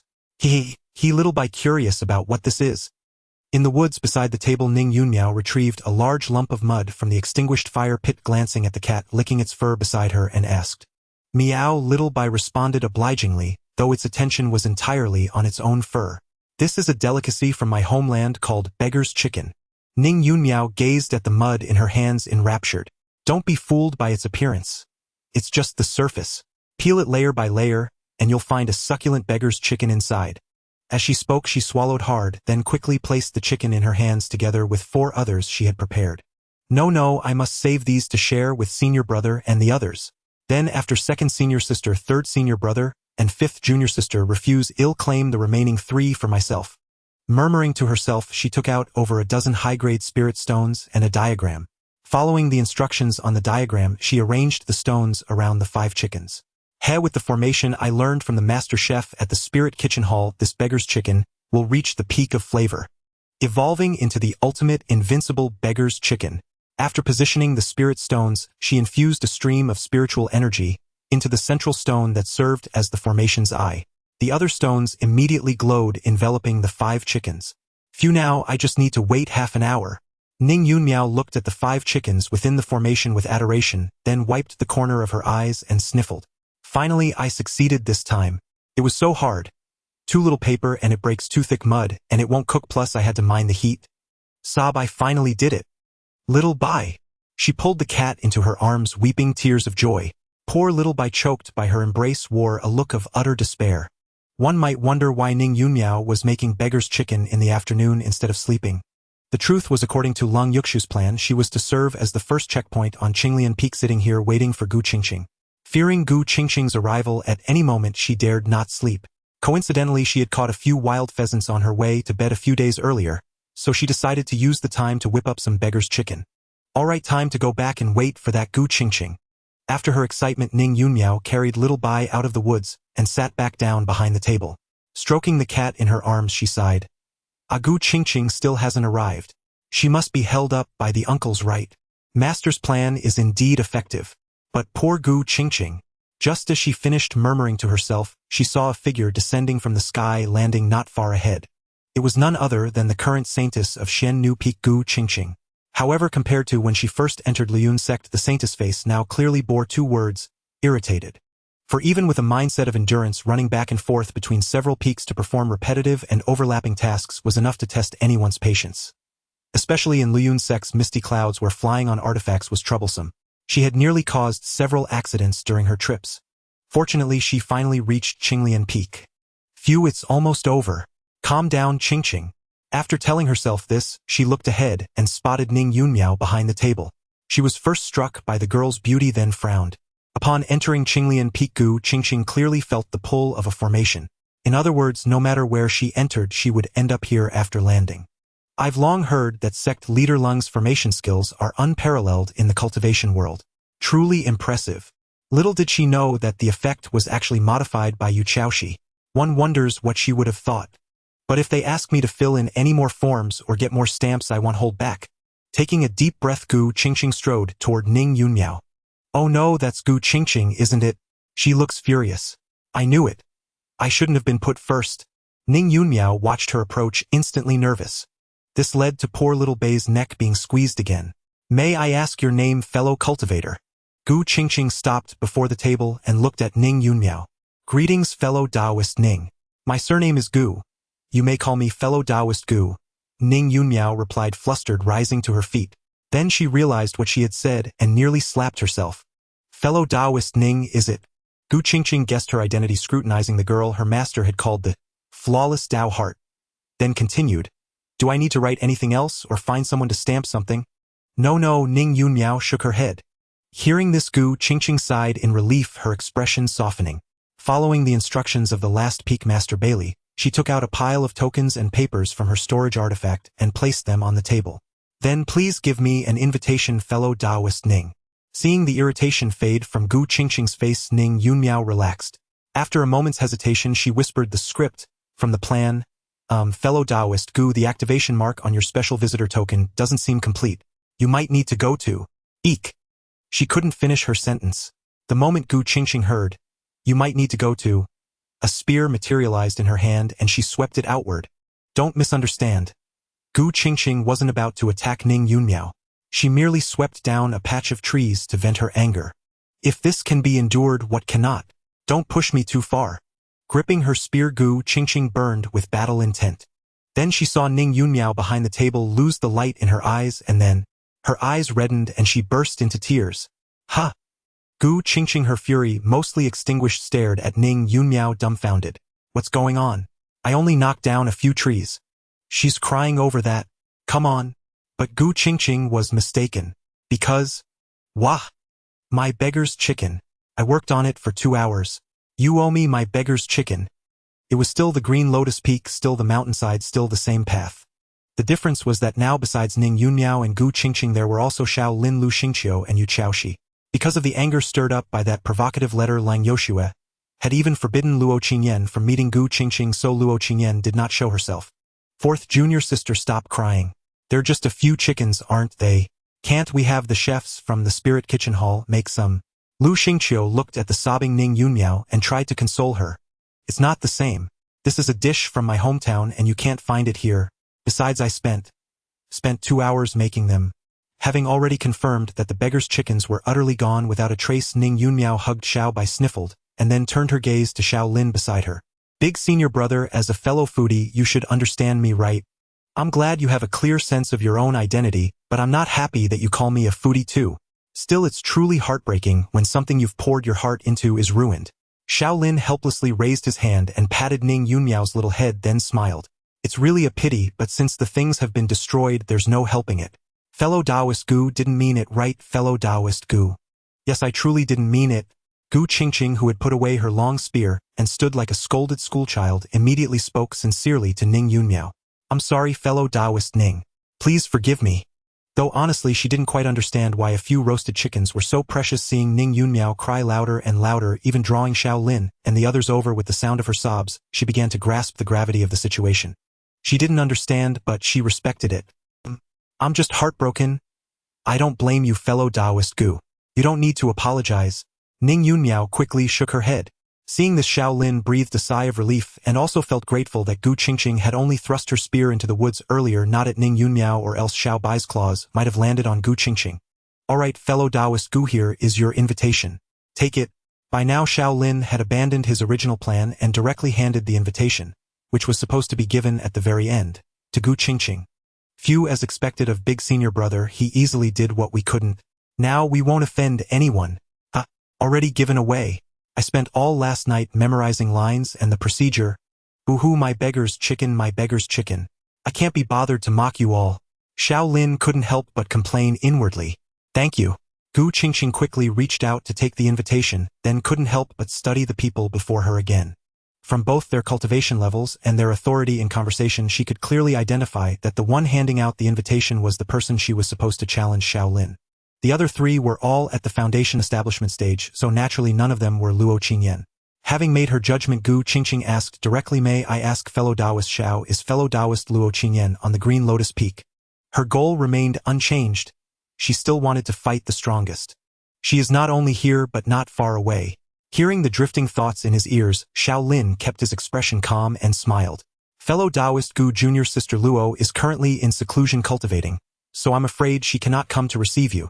After a brief pause, Xiao Lin continued, besides fellow Taoist Gu, you came here to engage in Tao discussion and sparring with me, correct?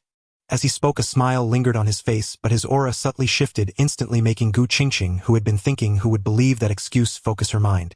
Well said, fellow Taoist Xiao. Please do not hesitate to enlighten me when the time comes. Gu Qingxu immediately made a Taoist salute and spoke seriously. You flatter me, fellow Taoist Gu. Enlightenment is too strong a word. It's merely a mutual verification of our cultivation through sparring. Xiao Lin returned the salute with impeccable courtesy. Of course, he hadn't been the big senior brother for all these years for nothing.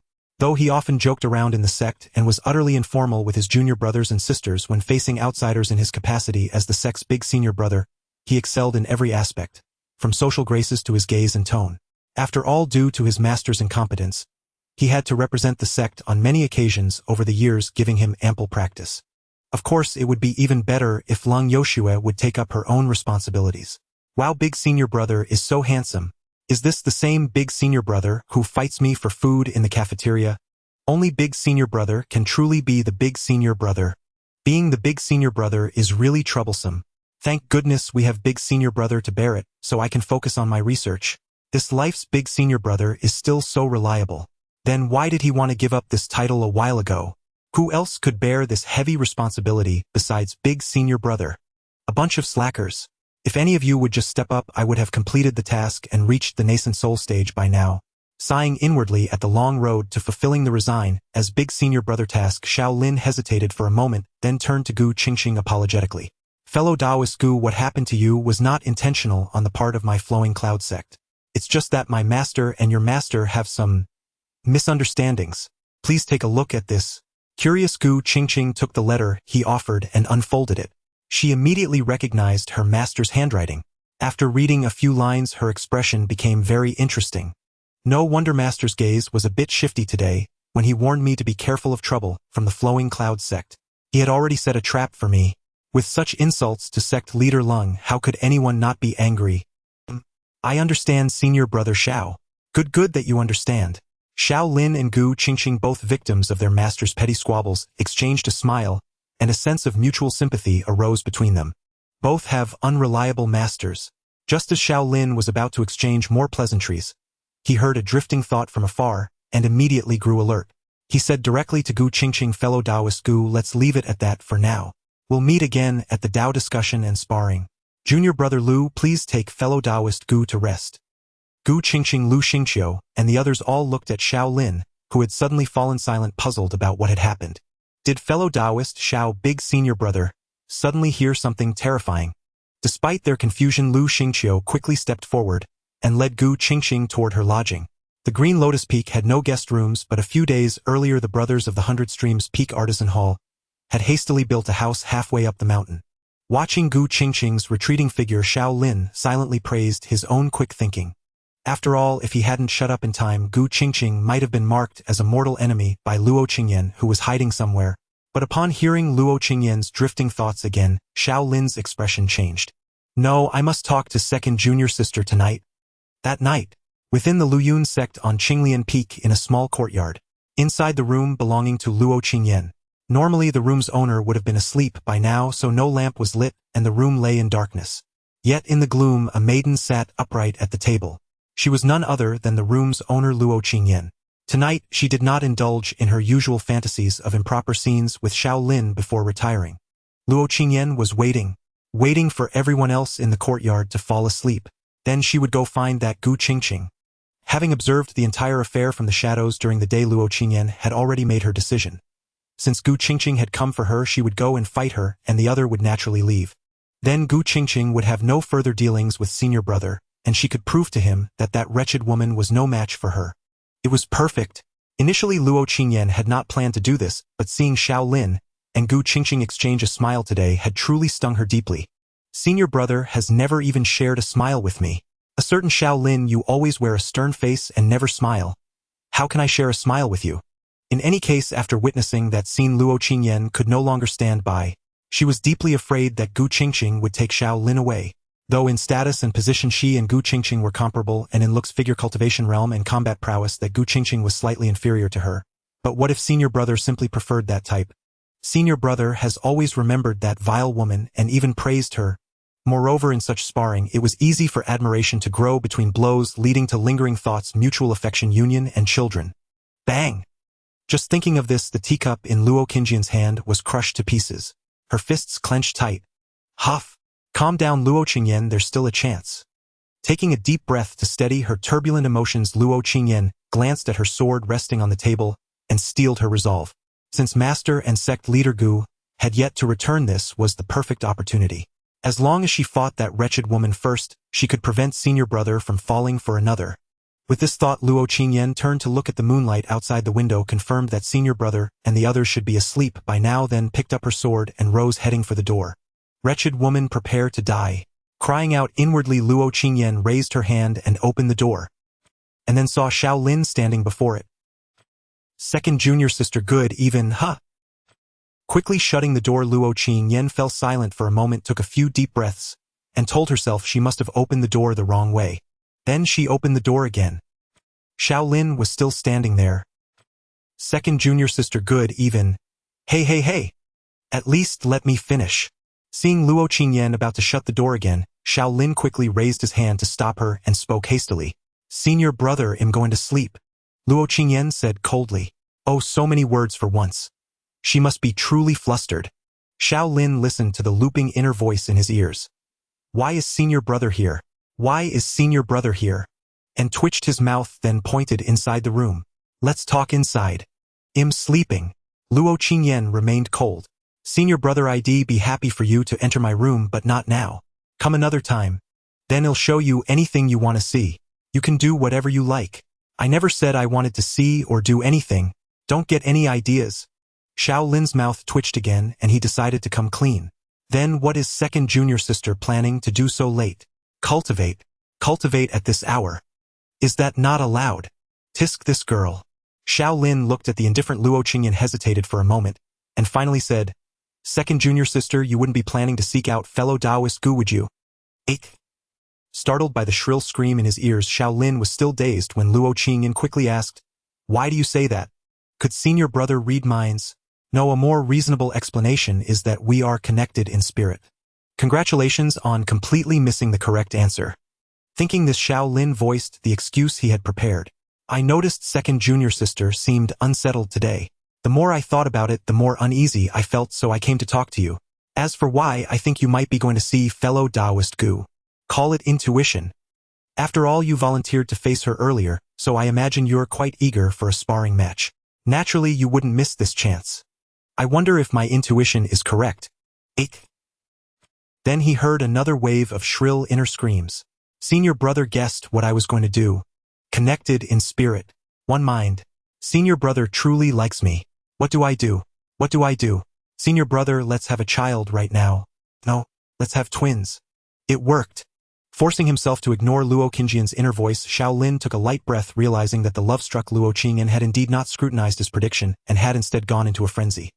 Such preemptive actions were hard to explain unless he waited until she actually made a move, so he had to resort to this excuse. Xiao Lin had considered using his concealing cloak to follow Luo Qingyan, or hiding near Gu Qingxing's quarters to intercept her, which would have been more reasonable. However, he feared that if Luo Qingyan saw him lurking near Gu Qingxing's room late at night, she might develop unhealthy suspicions. He would then have no convincing explanation, and if she spiraled into a dark obsession, it would be a disaster. So he abandoned that plan. In short, having heard Luo Qingyan's inner thoughts from the shadows during the day, he had already grasped her plan and decided to stop her. He dared not let Luo Qingyan confront Gu Qingxing alone. Even ignoring the damage to the Luyun sect's already meager reputation from a disciple attacking a guest in the dead of night, and ignoring the awkwardness of claiming she was in seclusion only to have her pick a fight immediately after, the simple fact was that without any elders on Qinglian Peak, he could not allow her to act recklessly.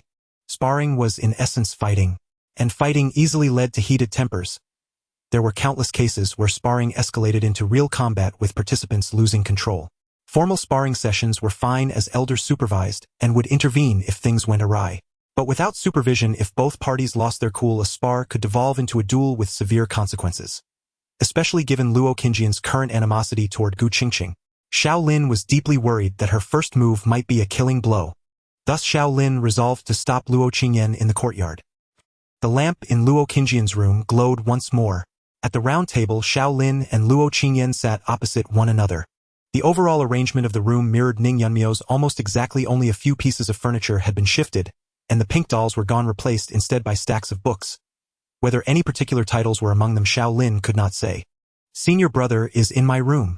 Will something happen between us? Should I contrive an accident and pretend my clothes slipped? Or feign fainting? Or pretend I was dosed with Hahuan powder, spirit wine? Why have I never kept a flask on hand? No chance unless I'm drunk. Boys truly must take care of themselves.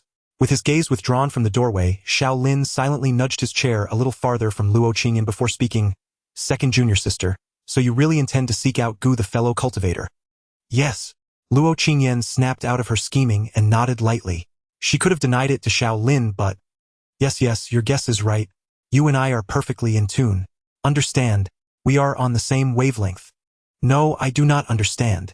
Xiao Lin's mouth twitched, yet he soldiered on. Second junior sister, though I know you wish to spar with a powerful opponent, you must not be so reckless.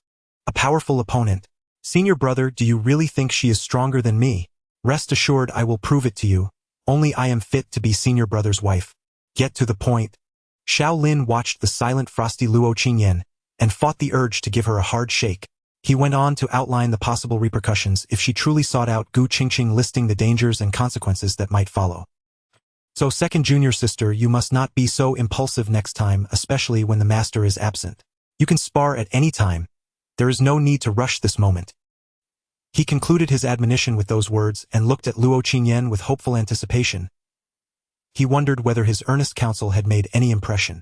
When he saw Luo Qingyan nod with no expression, he then heard her inner voice, "Senior brother, rest assured. I'll prove it to you. Only I deserve to be your wife. Tisk, you are impervious to reason." Xiao Lin rubbed his forehead in frustration. If he failed to convince her today, she might still sneak off to find Gu Qingxing. The problem was how to reason with a heart stricken by love. Trying to talk sense into someone in the grip of infatuation was practically impossible. Xiao Lin sighed inwardly and resolved to try one last tactic. Not appeal to lofty principles, but to invoke Gu Qingxing herself. With that in mind, Xiao Lin adopted a nostalgic air and said, "Second junior sister, I'm glad you understand. Come to think of it, when I had just completed foundation establishment, I kept a constant watch on the younger generation. By my reckoning, Gu Qingxing was ranked just ahead of me then, so I do have a faint impression of her." Senior brother only had a slight impression of Gu Qingxing. She fell for it. Xiao Lin slid a slightly yellowed sheet of paper onto the table and said, "Don't laugh, but I even found an old ranking I made some years ago." At that time he would periodically collect and update information. He had thought to search for a copy as a tool to persuade her, and had not expected to actually find one. Luo Qingyan feigned indifference yet scrutinized the paper with serious attention, discovering Gu Qingxing's name among other promising youths, and her own name as well. And the name Luo Qingyan sat at the very top of that sheet. "I'm ranked above Gu Qingxing. In senior brother's heart, I am first," she thought triumphantly. "As I've said, it's merely a ranking. At that time your cultivation happened to be the foremost among the younger generation." Xiao Lin, hearing her inner exultation, thought to himself and continued, "I stopped following them later. If not for this spar, I might never have remembered. That list reminded me of something amusing." Luo Qingyan said nothing, only casting him an icy look that plainly asked, "What is it?" "Ha, how embarrassing. Back then, seeing your rapid progress and how you stood above the young talents, I meant to praise you, but I felt shy and ended up praising someone else instead." "Who did I praise?" "I hardly remember," Xiao Lin said, adopting a perfectly timed puzzled expression. "So, senior brother originally meant to praise me, and he even forgot he had praised Gu Qingxing." Luo Qingyan stared at Xiao Lin's bewildered face, completely stunned. After that, Xiao Lin heard for the third time that shrill prairie dog-like inner voice. He thought wryly that his ears might as well be left behind right there. "Sigh, why am I even saying all this? Let's get back to the point." Seeing that his tactic had mostly taken effect, Xiao Lin rose and said finally, "Second junior sister, you must not be so impulsive in the future." "Impulsive? What impulse? Gu Qingxing. Ha! What can she compare to me? I far outstrip her." Luo Qingyan, inwardly ecstatic, nodded slightly and replied calmly, "Very well. Phew, it's done. Gu Qingxing, congratulations. I've removed one mortal rival for you. Although the reason you inexplicably acquired that rival may have something to do with me." Xiao Lin exhaled and, ignoring Luo Qingyan's frantic inner pleas, took his leave. After all, when I say I'm leaving, second junior sister will only offer a frosty nod. What Xiao Lin did not expect was that just after he left Luo Qingyan's room, a sudden change occurred. The moment Xiao Lin left Luo Qingyan's chamber and descended the steps, he abruptly noticed that the surroundings had fallen into a state of stillness. The wind ceased to blow, the birds fell silent, and a leaf drifting from a tree halted midair. Not only that, but all sounds seemed to have vanished as well. It was as if someone had suddenly pressed the pause button. What the hell? Za Warudo. Instantly gripping Lu Han in his hand, Xiao Lin channeled the spiritual energy within his body, while shouting at the top of his lungs, "Master! Master! Stop watching! Come out! Your disciple is terrified! Save me, Master! I'm scared! Help!" In such a sudden crisis, there was no need to panic. First call for the Master. As always, though the Master was not tall, her skills were exceedingly high. In most situations, Lang Yoshue could handle it, especially since this was still within the territory of Qingxu Sect. But if Lang Yoshue did not respond, then it was time to panic. Like now. Damn, the Master didn't come out. So there are three possibilities. Pushing the spiritual energy in his dantian to its peak, Xiao Lin vigilantly surveyed his surroundings while analyzing inwardly. First possibility, the current situation was caused by the Master herself, so she didn't come out. Second possibility, though dangerous, it's within her control, so she chose to observe from the shadows. Third possibility, some immortal really wants to come down and screw me over. After all, aside from an immortal, Xiao Lin couldn't think of anyone else who could pull such a stunt right under Lang Yuxu's nose. Right now, it seems most likely to be the third possibility. Xiao Lin took some pills from his storage artifact and swallowed them. The Master probably wouldn't watch me panic like this and still not show up. Would she really not? Probably not. Not sure, let's see. With every muscle taut and ready to strike at any moment, Xiao Lin waited a while longer with this thought. Still nothing happened. What the hell? Is it trying to trap me in this space? Xiao Lin frowned slightly. Then, refusing to give up, he started shouting again, "Master! Master, please! Stop scaring me! Save your disciple!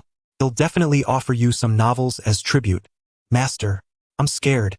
Help!" But this time there was still no response. Alright, under these circumstances, the Master probably can't help much. Xiao Lin took a deep breath, then steeled himself to explore the surroundings. Begging was useless.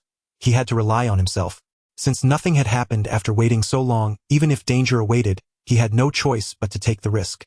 Better than staying here. But as soon as he chose a direction and took a few steps, the scenery around him began to change. The space directly in front of Xiao Lin suddenly twisted, forming a void. A figure slowly emerged from it. It was a man clad in a purple white outfit, wearing a purple gold crown on his head. However, because a glowing pure white mask covered his face, his features could not be discerned. Hey, it's not really an immortal, is it? Xiao Lin stared at the newcomer, gripping Luhan tightly in vigilance, while frantically shouting in his mind, "No offense. I was wrong. Please don't hit me." And similar pleas. Unfortunately, despite his desperate mental cries, the masked man did not retreat back into the void. "How my fate is sealed." Xiao Lin's face remained expressionless. Then he heard the masked man speak. "Young lad, do you wish to learn swordsmanship from me?" Hearing the masked man's voice, Xiao Lin froze on the spot. Not because of what the masked man said, but because this guy's voice came with a damn electronic filter. Good heavens, Xiao Lin never imagined that after more than 20 years of transmigration, he would one day hear such authentic electronic sound. Full of youth and nostalgia. May I ask, Senior, where are we now?" But Xiao Lin quickly recovered, put away Liuhan, and bowed to the masked man. "I know not." "Then did Senior bring me here?" "I know not." Could you at least tell me your esteemed name?" "I know not." Xiao Lin stared at the masked man, who knew nothing, thinking to himself that this tutorial was terribly done. By now he felt that this was most likely some kind of fortuitous encounter. After all, if this person could appear before him without Lang Yuxu's knowledge, and if he truly meant harm, it would be simple and he wouldn't bother with idle chatter. It's just that this encounter seemed a bit trendy and came with electricity. Thinking this, Xiao Lin gave up on further questions and said directly, "Senior earlier mentioned that I should learn swordsmanship. What sword is this?" "This sword is called..." The masked man paused, clasped his hands behind his back, tilted his head slightly, and continued in a clear voice, "The ultimate supreme, sweeping all directions under heaven thunder sword." So lame. Lame to the extreme. Especially with that electronic voice. Xiao Lin stared expressionlessly at the masked man standing with hands behind his back, his toes curling in second-hand embarrassment. "How about it? Want to learn?" Having struck his pose, the masked man looked down at Xiao Lin again and asked, "Not particularly eager to learn. It feels pretty embarrassing." Xiao Lin thought to himself, but still said, "Could Senior demonstrate a move or two, so I can see for myself?" "I'll decide after seeing." "Fine." To Xiao Lin's delight, the masked man didn't hesitate at all. He simply raised his right hand and an ordinary iron sword instantly appeared in his grasp. "Watch closely. This move is called Falling Thunder." As the masked man's electronic voice rang out, the sky, which had been clear with a bright moon and no stars, was suddenly covered with dark clouds. Lightning illuminated the night like day, and thunder seemed to make the earth tremble, as if the world would be annihilated in the thunderbolt at any moment. But soon the terrifying scene vanished without a trace. The sky returned to its calm, moonlit, starless state, and the rolling thunder was gone. As if everything that had just happened was merely an illusion. Xiao Lin, looking up at the sky, blinked, thinking that it seemed even more powerful than tribulation lightning, but wasn't it too short? Or did you run out of mana? The next moment, sensing something, he quickly looked down and froze on the spot. His gaze locked onto the sword the masked man pointed at him. The sword looked no different from before, but facing this blade, Xiao Lin saw an extremely terrifying scene. Lightning lit up the night sky, thunder shook the earth. Everything that had happened between heaven and earth seemed to be condensed into the single sword. The sword bore a sky full of thunder. To Xiao Lin's relief, the sword strike ultimately did not land on him. For just as the masked man was about to swing his sword, the light radiating from his pure white mask dimmed by a degree, and as if recalling something, he swiftly withdrew his stance. The thunder upon the long sword vanished with the motion. "Ha! What's going on?" Xiao Lin snapped out of his awe, staring at the masked man who now stood with his sword sheathed, utterly perplexed. "No can do. If I use that strike, my energy will be depleted." The masked man shook his head, speaking in his distinctive electronic voice. Notably, his electronic voice seemed considerably weaker this time, with the human speech component sounding more pronounced. "Low on battery, huh? Then stop using the electronic voice and save some power." Xiao Lin's lips twitched slightly, musing that his fortuitous encounter was truly absurd. "But you felt that strike just now, didn't you? So do you still wish to learn swordsmanship from me?" The masked man sheathed his long sword and stood with hands behind his back.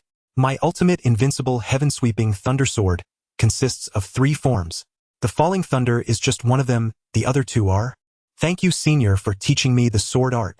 Your great kindness this young one shall never forget." Before the masked man could finish, Xiao Lin knelt on one knee and bowed his head in salute. The masked man looked at Xiao Lin, fell silent for a moment, then spoke. "Aren't you being a bit too opportunistic? At least let me finish my words, all right? I am simply a devotee of the sword. Please forgive me, senior." The masked man fell silent again for a moment, then nodded. "Very well, for that shameless spirit of yours, I shall teach you the ultimate invincible heaven-sweeping thunder sword. Rise. Senior, this young one has a bold question. Speak. Might this sword art have another name?" Xiao Lin stood up and asked tentatively. That name was utterly unmemorable. There had to be a shortened version, right? You think that name lacks grandeur, don't you? The masked man laughed heartily, tilting his head slightly. I think so too. This sword art does have another name. The lofty and lonely invincible beneath heaven, my sword illuminates the eternal darkness, ultimate invincible heaven-sweeping thunder sword. But that name seemed unpopular, so I stopped using it. Now that you've asked. But speaking of which, senior, the previous name seemed fine. You are quite discourteous, young man. Forgive me, senior. Enough, enough. Let's get to business. The masked man waved his hand and continued.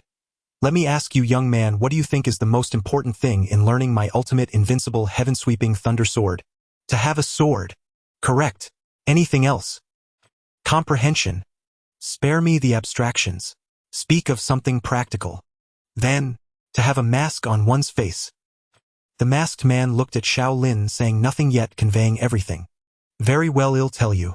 The masked man sighed softly and answered his own question.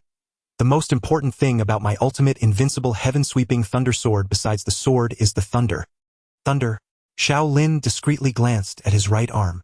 The earlier falling thunderstrike had been so dazzling that he had forgotten about this. Could this fortuitous encounter be related to the Kuei Ox mark? But don't you worry. The masked man laughed again. You and I are fated. You young man are perfectly suited for my ultimate invincible heaven-sweeping thunder sword. Rest assured you'll learn quickly. Before we practice the sword, please allow me to dare ask one more question. Xiao Lin waited for the masked man to nod before continuing. May I ask, senior, when you teach me this ultimate invincible, thunder sword, its ultimate invincible heaven-sweeping thunder sword, may I ask why you teach me the sword art? Is it merely because we are fated, or is there another reason? You just skipped the name. How rude, young man. The masked man roared in his electronic voice a few times before answering. Naturally, it's because we are fated. Otherwise, do you think you would have met me? My existence is solely to pass down the ultimate invincible heaven-sweeping thunder sword. Since you can see me, it proves you are the chosen one. Is that all? By now Xiao Lin had gauged the masked man's temperament, so he boldly pressed further. What else? The masked man glanced at Xiao Lin. Instead of answering directly, Xiao Lin said, "This young one believes that every gift comes with a price sooner or later." Oh, that's an interesting thought. The masked man pondered for a moment, then waved his hand. Don't overthink it, young man. If I truly meant you harm, why go through all this trouble? That makes sense. This young one is merely curious. What exactly is this fateful connection? Xiao Lin refused to let the matter drop. Since the senior was so easygoing, he naturally wouldn't miss this opportunity. The more he thought about it, the more he felt the masked man must be connected to the Kuei-ox. In other words, the masked man might have the answers he sought, or at least provide some clues. You ask too many questions, young man. The masked man's tone was resigned. I'm not sure about the exact fate. Perhaps you should know better. After all, you carry the aura of a Kuei-ox. You have keen eyesight, senior. Hearing this, Xiao Lin simply rolled up his sleeve, revealing the Kuei-ox mark. The Kuei-ox aura you mentioned likely comes from this. May I ask, senior, what does this mark signify? Or do you know why this mark appeared on me? I don't know. The masked man examined the Kuei-ox mark on Xiao Lin's right forearm, his tone equally puzzled. In fact, I don't even know what a Kuei-ox is. I just feel a familiar aura from you, and the words Kuei-ox naturally surfaced in my mind. Then, what do you remember, senior? Xiao Lin frowned. Nothing. The masked man shook his head, then added, or more accurately, aside from knowing I must pass down the ultimate invincible heaven. Sweeping thundersword, I have no concrete memories. I don't even know who I am. While Xiao Lin conversed with the masked man in the unknowable realm, atop a certain lofty mountain, a voice rang out, "Well done, author." That female supporting character was nothing but a complete clown. She deserved to be stabbed long ago. Lung Yoshue, seated upon a stone, closed the novel in her hands and nodded with great satisfaction. She then glanced at a small array drawn on the final page, and with a casual wave of her hand replicated the very same array on the ground before her. Reaching into a distorted space, she retrieved a large bag of high-grade spirit stones and cast it onto the array. Well written, she declared. But couldn't the male lead be a bit more assertive? I prefer a domineering type. With that, she raised her finger and tapped the air. The array on the ground erupted in a burst of radiance, and along with the bag of spirit stones dissipated into nothingness. This was a collaborative creation between the Academy and Linshui Ferry, known as the Tip Array. As its name suggested, if one found a novel exceptionally enjoyable, they could replicate the array from the final page to tip spirit stones to the author. The stones and messages would be directly transferred through the array, a most convenient innovation. Initially, the tip array was not limited to spirit stones. It could transmit any object. However, after some readers dissatisfied with the author's content sent dangerous items, through it the Academy urgently modified the array, restricting its transmissions exclusively to spirit stones. Ha, such extravagance! The Drifting Cloud Sect is truly fortunate to have a dwarf like you as its sect leader, scoffed a woman seated opposite Lung Yoshue. She appeared to be around 30, strikingly beautiful, her loose green robes unable to conceal her breathtakingly graceful figure. Yet despite her mature womanly allure, her every gesture carried a hint of girlish innocence, a combination that lent her an extraordinary charm. The current sect leader of the Mystic Maiden Sect, a mighty human immortal, Gu Ziying. Ha, that's still better than an old crone like you, who can't even teach a disciple without spawning inner demons. Lung Yoshue shot a glance at Gu Ziying, noting silently that the woman seemed to have grown larger yet again. At the thought, she couldn't help but look down at herself. Her line of sight met no obstruction whatsoever. How infuriating. Ha, bringing up disciples. Truly the mark of a narrow-minded person, Gu Ziying said, puffing out her chest. But no matter, my heart is broad, so I shan't quibble with you. Lung Yoshue silently clenched her small fists. They were hard as stone. Ha, what use is size? When you move, they're just heavy burdens. Nothing but dead weight. Shorty, let me tell you a story. Once upon a time there was a dwarf who saw apples on a tree, and wanted one badly, but she was too short to reach them. So she said the apples must be rotten. Hey, we just finished a fight, and you're ready to throw punches again. Ha! Lung Yoshue raised her little fist, but seeing Gu Ziying raise her hands to shield her head, she let out a cold laugh and lowered it. Problems that could be solved with fists needn't waste words. So you just followed me here, not worried about your precious disciple suffering in the Drifting Cloud Sect? Lung Yoshue, having won through brute force, asked again. That girl has been cultivating with me on the mountain all along. Letting her temper her heart a bit will do her good. Gu Ziying shrugged, lowering her hands from her head. Don't tell me you think her current inner turmoil is solely her own doing. Lung Yoshue turned to glance at Gu Ziying. Of course not. Gu Ziying rolled her eyes at Lung Yoshue, and after a moment of silence spoke softly. I bear much of the blame. I only wanted to motivate her, but I never considered her feelings. A few words now and then is one thing, but you're always going on about other people's disciples.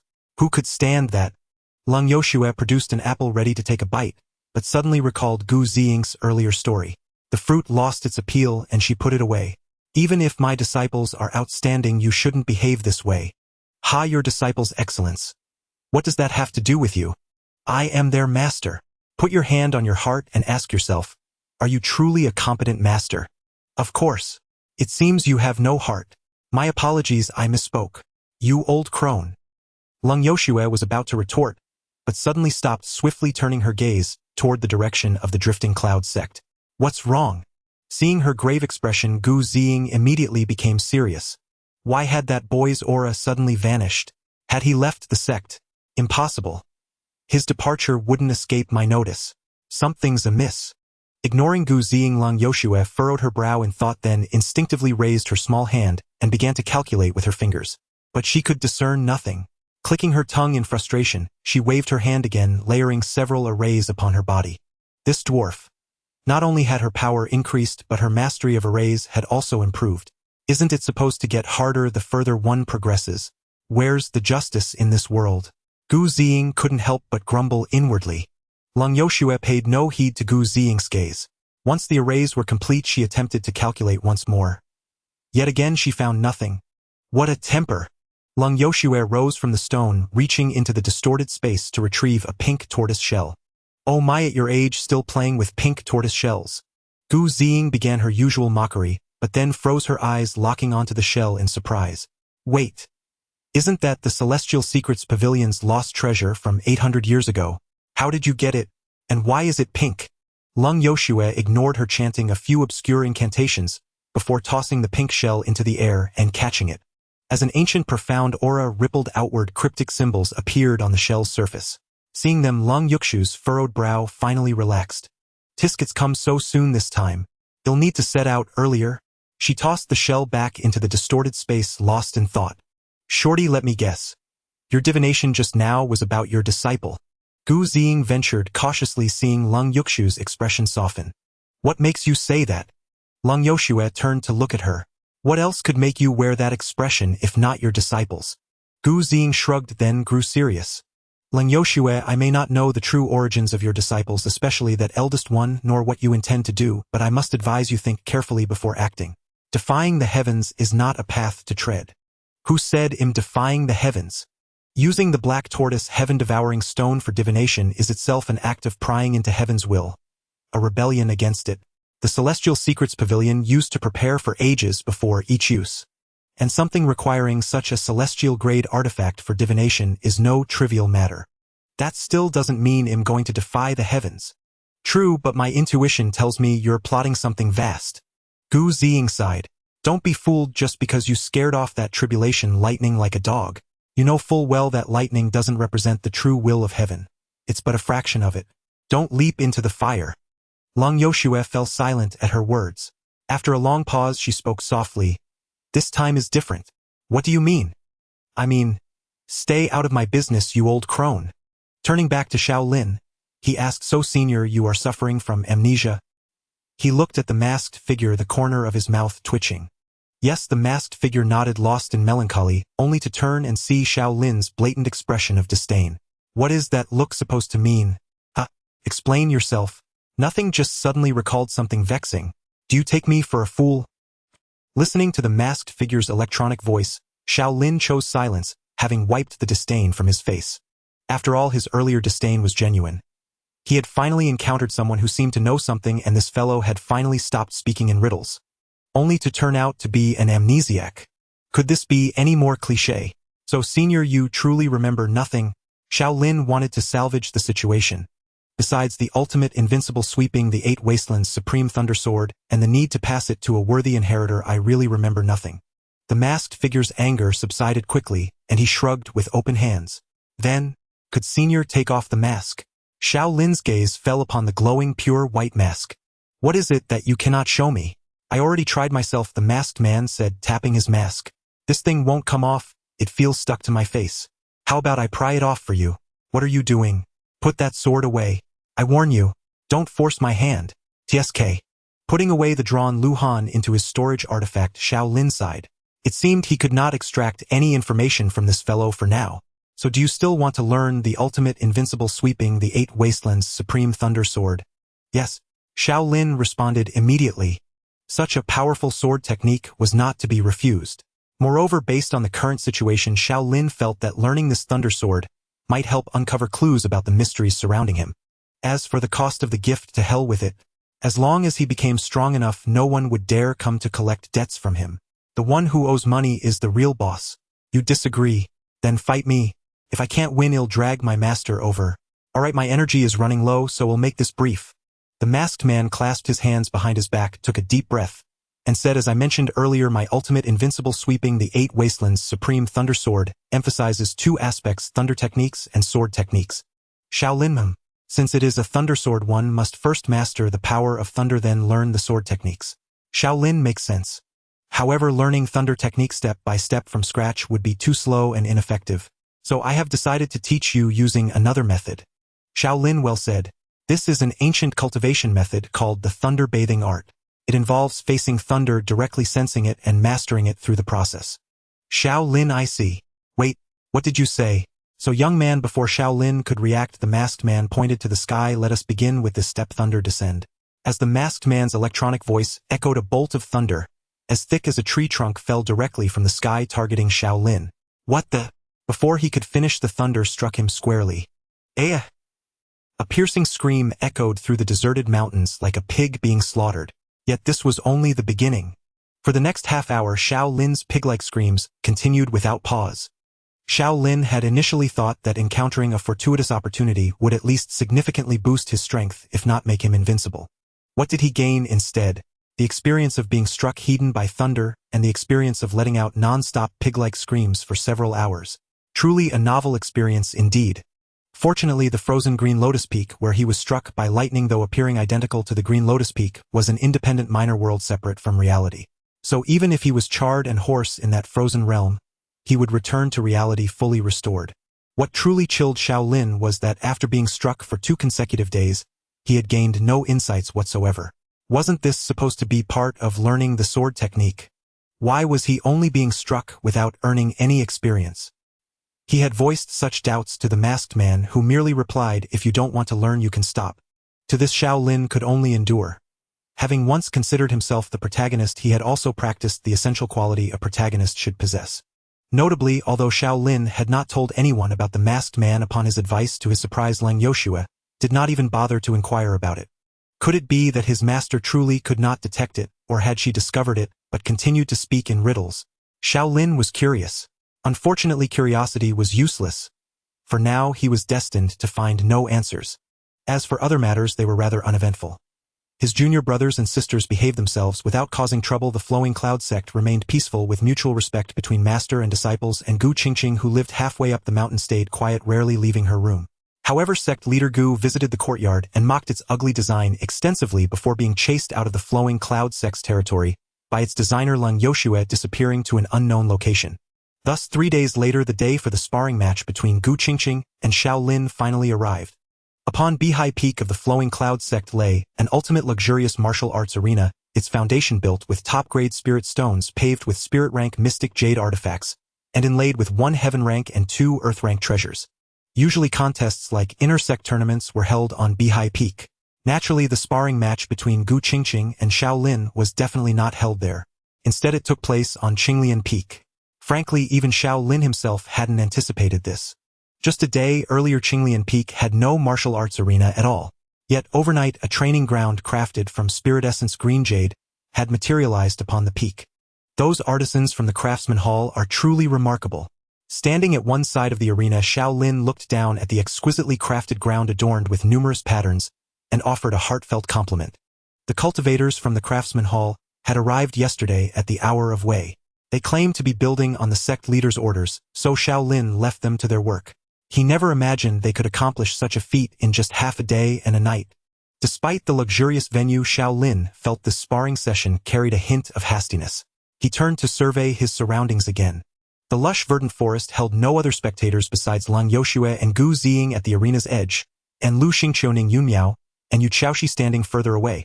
Of course Xiao Lin knew there was a sixth spectator, hidden somewhere. Gu Qingxing, you've lost too much to me. Gu Qingxing, you've lost too much to me.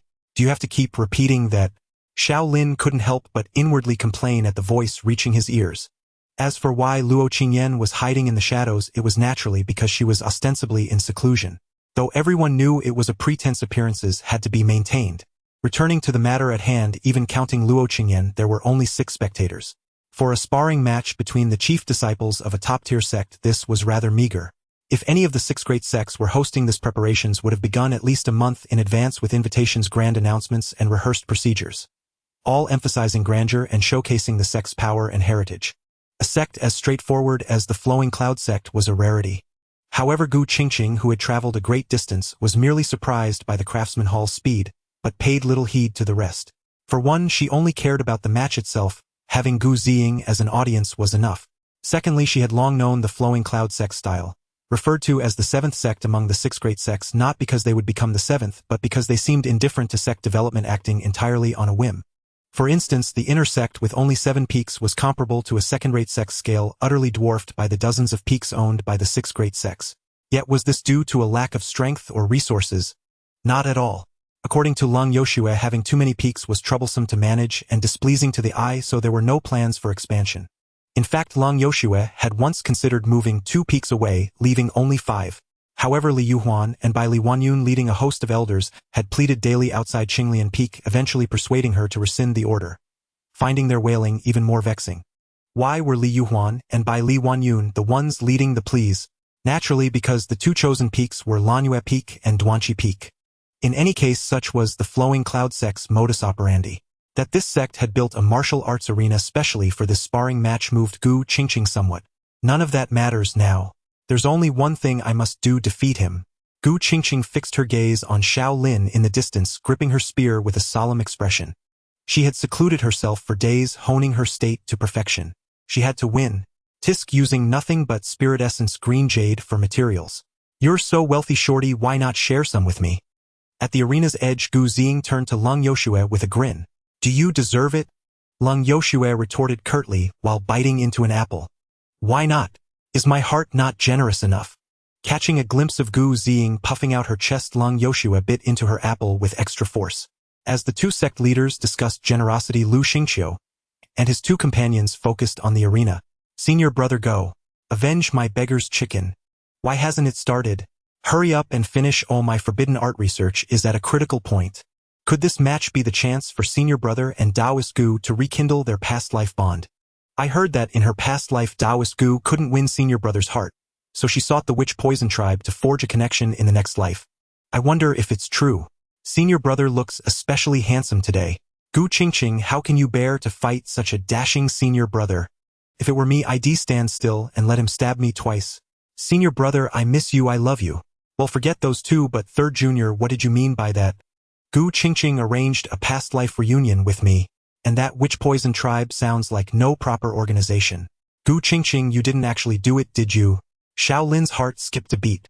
Why does Taoist Xiao's gaze seem so strange all of a sudden? Gu Qingxing blinked from the other side of the arena, but she quickly cast aside the distraction, raised her spear, and said, Taoist Xiao, please enlighten me. Xiao Lin with Luhan in hand smiled and replied, Taoist Gu, please enlighten me. Since there were hardly any spectators, there was no master of ceremonies. With their exchange concluded, the sparring began. Gu Qingxing struck first. With a sharp cry, she moved with her spear, crossing the dozen meters to appear before Xiao Lin in the blink of an eye. A faint frost coated her pale green spear. Without hesitation, she swung it down toward Xiao Lin, who seemed yet to react. Only when the spear was nearly upon his head did Xiao Lin move. He took 2 steps to the right, and it was truly walking. To Gu Qingxing and the others, Xiao Lin's movement appeared incredibly slow, even slower than an ordinary stroll. Yet, with that leisurely sidestep, he evaded Gu Qingxing's lightning-fast descending strike. Xumi Ta. Gu Ziying, a luminary of the Renxian realm, was not watching for spectacle but for technique. This youngster can already apply Xumi Ta in actual combat. Not yet. This was just a stroke of luck, Lang Yoshue said, casually nibbling the apple in her hand. But he really did just use it. Gu Ziying looked at Xiao Lin in the arena and inhaled sharply. How could something like this not have leaked out at all? No wonder Gu Ziying was so astonished. In truth, the footwork created by the founding abbot of Miaoyuan Temple, the Venerable Xumi, has long been recognized as a profound technique within the cultivation world. Studies suggest that to master the strolling as if untroubled and a leaf not touching Xumi Ta innate bone and comprehension come second. What matters most are fortune and fate. Some elders at the tribulation transcendence level have even declared that without great fortune and a grand opportunity one cannot learn Xumi Ta. In short, no matter how brilliant your talent, if Xumi Ta deems you unfit, you will not be able to learn it.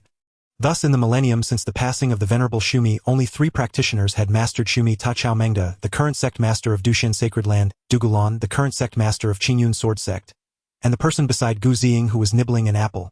And now Xiao Lin, barely in his 20s and only in the Ningdan realm, had become the 4th. Naturally, Gu Ziying was astonished. Don't even think about it spreading within Liyun sect. Perhaps only I, his teacher, know of this, she murmured.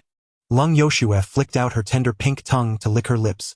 After all, this kid usually uses a different set of movement. Even attempting Xumi Ta succeeds at most once in 10 tries. I told you this was luck. It's fortunate he dared to try. If he hadn't pulled it off, that would have been amusing. Xumi Ta is not something summoned by mere luck. Even if it cannot yet be fully applied in true combat and superficially seems meaningless, it at least marks that this youngster carries great fortune and a remarkable opportunity. Hearing this, Gu Ziying's gaze flickered toward Xiao Lin. She had long felt that the little fellow named Xiao Lin was no ordinary person. It was only an intuition, but she believed it without doubt. What secret do you conceal, youngster? While Gu Ziying pondered, Luo Qingyan and the others entertained different thoughts. Wow, so handsome. What is senior brother's move called? Ghost step. Is that? Xumi Ta. Senior brother learned Xumi Ta this life too, and so early. This senior brother is even better this life than the last. Finally it started. But it's still far from over. I'll mentally calculate once more. Senior brother. So handsome. Love you. Love you, love you. Tisk, shut up. I'm trying to fight here. In the arena, before he could rejoice at having successfully used Xumi Ta, Xiao Lin was annoyed by the mental voices clamoring in his ears, especially those vacuous exclamations that were little short of shouting. After roaring inwardly, Xiao Lin quickly steadied himself. His luhan trembled as he angled a cunning thrust toward Gu Qingxing's wide-open flank. Earlier he had acted on sudden inspiration and unconsciously manifested Xumi Ta. Now calm restored, he reverted to ordinary moves, unwilling to continue gambling. One success in 10 is not guaranteed. Why risk it? Gamblers keep gambling until they have nothing left. He did not even dare imagine what fate would have befallen him had he failed to execute Xumi Ta just now. What footwork is that? Gu Qingxing's spear missed. Alarmed, she rapidly constricted her spirit and, wielding the long spear like an extension of her arm, in a perilous instant parried Xiao Lin's devious slash. The clash of metal rang out and a ripple of spiritual energy swelled. The two parted on contact only to collide again. The sounds of weapons meeting rose and fell. Waves of spiritual energy rolled in succession, and the two figures twisted and darted across the arena. Within mere breaths, they had exchanged over 100 strikes. For a time, neither could gain the upper hand. The luhan in Xiao Lin's hand was a semi-immortal implement. Each swing converted spiritual energy into filaments of sword qi, which, combined with Xiao Lin's own condensed sword qi, multiplied the force of his strikes. Gu Qingxing's Palacian spear was likewise a semi-immortal weapon, each motion carrying rich frost that both bolstered its lethality and by dint of cold subtly slowed her opponent. It must be admitted that although both were only in the Ningdan realm, the two semi-immortal implements demonstrated considerable power in their hands, rendering the duel a pleasing spectacle. Your great junior is indeed not bad, Gu Ziying observed with a slight nod. If this momentum continues, Qingxing will lose. Ha, don't those who cultivate the 9 heavens mystic maiden technique prefer to prolong matters? After finishing the first apple, Lung Yoshue produced a second. Indeed, Gu Ziying smiled faintly. To truly determine victory, often only one move is needed. The 9 heavens mystic maiden technique is a brazen heart method, Lung Yoshue scoffed. For once Gu Ziying did not retort. Lung Yoshue's remark was factual. The exclusive heart method of the Zuanf Peak lineage, the 9 heavens mystic maiden technique, possesses many formidable traits, but its most astonishing feature is that practitioners can transform part of their spiritual energy into Xuannu breath. This special energy, compared with ordinary spiritual energy, has far greater explosive force. When enough Xuannu breath accumulates, it can at a given instant fuse with spiritual energy, causing a practitioner's attack to surge in potency. Put simply, it's akin to building up rage in a fight. When the reservoir is full, you unleash a magnified strike. That is why Lung Yoshue said the longer it drags on, the more it favors Gu Qingxing. unlike an anger-fueled ultimate Xuannu breath theoretically has no upper limit. Indeed, Gu Qingxing was waiting. She awaited the moment when Xuannu breath would accumulate enough to decide the battle in a single blow. Fortunately, everything proceeded as she had planned. Xiao Lin's strength, as a junior disciple of Qingxu Sect, lay entirely within her expectations. Though she now felt herself subtly on the back foot, full defeat was still some way off, more than enough time for her to amass the Xuannu breath that could reverse the outcome. I've only advanced to the Ningdan realm for half a year, while Xiao Lin has been there for 2.5 years. If I had the same 2.5 years of consolidation, I might well defeat him outright. As Gu Qingxing thought this, she saw Xiao Lin, whom she had driven back with a spear, flicker and surge forward once more, and a brilliant golden light wrapped the Luhan in his hand. Startled, Gu Qingxing hastily crossed her spear to block, only to feel an irresistible force pour along the shaft and into her body, driving her backward. But Xiao Lin did not press the advantage. He halted, raised his hand to form a seal, and shouted, "Fellow Taoist Gu, do you recognize this formation?" Xiao Lin was no fool. Moreover, before the duel, Lu Xingqiu had gathered ample intelligence on Gu Qingxing for him.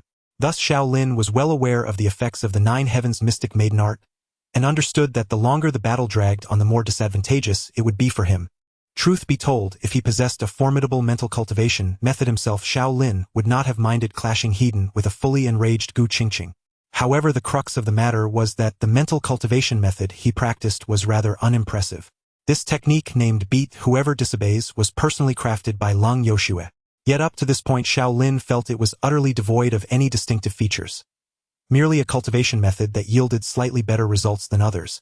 In summary, logic dictated that, to secure victory, he should have gone all out from the very start, denying Gu Qingxing any chance to build up her rage. However, Xiao Lin felt that denying Gu Qingxing the opportunity to showcase her full strength would hardly be magnanimous. Well, that was not the real reason. Xiao Lin was neither a fool nor a saint. The reason he did not reveal all his trump cards from the outset was that he considered this battle a contest against the chief disciple of a top-tier sect with no concerns for personal safety, a rare opportunity. He wished to exchange a few moves with Gu Qingxing, first using the duel to hone his skills and validate what he had learned. But a brief validation was sufficient. To drag things out any further would be discourteous. Therefore, Xiao Lin decided to act.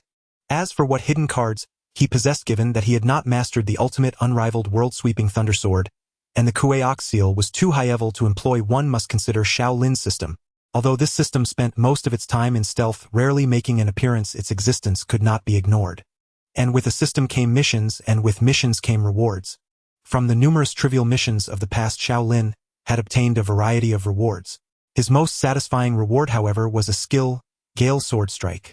This was a sword technique that allowed the user to unleash a single, overwhelmingly powerful strike far beyond their current cultivation level. When Xiao Lin had just entered the condensation core stage, he tested it on Lang Yoshue. At the lower stage of condensation core, a full-powered Gale Sword Strike could rival the full-force blow of a cultivator at the upper stage of condensation core. Undoubtedly, this was an exceptionally potent skill. But as with all things, it had its drawbacks. While Gale Sword Strike was incredibly powerful, it also had a rather obvious limitation. It could only be activated when the enemy was airborne and had reached a certain height. If the enemy was too close to the ground, the skill could not be triggered. Yes, this might remind some of a certain swordsman's figure. For this, Xiao Lin could only be grateful that Luo Qingyan and Ning Yunmiao seemed to have no interest in games before their transmigration, thus never suspecting Gale Sword Strike. Otherwise, his identity as a transmigrator might have been exposed long ago. To return to the main point, as mentioned, Gale Sword Strike was Xiao Lin's strongest skill, and its activation required the enemy to be airborne at a sufficient height. Therefore, Xiao Lin's current task was to find a way to make Gu Qingxing jump, and jump high. Fortunately, he had long prepared for this, learning many skills that could forcibly displace an enemy. For example, a formation. When did this happen? Seeing the glowing array at her feet, Gu Qingxing was startled. She immediately activated her movement technique and retreated swiftly. Then she noticed it seemed to be a spirit-gathering array, momentarily stunned. Wow! When did senior brother set up a formation? Impressive. As expected of senior brother, even his movements follow a pattern, silently weaving a formation with spiritual energy. Truly worthy of the title human saint. A spirit-gathering array. Am I seeing this right? Although I sensed a clue from senior brother's movements earlier, I still can't believe it. Does this array have an offensive effect besides gathering spiritual energy? Senior brother, show your might. Defeat that Gu Qingxing. Unlike the four above, Gu Ziying's assessment of the situation was notably more objective and serious. Setting up a formation while moving is indeed impressive, but I fail to see what he intends to achieve with a spirit-gathering array. Only formations and spells can be driven by external spiritual energy. Is he planning to use the gathered spiritual energy to power some spell? But as far as I know, only low-level spells can be driven by external spiritual energy. In fact, Gu Ziying's deduction was correct. The spirit-gathering array Xiao Lin had deployed was indeed meant to charge a low-level spell. Xiao Lin had considered using formations like the Great Wind Array or Ascension Array to forcibly lift the enemy off the ground, but those formations were far more complex and difficult to set up mid-battle. Moreover, as Gu Qingxing's reaction showed, formations, especially low-level ones, were easily evaded. After careful consideration, Xiao Lin chose the spirit-gathering array to support another primary offensive spell. This spell was the low-level entry-level Earth Element technique Earth Spike. Regarding the Earth Spike contingency, Gu Ziying's speculation remained accurate. Only such low-level spells could be charged by external spiritual energy. However, due to the inherent limitations of the spell, no amount of charging could elevate its power to that of high-level spells. Nevertheless, by charging it with the spiritual energy gathered by the spirit-gathering array, the low-level spell could be made more enduring, larger, and capable of covering a wider area. And so, Taoist Gu, if I were to use this move, how would you respond? As Xiao Lin raised his hand to form another hand seal, the spiritual energy drawn by the spirit-gathering array rapidly converged into his palm. In the next instant, a massive earth spike towering 2 to 3 zhang high burst forth from the ground, covering the entire training ground in the blink of an eye. What is this now? With no room to evade, Gu Qingxing remained composed, adopting the best and simplest course of action, leaping into the air. But the moment she soared into the sky, before she could even think, an overwhelming sense of danger seized her. That feeling emanated from Xiao Lin standing amidst the earth spikes. He stood there, yet seemed like a beast lurking in the forest, ready to bare its fangs at a lamb. Danger! Danger! His mind screamed warnings. Still, airborne Gu Qingxing did not hesitate. She immediately unleashed all the Xian Nu breath she had accumulated since the battle began, swinging her spear. The secret spear technique of Xian Nu Peak Light Rain Pear Blossom Spear. Almost simultaneously, Xiao Lin moved. He shot forward like a whirlwind, descending like a demon god. Face the wind. The Misty Rain Pear Blossom Spear technique of the Mystic Maiden Peak was created by its founding matriarch Rosy Cloud Immortal. Legend has it that while journeying she chanced upon a pear blossom grove in a gentle drizzle. The blossoms and rain complemented each other in a breathtaking scene, inspiring her to craft this technique. Thus, when the Misty Rain Pear Blossom Spear is executed, it bears no brutality or killing intent. Instead, it appears exceptionally gentle, as if the spear does not seek your life but brings you a scene of drizzling rain and pear blossoms. But as everyone knows, wind makes blossoms fall, especially when facing strong gales, typhoons, or tornadoes. And unfortunately, at this moment, Xiao Lin, who had risen with his sword, was like a tornado piercing heaven and earth, sweeping away all in its path. And as this tornado plunged into the misty rain and pear blossoms, both the rain and the blossoms were torn and destroyed, collapsing in its wake. As a surge of spiritual energy far stronger than before rippled outward with a blast of air, the two figures landed after clashing midair. The moment Xiao Lin struck with his sword, the earthen spikes that had lost their spiritual energy traction retracted into the ground. Xiao Lin and Gu Qingxing stood back to back at a distance, one holding a sword, the other a spear, both motionless. That sword strike from the senior brother was so cool. Come to think of it, in the novel, the senior brother also had a wind attribute sword skill. I wonder if it's the same. Such a domineering strike, but with such a powerful wind sword technique, the senior brother didn't have it in his past life. Did the master teach him? Using a spirit-gathering array to collect spiritual energy, and then charging the earthen spike technique to force the opponent airborne. A good tactic, but why must the opponent be forced into the air? Could it be that the senior brother's move requires a prerequisite? That would be interesting, worth studying. Oh, senior brother. Cool, so cool. Have babies. Please let me bear your children. Luo Qingyan, is that all you ever say? Xiao Lin, who was striking a pose with his sword pointing diagonally at the ground, couldn't help but mutter inwardly at the thoughts he overheard. Then he couldn't help but feel grateful. When the power-surged wind erupted around him and wind blades attached to his sword, bringing him to a peak state, he had involuntarily shouted that classic line. Now it seemed that Luo Qingyan and Ning Yunmiao truly hadn't paid any attention to the game before their transmigration, otherwise Xiao Lin would have surely revealed his identity as a transmigrator just now. As for the outcome of that exchange, Xiao Lin turned around and looked at Gu Qingxing's graceful figure in the distance. Just then another breeze swept by, gently lifting Gu Qingxing's hair tied with a ribbon and blowing away her belt, which had been cut in two. All present were cultivators with keen eyesight. they immediately noticed the clean cut on the belt clearly made by a blade. The identity of the cutter was obvious. Qingxu lost Gu Ziying's side watching the scene. Since the sword could slice the belt, it could easily continue forward, piercing flesh and splitting belly. Moreover, Gu Qingxu had already exhausted all her mystic maiden breath as the decisive move. "It's not over yet," Lung Yoshua said calmly, biting into an apple. "What do you mean?" Gu Ziying asked, puzzled. "I've told you that 9 Heavens mystic maiden art of yours is a shameless technique." Lung Yoshua swallowed the fruit pulp. "And that kid is trying to be chivalrous, tisk idiot." Xiao Lin, unaware of Lung Yuxu's assessment, was actually more concerned about another matter. Seeing that Gu Qingxu, when she turned around, only had her outer robe open, while the inside was still tightly wrapped, he finally relaxed.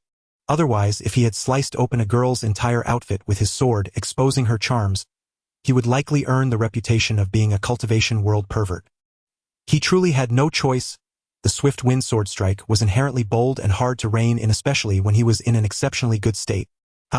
Wait, hey, why are you crying? Ignoring the unsubstantial inner thoughts like why did the senior brother cut her belt? Is he really interested in this type? Xiao Lin looked at Gu Qingxu, whose eyes were reddening, and felt a slight panic. In 2 lifetimes, he had never made a girl cry, especially a pretty one. Then he heard Gu Qingxu muttering to herself things like, "Damn it, I won't accept this. I promised myself the master is still waiting for my victory. Don't underestimate the bond between me and this spear." Hey, what dangerous lines are you saying? At that moment, Xiao Lin panicked even more. What is this bitch doing? Does she think she's the protagonist of a hot-blooded anime? Is she worthy? Wait, that sounds weird. Isn't this the classic scene where the protagonist, after being beaten down by the villain, turns the tables?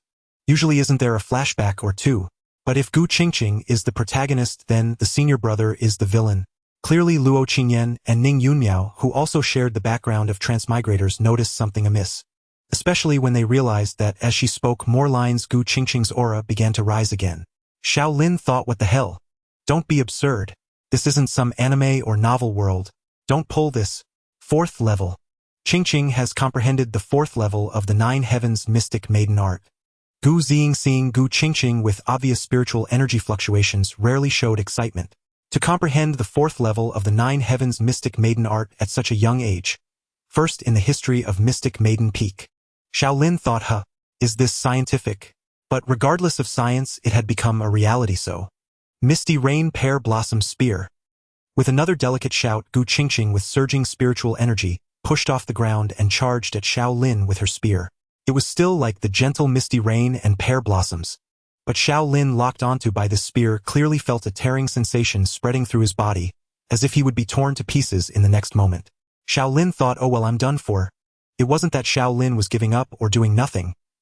It was that the swift wind sword strike he had just used, though extremely powerful, consumed a massive amount of spiritual energy. In other words, he couldn't possibly unleash swift wind sword strike again. Moreover, Gu Qingxu's direct charge didn't meet the conditions for executing the technique. As for other spells or techniques, Xiao Lin felt they would struggle to block Gu Qingxu's clearly overpowered spear. Yet just as he was about to give up, he suddenly felt a faint warmth on his right forearm. Then the beat whoever you dislike technique he had been cultivating also responded. Xiao Lin had no idea what the so-called mental cultivation methods in those fantasy novels before his transmigration truly were. In his current world, however, a mental method was essentially a technique for circulating spiritual energy. By reciting the oral formula, one could guide a stream of qi through specific pathways and acupoints in the body, thereby granting abilities such as accelerated cultivation speed, enhanced combat power, or increased spiritual energy reserves. As for the exact principle behind it, those who understand it already know.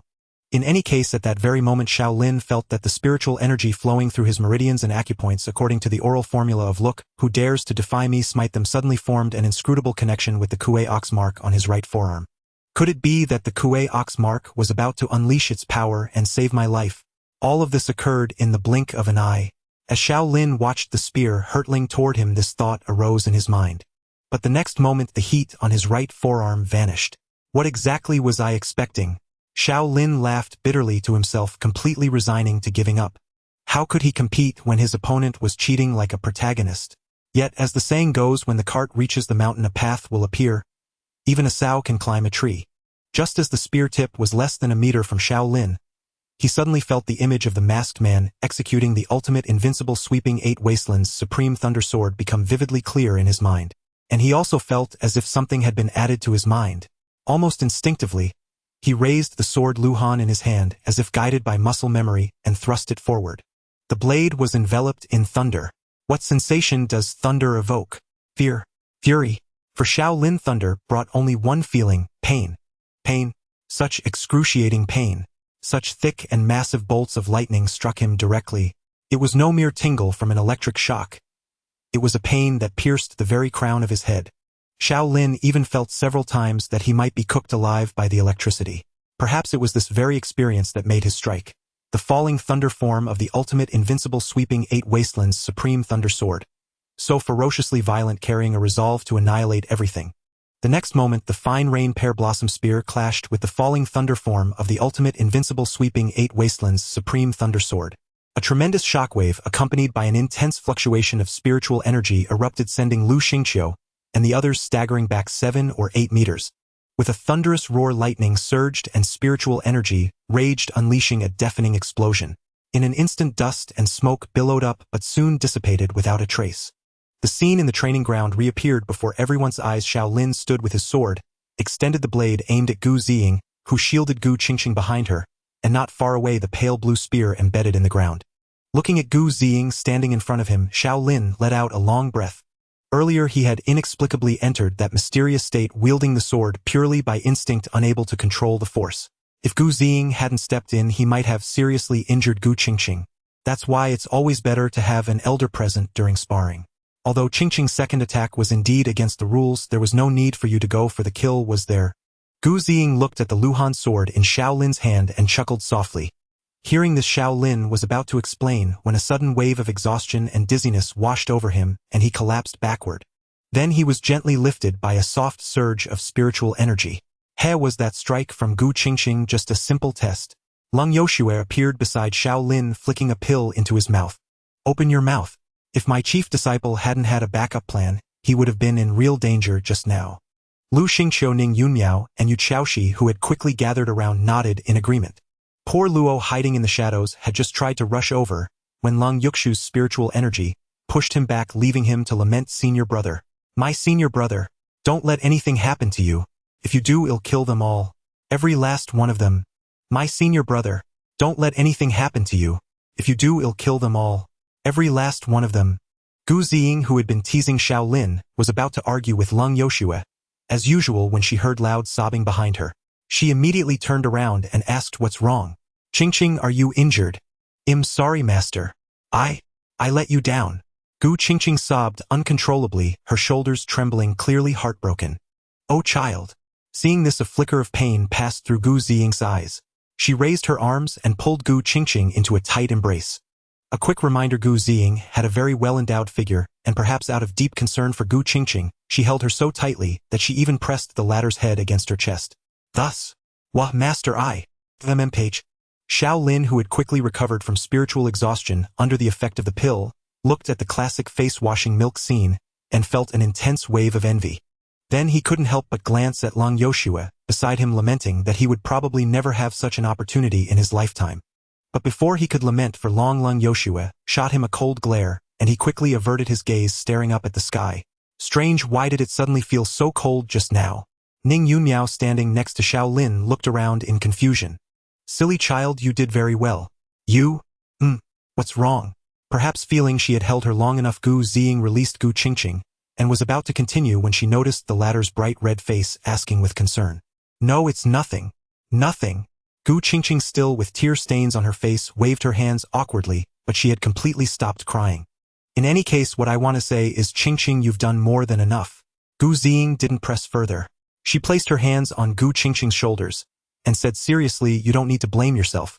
But, I couldn't even defeat fellow Taoist Xiao." Gu Qingxing muttered. "Trust me, Qingxing, no one at the condensed core stage could have withstood that sword strike of his just now." Perhaps being in the midst of it had clouded her judgment. Gu Qingxing hadn't realized how powerful Xiao Lin's strike was until Gu Ziying pointed it out.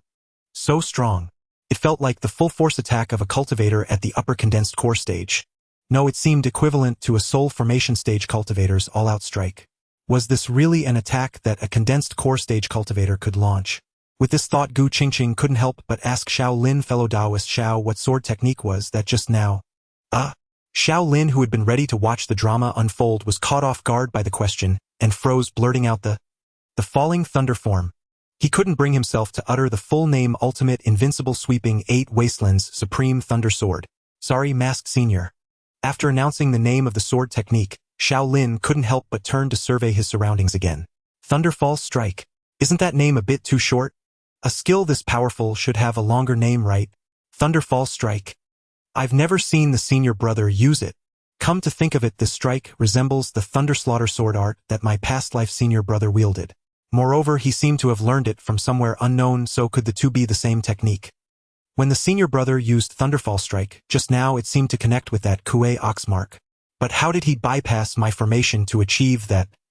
I suspect the senior brother hasn't fully deciphered the internal structure of the Kuei Ox mark yet. Awesome. Senior brother. Awesome. So cool. So in the novel, I don't know Thunderfall Strike. It's also possible that the fourth junior sister didn't notice it in the novel, or the skill has another name there. As for the game world, I'll wait until the second junior sister is more lucid. So it seems the third junior sister is the most useful. Did I also know a similar sword technique in my past life? Did I encounter the masked man in my past life too? But why was my past life sword technique called Thunderslaughter sword art, while the masked man taught me the ultimate invincible sweeping 8 Desolates Peerless Thunder Sword? And the fifth junior sister's thoughts hit the mark. When I used Thunderfall Strike just now, it was definitely related to the Kuei Ox mark. After the mark reacted, it connected with my heart technique. The key is this heart technique was created by our master herself.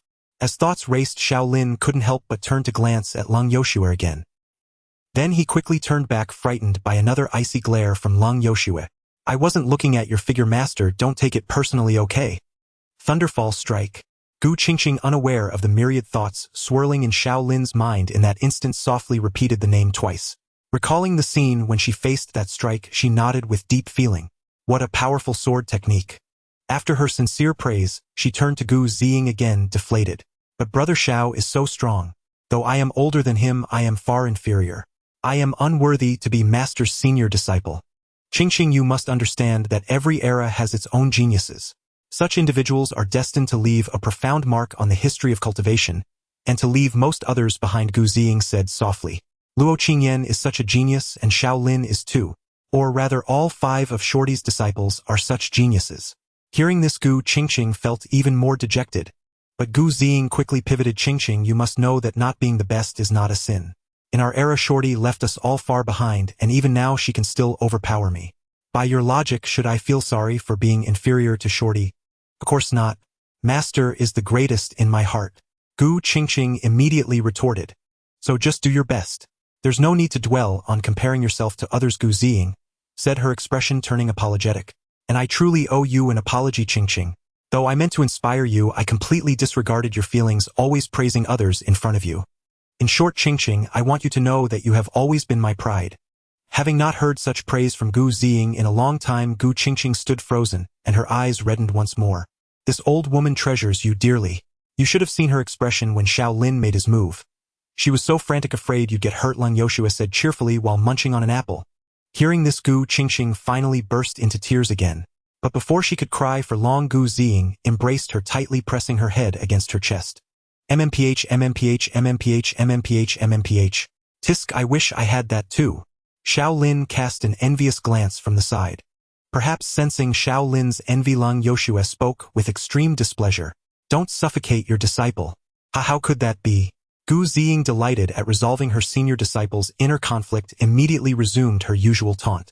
Wait until you grow up a bit more, Shorty, and you'll know this won't suffocate her. Then she saw Lung Yoshue expressionless enunciate each word, in a strange tone. Gu Qingxing, you are my pride. Gu Qingxing, you are my pride. Shorty, you're asking for a beating. With Gu Ziying's furious voice, both sect masters vanished, disappearing to some unknown place. Only Gu Qingxing, her face flushed red, and Xiao Lin's group remained. I apologize for making a spectacle of myself in front of you all. Gu Qingxing, still with tear stains on her face, looked at Xiao Lin, and the others, feeling utterly embarrassed by what had just happened. It's nothing. I've seen more embarrassing things. Yours is no big deal, fellow Taoist, Gu Yuchaoshi immediately replied. Then she drew everyone's gaze. What? Did I say something wrong? Yuchaoshi asked, puzzled. Nothing. Ahem. Xiao Lin once again shouldered the responsibility of the senior brother, saying with a smile, this spar with fellow Taoist Gu has been very enlightening. Thank you for your guidance. You flatter me, fellow Taoist Xiao. I should be the one thanking you for your guidance. Gu Qingxu quickly waved her hand. Besides, I was somewhat underhanded. She hesitated, then mustered her courage and looked at Xiao Lin expectantly. Fellow Taoist Xiao, you are truly strong. In the future, may I come to spar with you again? Of course. Xiao Lin nodded instinctively, then felt a pang of anxiety. Oh no, the second junior sister is still lurking in the shadows. Maybe I should just kill this Gu Qingxu to be safe. Damn it. The sparring finally came to an end. To be fair, Xiao Lin had gained a great deal from this exchange. However, before he could organize his thoughts, Lang Yoshue came to see him early the next morning. To be honest, while the initial and fundamental purpose of the sparring session with Gu Qingxu was to help her dispel her inner demons and reconcile the master-disciple bond between Gu Ziyin and Gu Qingxu, yet Xiao Lin felt that this bout had brought him substantial gains as well. Regarding combat experience, not only had he traded blows with a condensing pill lower stage expert, but he had also put the practical plan for Gale Sword into action. Most importantly, he executed the ultimate, unrivaled sweeping 8 Desolates Supreme Thunder Swords Thunderfall style.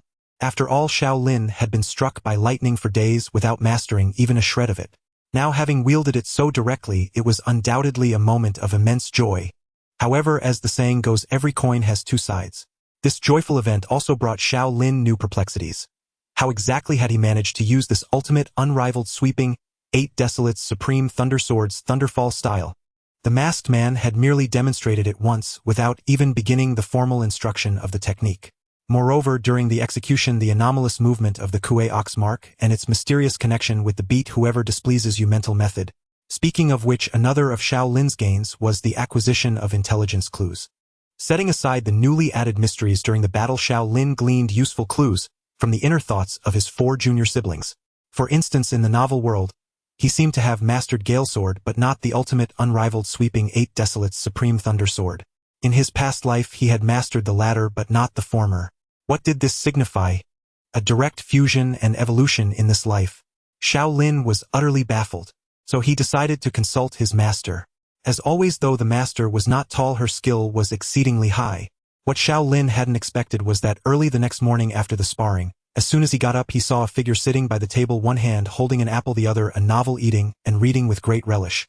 Master, at this early hour, a young maiden like you appearing in my room seems somewhat improper. Xiao Lin lifted the covers to check, confirming he hadn't stripped naked in a moment of whim last night, and breathed a sigh of relief. Ha, I, a young maiden, have said nothing, and you have objections. Master, I was merely flattering you. If you follow that line of talk, isn't that feigning youth? How dare you? Disobedient disciple, are you rebelling? Disciple admits fault. Jumping off the bed, Xiao Lin quickly conceded and apologized, then raised a hand to scratch his head. But master, I need to change clothes. Could you look away? Ha, haven't I told you? I've seen everything. Go ahead and change. Lang Yoshue, engrossed in the novel, gave a dismissive smile showing complete disinterest. Seeing this, Xiao Lin's mouth twitched slightly, but he didn't insist and turned around. Today, he would only change his top, leaving the sleep pants on underneath as long johns. With this plan, Xiao Lin began swiftly changing his shirt. Though Lang Yuxu's beautiful eyes were fixed on the novel, her small face wore a look of disdain, yet as Xiao Lin moved, especially when he revealed his sturdy back, a faint blush clearly crept across her delicate features. But it vanished quickly. Expression management was a trivial matter for our sect leader. She hadn't lived all these years for nothing. So, master, what business brings you to your disciple so early? Having dressed swiftly, Xiao Lin approached Lang Yoshue and asked respectfully, What? Can't I come if there's nothing? Oh, our senior brother Xiao is throwing quite the weight around. Lang Yoshue took a bite of the apple in her hand. Tisk, is this menopause or her time of the month? Coming to needle me so early? Xiao Lin's mouth twitched again, but he quickly replied, Master, that's not what I meant. I'm just surprised you came to find me so suddenly. Ha, surprise is warranted. Lang Yoshue chewed the apple flesh. After all, my great disciple is always so busy. He never comes to see me unless necessary, let alone shows any filial piety. Master, how can you say that? I'm always thinking of honoring you. As Xiao Lin spoke, he had already tactfully moved behind Lang Yoshue, placing his hands on her slender shoulders. Right now, for instance, I can't help but want to massage your shoulders. Humph, you'd better be. Feeling the perfectly needed pressure on her shoulders, Lang Yoshue nodded with satisfaction. Seeing this, Xiao Lin sighed in relief, then couldn't help but marvel at how pleasant his master's shoulders felt to the touch. Even through the fabric there was a hint of smooth tenderness. How to describe it? Jade-like shoulders. Yet he didn't take the chance to glance down at the pale nape of Lung Yukshu's neck and let his mind wander. What a joke! He wasn't a master-defying disciple. A true man abstains from improper sights. Let's get to business. Lung Yoshua put away the novel and asked while munching the apple. You must have many questions, right? Master, isn't this scene a bit familiar? I guess you won't be answering my questions. Indeed, but this time it's fair. First explain to me where you learned that Gale sword, and that nameless sword technique. Hearing this, Xiao Lin couldn't help recalling the earlier conversation between Lung Yoshua and Guzian. Guzian had first praised the splendor of Xiao Lin's thunderfall style, then revealed her true intent. Shorty, where did you get such a powerful sword move? I don't know. Lung Yoshua, munching an apple, replied curtly. You don't know? Didn't you teach him? No. Then where did he learn it? I'm not sure. Maybe he met a master during his travels. Do you take me for a fool? What else? Did a celestial being descend at midnight to teach him the sword? Fine, so that's how it is. What about Gale sword? Who taught him that? That I do know. At least you have some conscience. He indeed learned Gale sword from a master he met during his travels. Shorty, let's fight. You can't beat me. Snapping back from his reverie, Xiao Lin hesitated, then spoke. Master, about that last sword of mine yesterday, there are things I'm not sure if I should say. Then don't say it. TSK. Remember this. Lung Yoshua swallowed the apple and looked up at the ceiling. Trouble comes from the mouth. More words, more mistakes. Xiao Lin followed her gaze, knowing that his master wasn't looking at the ceiling. After all, beyond the roof lay the heavens. What a mess. My ideal was simply to slack off in peace. Withdrawing his gaze, Xiao Lin sighed inwardly yet nodded solemnly. This disciple has learned. By now he was certain that Lung Yoshua surely knew about the masked man. Yet reality was so frustrating. He knew she knew, and she knew he knew she knew, yet neither could speak openly. Had he still intended to subtly hint to Lung Yoshua despite the masked man's warning? Now that she had spoken thus, Xiao Lin would never broach the subject again. Anything else to ask? Lung Yoshua finished her apple, and a cluster of azure flames instantly enveloped her small hand, cleansing it. Well, regarding my cultivation method, is there anything master can tell me? Xiao Lin pondered and asked tentatively. What about it?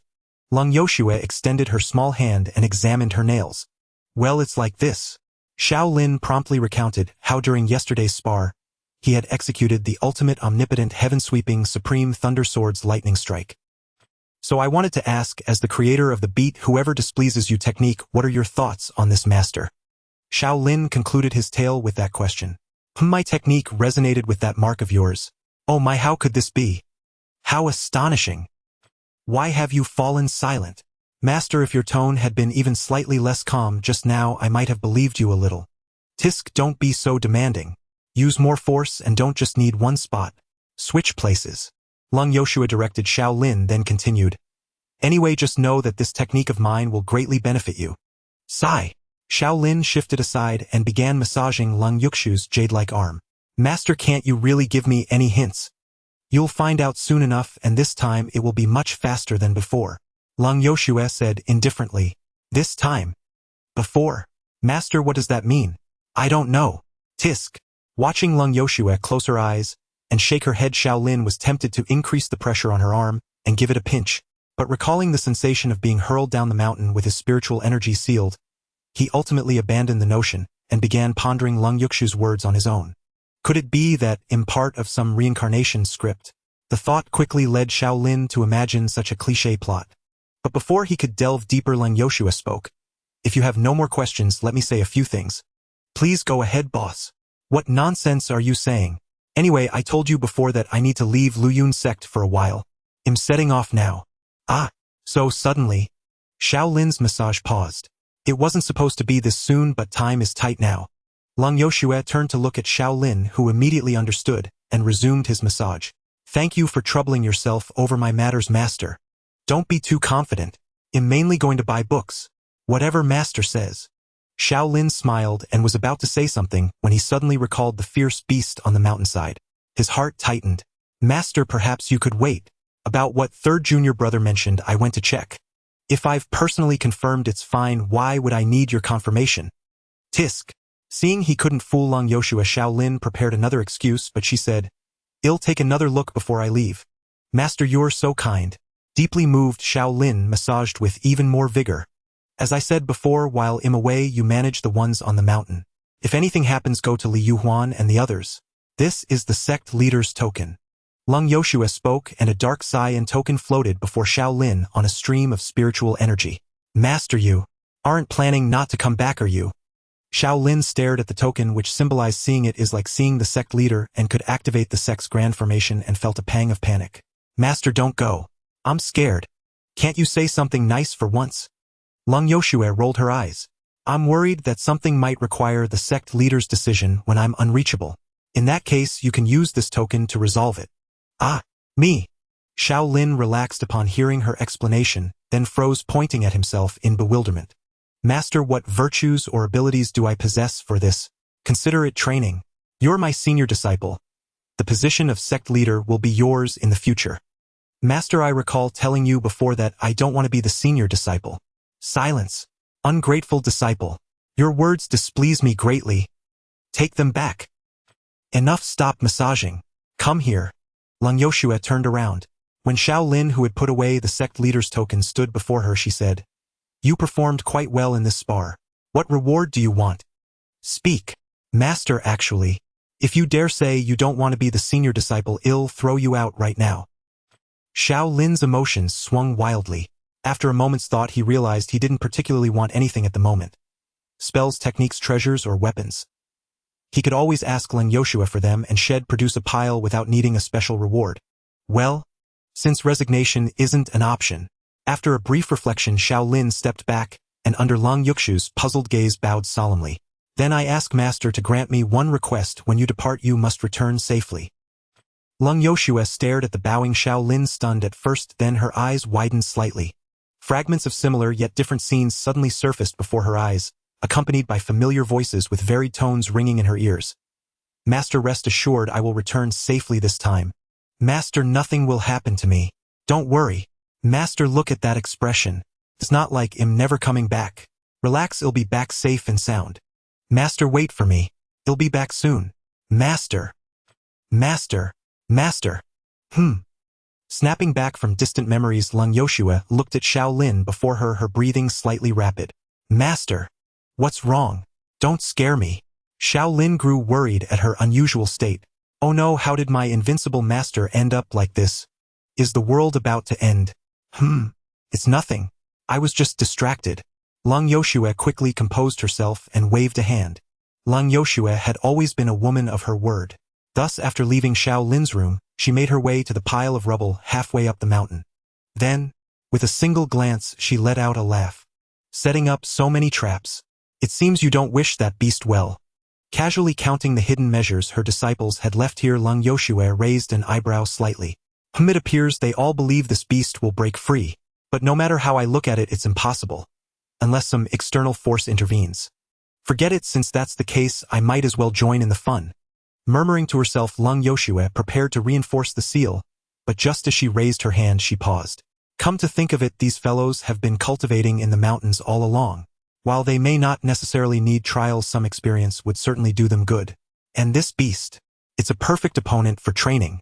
With this thought, Long Yoshua changed her mind instantly, and with a wave of her hand she layered several formations over the rubble pile. "All right, if you truly can get out, then have some fun with Xiao Lin and the others." Watching the rubble pile return to its calm state, Long Yoshua nodded in satisfaction. Yet soon a trace of faint melancholy crept onto her delicate face. She still hadn't fully recovered from the fragments of memory that had suddenly flashed before her. This time, would things truly be different? Or would it still be impossible to change anything? The more Long Yoshua pondered, the tighter her brow furrowed, even clenching her small fists at her sides. Suddenly, as if sensing something, she glanced toward the direction of her little nest. Perceiving that someone, whom she had just scolded for not honoring their master, had placed a newly published novel by Lin Shuai-du before the bamboo door along with a few fresh apples, Long Yukshu's furrowed brow gradually relaxed. "This kid, where does he get all these sought-after novels?" Then Long Yukshu's divine sense instantly enveloped the entire Qinglian peak. She saw Luo Qingyan practicing swordsmanship by the pond, Lu Xingqiu preparing to break through his cultivation realm beneath the waterfall, Ning Yunmiao sleeping soundly under a large boulder, and Yu bent over a desk calculating in a thatched hut. This time is different. This time you will all survive. Whispering softly, Lung Yoshue revealed a smile. For an instant it seemed as though all the surrounding scenery had its color stolen by that smile. I feel like Master was acting strangely just now. Tisk and Master is always so cryptic, saying everything in riddles. I don't even know how to guess. Leaving the bamboo building, Xiao Lin searched for today's cultivation spot while pondering to himself. To be honest, although Master was short in stature, her skills were unparalleled. But precisely because of that, whenever Lung Yoshue showed any sign of abnormality, it was all the more terrifying. If there was something even Lung Yoshue couldn't handle, then the severity of that matter could only be second to the end of the world. Especially now with Lung Yoshue about to leave Qingxu Sect, heading to an unknown destination for an unknown purpose. Just as he was mulling over these thoughts, Xiao Lin suddenly noticed the scenery around him freeze, and he realized he had once again entered the masked man's small world. "Yo, young lad, finished your spar?" The masked man emerged from behind a large rock and asked Xiao Lin with a smile. "It's over," Xiao Lin nodded. "I won." "Ha ha ha, of course. How could the successor of the ultimate invincible sweeping 8 Desolate's lightning sword ever lose to some nobody?" The masked man burst into hearty laughter. "Then I defeated Brother Gu using the falling thunderstrike." "Ha ha ha, excellent. Well done." Did you say you used the falling thunderstrike?" "Yes. But I haven't taught you that yet." The masked man stared at Xiao Lin, and even though his voice crackled with electricity, one could still sense profound shock and confusion within it. "Well, it's a long story." Xiao Lin then briefly recounted the events of yesterday's spar. Strange, very strange. Impossible." After hearing Xiao Lin's account, the masked man was clearly deeply shaken. Even through the mask, Xiao Lin could feel the masked man's gaze filled with existential doubt. "But judging by what you've said, young lad, the key to this problem must lie in the mental cultivation method you practice." The masked man pondered for a moment, clearly still unable to recall, and had to ask, "What's the name of that mental method of yours again?" "The fight whoever displeases you art." "What kind of name is that?" "Terrible. Your master really has no talent for naming things. Senior, you're hardly in a position to say that. I think you two are equally matched in that regard." Xiao Lin thought silently to himself. "In any case, I believe this mental method is the key." The masked man returned to the main topic, looking at Xiao Lin. "Young lad, tell me about that mental method of yours." Xiao Lin didn't hesitate. He immediately recited the mantra and key points of the fight whoever displeases you art. Since his master knew about the masked man and had given no warnings, he figured he could fully trust this person. Though Lung Yoshue was usually incredibly lazy, she was extremely reliable and thorough when it came to such important matters. "That's roughly it, senior. What do you think?" Having finished his explanation, Xiao Lin looked expectantly at the masked man before him. Yet the masked man remained silent for a long while. "Senior." Called back to reality, the masked man seemed to snap out of his thoughts. After a moment of silence, he spoke. "Young lad, did your master truly create this mental method herself?" "Yes," Xiao Lin replied, puzzled as to why the masked man would ask such a question. "Then listen to me for a bit." The masked man began to expound on some rather esoteric content. A question mark appeared over Xiao Lin's head, as he initially looked bewildered, but as he listened he was astonished to discover that the masked man seemed to be explaining the very same fight whoever displeases you art. The crucial point was that the masked man's explanation was nothing like someone who had just heard of the fight whoever displeases you art for the first time. Instead, it was as if he had personally practiced and even delved deep into this method, speaking entirely from the perspective of a master tutor, leaving Xiao Lin with a feeling of sudden enlightenment. Wait, senior, this isn't right." Seeing the masked man delve deeper and deeper into the profound mysteries, Xiao Lin quickly raised his hand to stop him, sweating profusely as he asked, "Senior, have you perhaps practiced this mental method of mine?" "Yes and no." The masked man stopped his explanation, looked at Xiao Lin and shrugged. "Because as far as I know, this mental method should be called the art of thunder and sky harmonization."